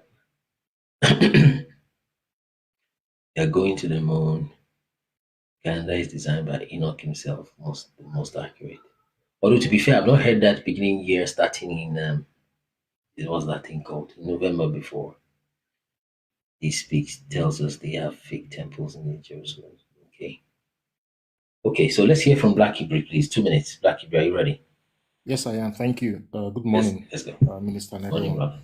So, two things. Number one, I wanted to respond to the sister who talked about the calendar year starting in November. My own opinion, I do not agree with that. And the reason is because I've got evidence of the correct calendar. There's this group of people called the Essence in the days of John the Baptist. And so one of the sects. They have a scroll that was also found as part of the Dead Sea Scrolls. And they date their own calendar using the calendar that was what's it called? What's the English for that? Calendar that was designed by Enoch himself. And that calendar has 364 days. And it does not change. So the week starts from the Sabbath is always on Saturday. It doesn't change. And the year always starts, I think, if I'm not forgetting now, the year, I think it starts around, it's always the third Wednesday of March. Something like March. that. Yes. So that's where it always starts. So it does not change. So it's not like, so that's one thing I wanted to just mention. I tried to send in the link, but I think the TikTok does not allow that. Yes, it wouldn't. Yeah. The other the other thing I wanted to say is a kind of a question. I've been following you for some time, like you know, and I've really gained a lot from you. There's something I still. What year? Sorry. Sorry. You said something year. Maybe I missed that. Yes, I said I've been following you for some time now, and I've gained a lot from you. Okay, from here. Okay, yes. Yes, I've been doing this research for some time, sha, like 10 years, but since I met you, it has really tripled. Really. One thing you've mentioned was the calculation of years from after Jesus, where you said about 1,000 years was added. And you gave evidence. I've watched those videos where, for example, let's say 1,880, 1980 will be J. The one is actually J, and then it's actually 880. Now I've looked at that and I've tried to look at the time frame, and a question that keeps coming to my mind is, how do we explain all of those dates where, for example, all those Spanish Inquisition that occurred? It will seem, or how, for example, the Catholics were able to give a time frame of all the popes they had, in quotes, from Peter till date. And if it will be what? What's your word? Sorry. You said it will be something for the popes to do something. No, I said, I was giving another example that the Catholics, they have a timeline of all their popes from Peter till date. And if we look at it, it will not fall into 1,000 years time frame. Yes. It is same as if it is up to 2,000 years. So is it like that is part of the lies, or truly it has been 2,000 years since? And if you permit me, my last question is, I've been trying to look at the time frame of Abraham as a African Yoruba patriarch, and also Ella that was been mentioned once, which have been compared to the person of Jesus Christ.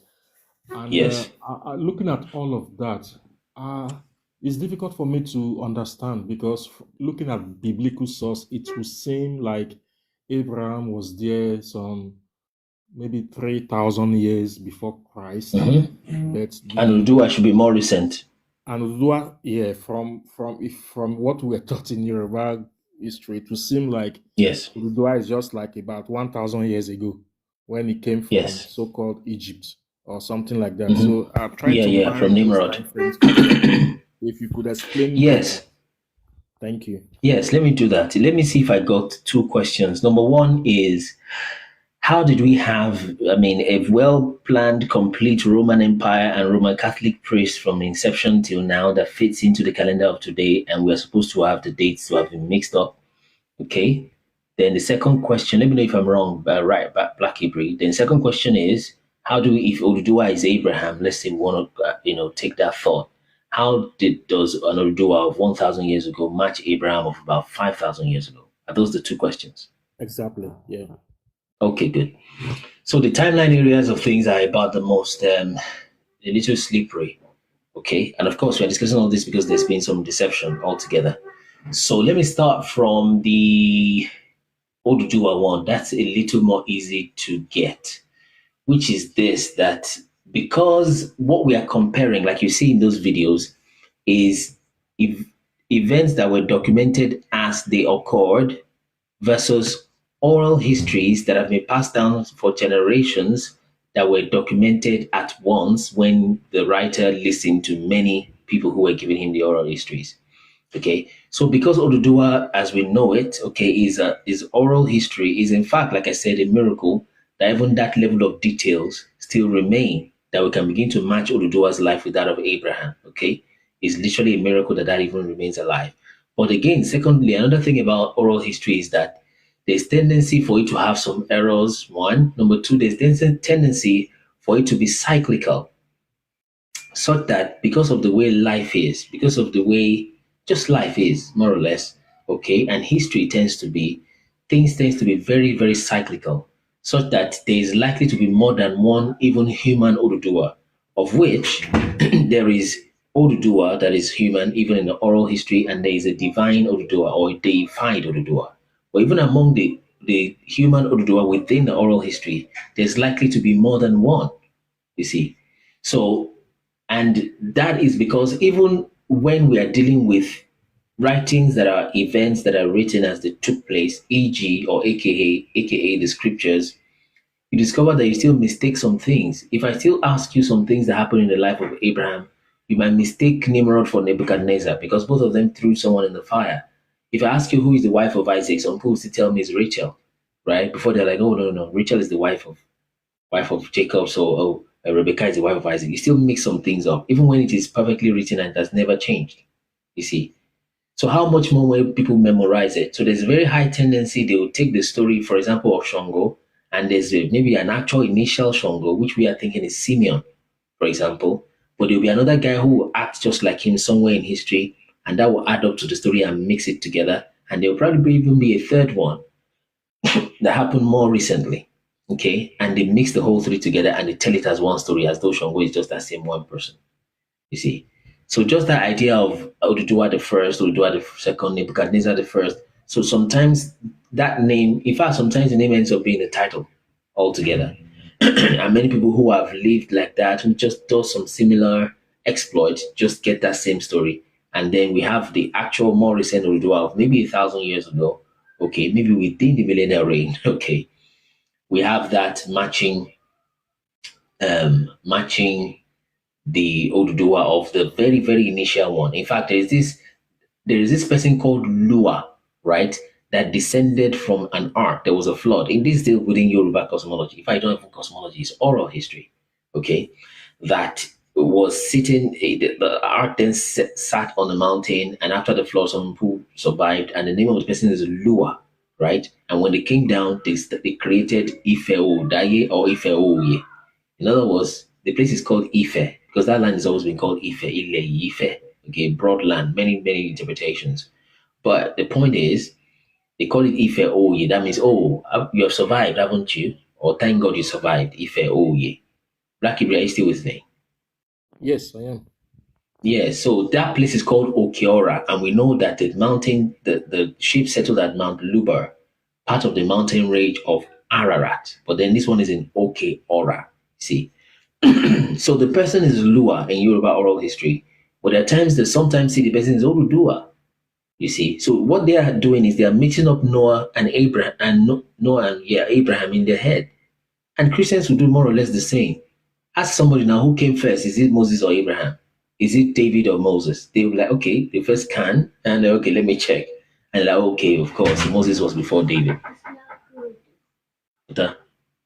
So close the door.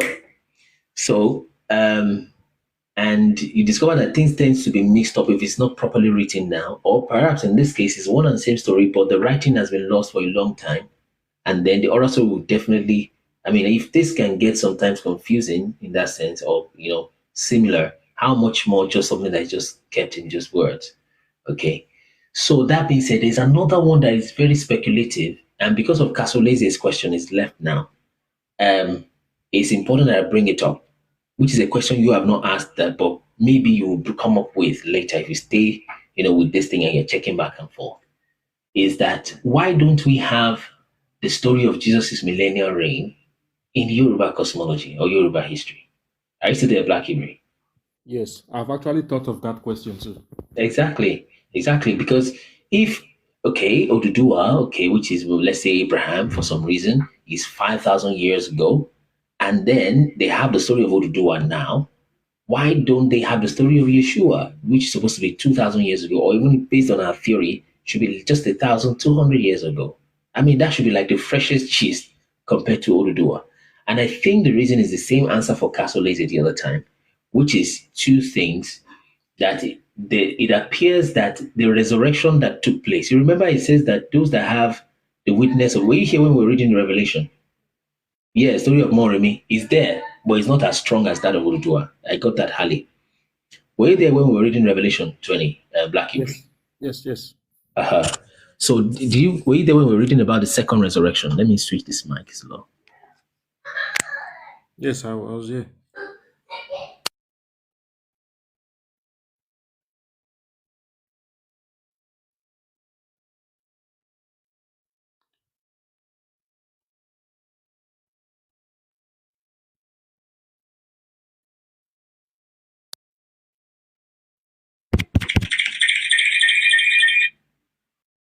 Okay, so I need to switch the mic, which is just the right time.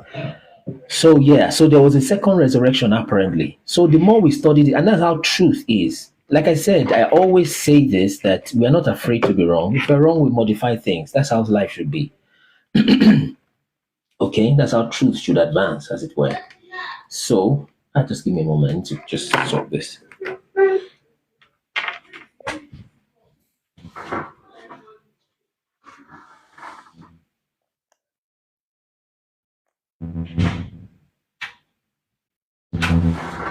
Okay, so there was a first resurrection, and maybe I should read it again. It's so refreshing to read that. Let me just read it again. Forgive me for the extra time. Let's see this, that, the revelation. So let's make it this way, if that's gonna work. X, no, R. Okay, yeah. So just a minute, expand it. So let's read it again from verse 1. So we're trying to see, okay, if Oduduwa is 5,000 years ago, of which we know from conventional history that is 1,000 years ago, how come a story, okay, let's say we forgive that, maybe there's several Oduduwas, fine, done. So then why do we have the story of Jesus not there? I mean, that there's this man that walked the earth, or even if apart from the story of Jesus, how about the story of the millennial reign itself, that there's this person that just kept reigning for like, although there's this Ogbugbu during, there's this story of, have you heard of Ogbugbu during? Black Ibri. No. Ogbugbu during is one of the Yoruba kings that lived so long that he became a metal. Ogbugbu. Do you understand Yoruba language? Yeah, sure. So there's something like that, but you can imagine that's still oral story. You have to read the detail, and maybe not just from some TikTok video. You need to look for the elders who are really saying the thing, or someone who has written their story and has it written down. You see, so we can track it. If it is wrong, you can say, okay, you said this time. This is not correct. It's easy. Or to say, okay, it's not impossible. That's exactly what guys say. That's what some Yoruba TikTok, YouTube guys said, that is Methuselah. Okay, so yeah, because Methuselah was also a king, according to Joshua, book of I think book of Joshua.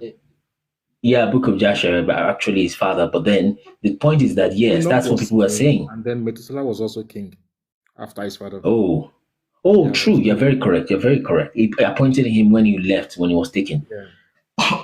Yeah, you're very correct, actually. So my point is, but rather than just jumping to conclusions like that, we want to go a little more forensic, a little more micro examination. So that being said, the question we're trying to answer is, why is the story of the Jesus and then millennial reign? Now, Harley is telling us in the comment, which is correct, that the story of Moremi, which is like Mary, or Miriam, which is the mother of Jesus, who gave birth to Ella.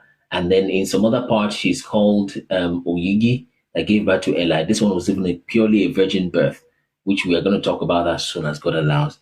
So, but the point is, why don't we have the story, okay, fine, Ella then came back and reigned for the millennial reign. Why don't we have that? And that's what we want to look at. So if we follow, I think we can get it, okay? And I saw an angel come down from heaven, having the key of the bottomless pit. We've read this before. Okay, and he said, he held on to the dragon serpent. This was happening around, let's say, 70 AD. This person wrote this around 66 AD. That's John, the beloved, that saw the revelation. Okay, he held on the dragon, the old serpent, which is devil, and cast him, bound him for 1,000 years. So this must be like 1,070 AD that is then completed, something like that. And cast him into the bottomless pit and shot him and set a seal upon him that he should deceive the nations no more until the 1,000 years should be fulfilled, and he must be loosed a little season, which is where I think we're at now. Okay, but apparently this writer went back to the past again. I saw thrones, that's the past where this guy was bound. I saw thrones and those that sat upon them, and judgment was given to them.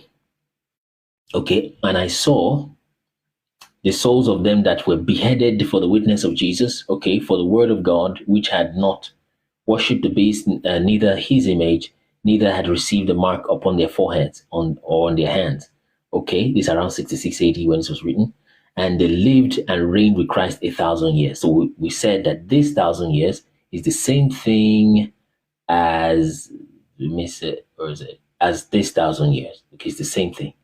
Okay, the same 1,000 years where Satan was bound, the same 1,000 years when Yeshua reigned. Okay, same one. So he went back in the past and narrated it again and told us the bright side of things. Okay, the positive side. So let's keep going. But the rest of the dead, these are just the core, serious, super spiritual guys who gave their life for Yeshua. They are the ones who were raised. That's what it's telling us, you see. So if you didn't give your life for Yeshua, yes, you didn't take the mark of the beast, but you were not beheaded, up to that extent, then you will not be raised. It's like what it's telling us. Look at this now. But the rest of the dead lived not again until the 1,000 years were finished. You see, so it was not just Satan that was released. Also, dead people were released, and we watched that video from Facebook, where somebody all the way in America, of course, these Illuminati movies were showing us part of when these things happened in the so-called Tertiary period, just after the Dark Ages. Okay, so he said this. He's actually talking about this is the first resurrection. In other words, this one is going to be the second. This one that they live not again cannot be the second resurrection because there was one before it. So he's saying that is first resurrection. Let me read it again. But the rest of the dead live not again until the 1,000 years were finished. Okay? You see, so he said, blessed is he, blessed and holy is he that had part in the first resurrection. On such, the second death rather, has no power. That's those who took place in the first, who took part in the first resurrection that reigned with Yeshua. Of course, that's why you can do 1,000. Because death has no power over you. But they shall be priests of God, okay? And of Christ, and shall reign with him 1,000 years. You see? And when 1,000 years were expired, Satan shall be loosed from his prison at the same time when this dead shall raise up. Now, this is the key. I think this is very hypothetical, okay?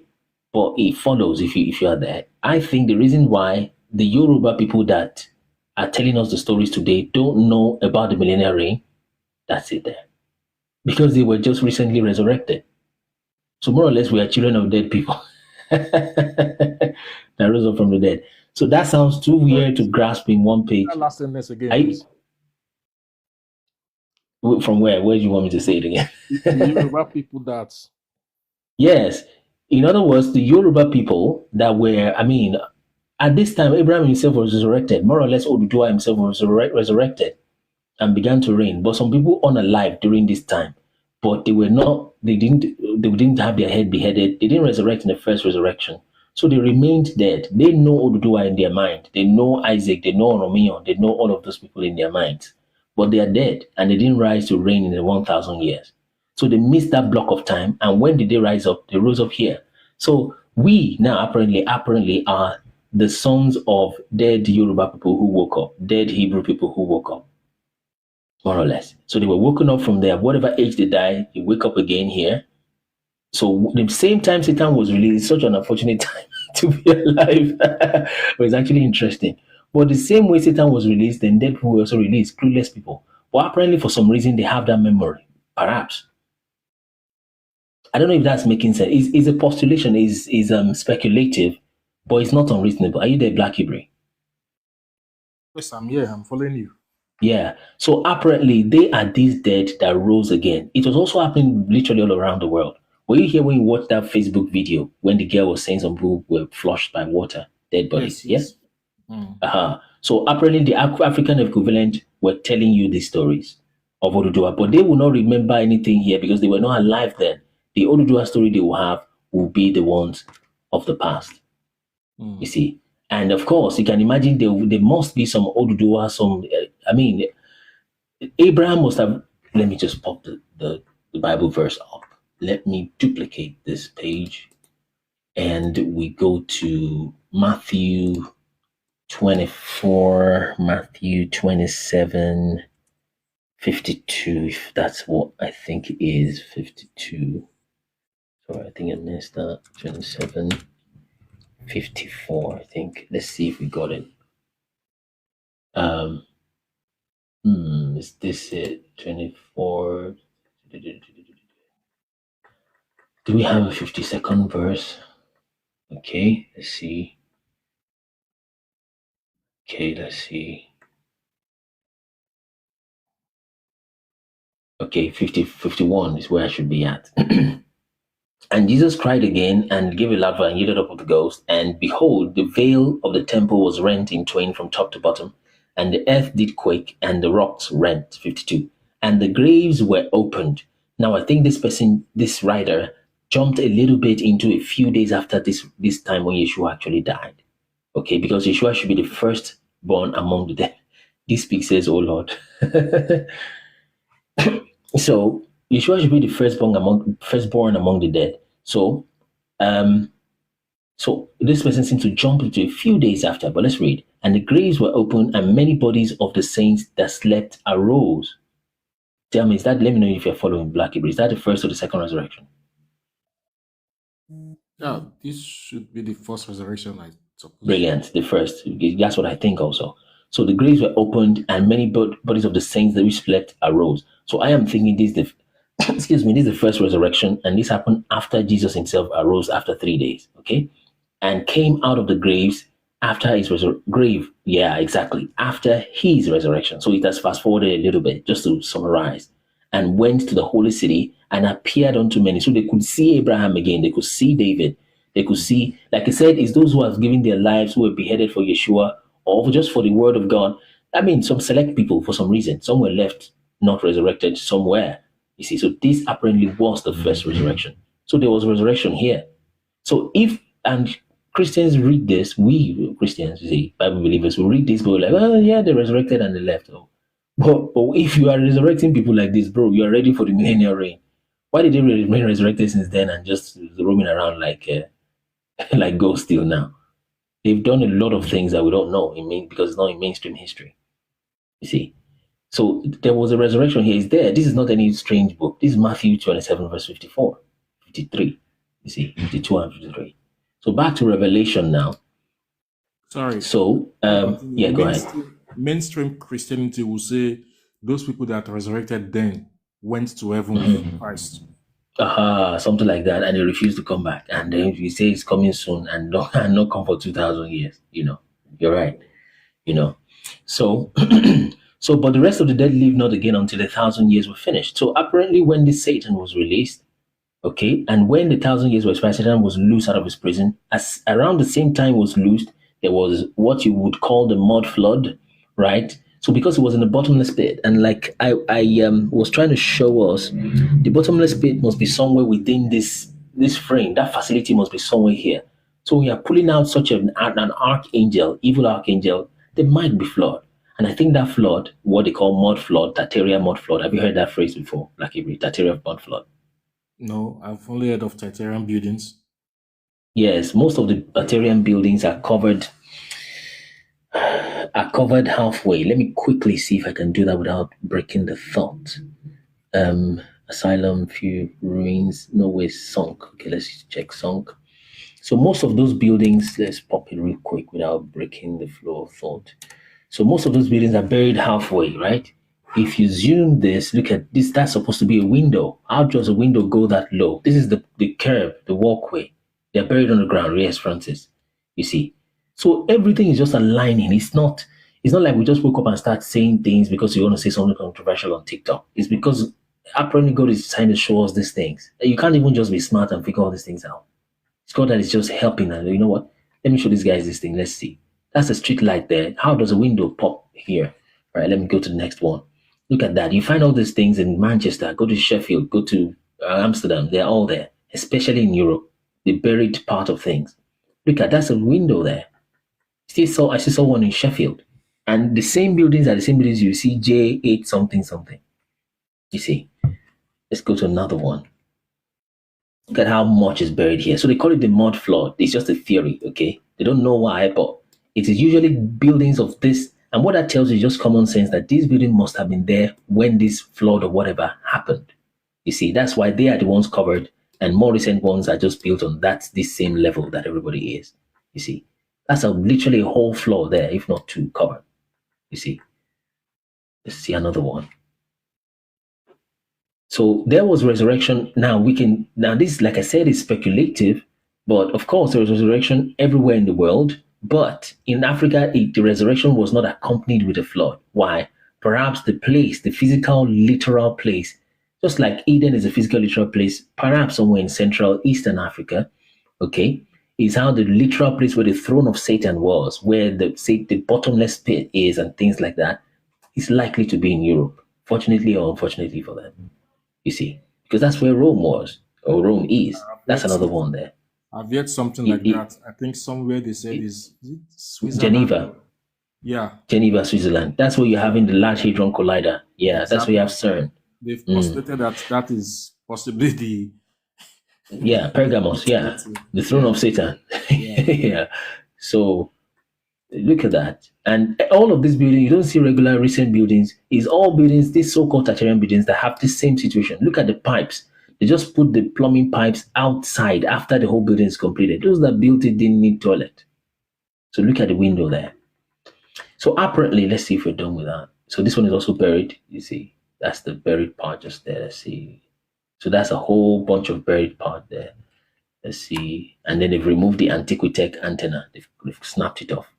These things were apparently what they used to generate free energy. It sounds crazy. But look at it. Why did they snap it off? Why not leave it there? But they earth it to the ground to bring everything to a halt. So when they show you a phone now, you say, wow, and you're willing to go 9 to 5 all the days of your life just to get a phone. Something they didn't need phones then to pay. Look at this heating in this room now. To pay heating, you have to pay for water, pay for this. They have to crash the whole thing and start building from the scratch and make you a slave to get what was yours, what is yours by right as a human being. You see, it won't make sense. It won't be beautiful to you. It was not crashed if they don't bring it to a halt and reset it. See, where's that? The VS cable. Let me see if they can see a few more. Let's see quickly. So yeah, so look at this one. Look at this. It's been buried. So that's the last one. So apparently back to scripture. Close. Yeah, so that facility must have been somewhere. That bottomless pit thing must be somewhere here. In fact, anyway, let me not digress too far. But the long story short is that this resurrection, after the 1,000 years where expired, Satan shall be loose. It's still the future for them. For us, it's apparently the past. Okay? Yeah, something came out of the earth that must have caused the most flood. Yes, Francis. Yes, Black Hebrew. Yeah, I said I'm listening. I'm following. Yes. So after that 1,000 years, it was released. But when it was released, apparently there was resurrections too. We showed you the pictures of those who would just be at the beach and will look clueless. Who wears a nice dress to the beach? Thank God we see on that picture. And some of these ladies, you see them in some of these pictures. And I can imagine even the operators of the cameras just found the thing somewhere and started snapping. And wow, I got what I'm seeing out there is showing here. Perhaps these cameras were already technology used in the millennial reign.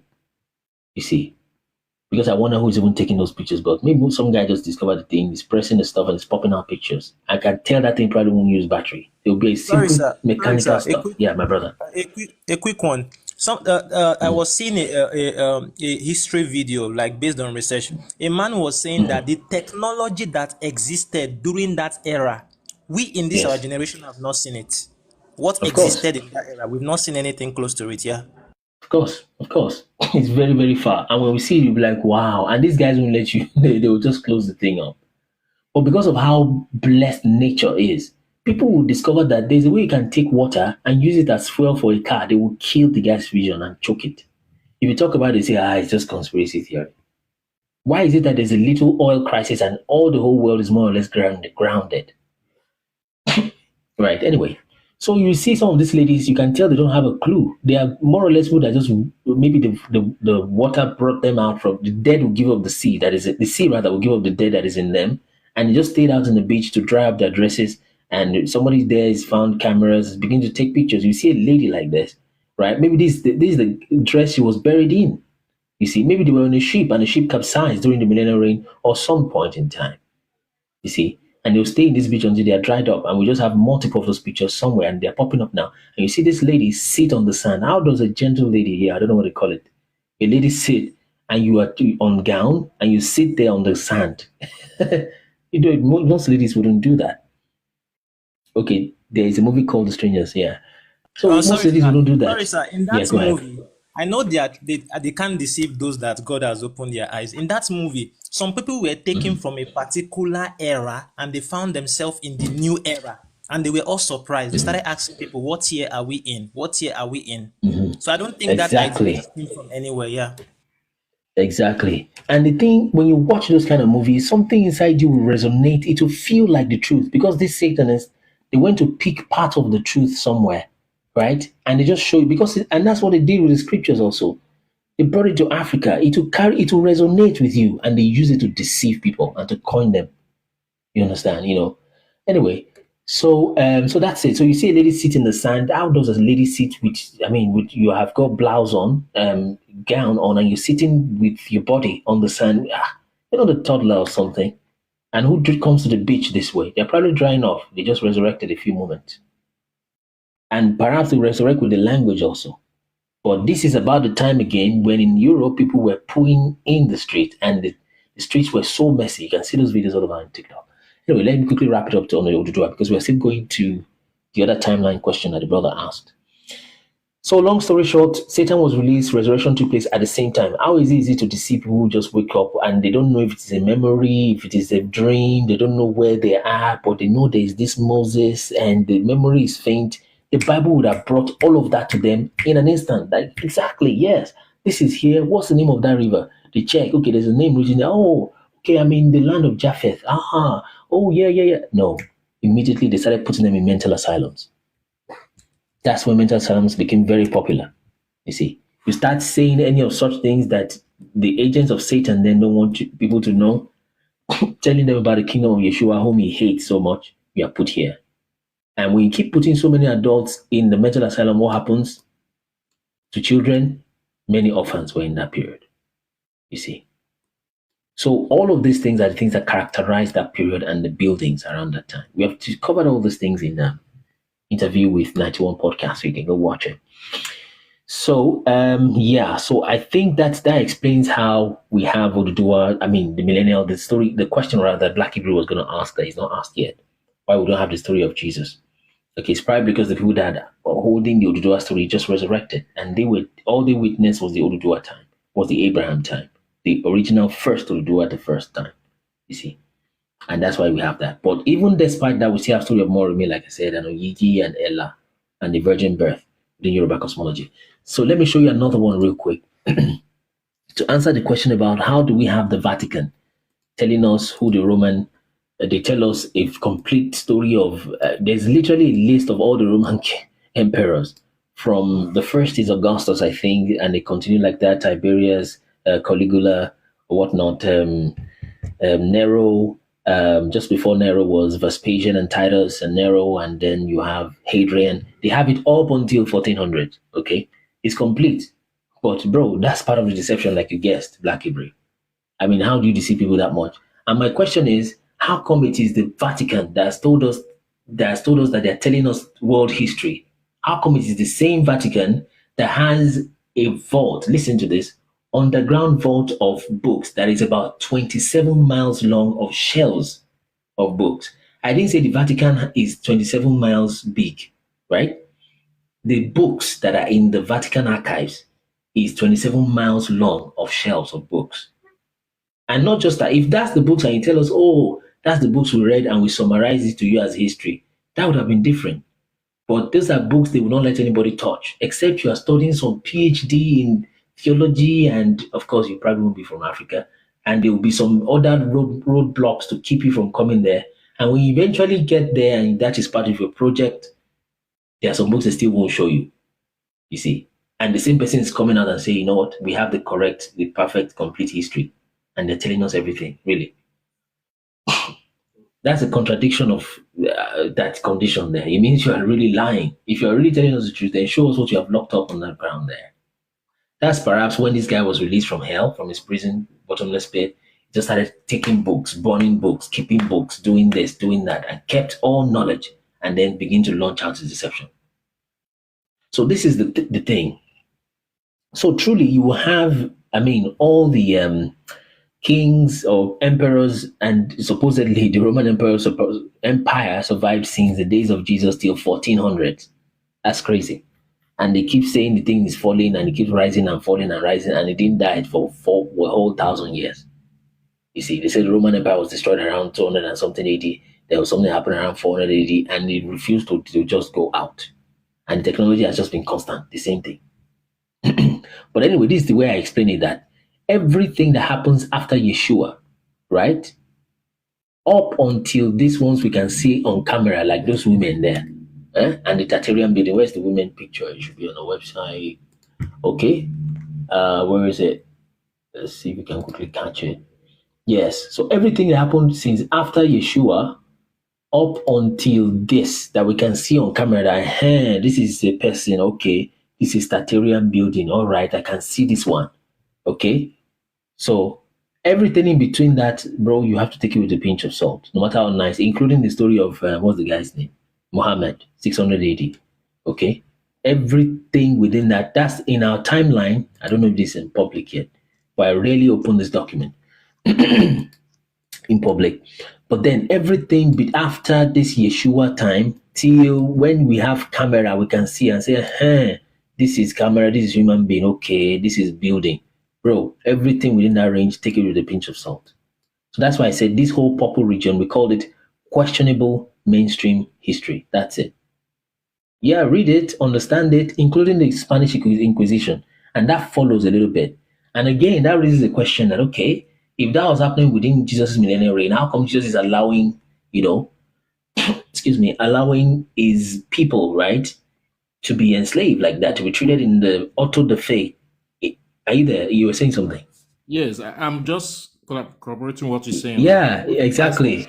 Raining during that time. How come people were being killed? Yes. It was supposed to be 1,000 years, right? Yeah, you're very correct. So that's why I said the best explanation we have, you're very right, is that within that period is just generally questionable. They might have taken what happened just immediately after he left and tell us it's 1400, It might not have happened at all, but it's difficult to say that didn't happen because I think there are some pictures, mostly drawings anyways. And then we know about Sao Tome, which is island of St. Thomas, right? The same 1492 is when this guy so-called said he discovered America, Columbus. Meanwhile, he's more or less the last person that discovered it, not the first. Okay, because there were people there. So everything within that range, yes, read it, but read it in the light of this prophecy we have from reading Enoch, Josephus, scriptures. And another thing you will discover that ended here and more or less resumed here is truth. Because we don't have any scripture that goes beyond 70 AD, right? Even Josephus is 70 AD. The Roman history, Cassius Dio's Roman history, most of it, the date is as 100 AD, 135 AD. But I think all of that is just around the time when the temple was destroyed by the Romans, you see. So the moment is like scripture ceased, right? And then boom, all of a sudden we can now see for ourselves. Everything between that region, I say, take it with a pinch of salt, you see. So it is not impossible again that to say, you know what, perhaps all the things that is inside the Vatican archives are all the things that were done in the Tartarian age and the technology therewith, you see.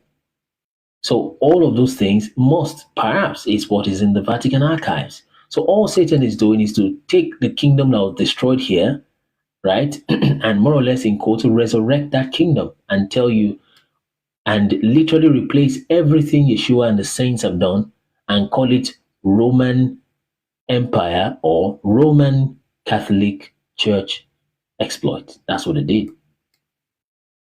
So I don't know if that makes sense, Black Hebrew. It does. It makes sense. Yeah. So to be fair, everywhere is shady. I think we dealt with this in part 19 or so of our world history series, So we dealt with that, okay? But we just said, you know what? We've heard the story. We know what mainstream says. We just put it somewhere in our pocket. It says English, this is basically what, the whole flow. The English language came about around 500 AD, which I can imagine maybe it was Jesus that even invented the English language. Maybe not, okay? But the letter J came around 1600 somewhere in the future. The Khazars, right? We know this in history. The Khazars, this is where these Eastern European guys started popping out, right? It is not even impossible that even these Khazars were still dark-skinned, maybe, you see. But then the Khazars, Ashkenazi, J-E-W-S, by religion, under King Bulan, this is when they got converted, right? They were defeated by Iberia, which is Spain and Portugal, around 711, right? England became a nation around 900 AD. Okay, this is when the Songhai Empire was also prospering. So all the Songhai Empire, Mali Empire were probably the real millennial reign, going on. And they call this whole thing Dark Ages. Perhaps that's why, that's probably because that's when the dark-skinned people were reigning and were having a nice time. See, some of these Jews have become migrating to North Africa and 1492, like that, you see. So it's still under this. We understand it's there. We acknowledge it, but we put it under this purple mark. But after that, when we can now see things with our eyes, now we're back to real life. Everything here is questionable. Okay, so scramble for Africa, World War One, World War Two, the apartheid in South Africa, and things like that. And time continues to flow forward as we know it, because we still have books from there, pictures from there, especially pictures. You see. So that's what I think that is. So it's potentially a deception and a lie. If you read the Roman histories, you see how they just keep looping the same thing, and they'll tell you something cataclysmic happened. In fact, a whole building, a whole city was destroyed. Then Titus just assigned 2 guys to go and rebuild the city. Really. As though there are some Nephilim. I said the whole city is destroyed with earthquake. There's water bursting from the ground, and he sent 2 people to go and do renovation. And then after that, another Roman emperor came. Bro. No way. By the way, that same book, Roman Cassius Dio's Roman History and Tacitus Roman History, those 2 books are generally not complete and usually torn in pieces, and they had to just merge it together to try to make sense of the whole patches they were finding. That's it. Let me get from Francis, then we try to close. Got another request. Okay, thank you so much, sir. All right, Yes, brother. what I want to even speak about is still, I have one question, then I have something to say. I was looking closely to Hosea chapter 6, verse 2, Hosea, and it's mentioned something. After 2 days, he will revive us, and on the 3rd day, he will restore us, that we may live in his presence. Yeah. So now we know that like a 1,000 years is like a day, right? So now meaning that this is talking about like a 3,000 years time frame. Okay. So my point, the question I want to ask now is, at what year did this 3,000 years start counting? Because he said here that after 2 days, he will revive us. And we know that right now we are having great revivals. People are coming into the faith, while some are leaving the faith. And on the 3rd year, to the 3rd year means it might not definitely be like on that 3rd year. It might be the counting towards the 3rd year is going to do raise us up. Raise us up. So I'm trying to, because if you try to calculate the time from Adam to the time of, let's say, Noah, from the time of Noah to the time of Moses, from the time of Moses to the time of, let's say, when Jesus now came, at what particular year did that year of the Lord start counting? Like, was it when Jesus was given to us? That was when this particular 3 days start counting, or 3,000 years start counting? When Let me open. That's my question. Okay. Okay. Yeah. So you have another one? Yeah. That's the question I wanted to ask. But the other thing I wanted to speak on was this whole thing about Sabbath. Because people, once we keep on having this discussion whereby, am I doing what I'm not supposed to do? Is this not what I'm supposed to do? I always go back to the teachings of Jesus. He made it so clear so many times. He said, if you want to pray, go inside your room, shut the door. My Father that sees what you do in secret will do what? Bless you in the open. He said to the Samaritan woman that a time is coming, you don't have to go either here nor there. You can pray.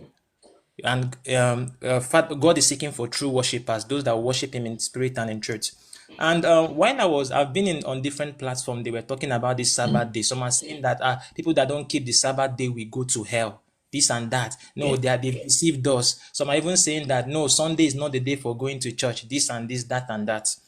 I had to I now went to the book of Colossians 2:16. I was trying to understand Apostle Paul's perspective on this. He said, therefore, do not let anyone judge you by what you eat or drink, or with regards to religious festival, a new moon celebration, or a what? Sabbath day. Then 17, he now said, these are a shadow of things that were to come. The reality, however, is found in Christ. When I heard that statement, the reality is found in Christ, I'm like, what does it mean? I have to go back to Jesus' teaching to understand. He said, come unto me, all ye who are heavy laden, and I will do what? Give you rest. So our rest is in Christ. And this was the reason why I asked the earlier question when I came in. Did Jesus keep to the Sabbath day? He keeps Sabbath. Yes, as people we want to, because on that same Sabbath day, he healed a woman, right? In Luke 13. in Luke 13, they were trying to tell him. He told them, "You people are hypocrites. On Sabbath day, you take your ox and you untie it. You allow your ox or your animal to go and feed and all. So is it not okay for me to heal this woman that the devil has put in this condition for over 8 years?" So I feel that if we say we want to keep the Sabbath day, we should be ready to keep all the laws. And once you break one, you've broken all. You've broken all the laws. So I feel the reality of everything was accomplished in Christ. And this was why Jesus said, "It is finished." You understand me? He did not come to put burden on us. You don't do this. He just gave us a simple, those who believe in me will not perish. They will do what? Have everlasting life. So I feel it's more about being morally upright, loving your neighbor as you love yourself, loving God, just living a good life, not this old burden of, no, Sunday is not a day of worship. I'm going to worship God at sundown on Saturday. I feel those things are stressful. So that's just my take. So I need an answer to the question. I need an answer to the question I have. What year that are 3,000 years starts counting? All right. The way your energy is falling, I think it's stressful. All right, I got you. Well, let me leave that opinion then. Let me move straight to the 1,000 day thing. Well, the reason your question comes with an assumption that the meaning of on the second day he will revive us, on the third day he will raise us up, right? You have come with an assumption that means 2,000 and 3,000 years. Okay, yes, I'm not saying the assumption is wrong yet. So good. So that's the assumption we need to deal with first before even trying to find interpretation for what builds on top of that. So that scripture you said is what people used to say that, you see, Jesus said on the second day he would revive us, on the third day he will raise us up. So that's why Jesus' return is going to wait for 2,000 years. In case you don't know, that's one of the scriptures people use. But then I tell people that, not even I tell people, check there. It says 1,000 years is like a day. But it says again that a day is like 1,000 years. It flips it back. Okay, fine. Let's say, okay, that's still advisable or usable rather. But when he went, and I'll say that and I'll show you a writing, okay? Although it's not in canonical scripture, we'll be reading that book by God's grace when we finish the book of Joshua, okay? But when he was saying that in Hosea, that on the second day I will revive you, on the third day I'll raise you up, first he was talking about something that will happen in their time, okay? But fine, things can be prophetic. What applies to people at that time will apply to people in all the times. But when he gave that prophecy and was saying that statement, it does not tell you specifically that it's going to be for that long. It does not tell you that, and on the third day he will raise you up and each day is 1,000 years. It does not say that. People have to go bring that from another scripture and try to put it together, not within the same chapter. Okay. That being said, let me read this. Because when you try to use that and you say, well, you see, and there's also revival in the church, the first thing you need to even define revival first. But then you say there's also revival in the church and things like that. That's what people do. When Jesus talks about his return, he mentioned, let's say, 20 signs. Some say it's 21, some say 40. But let's say he mentioned 20 signs, right? And those signs are supposed to be in a timeline. The question is, what is the timeline? So people see one random sign there, another half-fulfilled prophecy there, another wrong Netanyahu people there in the Middle East, another Donald Trump that they have called King Cyrus stuff happening there. And they say, you see, that is happening. The question is, did you check the other 17 signs? Right? Did you check the others? Are there mountains popping all over the place?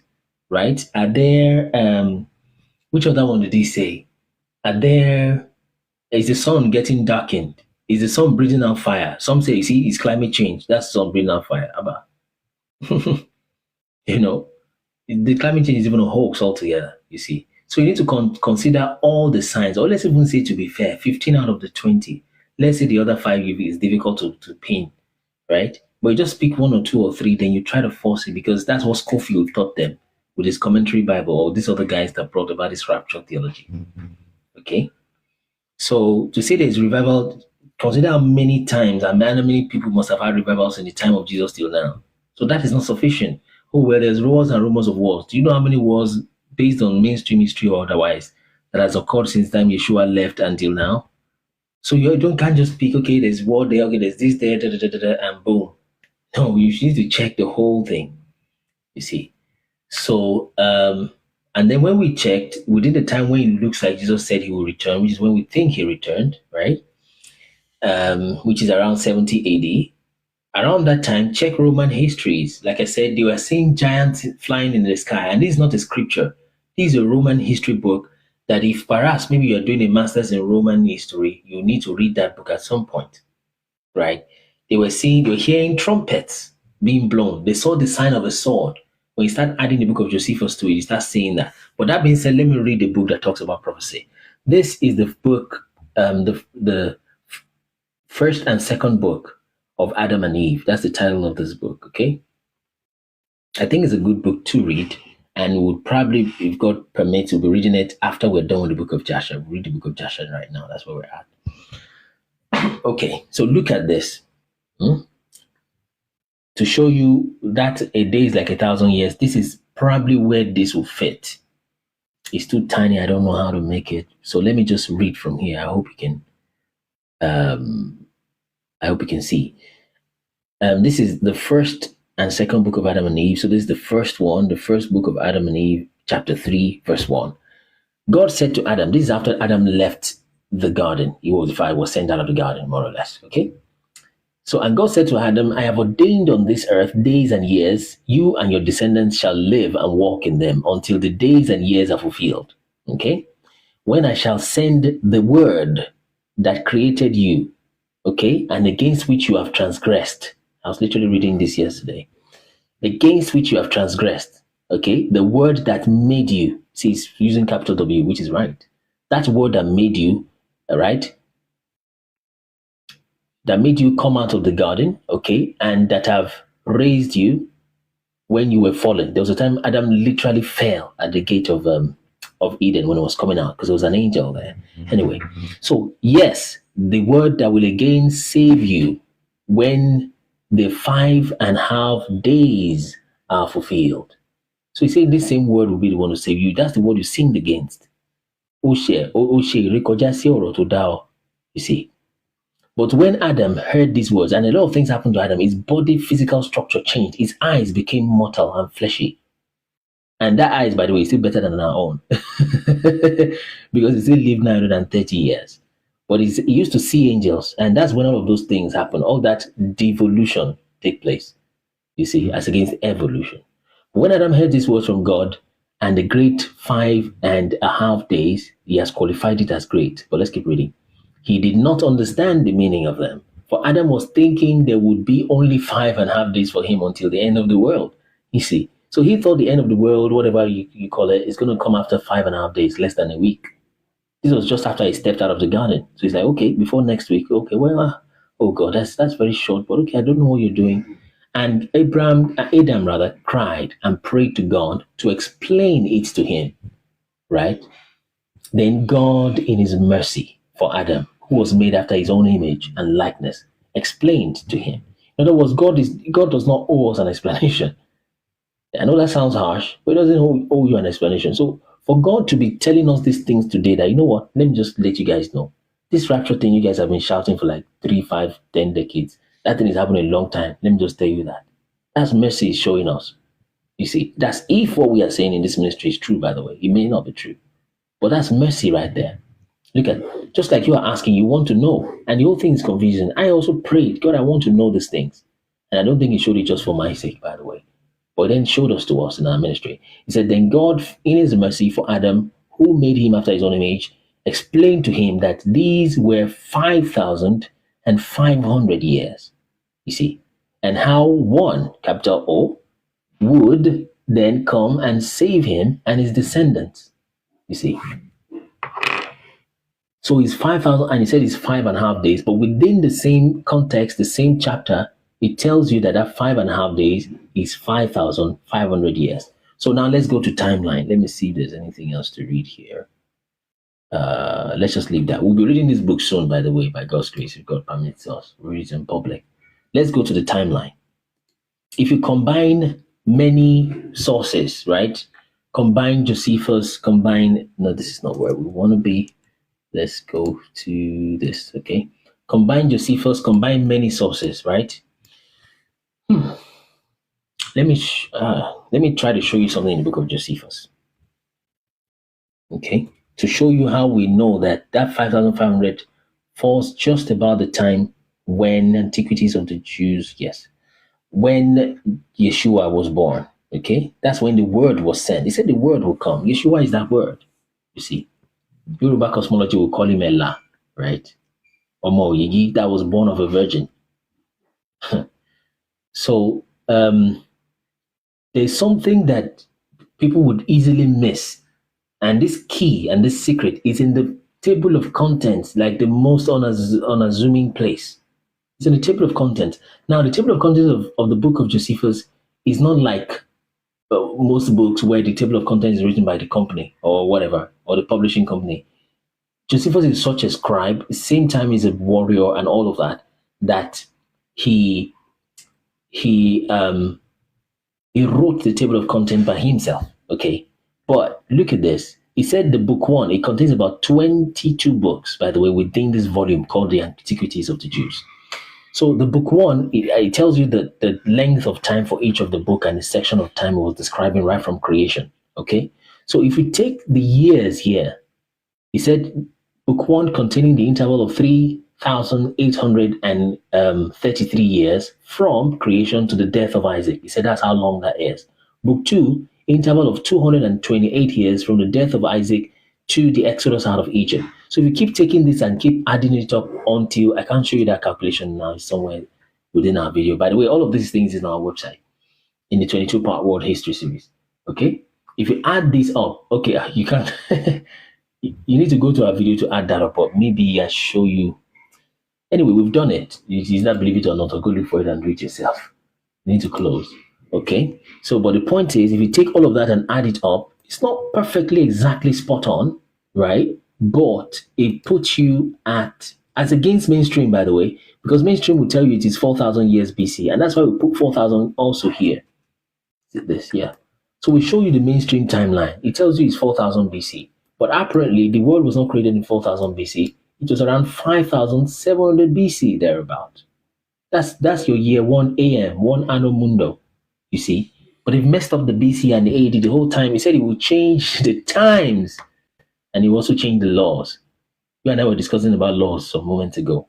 Christmas is more convenient than the Feast of Tabernacles. But let's leave that. But he said he would change the times and the laws. That's the time changing right there, you see. But anyway, so if you check Flavius Josephus's timeline, check the way Enoch describes it, put everything together, everything from that start up until the time of the temple destruction around 76 AD, right, is going to be around 5,600 to 5,785 Anno Mundo from the creation of the time of Adam. It's about this long. That's exactly what this book says. The writer of the first and second book of Adam and Eve does not know Josephus. Josephus probably did not read the book of Enoch. The book of Enoch, of course, the writers of the book of Enoch didn't read the Flavius, the Cassius Dio's Roman history. All of them are different. And that pops you right there, maximize it. Just right there. So that is when Yeshua came. It's written, it's in the prophecy, you see. So that's just about that. To show you that we didn't just pop up and started just saying stuff, oh, Jesus has returned, just so you can trend on TikTok is deeper than that. Anyway, let's hear from you, King George. Then, do we have guests? Oh, God, guests again. But yes, they would only give guests to those who have not been here before, okay? Or maybe those who have not been here today, at least, okay? Please, so that we can close. You can always come back tomorrow, please. So very quickly, but 2 minutes each. King George, are you King George? Are you there? Let's start from King George. He's been here before everybody else, I think. King George, are you there? 2 minutes, please, real quick. All right. Basically, you're off your phone. You're off your app. We can hear you. Start again, please. Can you hear me? Yeah. Yeah. So basically, I've been here for a while. I think I was going to talk about something else, but someone touched on the Sabbath on the Sabbath. And yeah, in the Bible, Jesus did follow the Sabbath. If you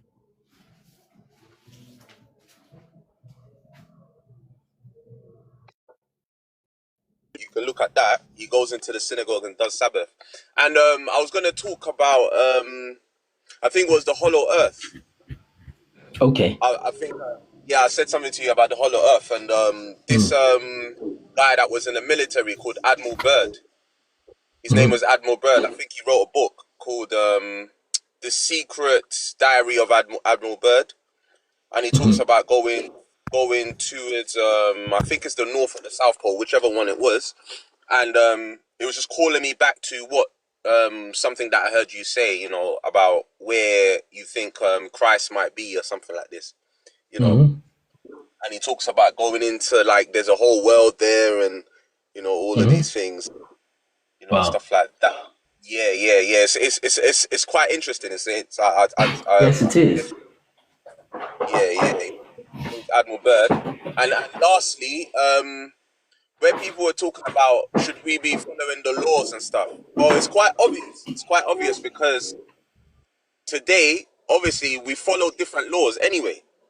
Because if you're using your common sense, you don't go around stealing or killing people or doing all of these things. So if you say that you are following Christ or whatever, what people call Yaiwa, yeah, because I'm Yoruba, yeah. So if you really look at it, ya, like we say, like oya, like come, like action. Ya is like an action. Iwa is like character. It's your character, right? So if you're looking at the whole story, someone would say like, do good actions, like Iwa rere, like do good things. Do you know what I mean?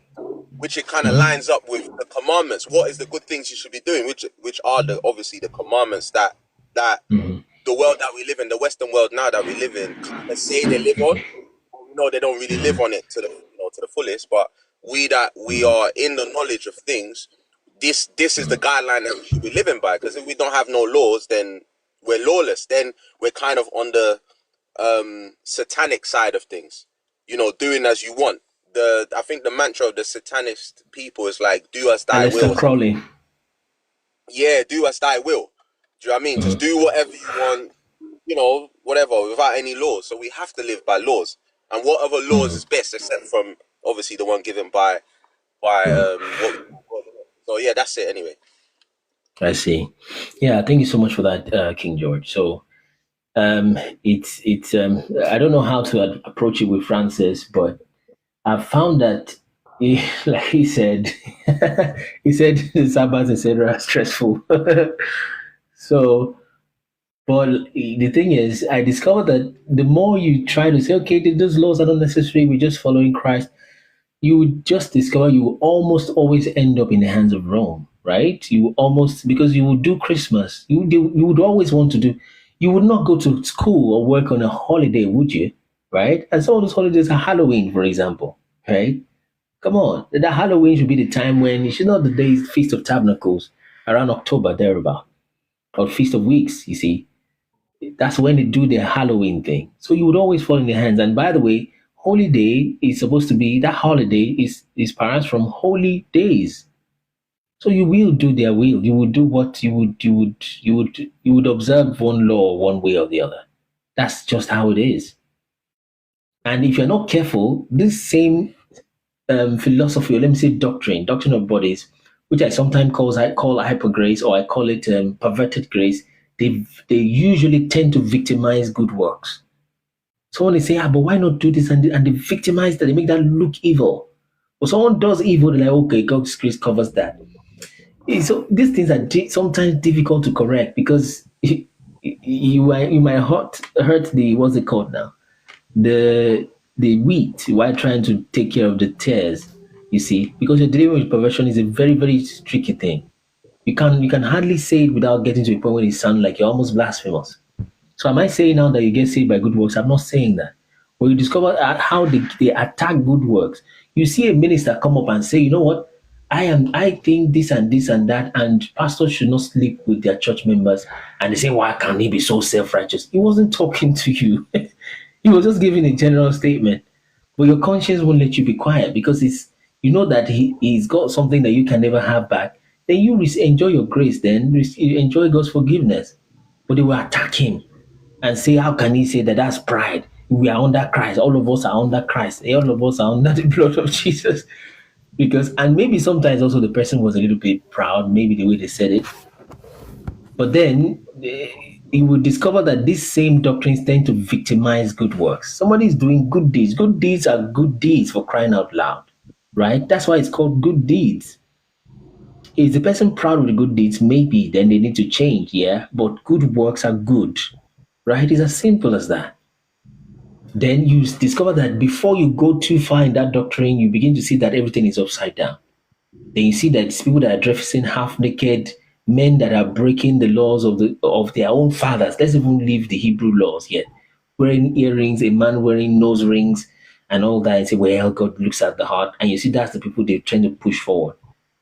And say, these are the ones that understand grace. So you see, eventually it's perversion you're dealing with here. Actually, it's perversion. So that's why I flip their logic back on them and say, you know what?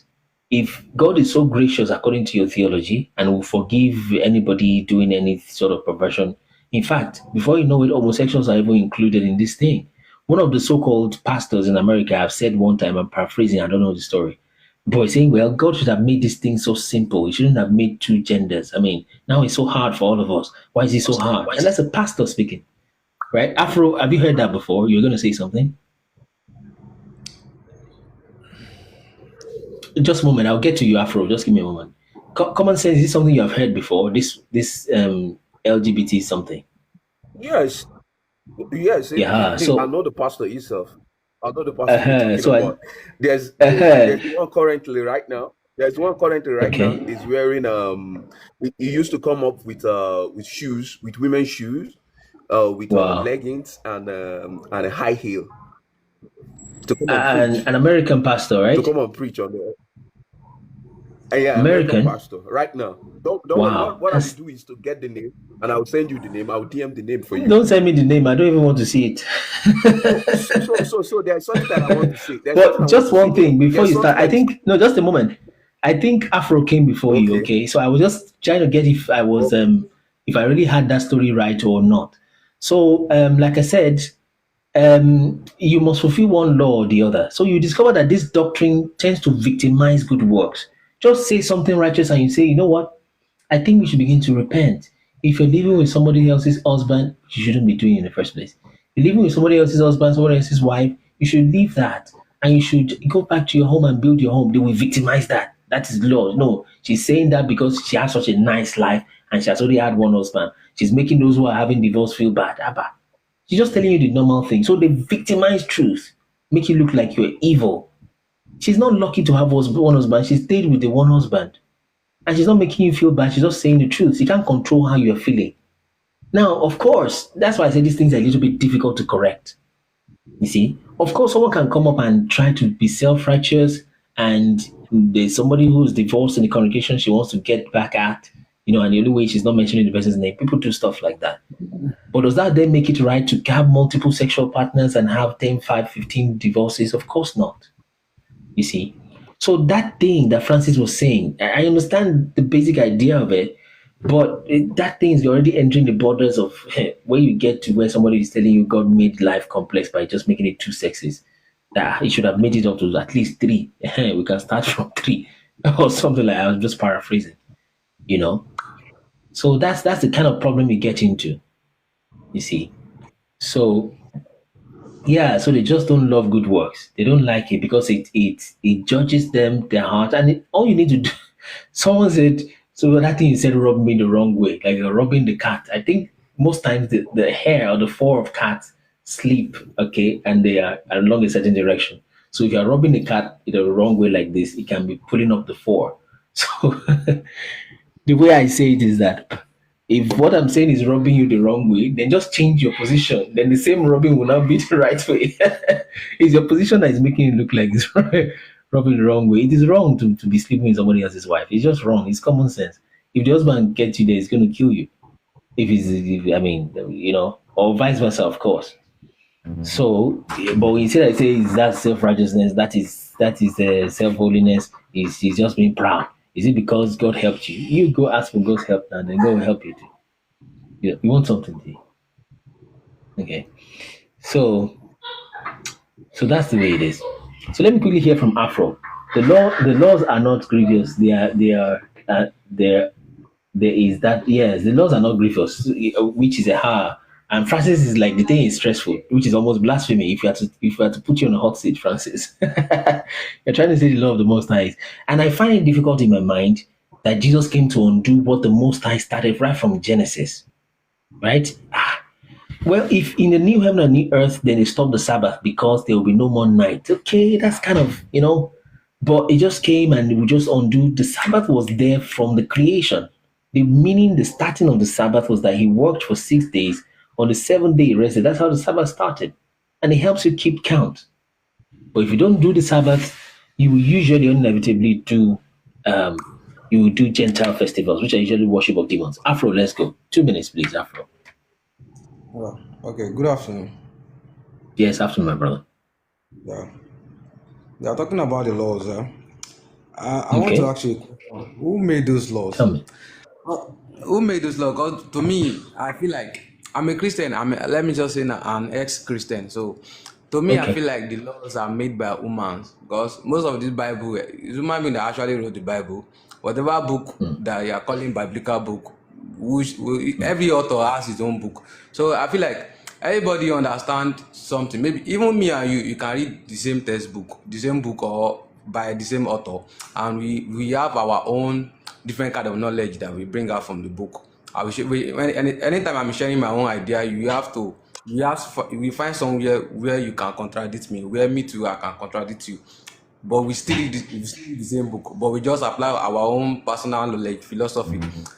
So to me, I feel like all these laws, I don't believe in all those laws because nature itself, the nature itself, the world we live in, actually has its own laws. It teaches us. It teaches like from experience with what we experience, with what we see. We, at least as human beings, we understand some few things without human beings telling us. Most of these, the Bible, people that wrote the Bible, we actually know the conspiracy behind the Bible stuff. Like even King James, who he is, being a Freemason man, he cannot be trusted. And yeah, I know he's not the. I know he's the person. He's not the person that originated the Bible. He just copy and just modernize it. But still yet, those people that actually wrote the Bible, that wrote the law, that God said, Jesus said, how are we sure that all these things are actually true? That it's not something that's being fabricated. I'll say two things. Yeah, that's a very valid thing, my brother. Have you heard, by the way, that we are saying that the Yoruba people are a very central part of the Hebrew people? Have you heard me say that before? Yeah. That's one of the reasons I came to your life, because I was scrolling on TikTok and I saw you talking about. Okay, thank you for coming. Thank you for coming. So I'll say two things, which is first, the way we get to know if the thing is wrong or not is just to read it, right? There are some books I wouldn't read, maybe books about witchcraft and conjuring demons and summoning evil spirits. I wouldn't touch that kind of book, no matter how much, because that's not a history book. It's a dangerous, it can get you into trouble. Okay, but if it's a history book like the Bible, for example, like I've read the Quran, for example, I'll read it. Most times, bro, you can tell if you read how the book came about. You can check and like, okay, this, that, you can tell. That's the first thing I'll say. So reading it is one way to know. Very important. But second is I'll recommend a longer video where some of those short videos you might have seen came from. And if you don't mind, I want you to maybe write it down. Okay, which is Only Ministers with 91 podcast. Watch part 1 to 3. Okay? It's easy like that, so that you understand, okay, what is this person even talking about? Okay, fine. Let's say Yoruba is even Oduduwa is Abraham. Okay. And so you understand. Let me make an example here.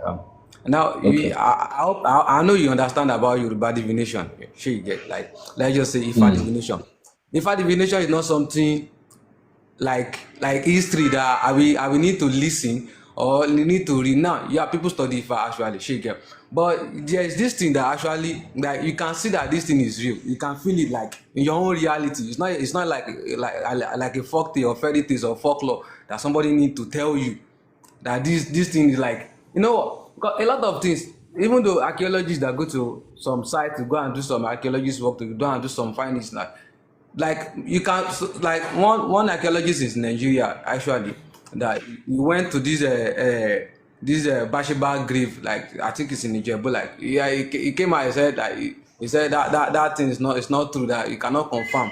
But meanwhile, that thing is, I'm not trying to force myself to believe that thing is true, but to some extent, because I visited that place with some things. The man in charge, like the kind of the tourist guard, the man in charge of that place, what he My explained, brother, stuff like. your time is exhausted. Do you know Ifa properly? Do you understand? You understand Yoruba history properly? Yeah, I understand Yoruba. Yeah, I understand Yoruba origin properly. What is Ifa? Tell me in like 30 seconds, 20 seconds. Now, Ifa is like kind of. If Yoruba, so you can say it in Yoruba if you don't mind. Let me use English so that maybe other people can actually. Ifa is like kind of this like a device. Like I can call it a device because normally they are modernized like kind of a device. Like it contains every like rules, guidance, everything human being actually need. You know, like how many chapters?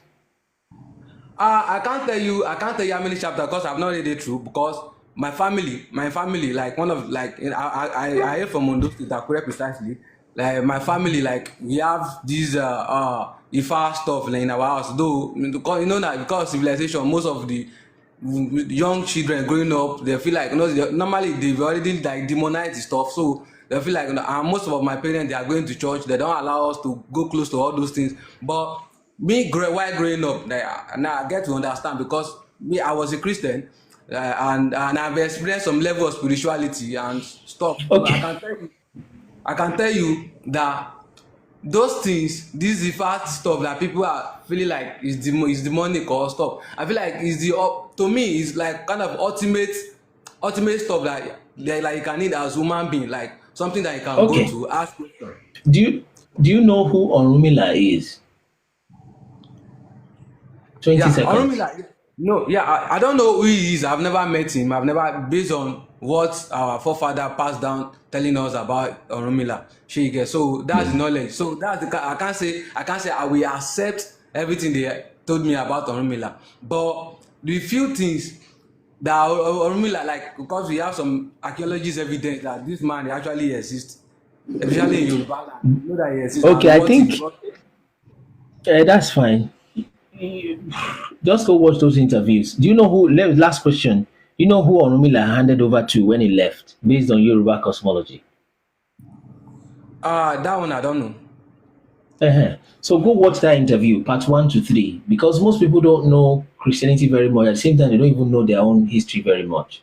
Okay, so please watch part 1 to 3 of my interview with 91 podcast. I say some of this and I explain them, okay, so that you see how the two is more or less one and the same. It's just your story they've exported, okay, that was stolen, that left, and they brought it back refurbished. Now it's still accurate, the text is accurate, but the interpretations was so messed up, okay.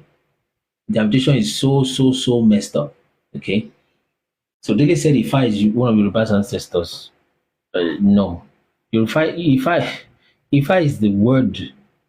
Well, just go and watch that thing so that you understand the way Yoruba cosmology puts it. Okay, but thank you so much, Afro. Please, but do you remember the name of the interview? Watch it on YouTube or on our website. Okay, Afro, are you there? I'm here. Let's have you come. Yeah, thank you, my brother. So go watch that interview, please. Part 1 to 3. No problem. Come on, please. Let's go. Common sense. Let's go. Hello. Well, let's try to Can you keep hear the me time. now? Yeah, let's go, brother. Yeah. Okay. Okay. So the problem, me in my own is just submission. I wanted to help the guy that come up, the guy that asked question. Don't help him. He's gone. He's they gone. don't There's no understand time. that. But anyway, do what you want, but within your time, my So brother, please. It's because of time. Yeah. okay. The thing is this. The problem. I like bringing this thing to simplicity, like bringing it to our society. The thing is this: they have taken us away from our originality, take off the identity from us, and now bring it back in another different form through another different channel. Now, this is a deception. And they do it in such a way so that we cannot recognize who we are. Because if you recognize who you are, one is your society will be a better place. One is that the way you will be reacting to them will be of a different time. And you understand where they are coming from, and you understand what is the reason why all this hate and all this hate that has been on us, you understand? So that one is aside. Another thing that I want to say is this, that our people don't understand that there is a lot of industries like multinationals that are working on behalf of these people, trying to make what they say to come alive. Company like Raytheon is in charge of forecasting, like is in charge of all Weather this weather forecast. forecasting and all that. Thank you. And do you know what they do? Do you know what Raytheon do? They can create weather. Raytheon always try to and alter our weather, alter our sky, make things to function in abnormal, so that their lies can be truth. And our people don't understand this thing. And this is my pain. Okay, the person asking about Alpha. In our language in Igbo, that's what we call Igbo It's Alpha here. Igbo Alpha. Igbo Alpha. Is it again? So when Igbo Alpha. Okay, Igbo Alpha, yeah. Alpha. Yeah. Yes. Yeah. So when you go to Igbo Alpha, if you go to Igbo Alpha, the Alpha person we now call it name, we now call it out for you to understand. And he uses the same dimension of the one that you're talking about to do this. So these are very simple things. So it's all about our character. Understand your identity and live towards the way of your forefathers. That is just the true way. If you live look at, for example, through our forefathers, we can produce our own food, we can produce our own meat, we can produce our own. But these days now, if they decide not to give us meat again, our meat will be gone. If they decide not to give us rice again, our rice is gone. We don't have all these things. So this is just my submission. It's nothing else. Yeah, I just very wanted to right. let them know that it's just, these are very simple things. It's in a reality. You'll be seeing it. Yes.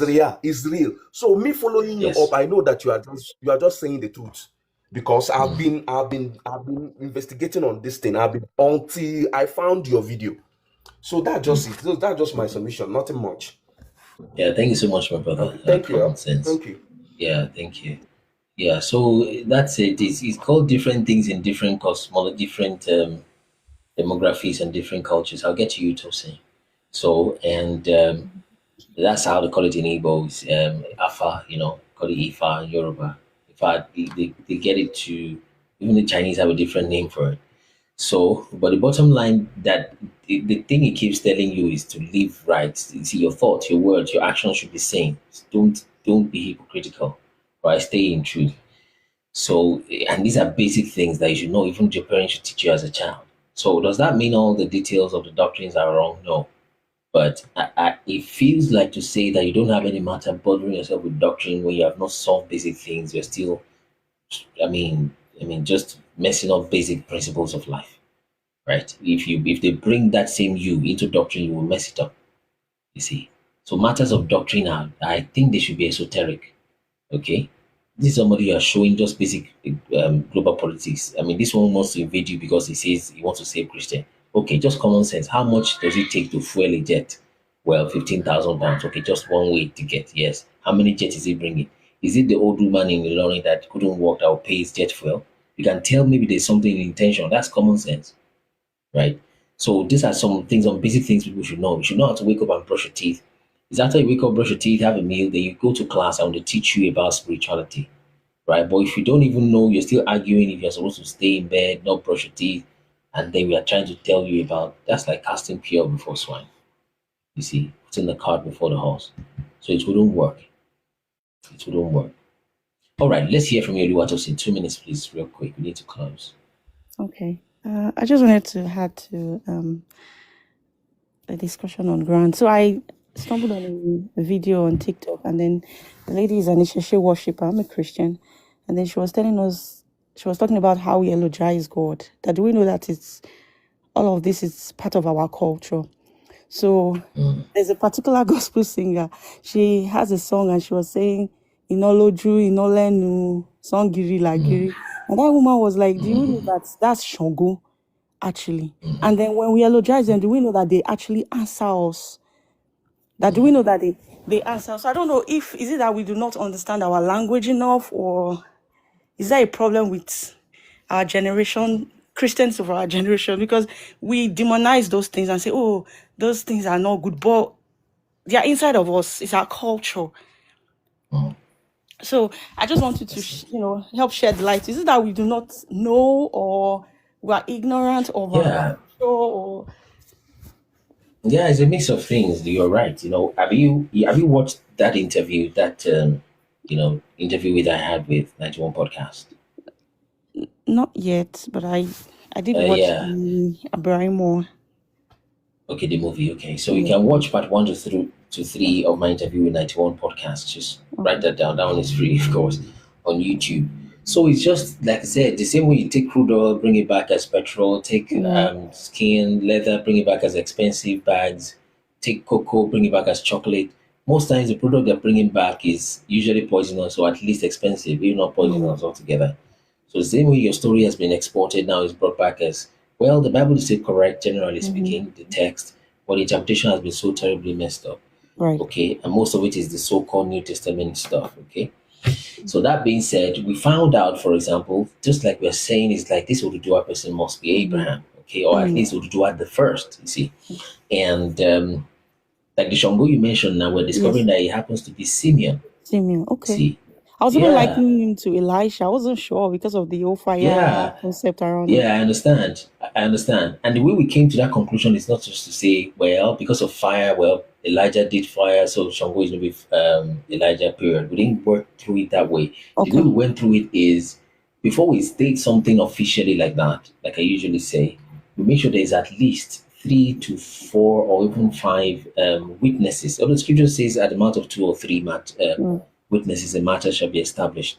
But we will say 3, 4, 5, you see. So we discover that Oduduwa has so many corresponding things from the oral history with scriptural Abraham in the book of Jasher. And we are seeing the grandson of Oduduwa, Oromio, is having things with Israel, such that the staff of Oromio is looking like the pillar of Jacob. Yeah, with Yasharel or Eyi Shiarelu, which is Yasharel, written on that staff, you see.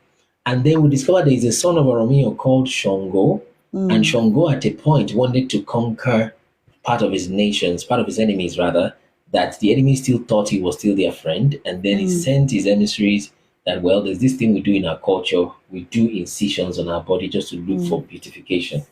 And they sent those ones there. It was 112 or 122 lacerations on their body. And while they were still sore, Shango went and unalived them, and it was like a flawless victory for Shango. And we discovered that, hey, there's a son of Jacob that did something similar. When Shechem raped Dinah, and they said, oh, they want to marry the Dinah, and they were still angry in their heart, but they told Shechem, go and circumcise all your men, then you will marry our daughter. And while they were still sore, Simeon went with Levi and unalived the Shechemites. Exactly the same thing with Shango. And check it, Shango starts with an S, Simeon starts with an S. You see? So those are the things. How come is the exact grandson of somebody that's already looking like Abraham, like Israel, and it's exactly the 3rd generation or the 4th that there's a guy who is using incision to conquer his enemy. Is how Simeon is also using circumcision, a form of incision, to conquer his enemy. You see? So it's just the story that has been just tossed back and forth and messed up. So it will require just a balance, and we believe God is helping us with that. And you will see, I mean, just straight into contemporary world that we are today, it is not a coincidence that the top 10 pastors in the whole world, you will find the Yoruba person, or let me say Nigerian person, maybe up to 2 or 3. Yes. Yeah, especially the Yoruba. Yorubas, they are the top of the thing, right? If you like, call them the private jet owners, call them businessmen. You go open your business and buy jets, you see how easy it is. You see. So they have that oracle is given to them. It is unto the Hebrews that the oracles of God were committed. You see. So it is with that thing that is in their blood and their DNA, that is what is manifesting and witnessing today, and we can all see. And you can call them fake prophet. They are mighty people till today. They may talk in a funny way. They may even have scandals.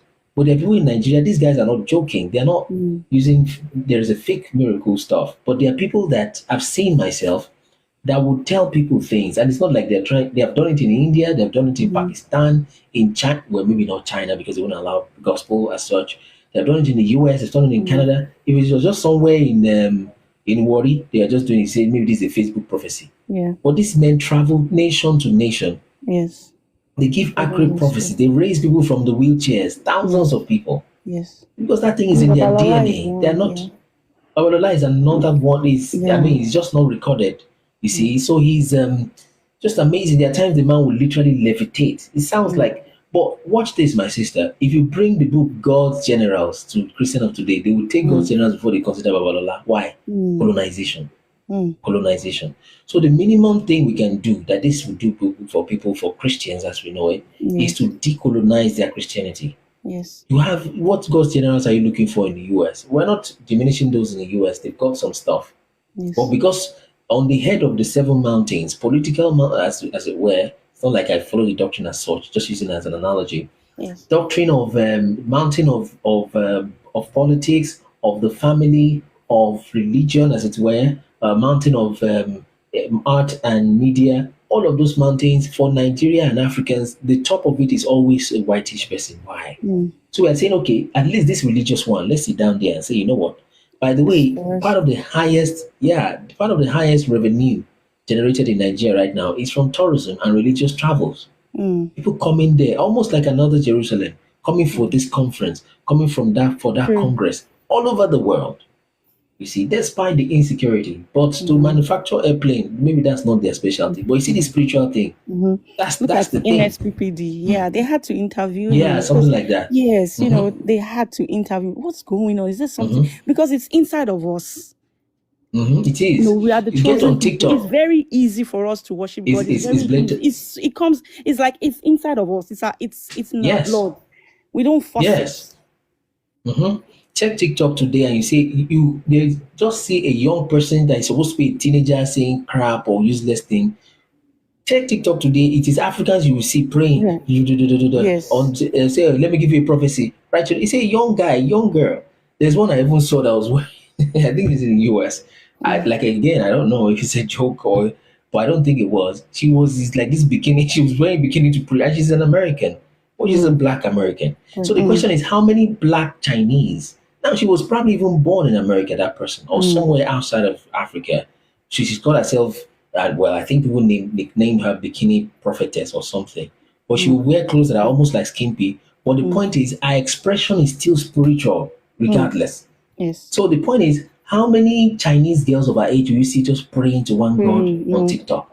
You see, how many European whitish or whatnot do you see that she entered TikTok? What she wants to do is just praying to some God. No, it's rare. It's because the glory of the people is in their spirituality. Right. You see. But then Satan has tried to make that glory almost a shame. And you see, the same Africans that abuse each other when they pray too much. No, that's your glory. Yes. You see, that is where your strength is. You are supposed to. That's why I think they're even called Nubia. Because Nubi means prophet. Yah is the name of God. So Nubia is like prophets of Yah. He said you are nations of kings and priests. So their spirituality that's their glory. That is one thing they hold like this. Okay, have you heard the European spirituality before? No, only African spirituality. Only Africans. You understand? So because that is where the thing is. That's their glory. But that's what I think that is regarding all of that, sister. Thank you. Yeah. Yeah. So MTC, let's quickly hear from you. 2 minutes, real quickly. Oh, hi. Yes, yeah, hello, my brother. I'll be very quick. And thanks for the opportunity again. This is the second time. Oh, yeah. Yeah. You know, the first time we spoke, I said I was on my way to Nigeria. So, yeah. Oh, So great. one So thing, you land, yeah.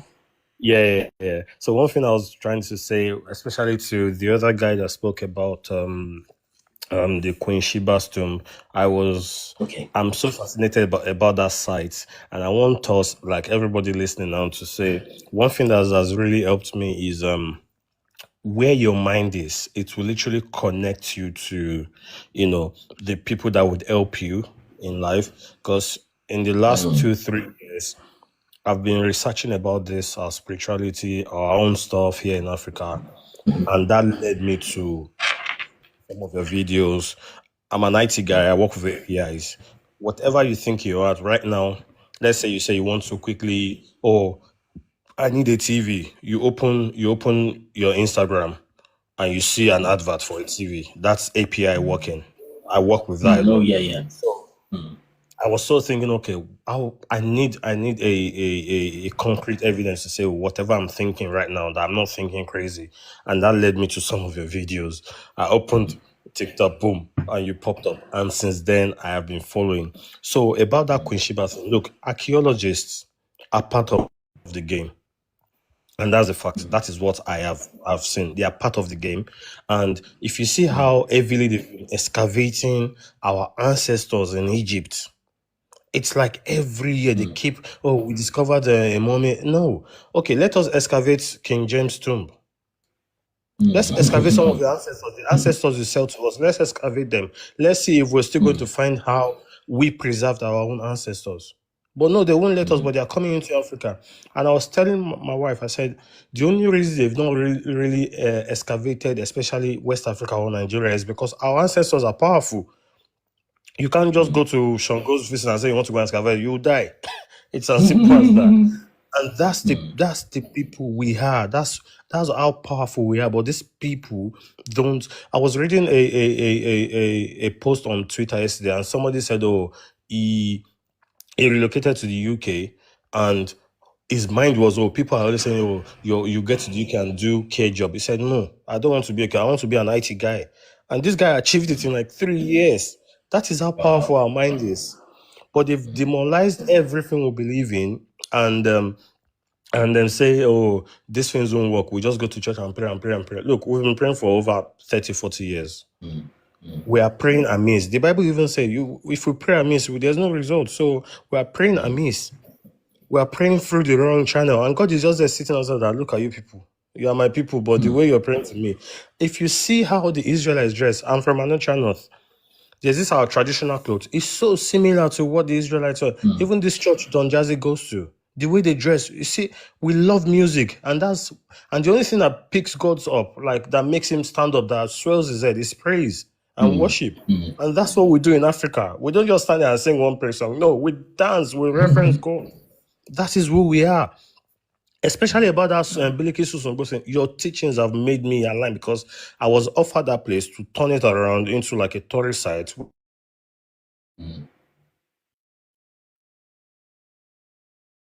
Stuff. I want to tell that story where people will now come and relate it to say, look, this lady actually traveled to King Solomon, which everything happened in Africa. So it's now making sense that she could travel from Nigeria down to that place. Do you know archaeologists came there, they scanned through that tomb, and what they saw made them run away? Tell the bones. Yeah. But she was a very tall height. Very tall height. Everything, the woolly cloth she wore is still there till tomorrow. They saw it and they ran away. But they won't tell you that in the that's how powerful that site is. It's true. But they won't tell you. All our ancestors are real. They are people we should pray to. They are people we should pray to and to connect with God, that special or almighty being. But they've demonized it to the point where I know there are some bad people who uses our ancestors to do bad stuff. Look, it's everywhere. Even God's time, even Jesus' time, it's there. Bad people will always be there.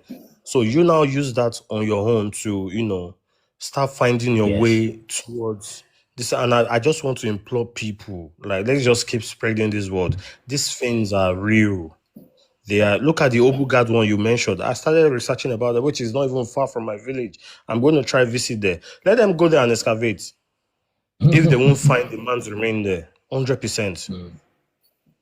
But they won't, because they know these things are powerful. And in fact, another thing I even tell people is that they would even desecrate the place with their funny stuff, Yeah. Because I tell them, why look for the living among the dead? We are alive now. We are speaking the language. We are showing you our culture. You don't believe that? Now, great, they find. Maybe it's oil they're looking for. Let them go. Yeah. So another thing is, I visited during my course of of researching. I visited the London Museum.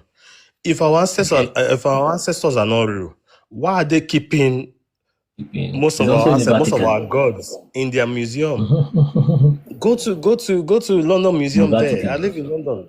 you will see most of our gods, our ancestors, in the show glass. Even the tall guard guy was telling me, a white guy was telling me, there's one particular one that cries every night in London Museum. Like they hear that sound. It's still there to do. Okay, return it to us because that's not his house. That's why it's crying. Of course. Return it to us. So when people see these things as they are just arts, they are not arts. These are our ancestors. They are powerful. Give them back to us. Do you know in the same London Museum there's this Orisha Ajay there? No wonder the UK keeps making money. They're having money. Do you know what Orisha Ajay means? Bring it back to us. Then the oyster shell. You get what I mean? So if our own Orisha Ajay, for us to make wealth, make life easier for us, I don't know if you get what I mean. Why are you keeping it in your museum? Your own country is doing well. Our own country is bad. Because our Orisha Ajay is in your country, bring it back to our country. So things like this, it looks like an art, but it is not an art. People should think deeply. Right now is the time for us to think deeply and learn our stuff. This is our history. This is our culture. And now, I don't even care whatever any pastor says. Right now, that's me. If you're saying something that doesn't align with what I know now, Baba, I'm sorry. That's your own decision. I will even tell you to go and learn more.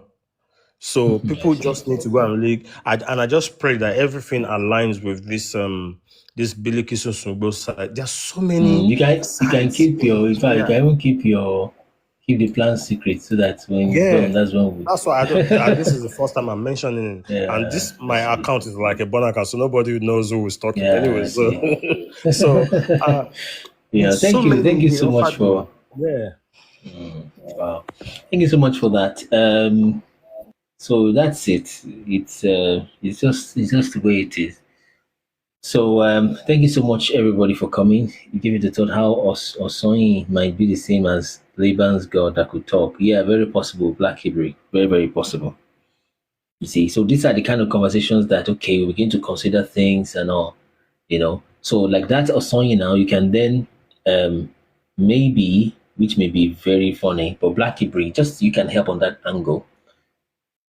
You know how Laban's statue was, because the way they did it is by unaliving a first son, so the person must be a first son. They take the head, they shave it off, take a copper plate, put it under the tongue of that head. It's a very fetish thing. That's in the book of Jasher, by the way.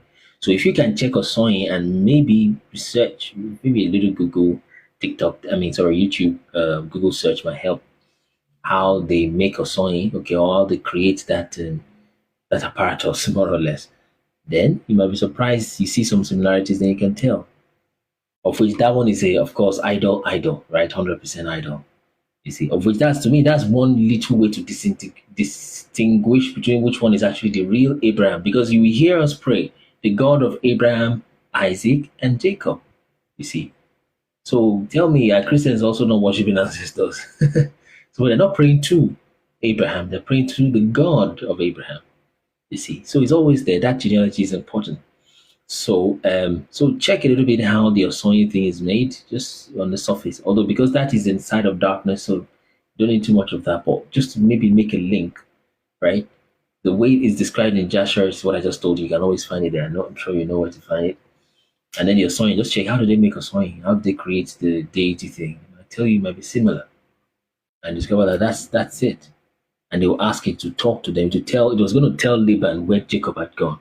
So he had to go borrow another of that statue of that God from his neighbor to find out where Jacob has gone. They met up with him after a few days. All right, let's appreciate those who are on the live so we close. Thank you, Amy Rose, for coming. As I'm calling your name, you should follow the account if you're not, so that when we go live, you can tell. We go live 10 o'clock every day. So download the Chatroad app also, just at the top there. Tap the bio there. So Amy Rose, thank you.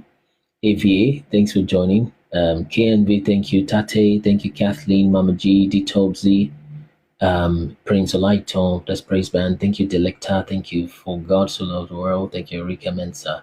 Thank you to Luani Bakare. Thank you, Luna Voss. Thank you, Abe, Victor, Ostein, Halaz, Olude Raphael, Des Ori. Dari, Mark Robert, Esther Obi, Hali, Mr. Emmanuel Walton, MTC Pixel Design, Luatosi Abba, Adolph Gold, Queen Deborah, thank you for coming, Common Sense, Chat Rod, Black Ibri, and Unique Aralite. Okay, so so between now and then, if someone says true, so we can pray to God of Shango Romania sister. Almost yes, Chineke, Chuku Okike Abiyama. Yeah, something like that. Okay. So, but honestly, to be fair, yeah, the details we have in the scripture is more accurate than the oral Yoruba history. It's just helping us match it and say, you know what, just even we pull down the demonization first, then we build from there. Okay. So go to other platforms, keep speaking the truth, keep praying. Prayer still works, and stay in good works. Do good things. Inspire people to do good things. Right? Turn away from lust of the flesh, lust of the eyes, pride of life. Check within the Yoruba language. What it calls adultery, right, and fornication is always centering around your finances because the things try to destroy your finances, right? They call it agbere. Agbere is adultery, right? Agbere means is a fornication now. It means agbere, something that collects your profit. You see, the other one is called shino, which means adultery, right? It means to misspend. And when you are doing agbere and shino, when you're doing prostitution, or when you're doing what's the word, adultery and fornication, who do you do it with? They call the person ashewo, right? Which is a prostitute. What does the person do? It breaks your money. Ashe, you don't share that breaks your money, okay, or that changes your money. So they are all connected to your finances, you see. So sexual immorality and finances are very close. In fact, I would say before you go to London and start uprooting some AJ cowrie from there for your prosperity, turn away from some of these things. It destroys families. It destroys your finances.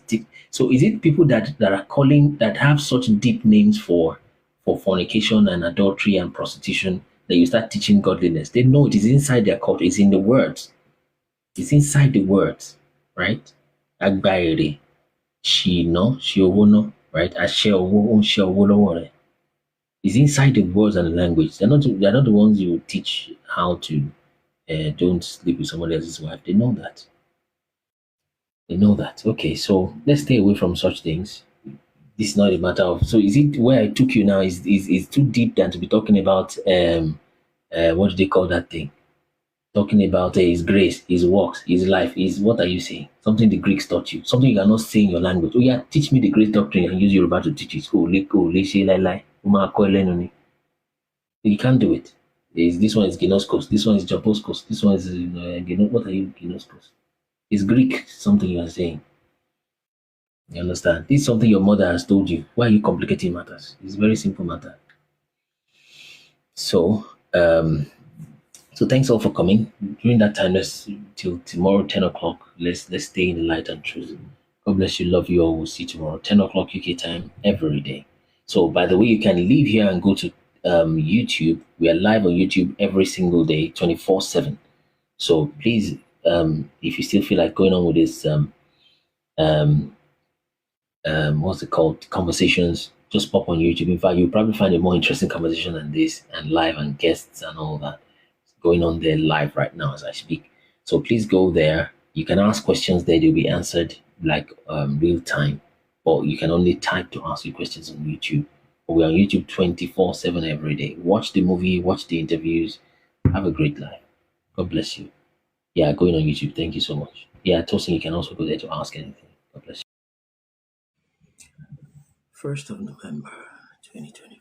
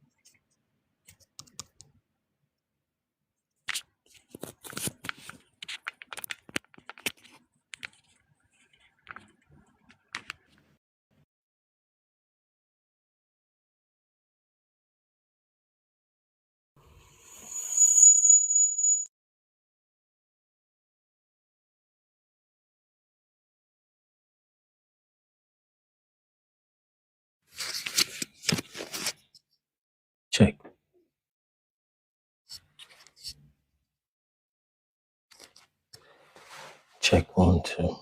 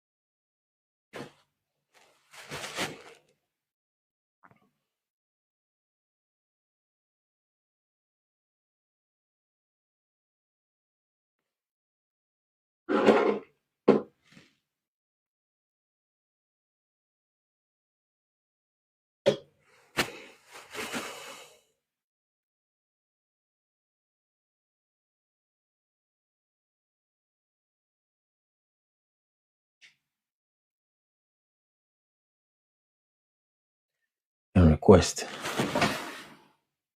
If you have comments or questions regarding the topic,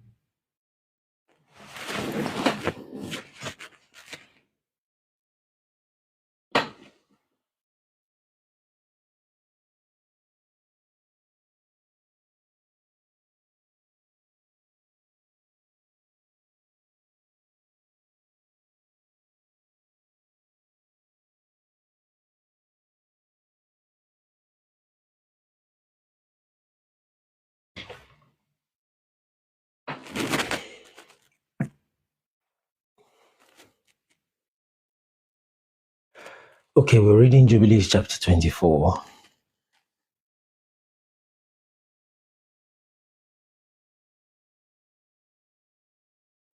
Happy new month to everybody who's joining today. Happy Sabbath day also.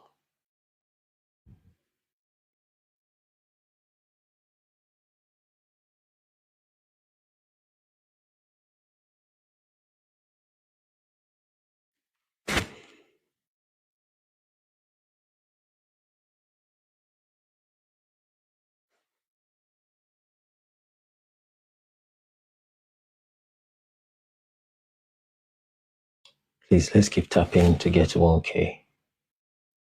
Then we start.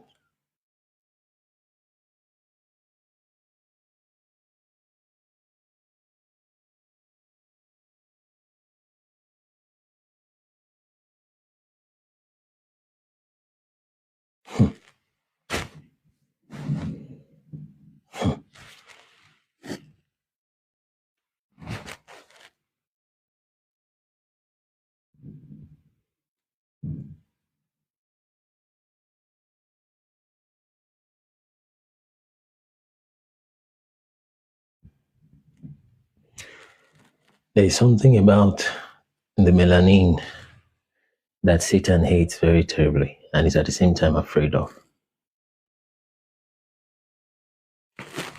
And we have been discussing this all this while. You know, it's now that some people are just beginning to know that just like the gold in France doesn't come from France, that's the way it appears that the gold in UAE, in Saudi Arabia, does not come from Saudi Arabia. You know, that's what was happening. So,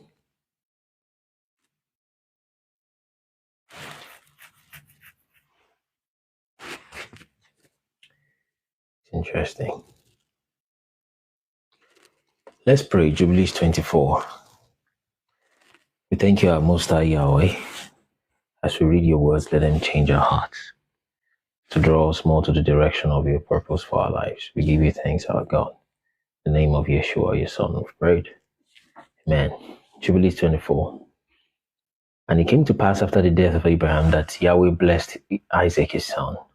And he rose up from Hebron and went to dwell in the well of the vision, or the well of the one who sees, Beelahai Roy, in the first year of the 3rd week of this Jubilee, 7 years. So he stayed there for 7 years. In the first year of the 4th week, a famine began in the land, besides the first famine, which had been in the days of Abraham. And Jacob sowed lintel pottage, and Esau came from the field, hungry. So this happened after Abraham had died. And he said to Jacob, his brother, give me of this red pottage.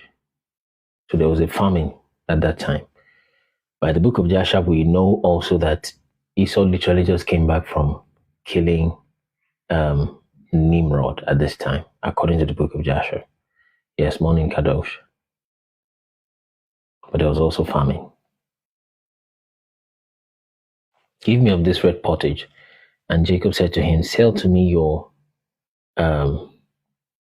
he said, primogenitor, this birthright, and I will give you bread. So maybe Jacob shouldn't have done this. I mean, since he already has the blessing from Abraham, he shouldn't have bothered to do this. Abraham is grandfather. But anyways, and also some of this lintel pottage. He said, I will give you bread and some of this lintel pottage. And Esau said in his heart, I shall die. Of what profit to me is this birthright? And he said to Jacob, I will give it to you. And Jacob said, swear to me this day. And he swore to him. Verse 6. And Jacob gave his brother Esau the bread and pottage, and he ate it till he was satisfied. And Esau despised his birthright. And for this reason, Esau's name was Edom, called Edom, on account of the red pottage which Jacob gave him for his birthright. Let's click share and repost.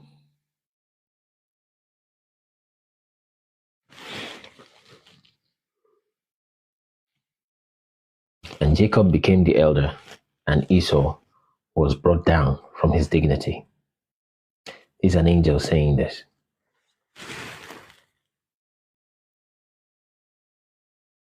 Okay. And the famine was over the land, and Isaac departed to go down into Egypt in the 2nd year of this week, and went to the king of the Philistines, to Gerar, unto Abimelech. And Yahweh appeared to him and said to him, go not down unto Egypt, dwell in the land that I shall tell of you, and sojourn in this land, and I will be with you and bless you. For to you and to your seed will I give all this land, and I will establish my oath which I swore to Abraham, your father, and I will multiply your seed as the stars of heaven, and I will give unto you the seed. I'll give unto your seed all this land. And in your seed shall all the nations of the earth be blessed, because your father obeyed my voice and kept my charge and my commandments and my laws and my ordinances and my covenant. And now obey my voice and dwell in this land. And he dwelt in Gerar 3 weeks of years. And Abimelech charged concerning him and concerning all that was his, saying, any man that shall touch or aught that is his, or that belongs to Isaac, shall surely die. And Isaac was strong among the Philistines, and he got many possessions, oxen and sheep and camels and asses and a great household. And he sold in the land of the Philistines and brought forth 100-fold. And Isaac became exceedingly great, and the Philistines envied him. And now all the wells which the servants of Abraham had dug during the life of Abraham, the Philistines had stopped them after the death of Abraham and filled them with earth. And Abimelech said to Isaac, go from us, for you are much mightier than we. And Isaac departed there in the first year of the 7th week, and sojourned in the valleys of Gerar. And they digged again the wells of water that the servants of Abraham his father had digged, and which the Philistines had closed after the death of Abraham his father. Abraham isn't Semitic. I think he is, because Shem is the 11th from Adam, and Abraham is the 20th from Adam. It will take centuries to figure this out. I just saved you time. You can come up then, Queen Me 7, so you can explain. And they digged again the wells water which the sons of Abraham had digged, and which the Philistines had closed after the death of Abraham his father. And he called their names as Abraham had named them. And the servants of Isaac dug a well in the valley and found. Okay, so come back next time then. They found water, right? Let's see. Wow, they dug a well in the valley and found living water, which basically means flowing water. And the shepherds of Gerar strove with the shepherds of Isaac, saying, the water is ours. And Isaac called the name of the water perversity, because they had been perverse with us. And they dug a second well, and they strove for that also. And he called its name enmity. Okay, and he arose from thence and digged another well, and for that they strove not, and he called the name of it Room, or Rehoboth. And as if I got that right. And Isaac said, now Yahweh has made room for us, and we have increased in the land. And he went up from there to the well of oath, Beersheba, and in the year of the first week, 44th Jubilee,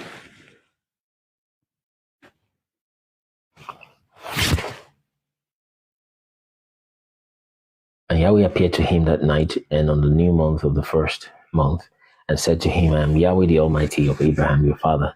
Fear not, for I am with you, and shall bless you, and shall surely multiply your seed as the sands of the earth, for the sake of Abraham my servant. Queen Me, is either you come up or you can't keep typing and distracting, especially if what you're saying is not quite flowing and it's difficult to follow. It can be very, very distracting. Okay. So his Japhetic and his lineage is the biggest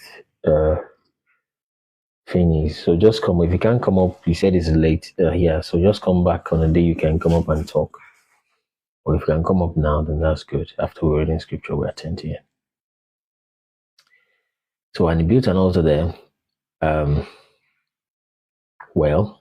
Yahweh Almighty of Abraham your father. Fear not, I am with you, and shall bless you, and shall surely multiply your seed as the seed, or as the sand of the earth, for the sake of Abraham my servant. And he built an altar there, which Abraham his father had first built, and he called the name upon the name of Yahweh, and offered sacrifice to the Almighty of Abraham his father. And they digged a well, and they found living water. And the servants of Isaac digged another well, and did not find water. And they went and told Isaac that they had not found water. And Isaac said, I have sworn this day that the Philistines and this thing has been announced to us. as on this day to the Philistines, and this thing has been announced to us. And he called the name of that place the Well of Oath. For there he had sown to the Abimelech and Ahuzah, his friend, and Phicol, the prefect, or of his host. So, incidentally, it's about the same place where Abraham made that covenant with Abimelech, perhaps another Abimelech, king of Gerar, that they wouldn't cross that line and things like that. 27. And Isaac knew that day and Isaac knew that day, that under constraint he has sworn to them to make peace with them, to make shalom with them. So in other words, it was under duress. 28. And Isaac on that day cursed the Philistines and said, Cursed be the Philistines unto the day of wrath and indignation from the midst of all nations. May Yahweh make them a derision and a curse, an object of wrath and indignation in the hands of the sinners Gentiles, and in the hands of the Kittim, that's Cyprus. And whoever escapes the sword of the enemy and Kittim, may the righteous nation root out in judgment from under heaven, for they shall be the enemies and the foes of my children throughout their generations upon the earth, and no remnant shall be left to them. Okay, no. Okay, no one that shall be saved on the day of wrath or of judgment.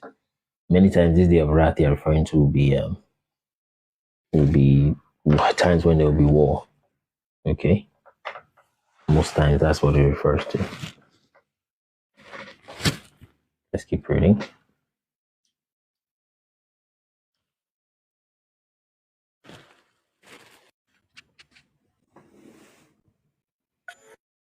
Check.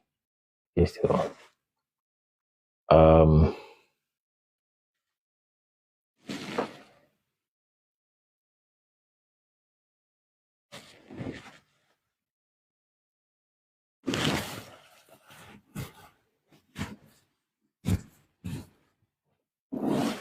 And no man shall be left to them, nor one that shall be saved on the day of wrath of judgment. Okay? From under heaven, for they shall be enemies and foes of my children throughout their generations upon the earth. And no remnant shall be left to them, nor one that shall be saved in the day of wrath of judgment. For destruction and rooting out and expulsion from the earth is the whole seed of the Philistines reserved. Okay? And they shall... So, anyway. And there shall no longer be left for these Caphtorim a name or a seed on the earth. And these are the tribes of Ham, Philistine, Caphtorim.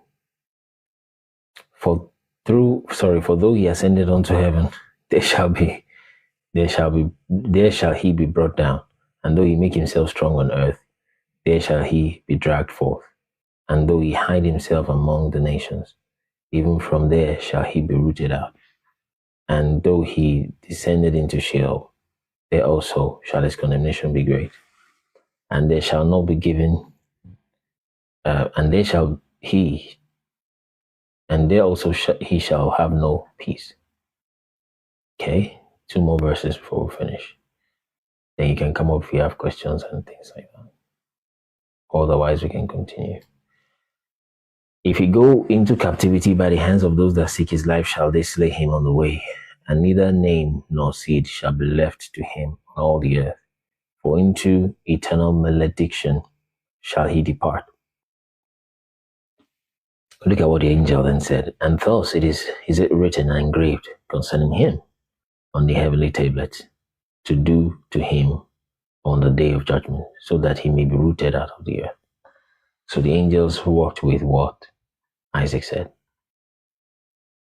So Jubilees 25. Do we have questions? So we attend to those before we continue. Questions, comments, etc.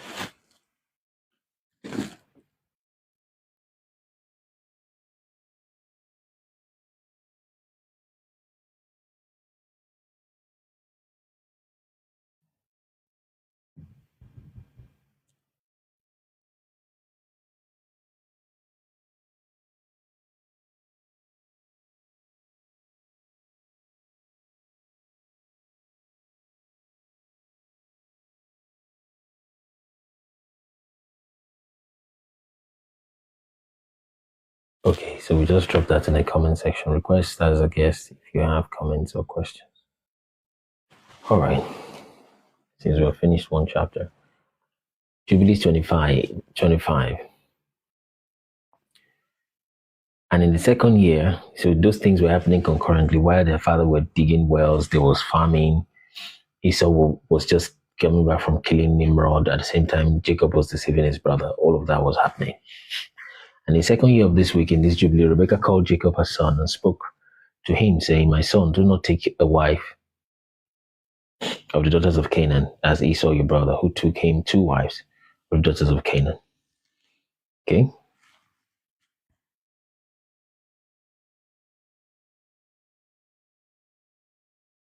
Okay.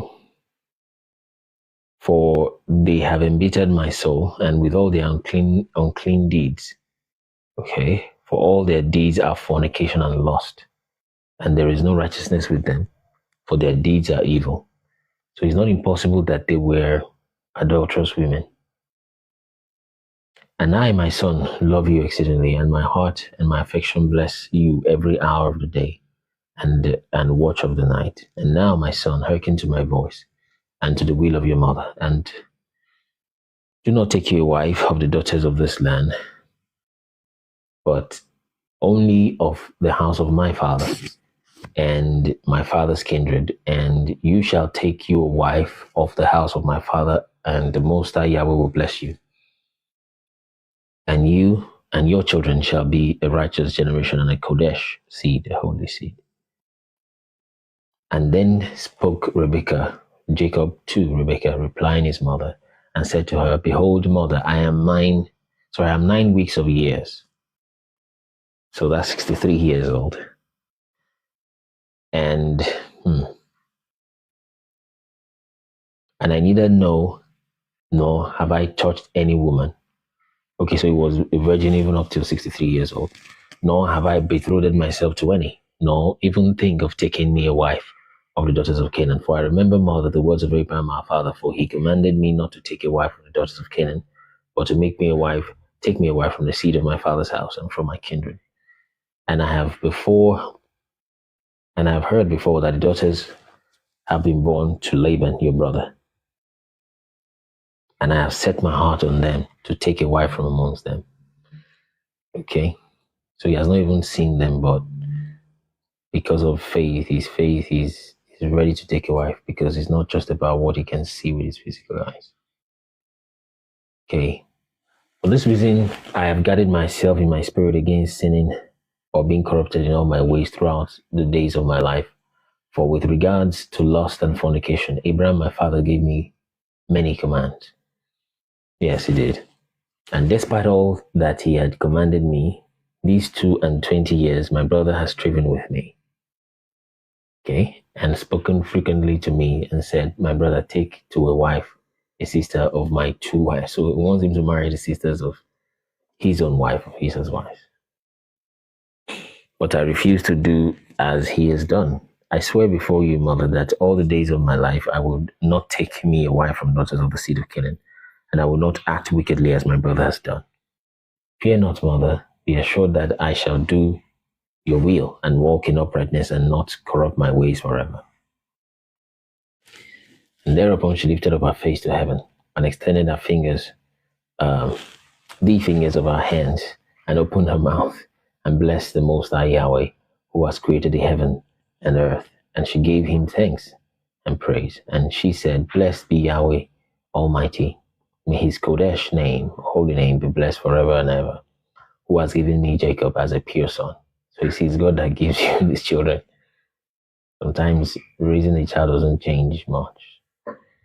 And a Kodesh seed, a holy seed, for he is yours, Yahweh, and yours shall his seed continually be, and throughout all the generations forevermore. Bless him, O Yahweh, and place in my mouth the blessing of righteousness, that I might bless him.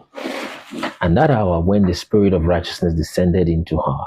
So those that are seeing what was happening behind the scene are telling you what happened to Rebekah at that moment. Descended into her mouth.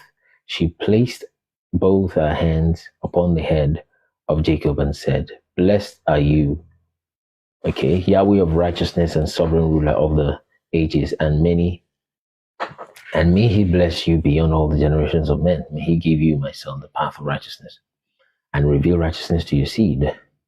And may he make your sons many, many during your life, and may they rise according to the number of the months of the year. That's prophetic, isn't it? So they're telling him he's going to have 12 children. And may their sons become many and great beyond the stars of heaven. So she was prophesying. And their numbers be more than the sands of the sea. And may he give them this godly land, as he has said he will give it to Abraham and to his seed after him always. And may they hold it as a possession forever. And may I see born unto you, my son, blessed children during my life, and a blessed and holy seed, a Kodesh seed, may all your seed be. And as you have refreshed your mother's spirit during her life, okay, the womb of her that bare you blesses you. Okay? Blesses you thus. Let's see. Okay? My affection and my breasts bless you, and my mouth and my tongue praise you greatly. Increase and spread over the earth, and may your seed be perfect in the joy of heaven and earth forever. And may your seed rejoice on the great day of Shalom. May it have Shalom. And may your name and your seed endure all the ages. And may the Most High Yahweh be their sovereign ruler. And may the Almighty of righteousness dwell with them and by them, and may his sanctuary be built unto all the ages. Blessed be he that blesses you, and all flesh that curses you falsely, may it be cursed. And she kissed him and said to him, may Yahweh of the world love you as the heart of your mother, and our affection rejoice in you and bless you. And she ceased from blessing him. That's the end of 25. Any questions, comments, or we continue? Today's live seems a little slow. Let's click share and repost. Let's click share and repost so we push it up a little bit. If there are no comments, then we'll continue.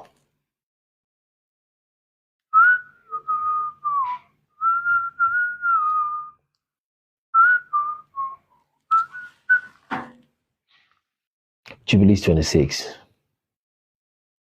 Isaac called Esau his brother. Isaac called Esau his elder son to make a savory meat. So it's like this was a wrong move from Isaac, apparently. But it's okay. And in the 7th year of this week, Isaac called Esau his elder son and said to him, I am old, my son, and behold, my eyes are dim in seeing, and I know not the day of my death. And now take your hunting, of which he lived much longer than that time. And now take your hunting weapons and your quiver and your bow, and go out to the field and hunt and catch me venison, my son, and take me savory meat, such as my soul loves, and bring it to me that I may eat, and that my soul may bless you before I die. And he wasn't going to die then. But Rebekah heard Isaac speaking to Esau, and Esau went forth early to the field to hunt, and to catch and bring home to his father. And Rebekah called Jacob her son, and said to him, behold, I heard Isaac your father speak unto Esau, your brother, saying, hunt for me, and make me savory meat, and bring it to me. Okay? That I may eat and bless you before Yahweh, before I die. And now, my son, obey my voice in that which I command you. Go to your flock and fetch me 2 good kids of goats, and I will make them savory meat for your father, such as he loves. I shall bring it to your father, that he may eat and bless you before Yahweh, before he die, and that you may be blessed. The question is, if these words are such empty words, why does she have to bother herself this much? She should have been like, well, let him just say what he wants to say. Don't worry, when the time comes to divide the land, we know what to do. No. They knew that those words were not empty. They knew the words were not empty. Okay.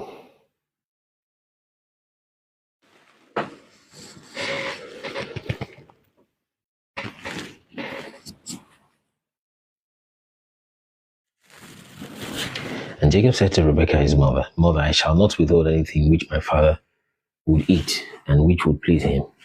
Only I fear my mother that he will recognize my voice and wish to touch me. Okay? And you know that I am smooth and Esau, my brother, is hairy. And I shall appear before his eyes as an evildoer, and shall do a deed which he has not commanded me. And he will be wroth with me, and I shall bring upon myself a curse and not a blessing. And Rebekah his mother said to him, Upon me be your curse, my son. Only obey my voice. Because she knows she doesn't carry seed, as it were. Because women don't carry seed. A man dare not say something like that, because he's carrying seed and generations inside him. You can't say something like that as a man. See? You can't say something like that as a man. It will affect your seed. But she knows when she's dead, she's basically gone. She's done her job by carrying and sustaining the seed of Esau and Jacob, or whatever children she wanted to have, and to give birth to them. So upon me be your curse, my son. Check. Okay. So only obey my voice. Verse 10, and Jacob obeyed the voice of Rebekah his mother, and went and fetched 2 good and fat kits of the goat, and brought them to his mother. And he and his mother made them savory meat, and such as he loved. And Rebekah took the godly raiment of Esau, Ahia the son, which was with her in the house. And she clothed Jacob, her younger son, with them, and she put the skins of the kids upon his hand, and on the exposed parts of his neck. Well, let's keep reading. 12. And she gave the meat and the bread which she had prepared into the hand of her son Jacob. And Jacob went into to his father and said, I am your son. I have done according as you bade me. Arise and sit and eat that which I have got, Father, that your soul may bless me. And Isaac said to his son, Have you found so quickly, my son? And Jacob said, Because Yahweh, your sovereign ruler, caused me to find. And Isaac said to him, Come near that I may feel you, my son, if you are my son Esau or not. And Jacob went near Isaac. Okay. He went near Isaac. Or he went near to Isaac, his father. And he felt him and said, Good morning. Can you hear me only, Salt? Yeah, I can hear you. Good morning. Okay. Good morning. You have a question, comment, contribution? Yeah, I have a question. Do you mind waiting like 10 minutes? Okay, it's fine. I'll wait 10 minutes. Okay, was it a very short question? Yeah, it's something that has been affecting me for some time. Because let's hear it then. Yeah, looking at the world today, right, it seems as if the God of the Bible is different from the God people worship today. Right? Because in the Bible, he had a way of showing people that he was available, he was there, he was in charge, right? His signs were so clear and everything. But in this day and age, it seems as if he's silent, he's quiet, he's non-existent. He's just, I don't know. It seems as if he's not alive. It seems as if he's a totally different human being. Totally different thing. I don't know. Person. So I see. That's very valid. That's very valid. It happens. It happens like that even in the past. You know, in the days what of the we're Bible, experiencing now. You know, in the days of the Bible, you could pray to God. Even if you don't get an answer, you would feel his presence. You will know that, yes, he is alive. He is in charge. That you just have to wait. Right? And even if he's going to tell you no, he's going to show you a sign. And he will tell you, no, this is not right for you. But in this day and age, you don't get that. Okay. See. In the Bible, I think in Acts chapter 2, when the disciples of God were praying, the Spirit of God fell on them. They began to speak a different language. Right?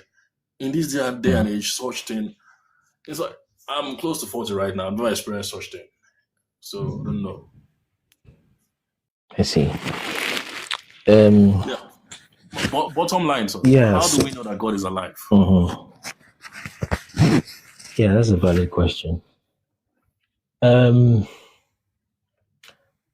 What is very close to this that happened in the history of humanity, which is found in scripture, by the way, is what happened in the days of just before the flood.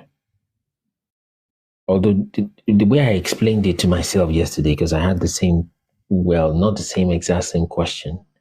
I know God is alive and I know what is going on in a way, okay? But the way I explained it to myself just yesterday night, because we see the bloodshed going on in Sudan, we see what's happening in northern Nigeria, we see the Gaza, we see America saying they can just invade Venezuela and just basically unalive the people there because they want their resources, more or less. Venezuela has oil, Nigeria has oil. So when US is saying they want to save Nigeria from the so-called Christian genocide, we know they are coming for the oil and the resources.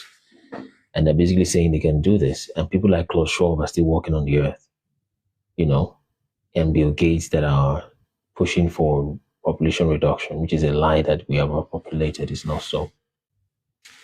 So we see all of that and it's disturbing. The closest to that I've seen is the time when the Watchers came and had relations with the daughters of men, and they had Nephilim, and the Nephilim would ask the children of men, regular humans, and these are the same Nephilim that are here again, by the way. They'll ask humans to go make food for them. They were very oppressive, you see, and when human beings could not make up the sons of Adam that looked like this, right, as against people that Nephilim that look like this. Do you get what I mean? No, I don't get it. Do you know the people on the earth that look like this? Their skin is like this. Everybody looks like either you're Caucasian or black or in between or Indian. I don't know. Brown, black, I mean, or white. your actual skin looks like this. Don't you know people that look like this in their skin? You mean Caucasians? Yes. Europeans, you mean? And yes, and many other derivatives of that race. Asians. That is how the Nephilim. Chinese. The Chinese are more like a derivative of that Caucasian flow. With the small eyes and they are the Saudi Arabians. The key thing that we saw in the book of Enoch, chapter 105, is the whitish, reddish skin, which is like pink, more or less. And then the long hair. Maybe I've not heard that before, that's a trait of a Nephilim. Okay. But there are Africans with long hair too. So, but then their hair will be more like the one that has locks. The locks, Ezekiel had locks, Samson had locks, dreadlocks. A white person, well, Caucasian, light-skinned person cannot have locks, except if they treat it with some chemicals, do whatever. You see? So there's something about that race of people. If you are from Adam, you probably won't be Caucasian. Well, there are Caucasians that claim to be like spirit-filled, Bible-believing, born-again Christians today. That is why it is apparent that there's something that Yeshua did that made it possible for, more or less somebody that is, as maybe for lack of a better word, a Nephilim, to still be grafted into the kingdom of life, into the family of God. And that's why I keep telling people that this book of life we mention is like your name gets written in the book of life when you are born. So that this idea of original sin and everybody that is born is condemned to destruction, you're going to hell straight away by default. That thing is not true. That is even a teaching for another day. I'm thinking, my own issue is, how do we know that? I'll soon touch it. I'm going closer to that. It's because of the interjections. But anyways, when that wickedness was at its height, when literally the human race could not keep up with what the Nephilim was demanding them to do, right? Then they began to eat the human race literally with the blood like that. The Nephilim were doing that. And like I said, just keep that in mind that it's the same race of people we're dealing with today. Maybe not everybody. Many of them are just sincerely imposters. Like I said, just like you and I, or an average African doesn't have a clue. That's the same way an average European does not have a clue. So you don't want to hate your neighbor, someone you see in a grocery store, your colleague at work. They don't know what's going on. Most people were born innocent, but their seed, so one is a seed of God, the other one is a seed of Nephilim. So it's that battle of seed that's going on. Who created the Nephilims? Where did they come from? God sent watchers to do righteousness and judgment from the heavens, but they missed their way. They left their first estate and descended in the days of Yared, the sixth from Adam. And they started having relations with the daughters of men. The children they gave birth to were called Nephilim. Some of them were called Eljo. Some of them were called different names. So there are different categories of those Nephilim. So the and they watchers were continue to created procreate by the Most High God himself. Well, because you said Just we like are the Satan. children of God and the Nephilims are like the children of The watchers, yeah. Yeah, But not they're still creation linked of the to God, right? watchers. They're still children of God since they were created by God. We were created by No, God. They were created by God. there's a different thing when you're created in God's image. But they were You see. created by God, right? Oh, of course, 100%, yes. But they missed their way is the problem. Missed their way. And in a different way that Adam missed his way. Adam was tempted, right? Eve was deceived. Okay, but they were not tempted and deceived. No. You see. So the one that sits on the throne, whose name that is the Ancient of Days, looks like this. You see. Okay. It looks I'm not even talking about Yeshua. Yeshua definitely looks like this. But even the Ancient of Days himself looks like this. Why? The book of Daniel gives us a clue. It says that the hair, at least from the hair, we can have an idea. And we know Jesus is his son. But then the hair of his head, he said, is like wool. Not white like wool. Not talking about the color. But the texture is like wool. You see? So we are very quick to push that to figurative. And he talks about Jesus again, that his feet, because that's just about the only part of his body that wasn't glowing with so much light and that was exposed because he's not covered with the garment that he's wearing. But he said it's like bronze. Okay, bronze is as good as this, maybe. Okay, into this. But he said bronze as though it's burned in a furnace. That goes even darker. Mm-hmm. But we're quick to say, oh no, that's just figurative. Well, Song of Solomon chapter 1 verse 5 says, Solomon says, I am black. You see? And Job says the same thing, I'm black. He said, because of this and this and that, I became black. But of course, new translations will change that I'm black to I have a tan. You know what a tan is? Mm-hmm. If Jesus was listened white, to so many testimonies, yeah. People saying that saw vision, saw Jesus Christ, they saw a white guy. Oh, did they say white guy? Really? Yeah, I think they said they saw a white guy. I don't know. Maybe It's definitely they don't say that. I Middle think, Eastern. I understand. I don't. Most of them hardly say that. What they say is that the face is shining. They can't quite make a face to it. But then when, let's say you're watching, let me use an example. Sidroth. Sidroth is supernatural. You know that program? I don't know. Sidroth. Or maybe don't. But the point is, when they're making, somebody wants to, for example, till today, when they're singing songs, and somebody wants to depict Jesus that they have seen in a vision, and they want to make it into an animation or something, they'll use a white skin. That's why we think that's what they're saying. And most times they didn't see the person's face. You see, that's why we made this movie, by the way, trying to put things in perspective. But this movie says more than that. It's not just putting, asking people in movies. Yeah, so you can watch that at abrahamomovie.com. Okay. So the thing was so bad, and the angels, just like you and I were thinking, right? Michael began to speak to the Most High God, and these things are recorded in the book of Enoch. So Michael began to speak to God and Gabriel that, God, would you not say anything? Of course, they started by praising him. God, the Most High, you are the one who reigns forever. But you see all things and you know all things. Will you not say anything concerning what is going on the earth? The cries of these people have risen up to the heavens, and there is so much suffering and bloodshed. Would you not say anything? Then he said, okay. Then he started giving instructions. Michael, you go and announce to the earth, speak to the earth, right? So that I can create a fresher earth and sort things right. Then Gabriel, you go amongst the watchers and put a sword amongst them that they begin to unalive each other. And I think many of those is still the petrified giants you find in the earth today. He's sent to Uriel also. Uriel is just Uriel. Ur means light. The same you find in Ur of Chaldees, Uriel. But anyway, he sent Uriel his assignments, sent all of them their different assignments, and they went to do that. And what followed after that is the flood. He sent one of them to go and announce to Noah that the flood is coming. And that one will come and speak in the name of Yahweh. So Noah will literally think it's the Most High speaking. But long story short, it was intercession that brought about the action of God. So as patronizing as that can sound, as passive as it may sound, that's the way to go. Intercession. And begin to say these things to God. God is difficult to advocate for, in the sense that he will do some things. You can't just be God's lawyer. He didn't ask you to be his lawyer, right? So God will do some things that may sound unfair. But God sometimes it appears almost as though he forgets the human race. It doesn't sound nice, but it happens. He said, and God remembered Noah, right? On the surface, that sounds like he forgot. So intercessions need to go up, like what that man did when 200 Christians were unalive in Benue, for example, and he knelt and he prayed. Those kind of cries will get to heaven.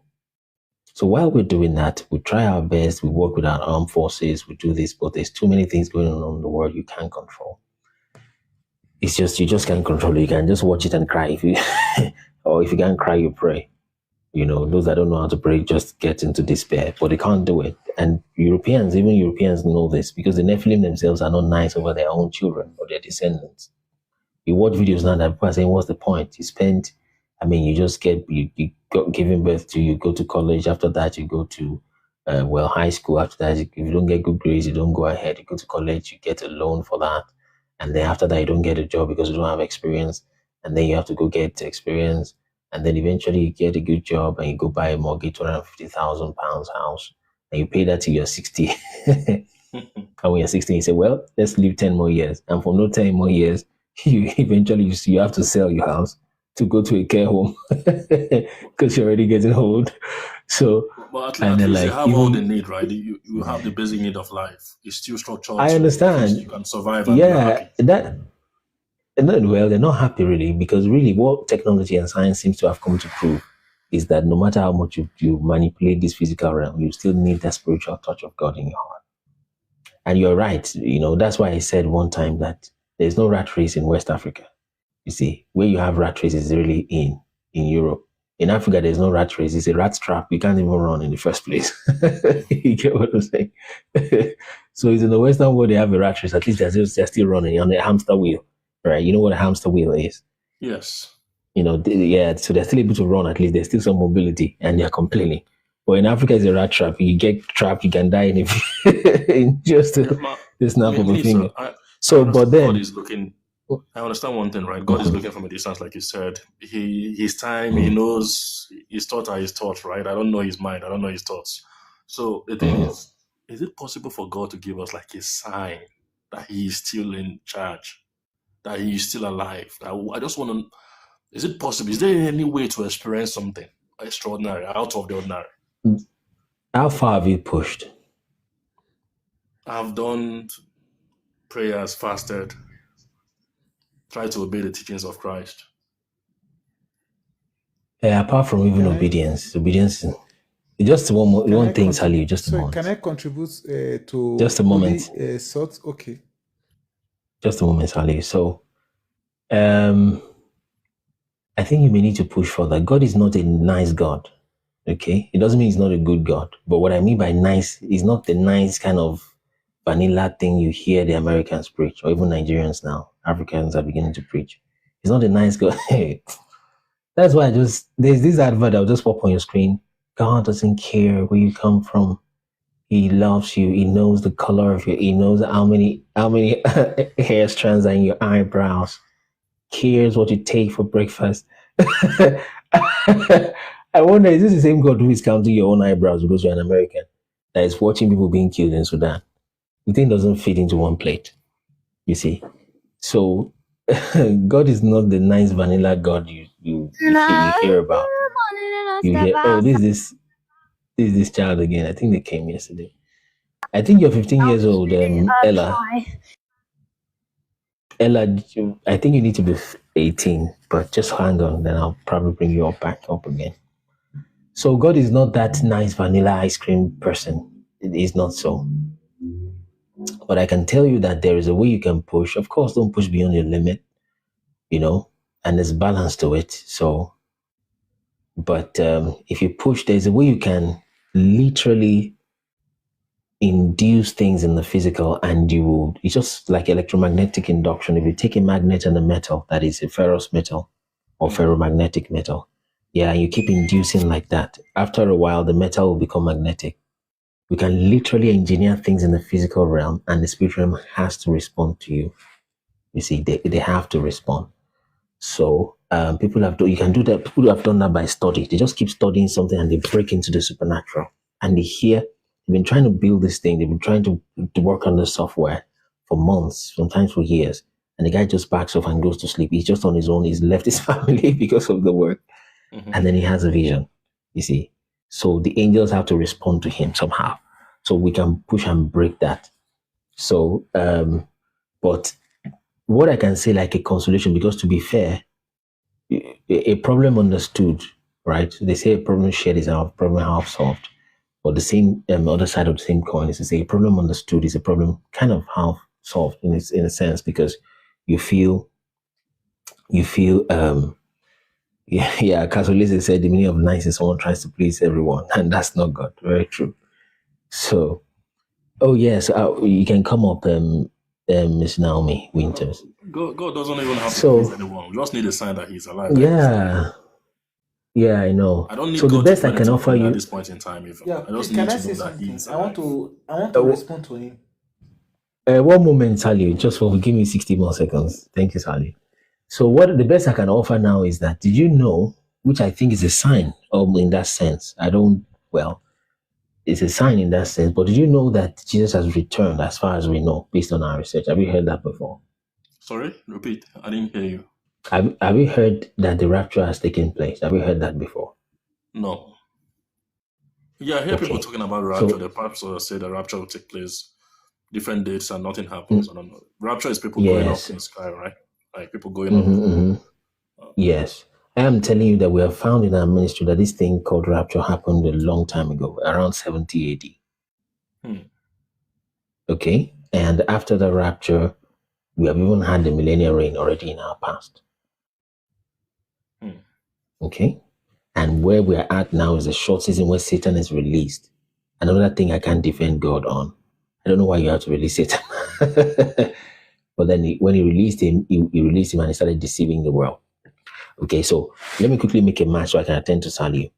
So the uniform, the form that the Nephilim activity took in the time of Noah was aggression, was violence.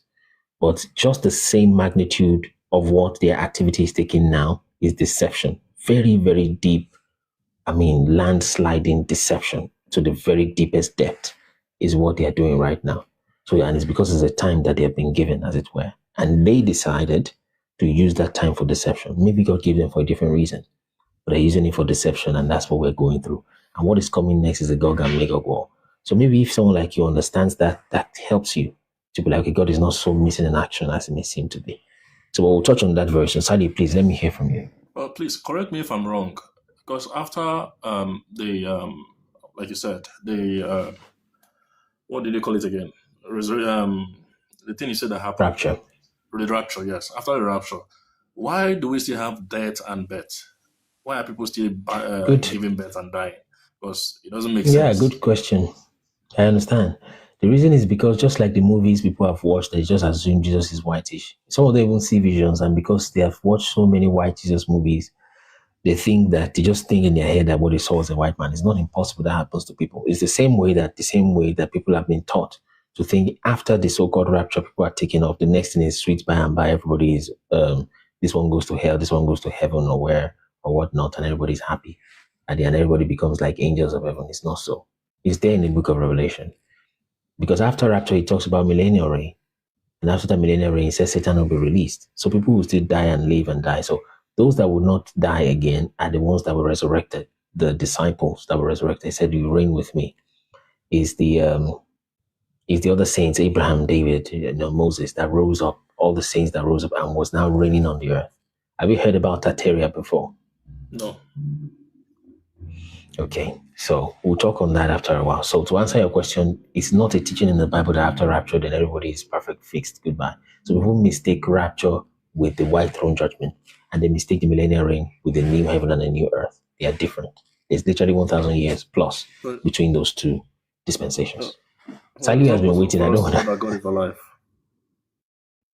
Well, like I said, you may need to push. I have got my experience. I'm satisfied that I know he's alive. I don't know what you need to see. Okay. I've looked for experience. I've tried. I've looked, been to so many places. Nothing. I understand. I don't, like I said, Sorry, can I don't know what you want to say. Sally, go ahead, please. let me. Okay, you see, only salt, right?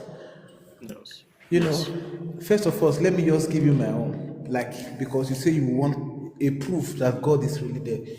I think when you hear from some certain person, because I've seen people who don't just only have my experience, though my own is unique and in my own way. I was able to figure it out and I was able to confirm. First of all, I was born as 100% Muslim. My father, grandfather, great grandfather, everybody was actually a Muslim. So, and I was a very passionate Muslim, very religious Muslim to be precise. And I think at the age of my 16 years, 17 years, now I'm 35, 34 plus. So in my 17, 18 years, so I was really zealous and everything. And during my 18, 19 years, I started experiencing some strange things. Some strange things started happening to me. Hearing voice in some certain things, like hearing voice that I cannot see. You know, so I got to a big fight with my brother because I'm a family of my mother. My mother have 9 children, so 5 boys, 4 girls. So I got a big fight with my elder brothers. So they actually beat me up. So that night I was so frustrated and I cried. I cried. And if you know about Muslim, there's a prayer they call Tajud. This Tajud is the prayer they pray from 12 midnight to 3 because they believe that this is the time that the heavens are open. All the angels, they come down, or all the spiritual beings. So it's a spiritual time from 12 to 3. So I just cried because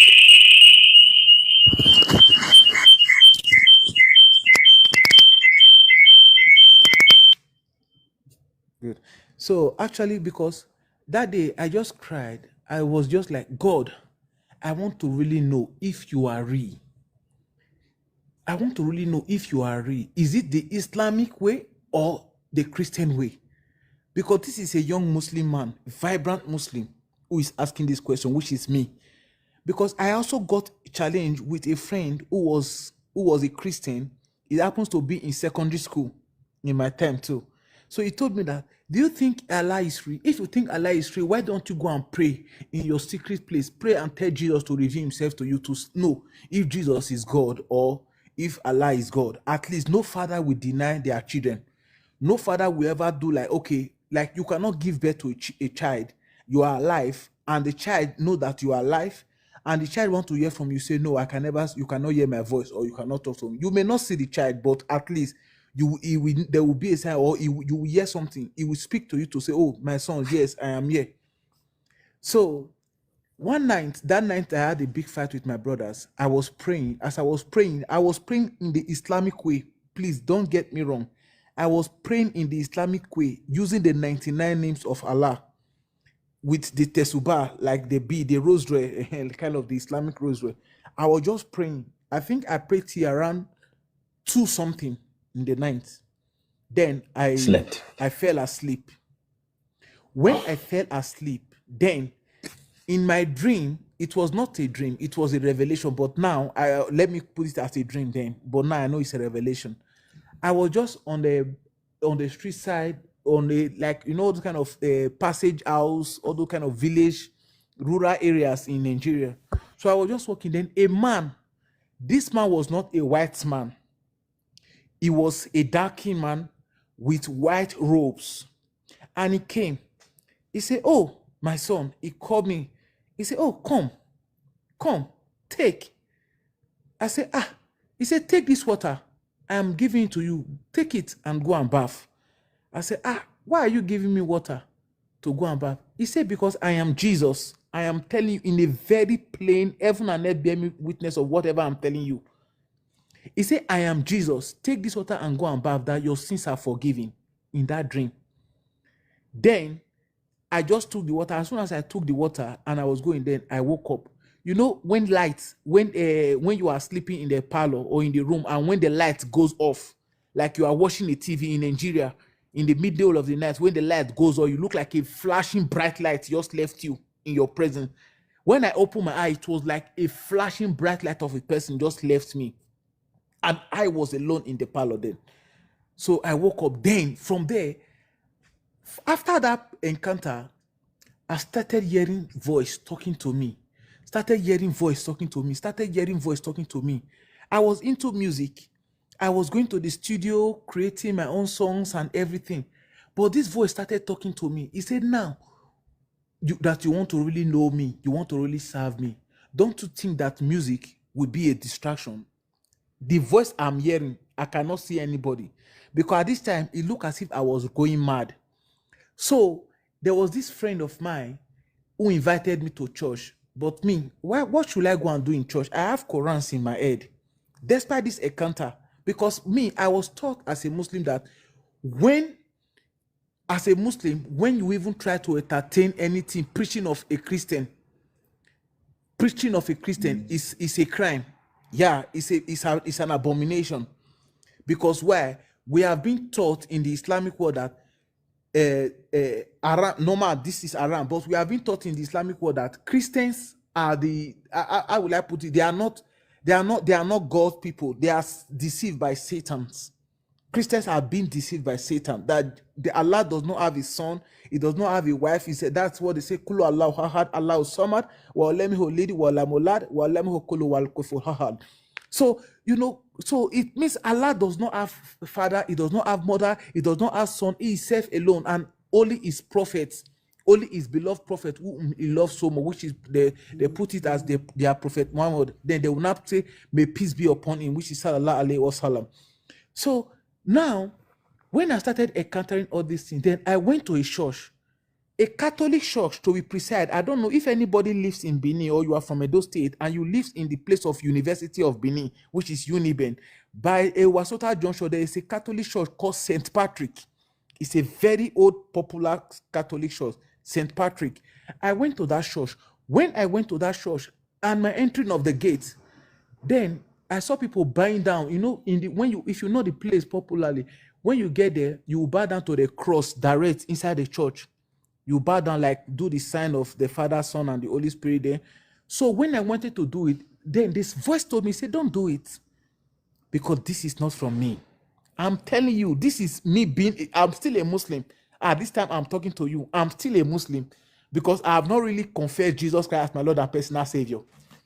So he said, don't do it because this is not for me. He said, this is not where I want you to be. I attended about how many different churches like that. Not until I attended a branch of Christ Embassy in Evaeke after Chris Mary.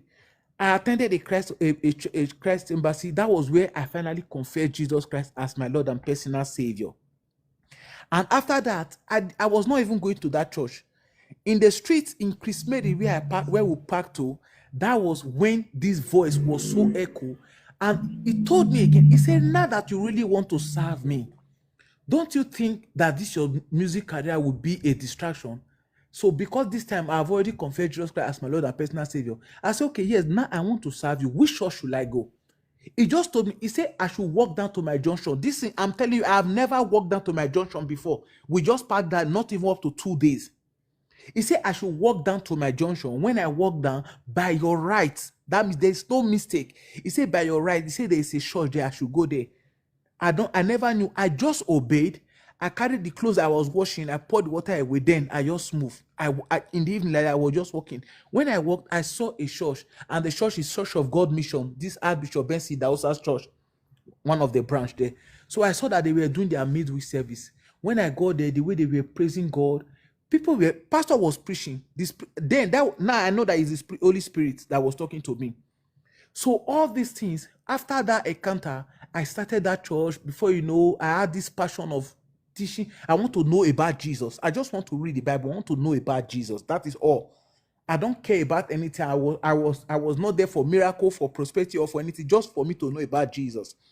So I started this gradually. And before you know, I started having series of revelations, how the world comes to an end, how the Antichrist will take over the world. Even before this COVID-19 happened, God has showed me. In this one, I saw Angel Michael. It was a white person. That was why I believe that what minister is saying, these angels, they are really white people, most of them. But we who were created in the image of God, we have a unique color, to be precise. I saw a young, handsome man. It was just like a lighting from the sky. Pew, when he landed with a mighty old winds, white, and snow were falling as he was coming. Everywhere was filled with snow likewise. And he came. He said, I should not go with them. I should not run after them. I should leave them, that there will be peace and everything will be okay. I should not do whatever they are doing. That was what really pushed me not to take the vaccine, not to be vaccinated. No matter what happened, I never took it because why I had that encounter. So when all these things happened, I started seeing revelation from revelation. So now I could tell, I knew that Jesus is God. Now I know that this thing that they were talking about, Islam and Christian, now I can figure it out on my own without anybody telling me that there is one God and his name is Jesus. So I was satisfied.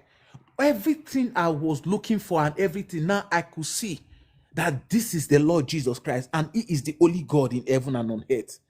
So why am I saying all this thing, my brother? I have seen a lot of encounters and a lot of things. Even in heaven, I have been in heaven singing songs where millions, I'll tell you, millions of angels, they were there. I was leading praises. I was leading worship. I have songs that I have written from heaven direct. In the throne of God, I was singing. People were walking just like almost like a judgment. Not a judgment. It was like we were in the row of, like you are in a queue. And I raised up a song. And I woke up. That song was still on my head. It was just like I was singing it at fresh on earth, even when I woke up. So I'm not a music minister or anything that was okay. Maybe I was thinking of. So why am I saying all this thing? One, we know that Jesus is real. There is one thing, like what minister was explaining before. This Nephilim we are talking about. Where am I really convinced now? Now that I'm even convinced that these people, they are actually the white people. They tried as much as possible to erase every black man, and God did not still allow it to happen. We still keep multiplying like the sand of the sea. We still keep multiplying all over the earth. We are still multiplying. And we are the only race on earth who can survive in any weather, in anywhere, in any time. No matter the suffering, no matter the hunger, no matter what, we can survive anything. We are the only race on earth who is doing according to, though I know they tamper with the Bible we are reading today. Believe me, anything that is true, that is what these Westerners want to hide. They want to destroy anything that is true, anything that is sacred, and anything that is holy. That is why you see that they destroyed the Bible, because Bible mentioned about Ethiopia, the Ethiopia Union, people from Ethiopia Union. These people, they also believe in Jesus. So for them, they are the only country in Africa that was not colonized, or even in the world that was not colonized. So if these people should have this Bible, they have their own Bible. And why is it that Enoch, the book of Enoch was written, but it was out of the Bible? So there were a lot of deceit there. And outside that, in the United Nations, how come that a whole African nation, which is about 52 countries or 50 something country, nobody is represented in the United Nations? This is one thing alone, only the white people. Have you asked to say that when some of the character you see that the black people, the black skins people or the African people, they are not possessing now. There are some certain things they learn. These are the only place. It was only when I come here I see that people are eating meat with blood, live blood on it. They will just put it like this. Really? Yeah, in Europe. I live in Germany. I was in Italy for about 3.5 years. I'm here about 9 years now. 9 years now in Germany.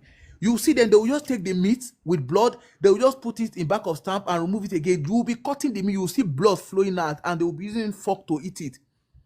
So Back real of human what? being, just like in a pan, they will just put it in a pan, the front and the back, they will remove it, they will say it's cooked. With blood, you'll be cutting it, you'll be seeing live blood coming out of meat. They will say this is very nourishing.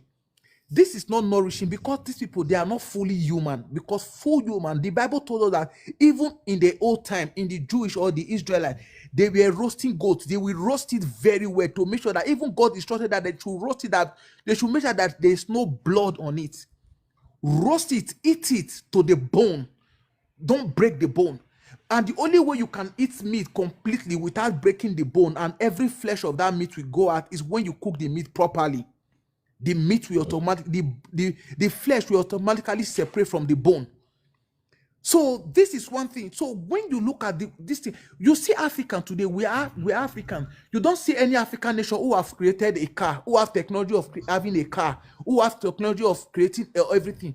But everything the Westerners are doing is to bring a new human race that does not even exist, that we don't know about.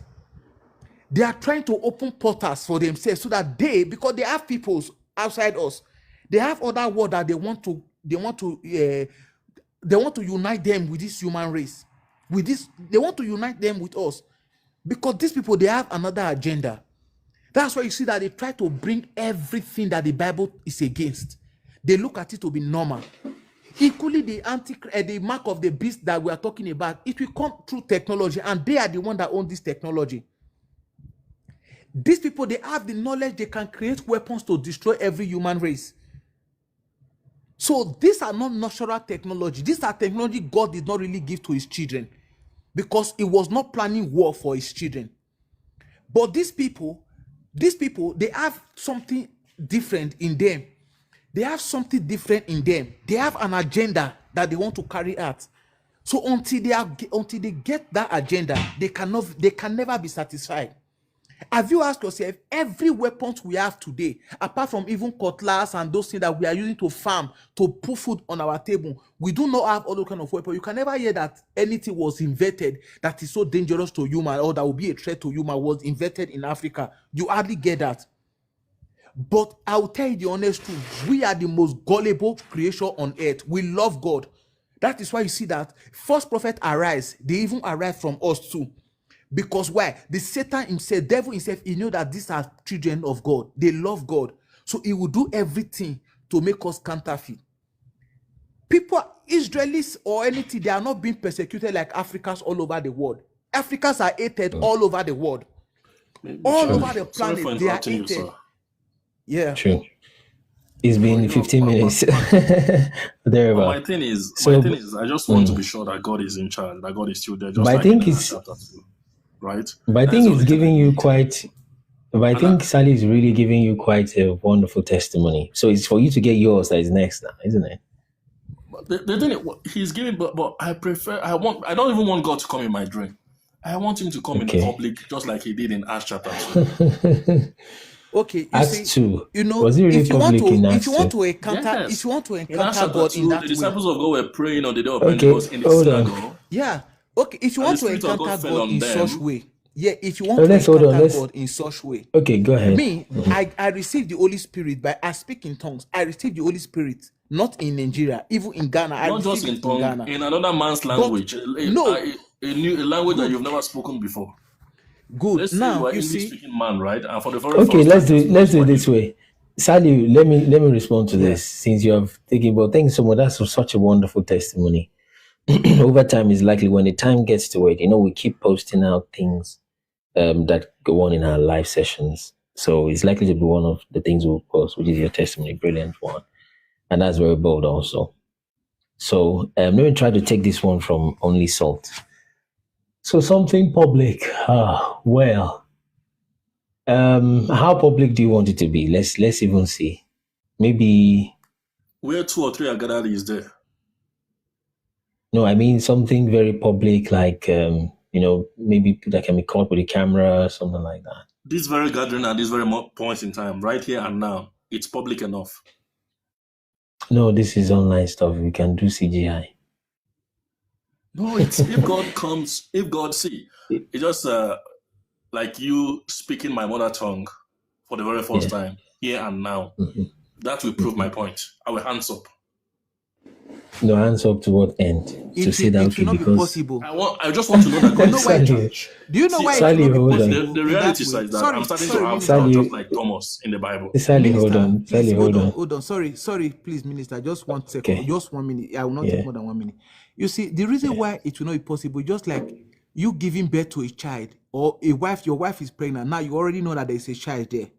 And that child, you expect that child to talk out. You want to put your ears in your wife's tummy so that you hear the voice of that child before you know that it's human that is there. Are you getting me now? Or nothing is you just impossible give with birth God. wait. Yeah, listen. Or you just give birth to a child. That is why he said that. He said, blessed are they that have not seen but believe. They are blessed. They have not seen. Abraham have not seen God when God told him to go and sacrifice Isaac, the only son he got at the age of 90 years. No, we're not talking about Abraham. We're talking about salt. Yes, I am a but different these human are being, right? these I have my are our issues. ancestors. These are our ancestors. Likewise, they are our fathers. I've never met Abraham before. I only read about Abraham, right? I don't know about Abraham. I don't know who Abraham is.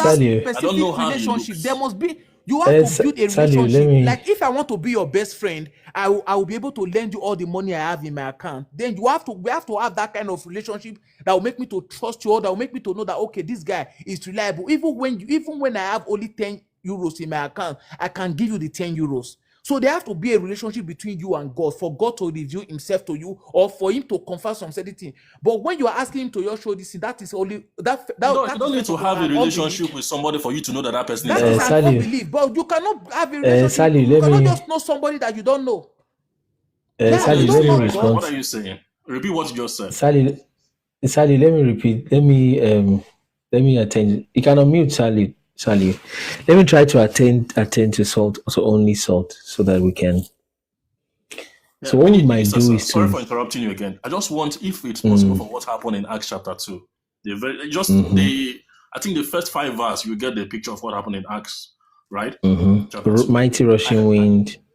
If it's possible for it to happen within our midst right here and now, I'm sure that the people gathered here are people of God. I see what you're saying. Me, I don't know how to make God do things. If it's me you're expecting to do that, that's the first problem. Okay. So, then the second problem is if you don't get the sign you're looking for, because have you defined it first? Let's even see, maybe we can give it a try. But I can't promise the time is the thing. But what kind of sign do you want? Is it something that I think is good if the sign is something that can leave a mark, something that after it is done, it's not just a.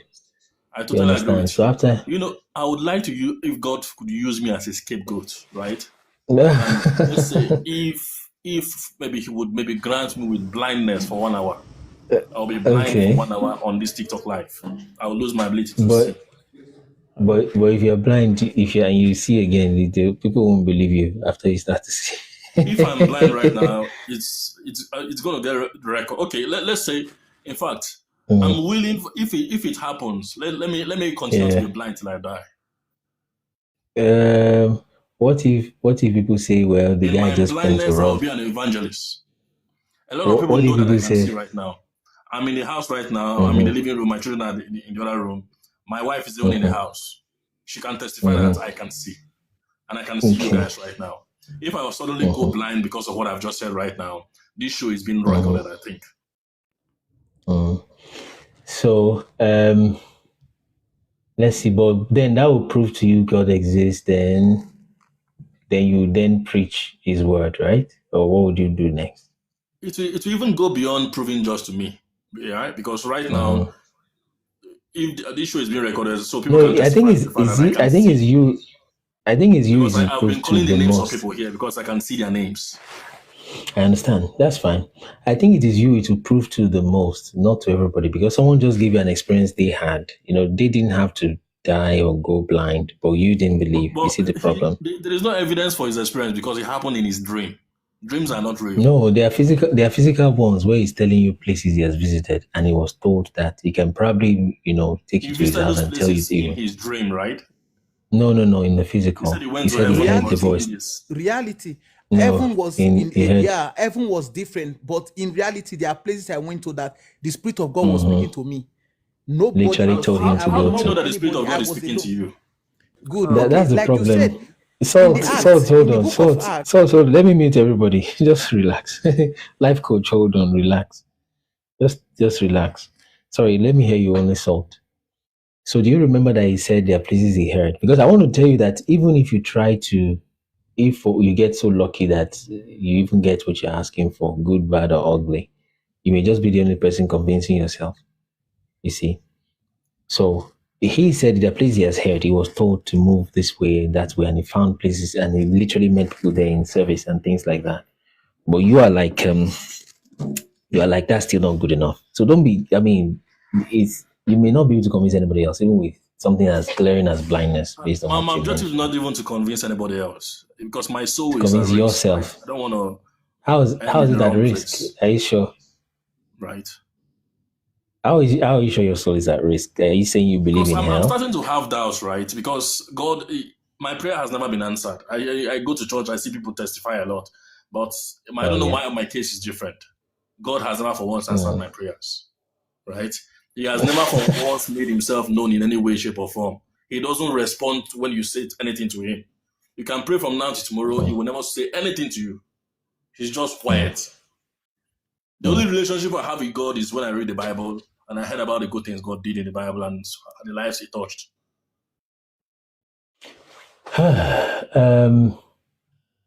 What do I do now? Should we pray then? Or you're tired of praying? Then after praying, I'll refer you to. Do you believe, by the way, that Satan does things? I believe Also, what the Bible says, but I've never encountered Satan in my life. are you saying that supernatural things probably don't exist? Is that what you're thinking about? The mind exists, but I don't know. I've never experienced any spiritual thing. I've not. Even in second hand or first hand or viewing it happen, like miracles. Do you think miracles happen and things like that? Never Okay, you experienced don't think maybe miracles. You don't think, okay, I've not even seen some. Nothing, never. Okay, let me show you one thing of the supernatural that is easy to do. This is just to help you see the supernatural so that you can be clear the supernatural is real and there are things going on. So that you can then come back to then, because I believe it will change. I'll do the same thing I did to somebody some days ago. I want to show you a place to go to visit recorded videos of miracles that have happened. It's an easy reference for me. There are many people that have that work, you see, but then this particular person has it recorded. So you can go watch and tell me if it is God's power, devil's power, but I can tell you, if you spend 2-3 hours thereabout at a stretch, across to 3 days, watching these videos, you will recorded videos, of course, spanning across 20 years or more. You will come with a conclusion that no, you are seeing something supernatural. Is now to decide if this is God or if this is Satan, and then that's a different. This one is not stage managed. You'll be able to tell it's not stage managed. This one is not CGI. CGI means computer generated images. These ones are not CGI, right? Because there is hardly even CGI then, and you'll be able to tell. And for any doubter that may be there, maybe like Hara Carl that is there, go and search this. I know it's a very popular name, but then irrespective of that, that's easier than going blind. Give me 60 seconds. Minister, why is it so difficult for God to make himself known in our midst right now? Give me 60 seconds. Relax yourself, brother. Give me 60 seconds. So, go and search. Oh, are you saying you're not going to search that? Let me not waste my time. I'm searching right now. I have my other phone on with me right now. Okay, you're telling good. me I'm searching it right Good. now. On what platform? I'm about to tell you that. Go and search for T.B. Joshua's miracles and watch them. Watch as much as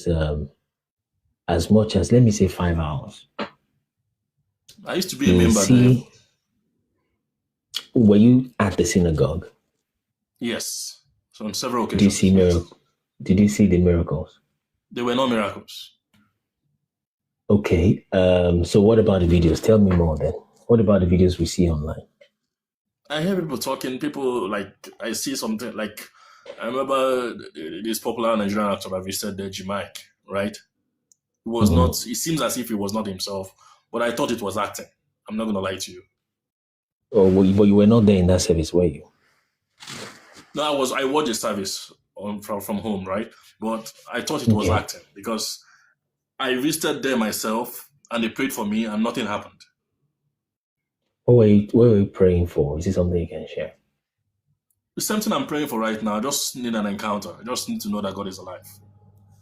No, was that what was written? No, hold a minute, Sally. Was that what was written in your visiting board or with your placard? Did you have a No, placard? I didn't have any visiting board. When I entered, they just said we should drop on it. Well, we had this envelope, right? You just put the envelope, put in money, then you enter. Early in the morning, from I think 4 a.m. Yeah. Okay. So we entered. So I didn't have any. Okay, I came with my mom though. I came with my mom though. She had some issues, diabetes issues. Yeah, those kind of things. That was one of the reasons why we came. But I came with her. But me in particular, and I she didn't have didn't any. leave. She wasn't better. Sorry. And she wasn't better. She got better. Doctor helped her. So it's like we're changing the goalpost a little bit. So, like I said, if you go and see those miracles, for example, and you come back to say, well, that happened to those people, you want yours, then that defeats the purpose. You see? That's what I'm saying. I want to go, but my heart is Sally, so hold heavy. No, I'm going because I have to work now. But my heart is so heavy. Okay. I want to pray with this brother. I don't know. God is telling me, the Spirit of God is telling me that He wants to give him a sign. What happened to Job? But I rebuke that in your life in Jesus' name. No, That I is what accept the it in Spirit the of mighty God is name of telling me. Jesus. I accept it. He's not going to listen to I you. accept it in the mighty name of Jesus. Sally is not going to listen to you. I want God to use me as a scapegoat. No, I just You don't know how desperate I am. that right? he will not be attacked. But I see that he will not be attacked, but things that he loves so dearly, he's putting them in jeopardy. He thought it's No, what he don't just worry. it. That is No, what he's don't doing. worry, Like, he thought Sally. he just it. That is what the Spirit of God is telling me. No, it's fine. Sally will see tomorrow if you need to leave. Just hang on. Let me finish with him. So, only salt. Where were we before Sally interrupted us? Acts chapter 2. The The thing God, is, they were praying in the synagogue and the Spirit of God fell on there them. there are two requirements you're asking for, which you're swinging between the two. In fact, it's three, but now you've reduced it to two. I don't know. It's like to you, if it is not happening right now on TikTok Live, to you is a deal breaker, right? Yes. If that's the case, why waste the time? No, I don't know. I don't have anything to do to your real life here. I don't. You may need to look further. But you have been No, God searching can for do years, so if you believe in God and have faith, at least your faith is bigger than the mustard seed. You can do anything. You can ask God for anything and He will do it. You have a pure heart. I trust you have a pure heart. Why are you trusting on my heart and not your No, you taking this time to go on your TikTok Live and host this program. That was a lot of things. It says a lot of things about you. Yeah, so unfortunately, you can't tell me what I know about myself. I mean, I can speak more about myself than you can.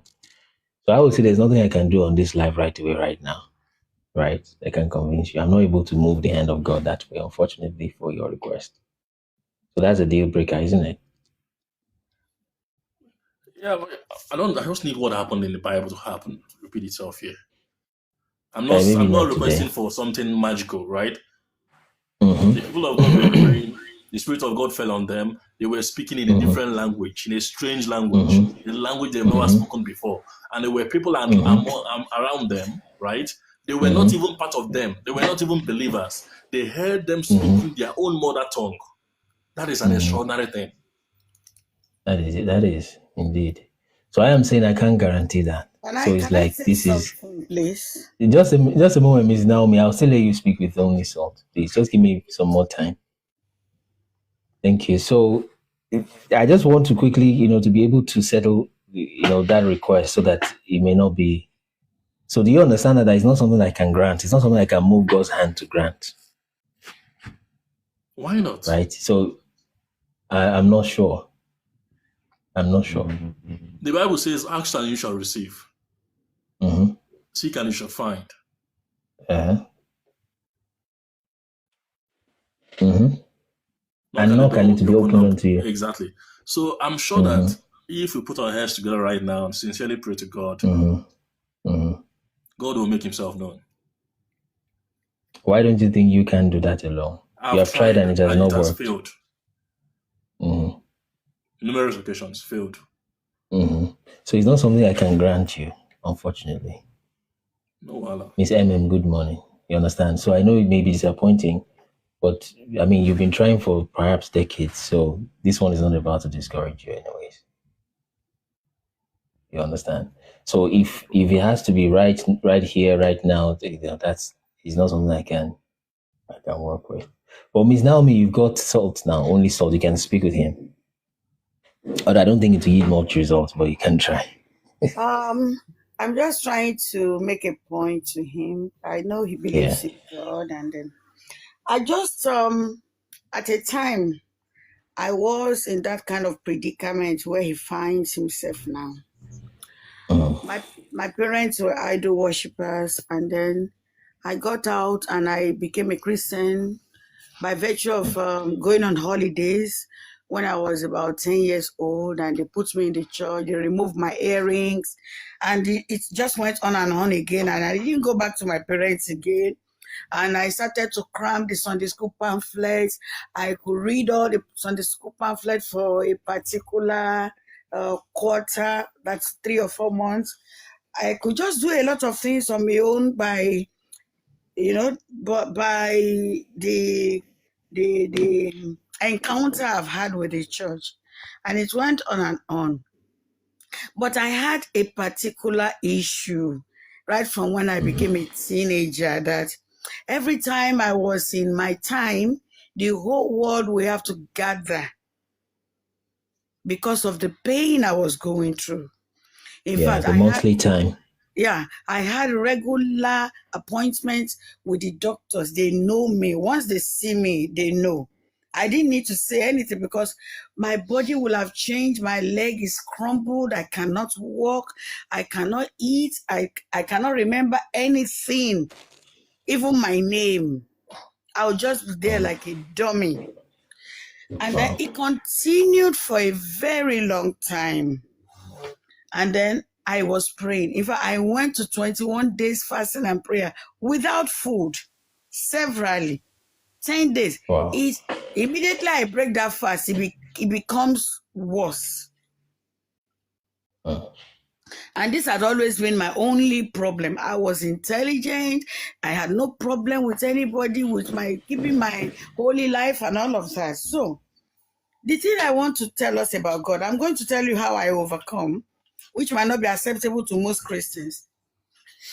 The thing I have found out about God is that he is a God of acts. He might not need to repeat a particular act several times to prove himself. He does not even need to prove himself because he is a stability. He is a science that cannot be proven. He has accomplished the whole world. Now, the thing about today's Christian is that we are so lazy-minded.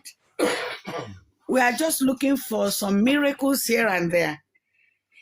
The act of God, as in who God really is, the personality of God, is a supreme being that gave birth to himself as man. And he has relegated all the powers that men need to use from generation to another onto them. And I think he thinks that he has accomplished everything for man. And it is now left to man to discover himself, discover his abilities, discover what he can do and how far he can take the awesomeness of God by mankind. So God needed to bring Jesus Christ. What he did, he sent an angel to minister the word, just the spoken word, unto Mary. And as angel, I think Gabriel spoke. Okay.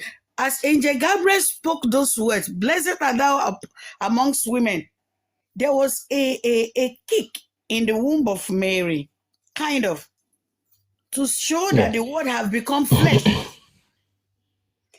Only a spoken word became flesh in Mary. After then, he didn't need to do that miracle again.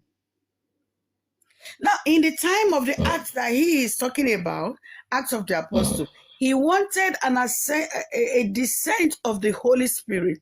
So he sent it to them and they spoke in tongue and the Holy Spirit has come. I'm trying to, thanks for the comments. I hope you're not trying to answer only Salt, because I don't think you're answering his question. I think I'm going, so let him speak for himself if I'm not making any sense. No, I can tell. Only Salt, is she answering your question? I don't, because is she? She's not answering, not even close. Okay, Not let me even make close. my own So I just want to, just make, I told you a long time that, so, well, your points have been wonderful to me at least, but then if you're trying to answer Salt, I only, so I don't think maybe if I that's conclude okay right now. listens Well, please go ahead with your point. Now, The open heart is another thing. Okay. If he opens out is now in the time of Moses and they were going to the promised land, they needed to cross the sea. It was not possible. Nowadays, we don't need to divide the sea. The tongue was divided when the Holy Spirit needed to come in. All we need is to build a bridge and we have crossed. All we need now, we have advanced in technology and in our minds to be able to fabricate helicopter. It will make us to cross the bridge. You know, that is us promoting the essence of God. And now, the thing I want to say as a part of my conclusion is that for him to give a woman a piece of spermatozoa and it develops into human being having eyes, which is strange, fingernails, those are my block breaker. I just wonder, how does fingernails come to develop? How does this hair come about? And, the hands, the fingers, that's a miracle that God gives to everybody. No science has been able to explain it. So, meanwhile, that issue that I had as a child up to the age of 40 did not stop until I began to look. You know what it means to suffer like that for almost 30 years or over 10 years. In fact, from 16 to the older I became, the worse it became. When I started, it was just one day. After some time, it increased to 2 days, 3 days, and it went on and on like that. So at the time, I started becoming, I had fallen out of the faith. I was no longer interested, but I knew my God to myself. Because I go to church, they pray for me, the next day it starts and it gets worse. So I now started to say, what was it that they did in the Old Testament that we didn't do today? That kind of prayer of people speaking in tongues, falling under anointing, didn't work in my own case. Because even when I became a pastor, people fell under anointing.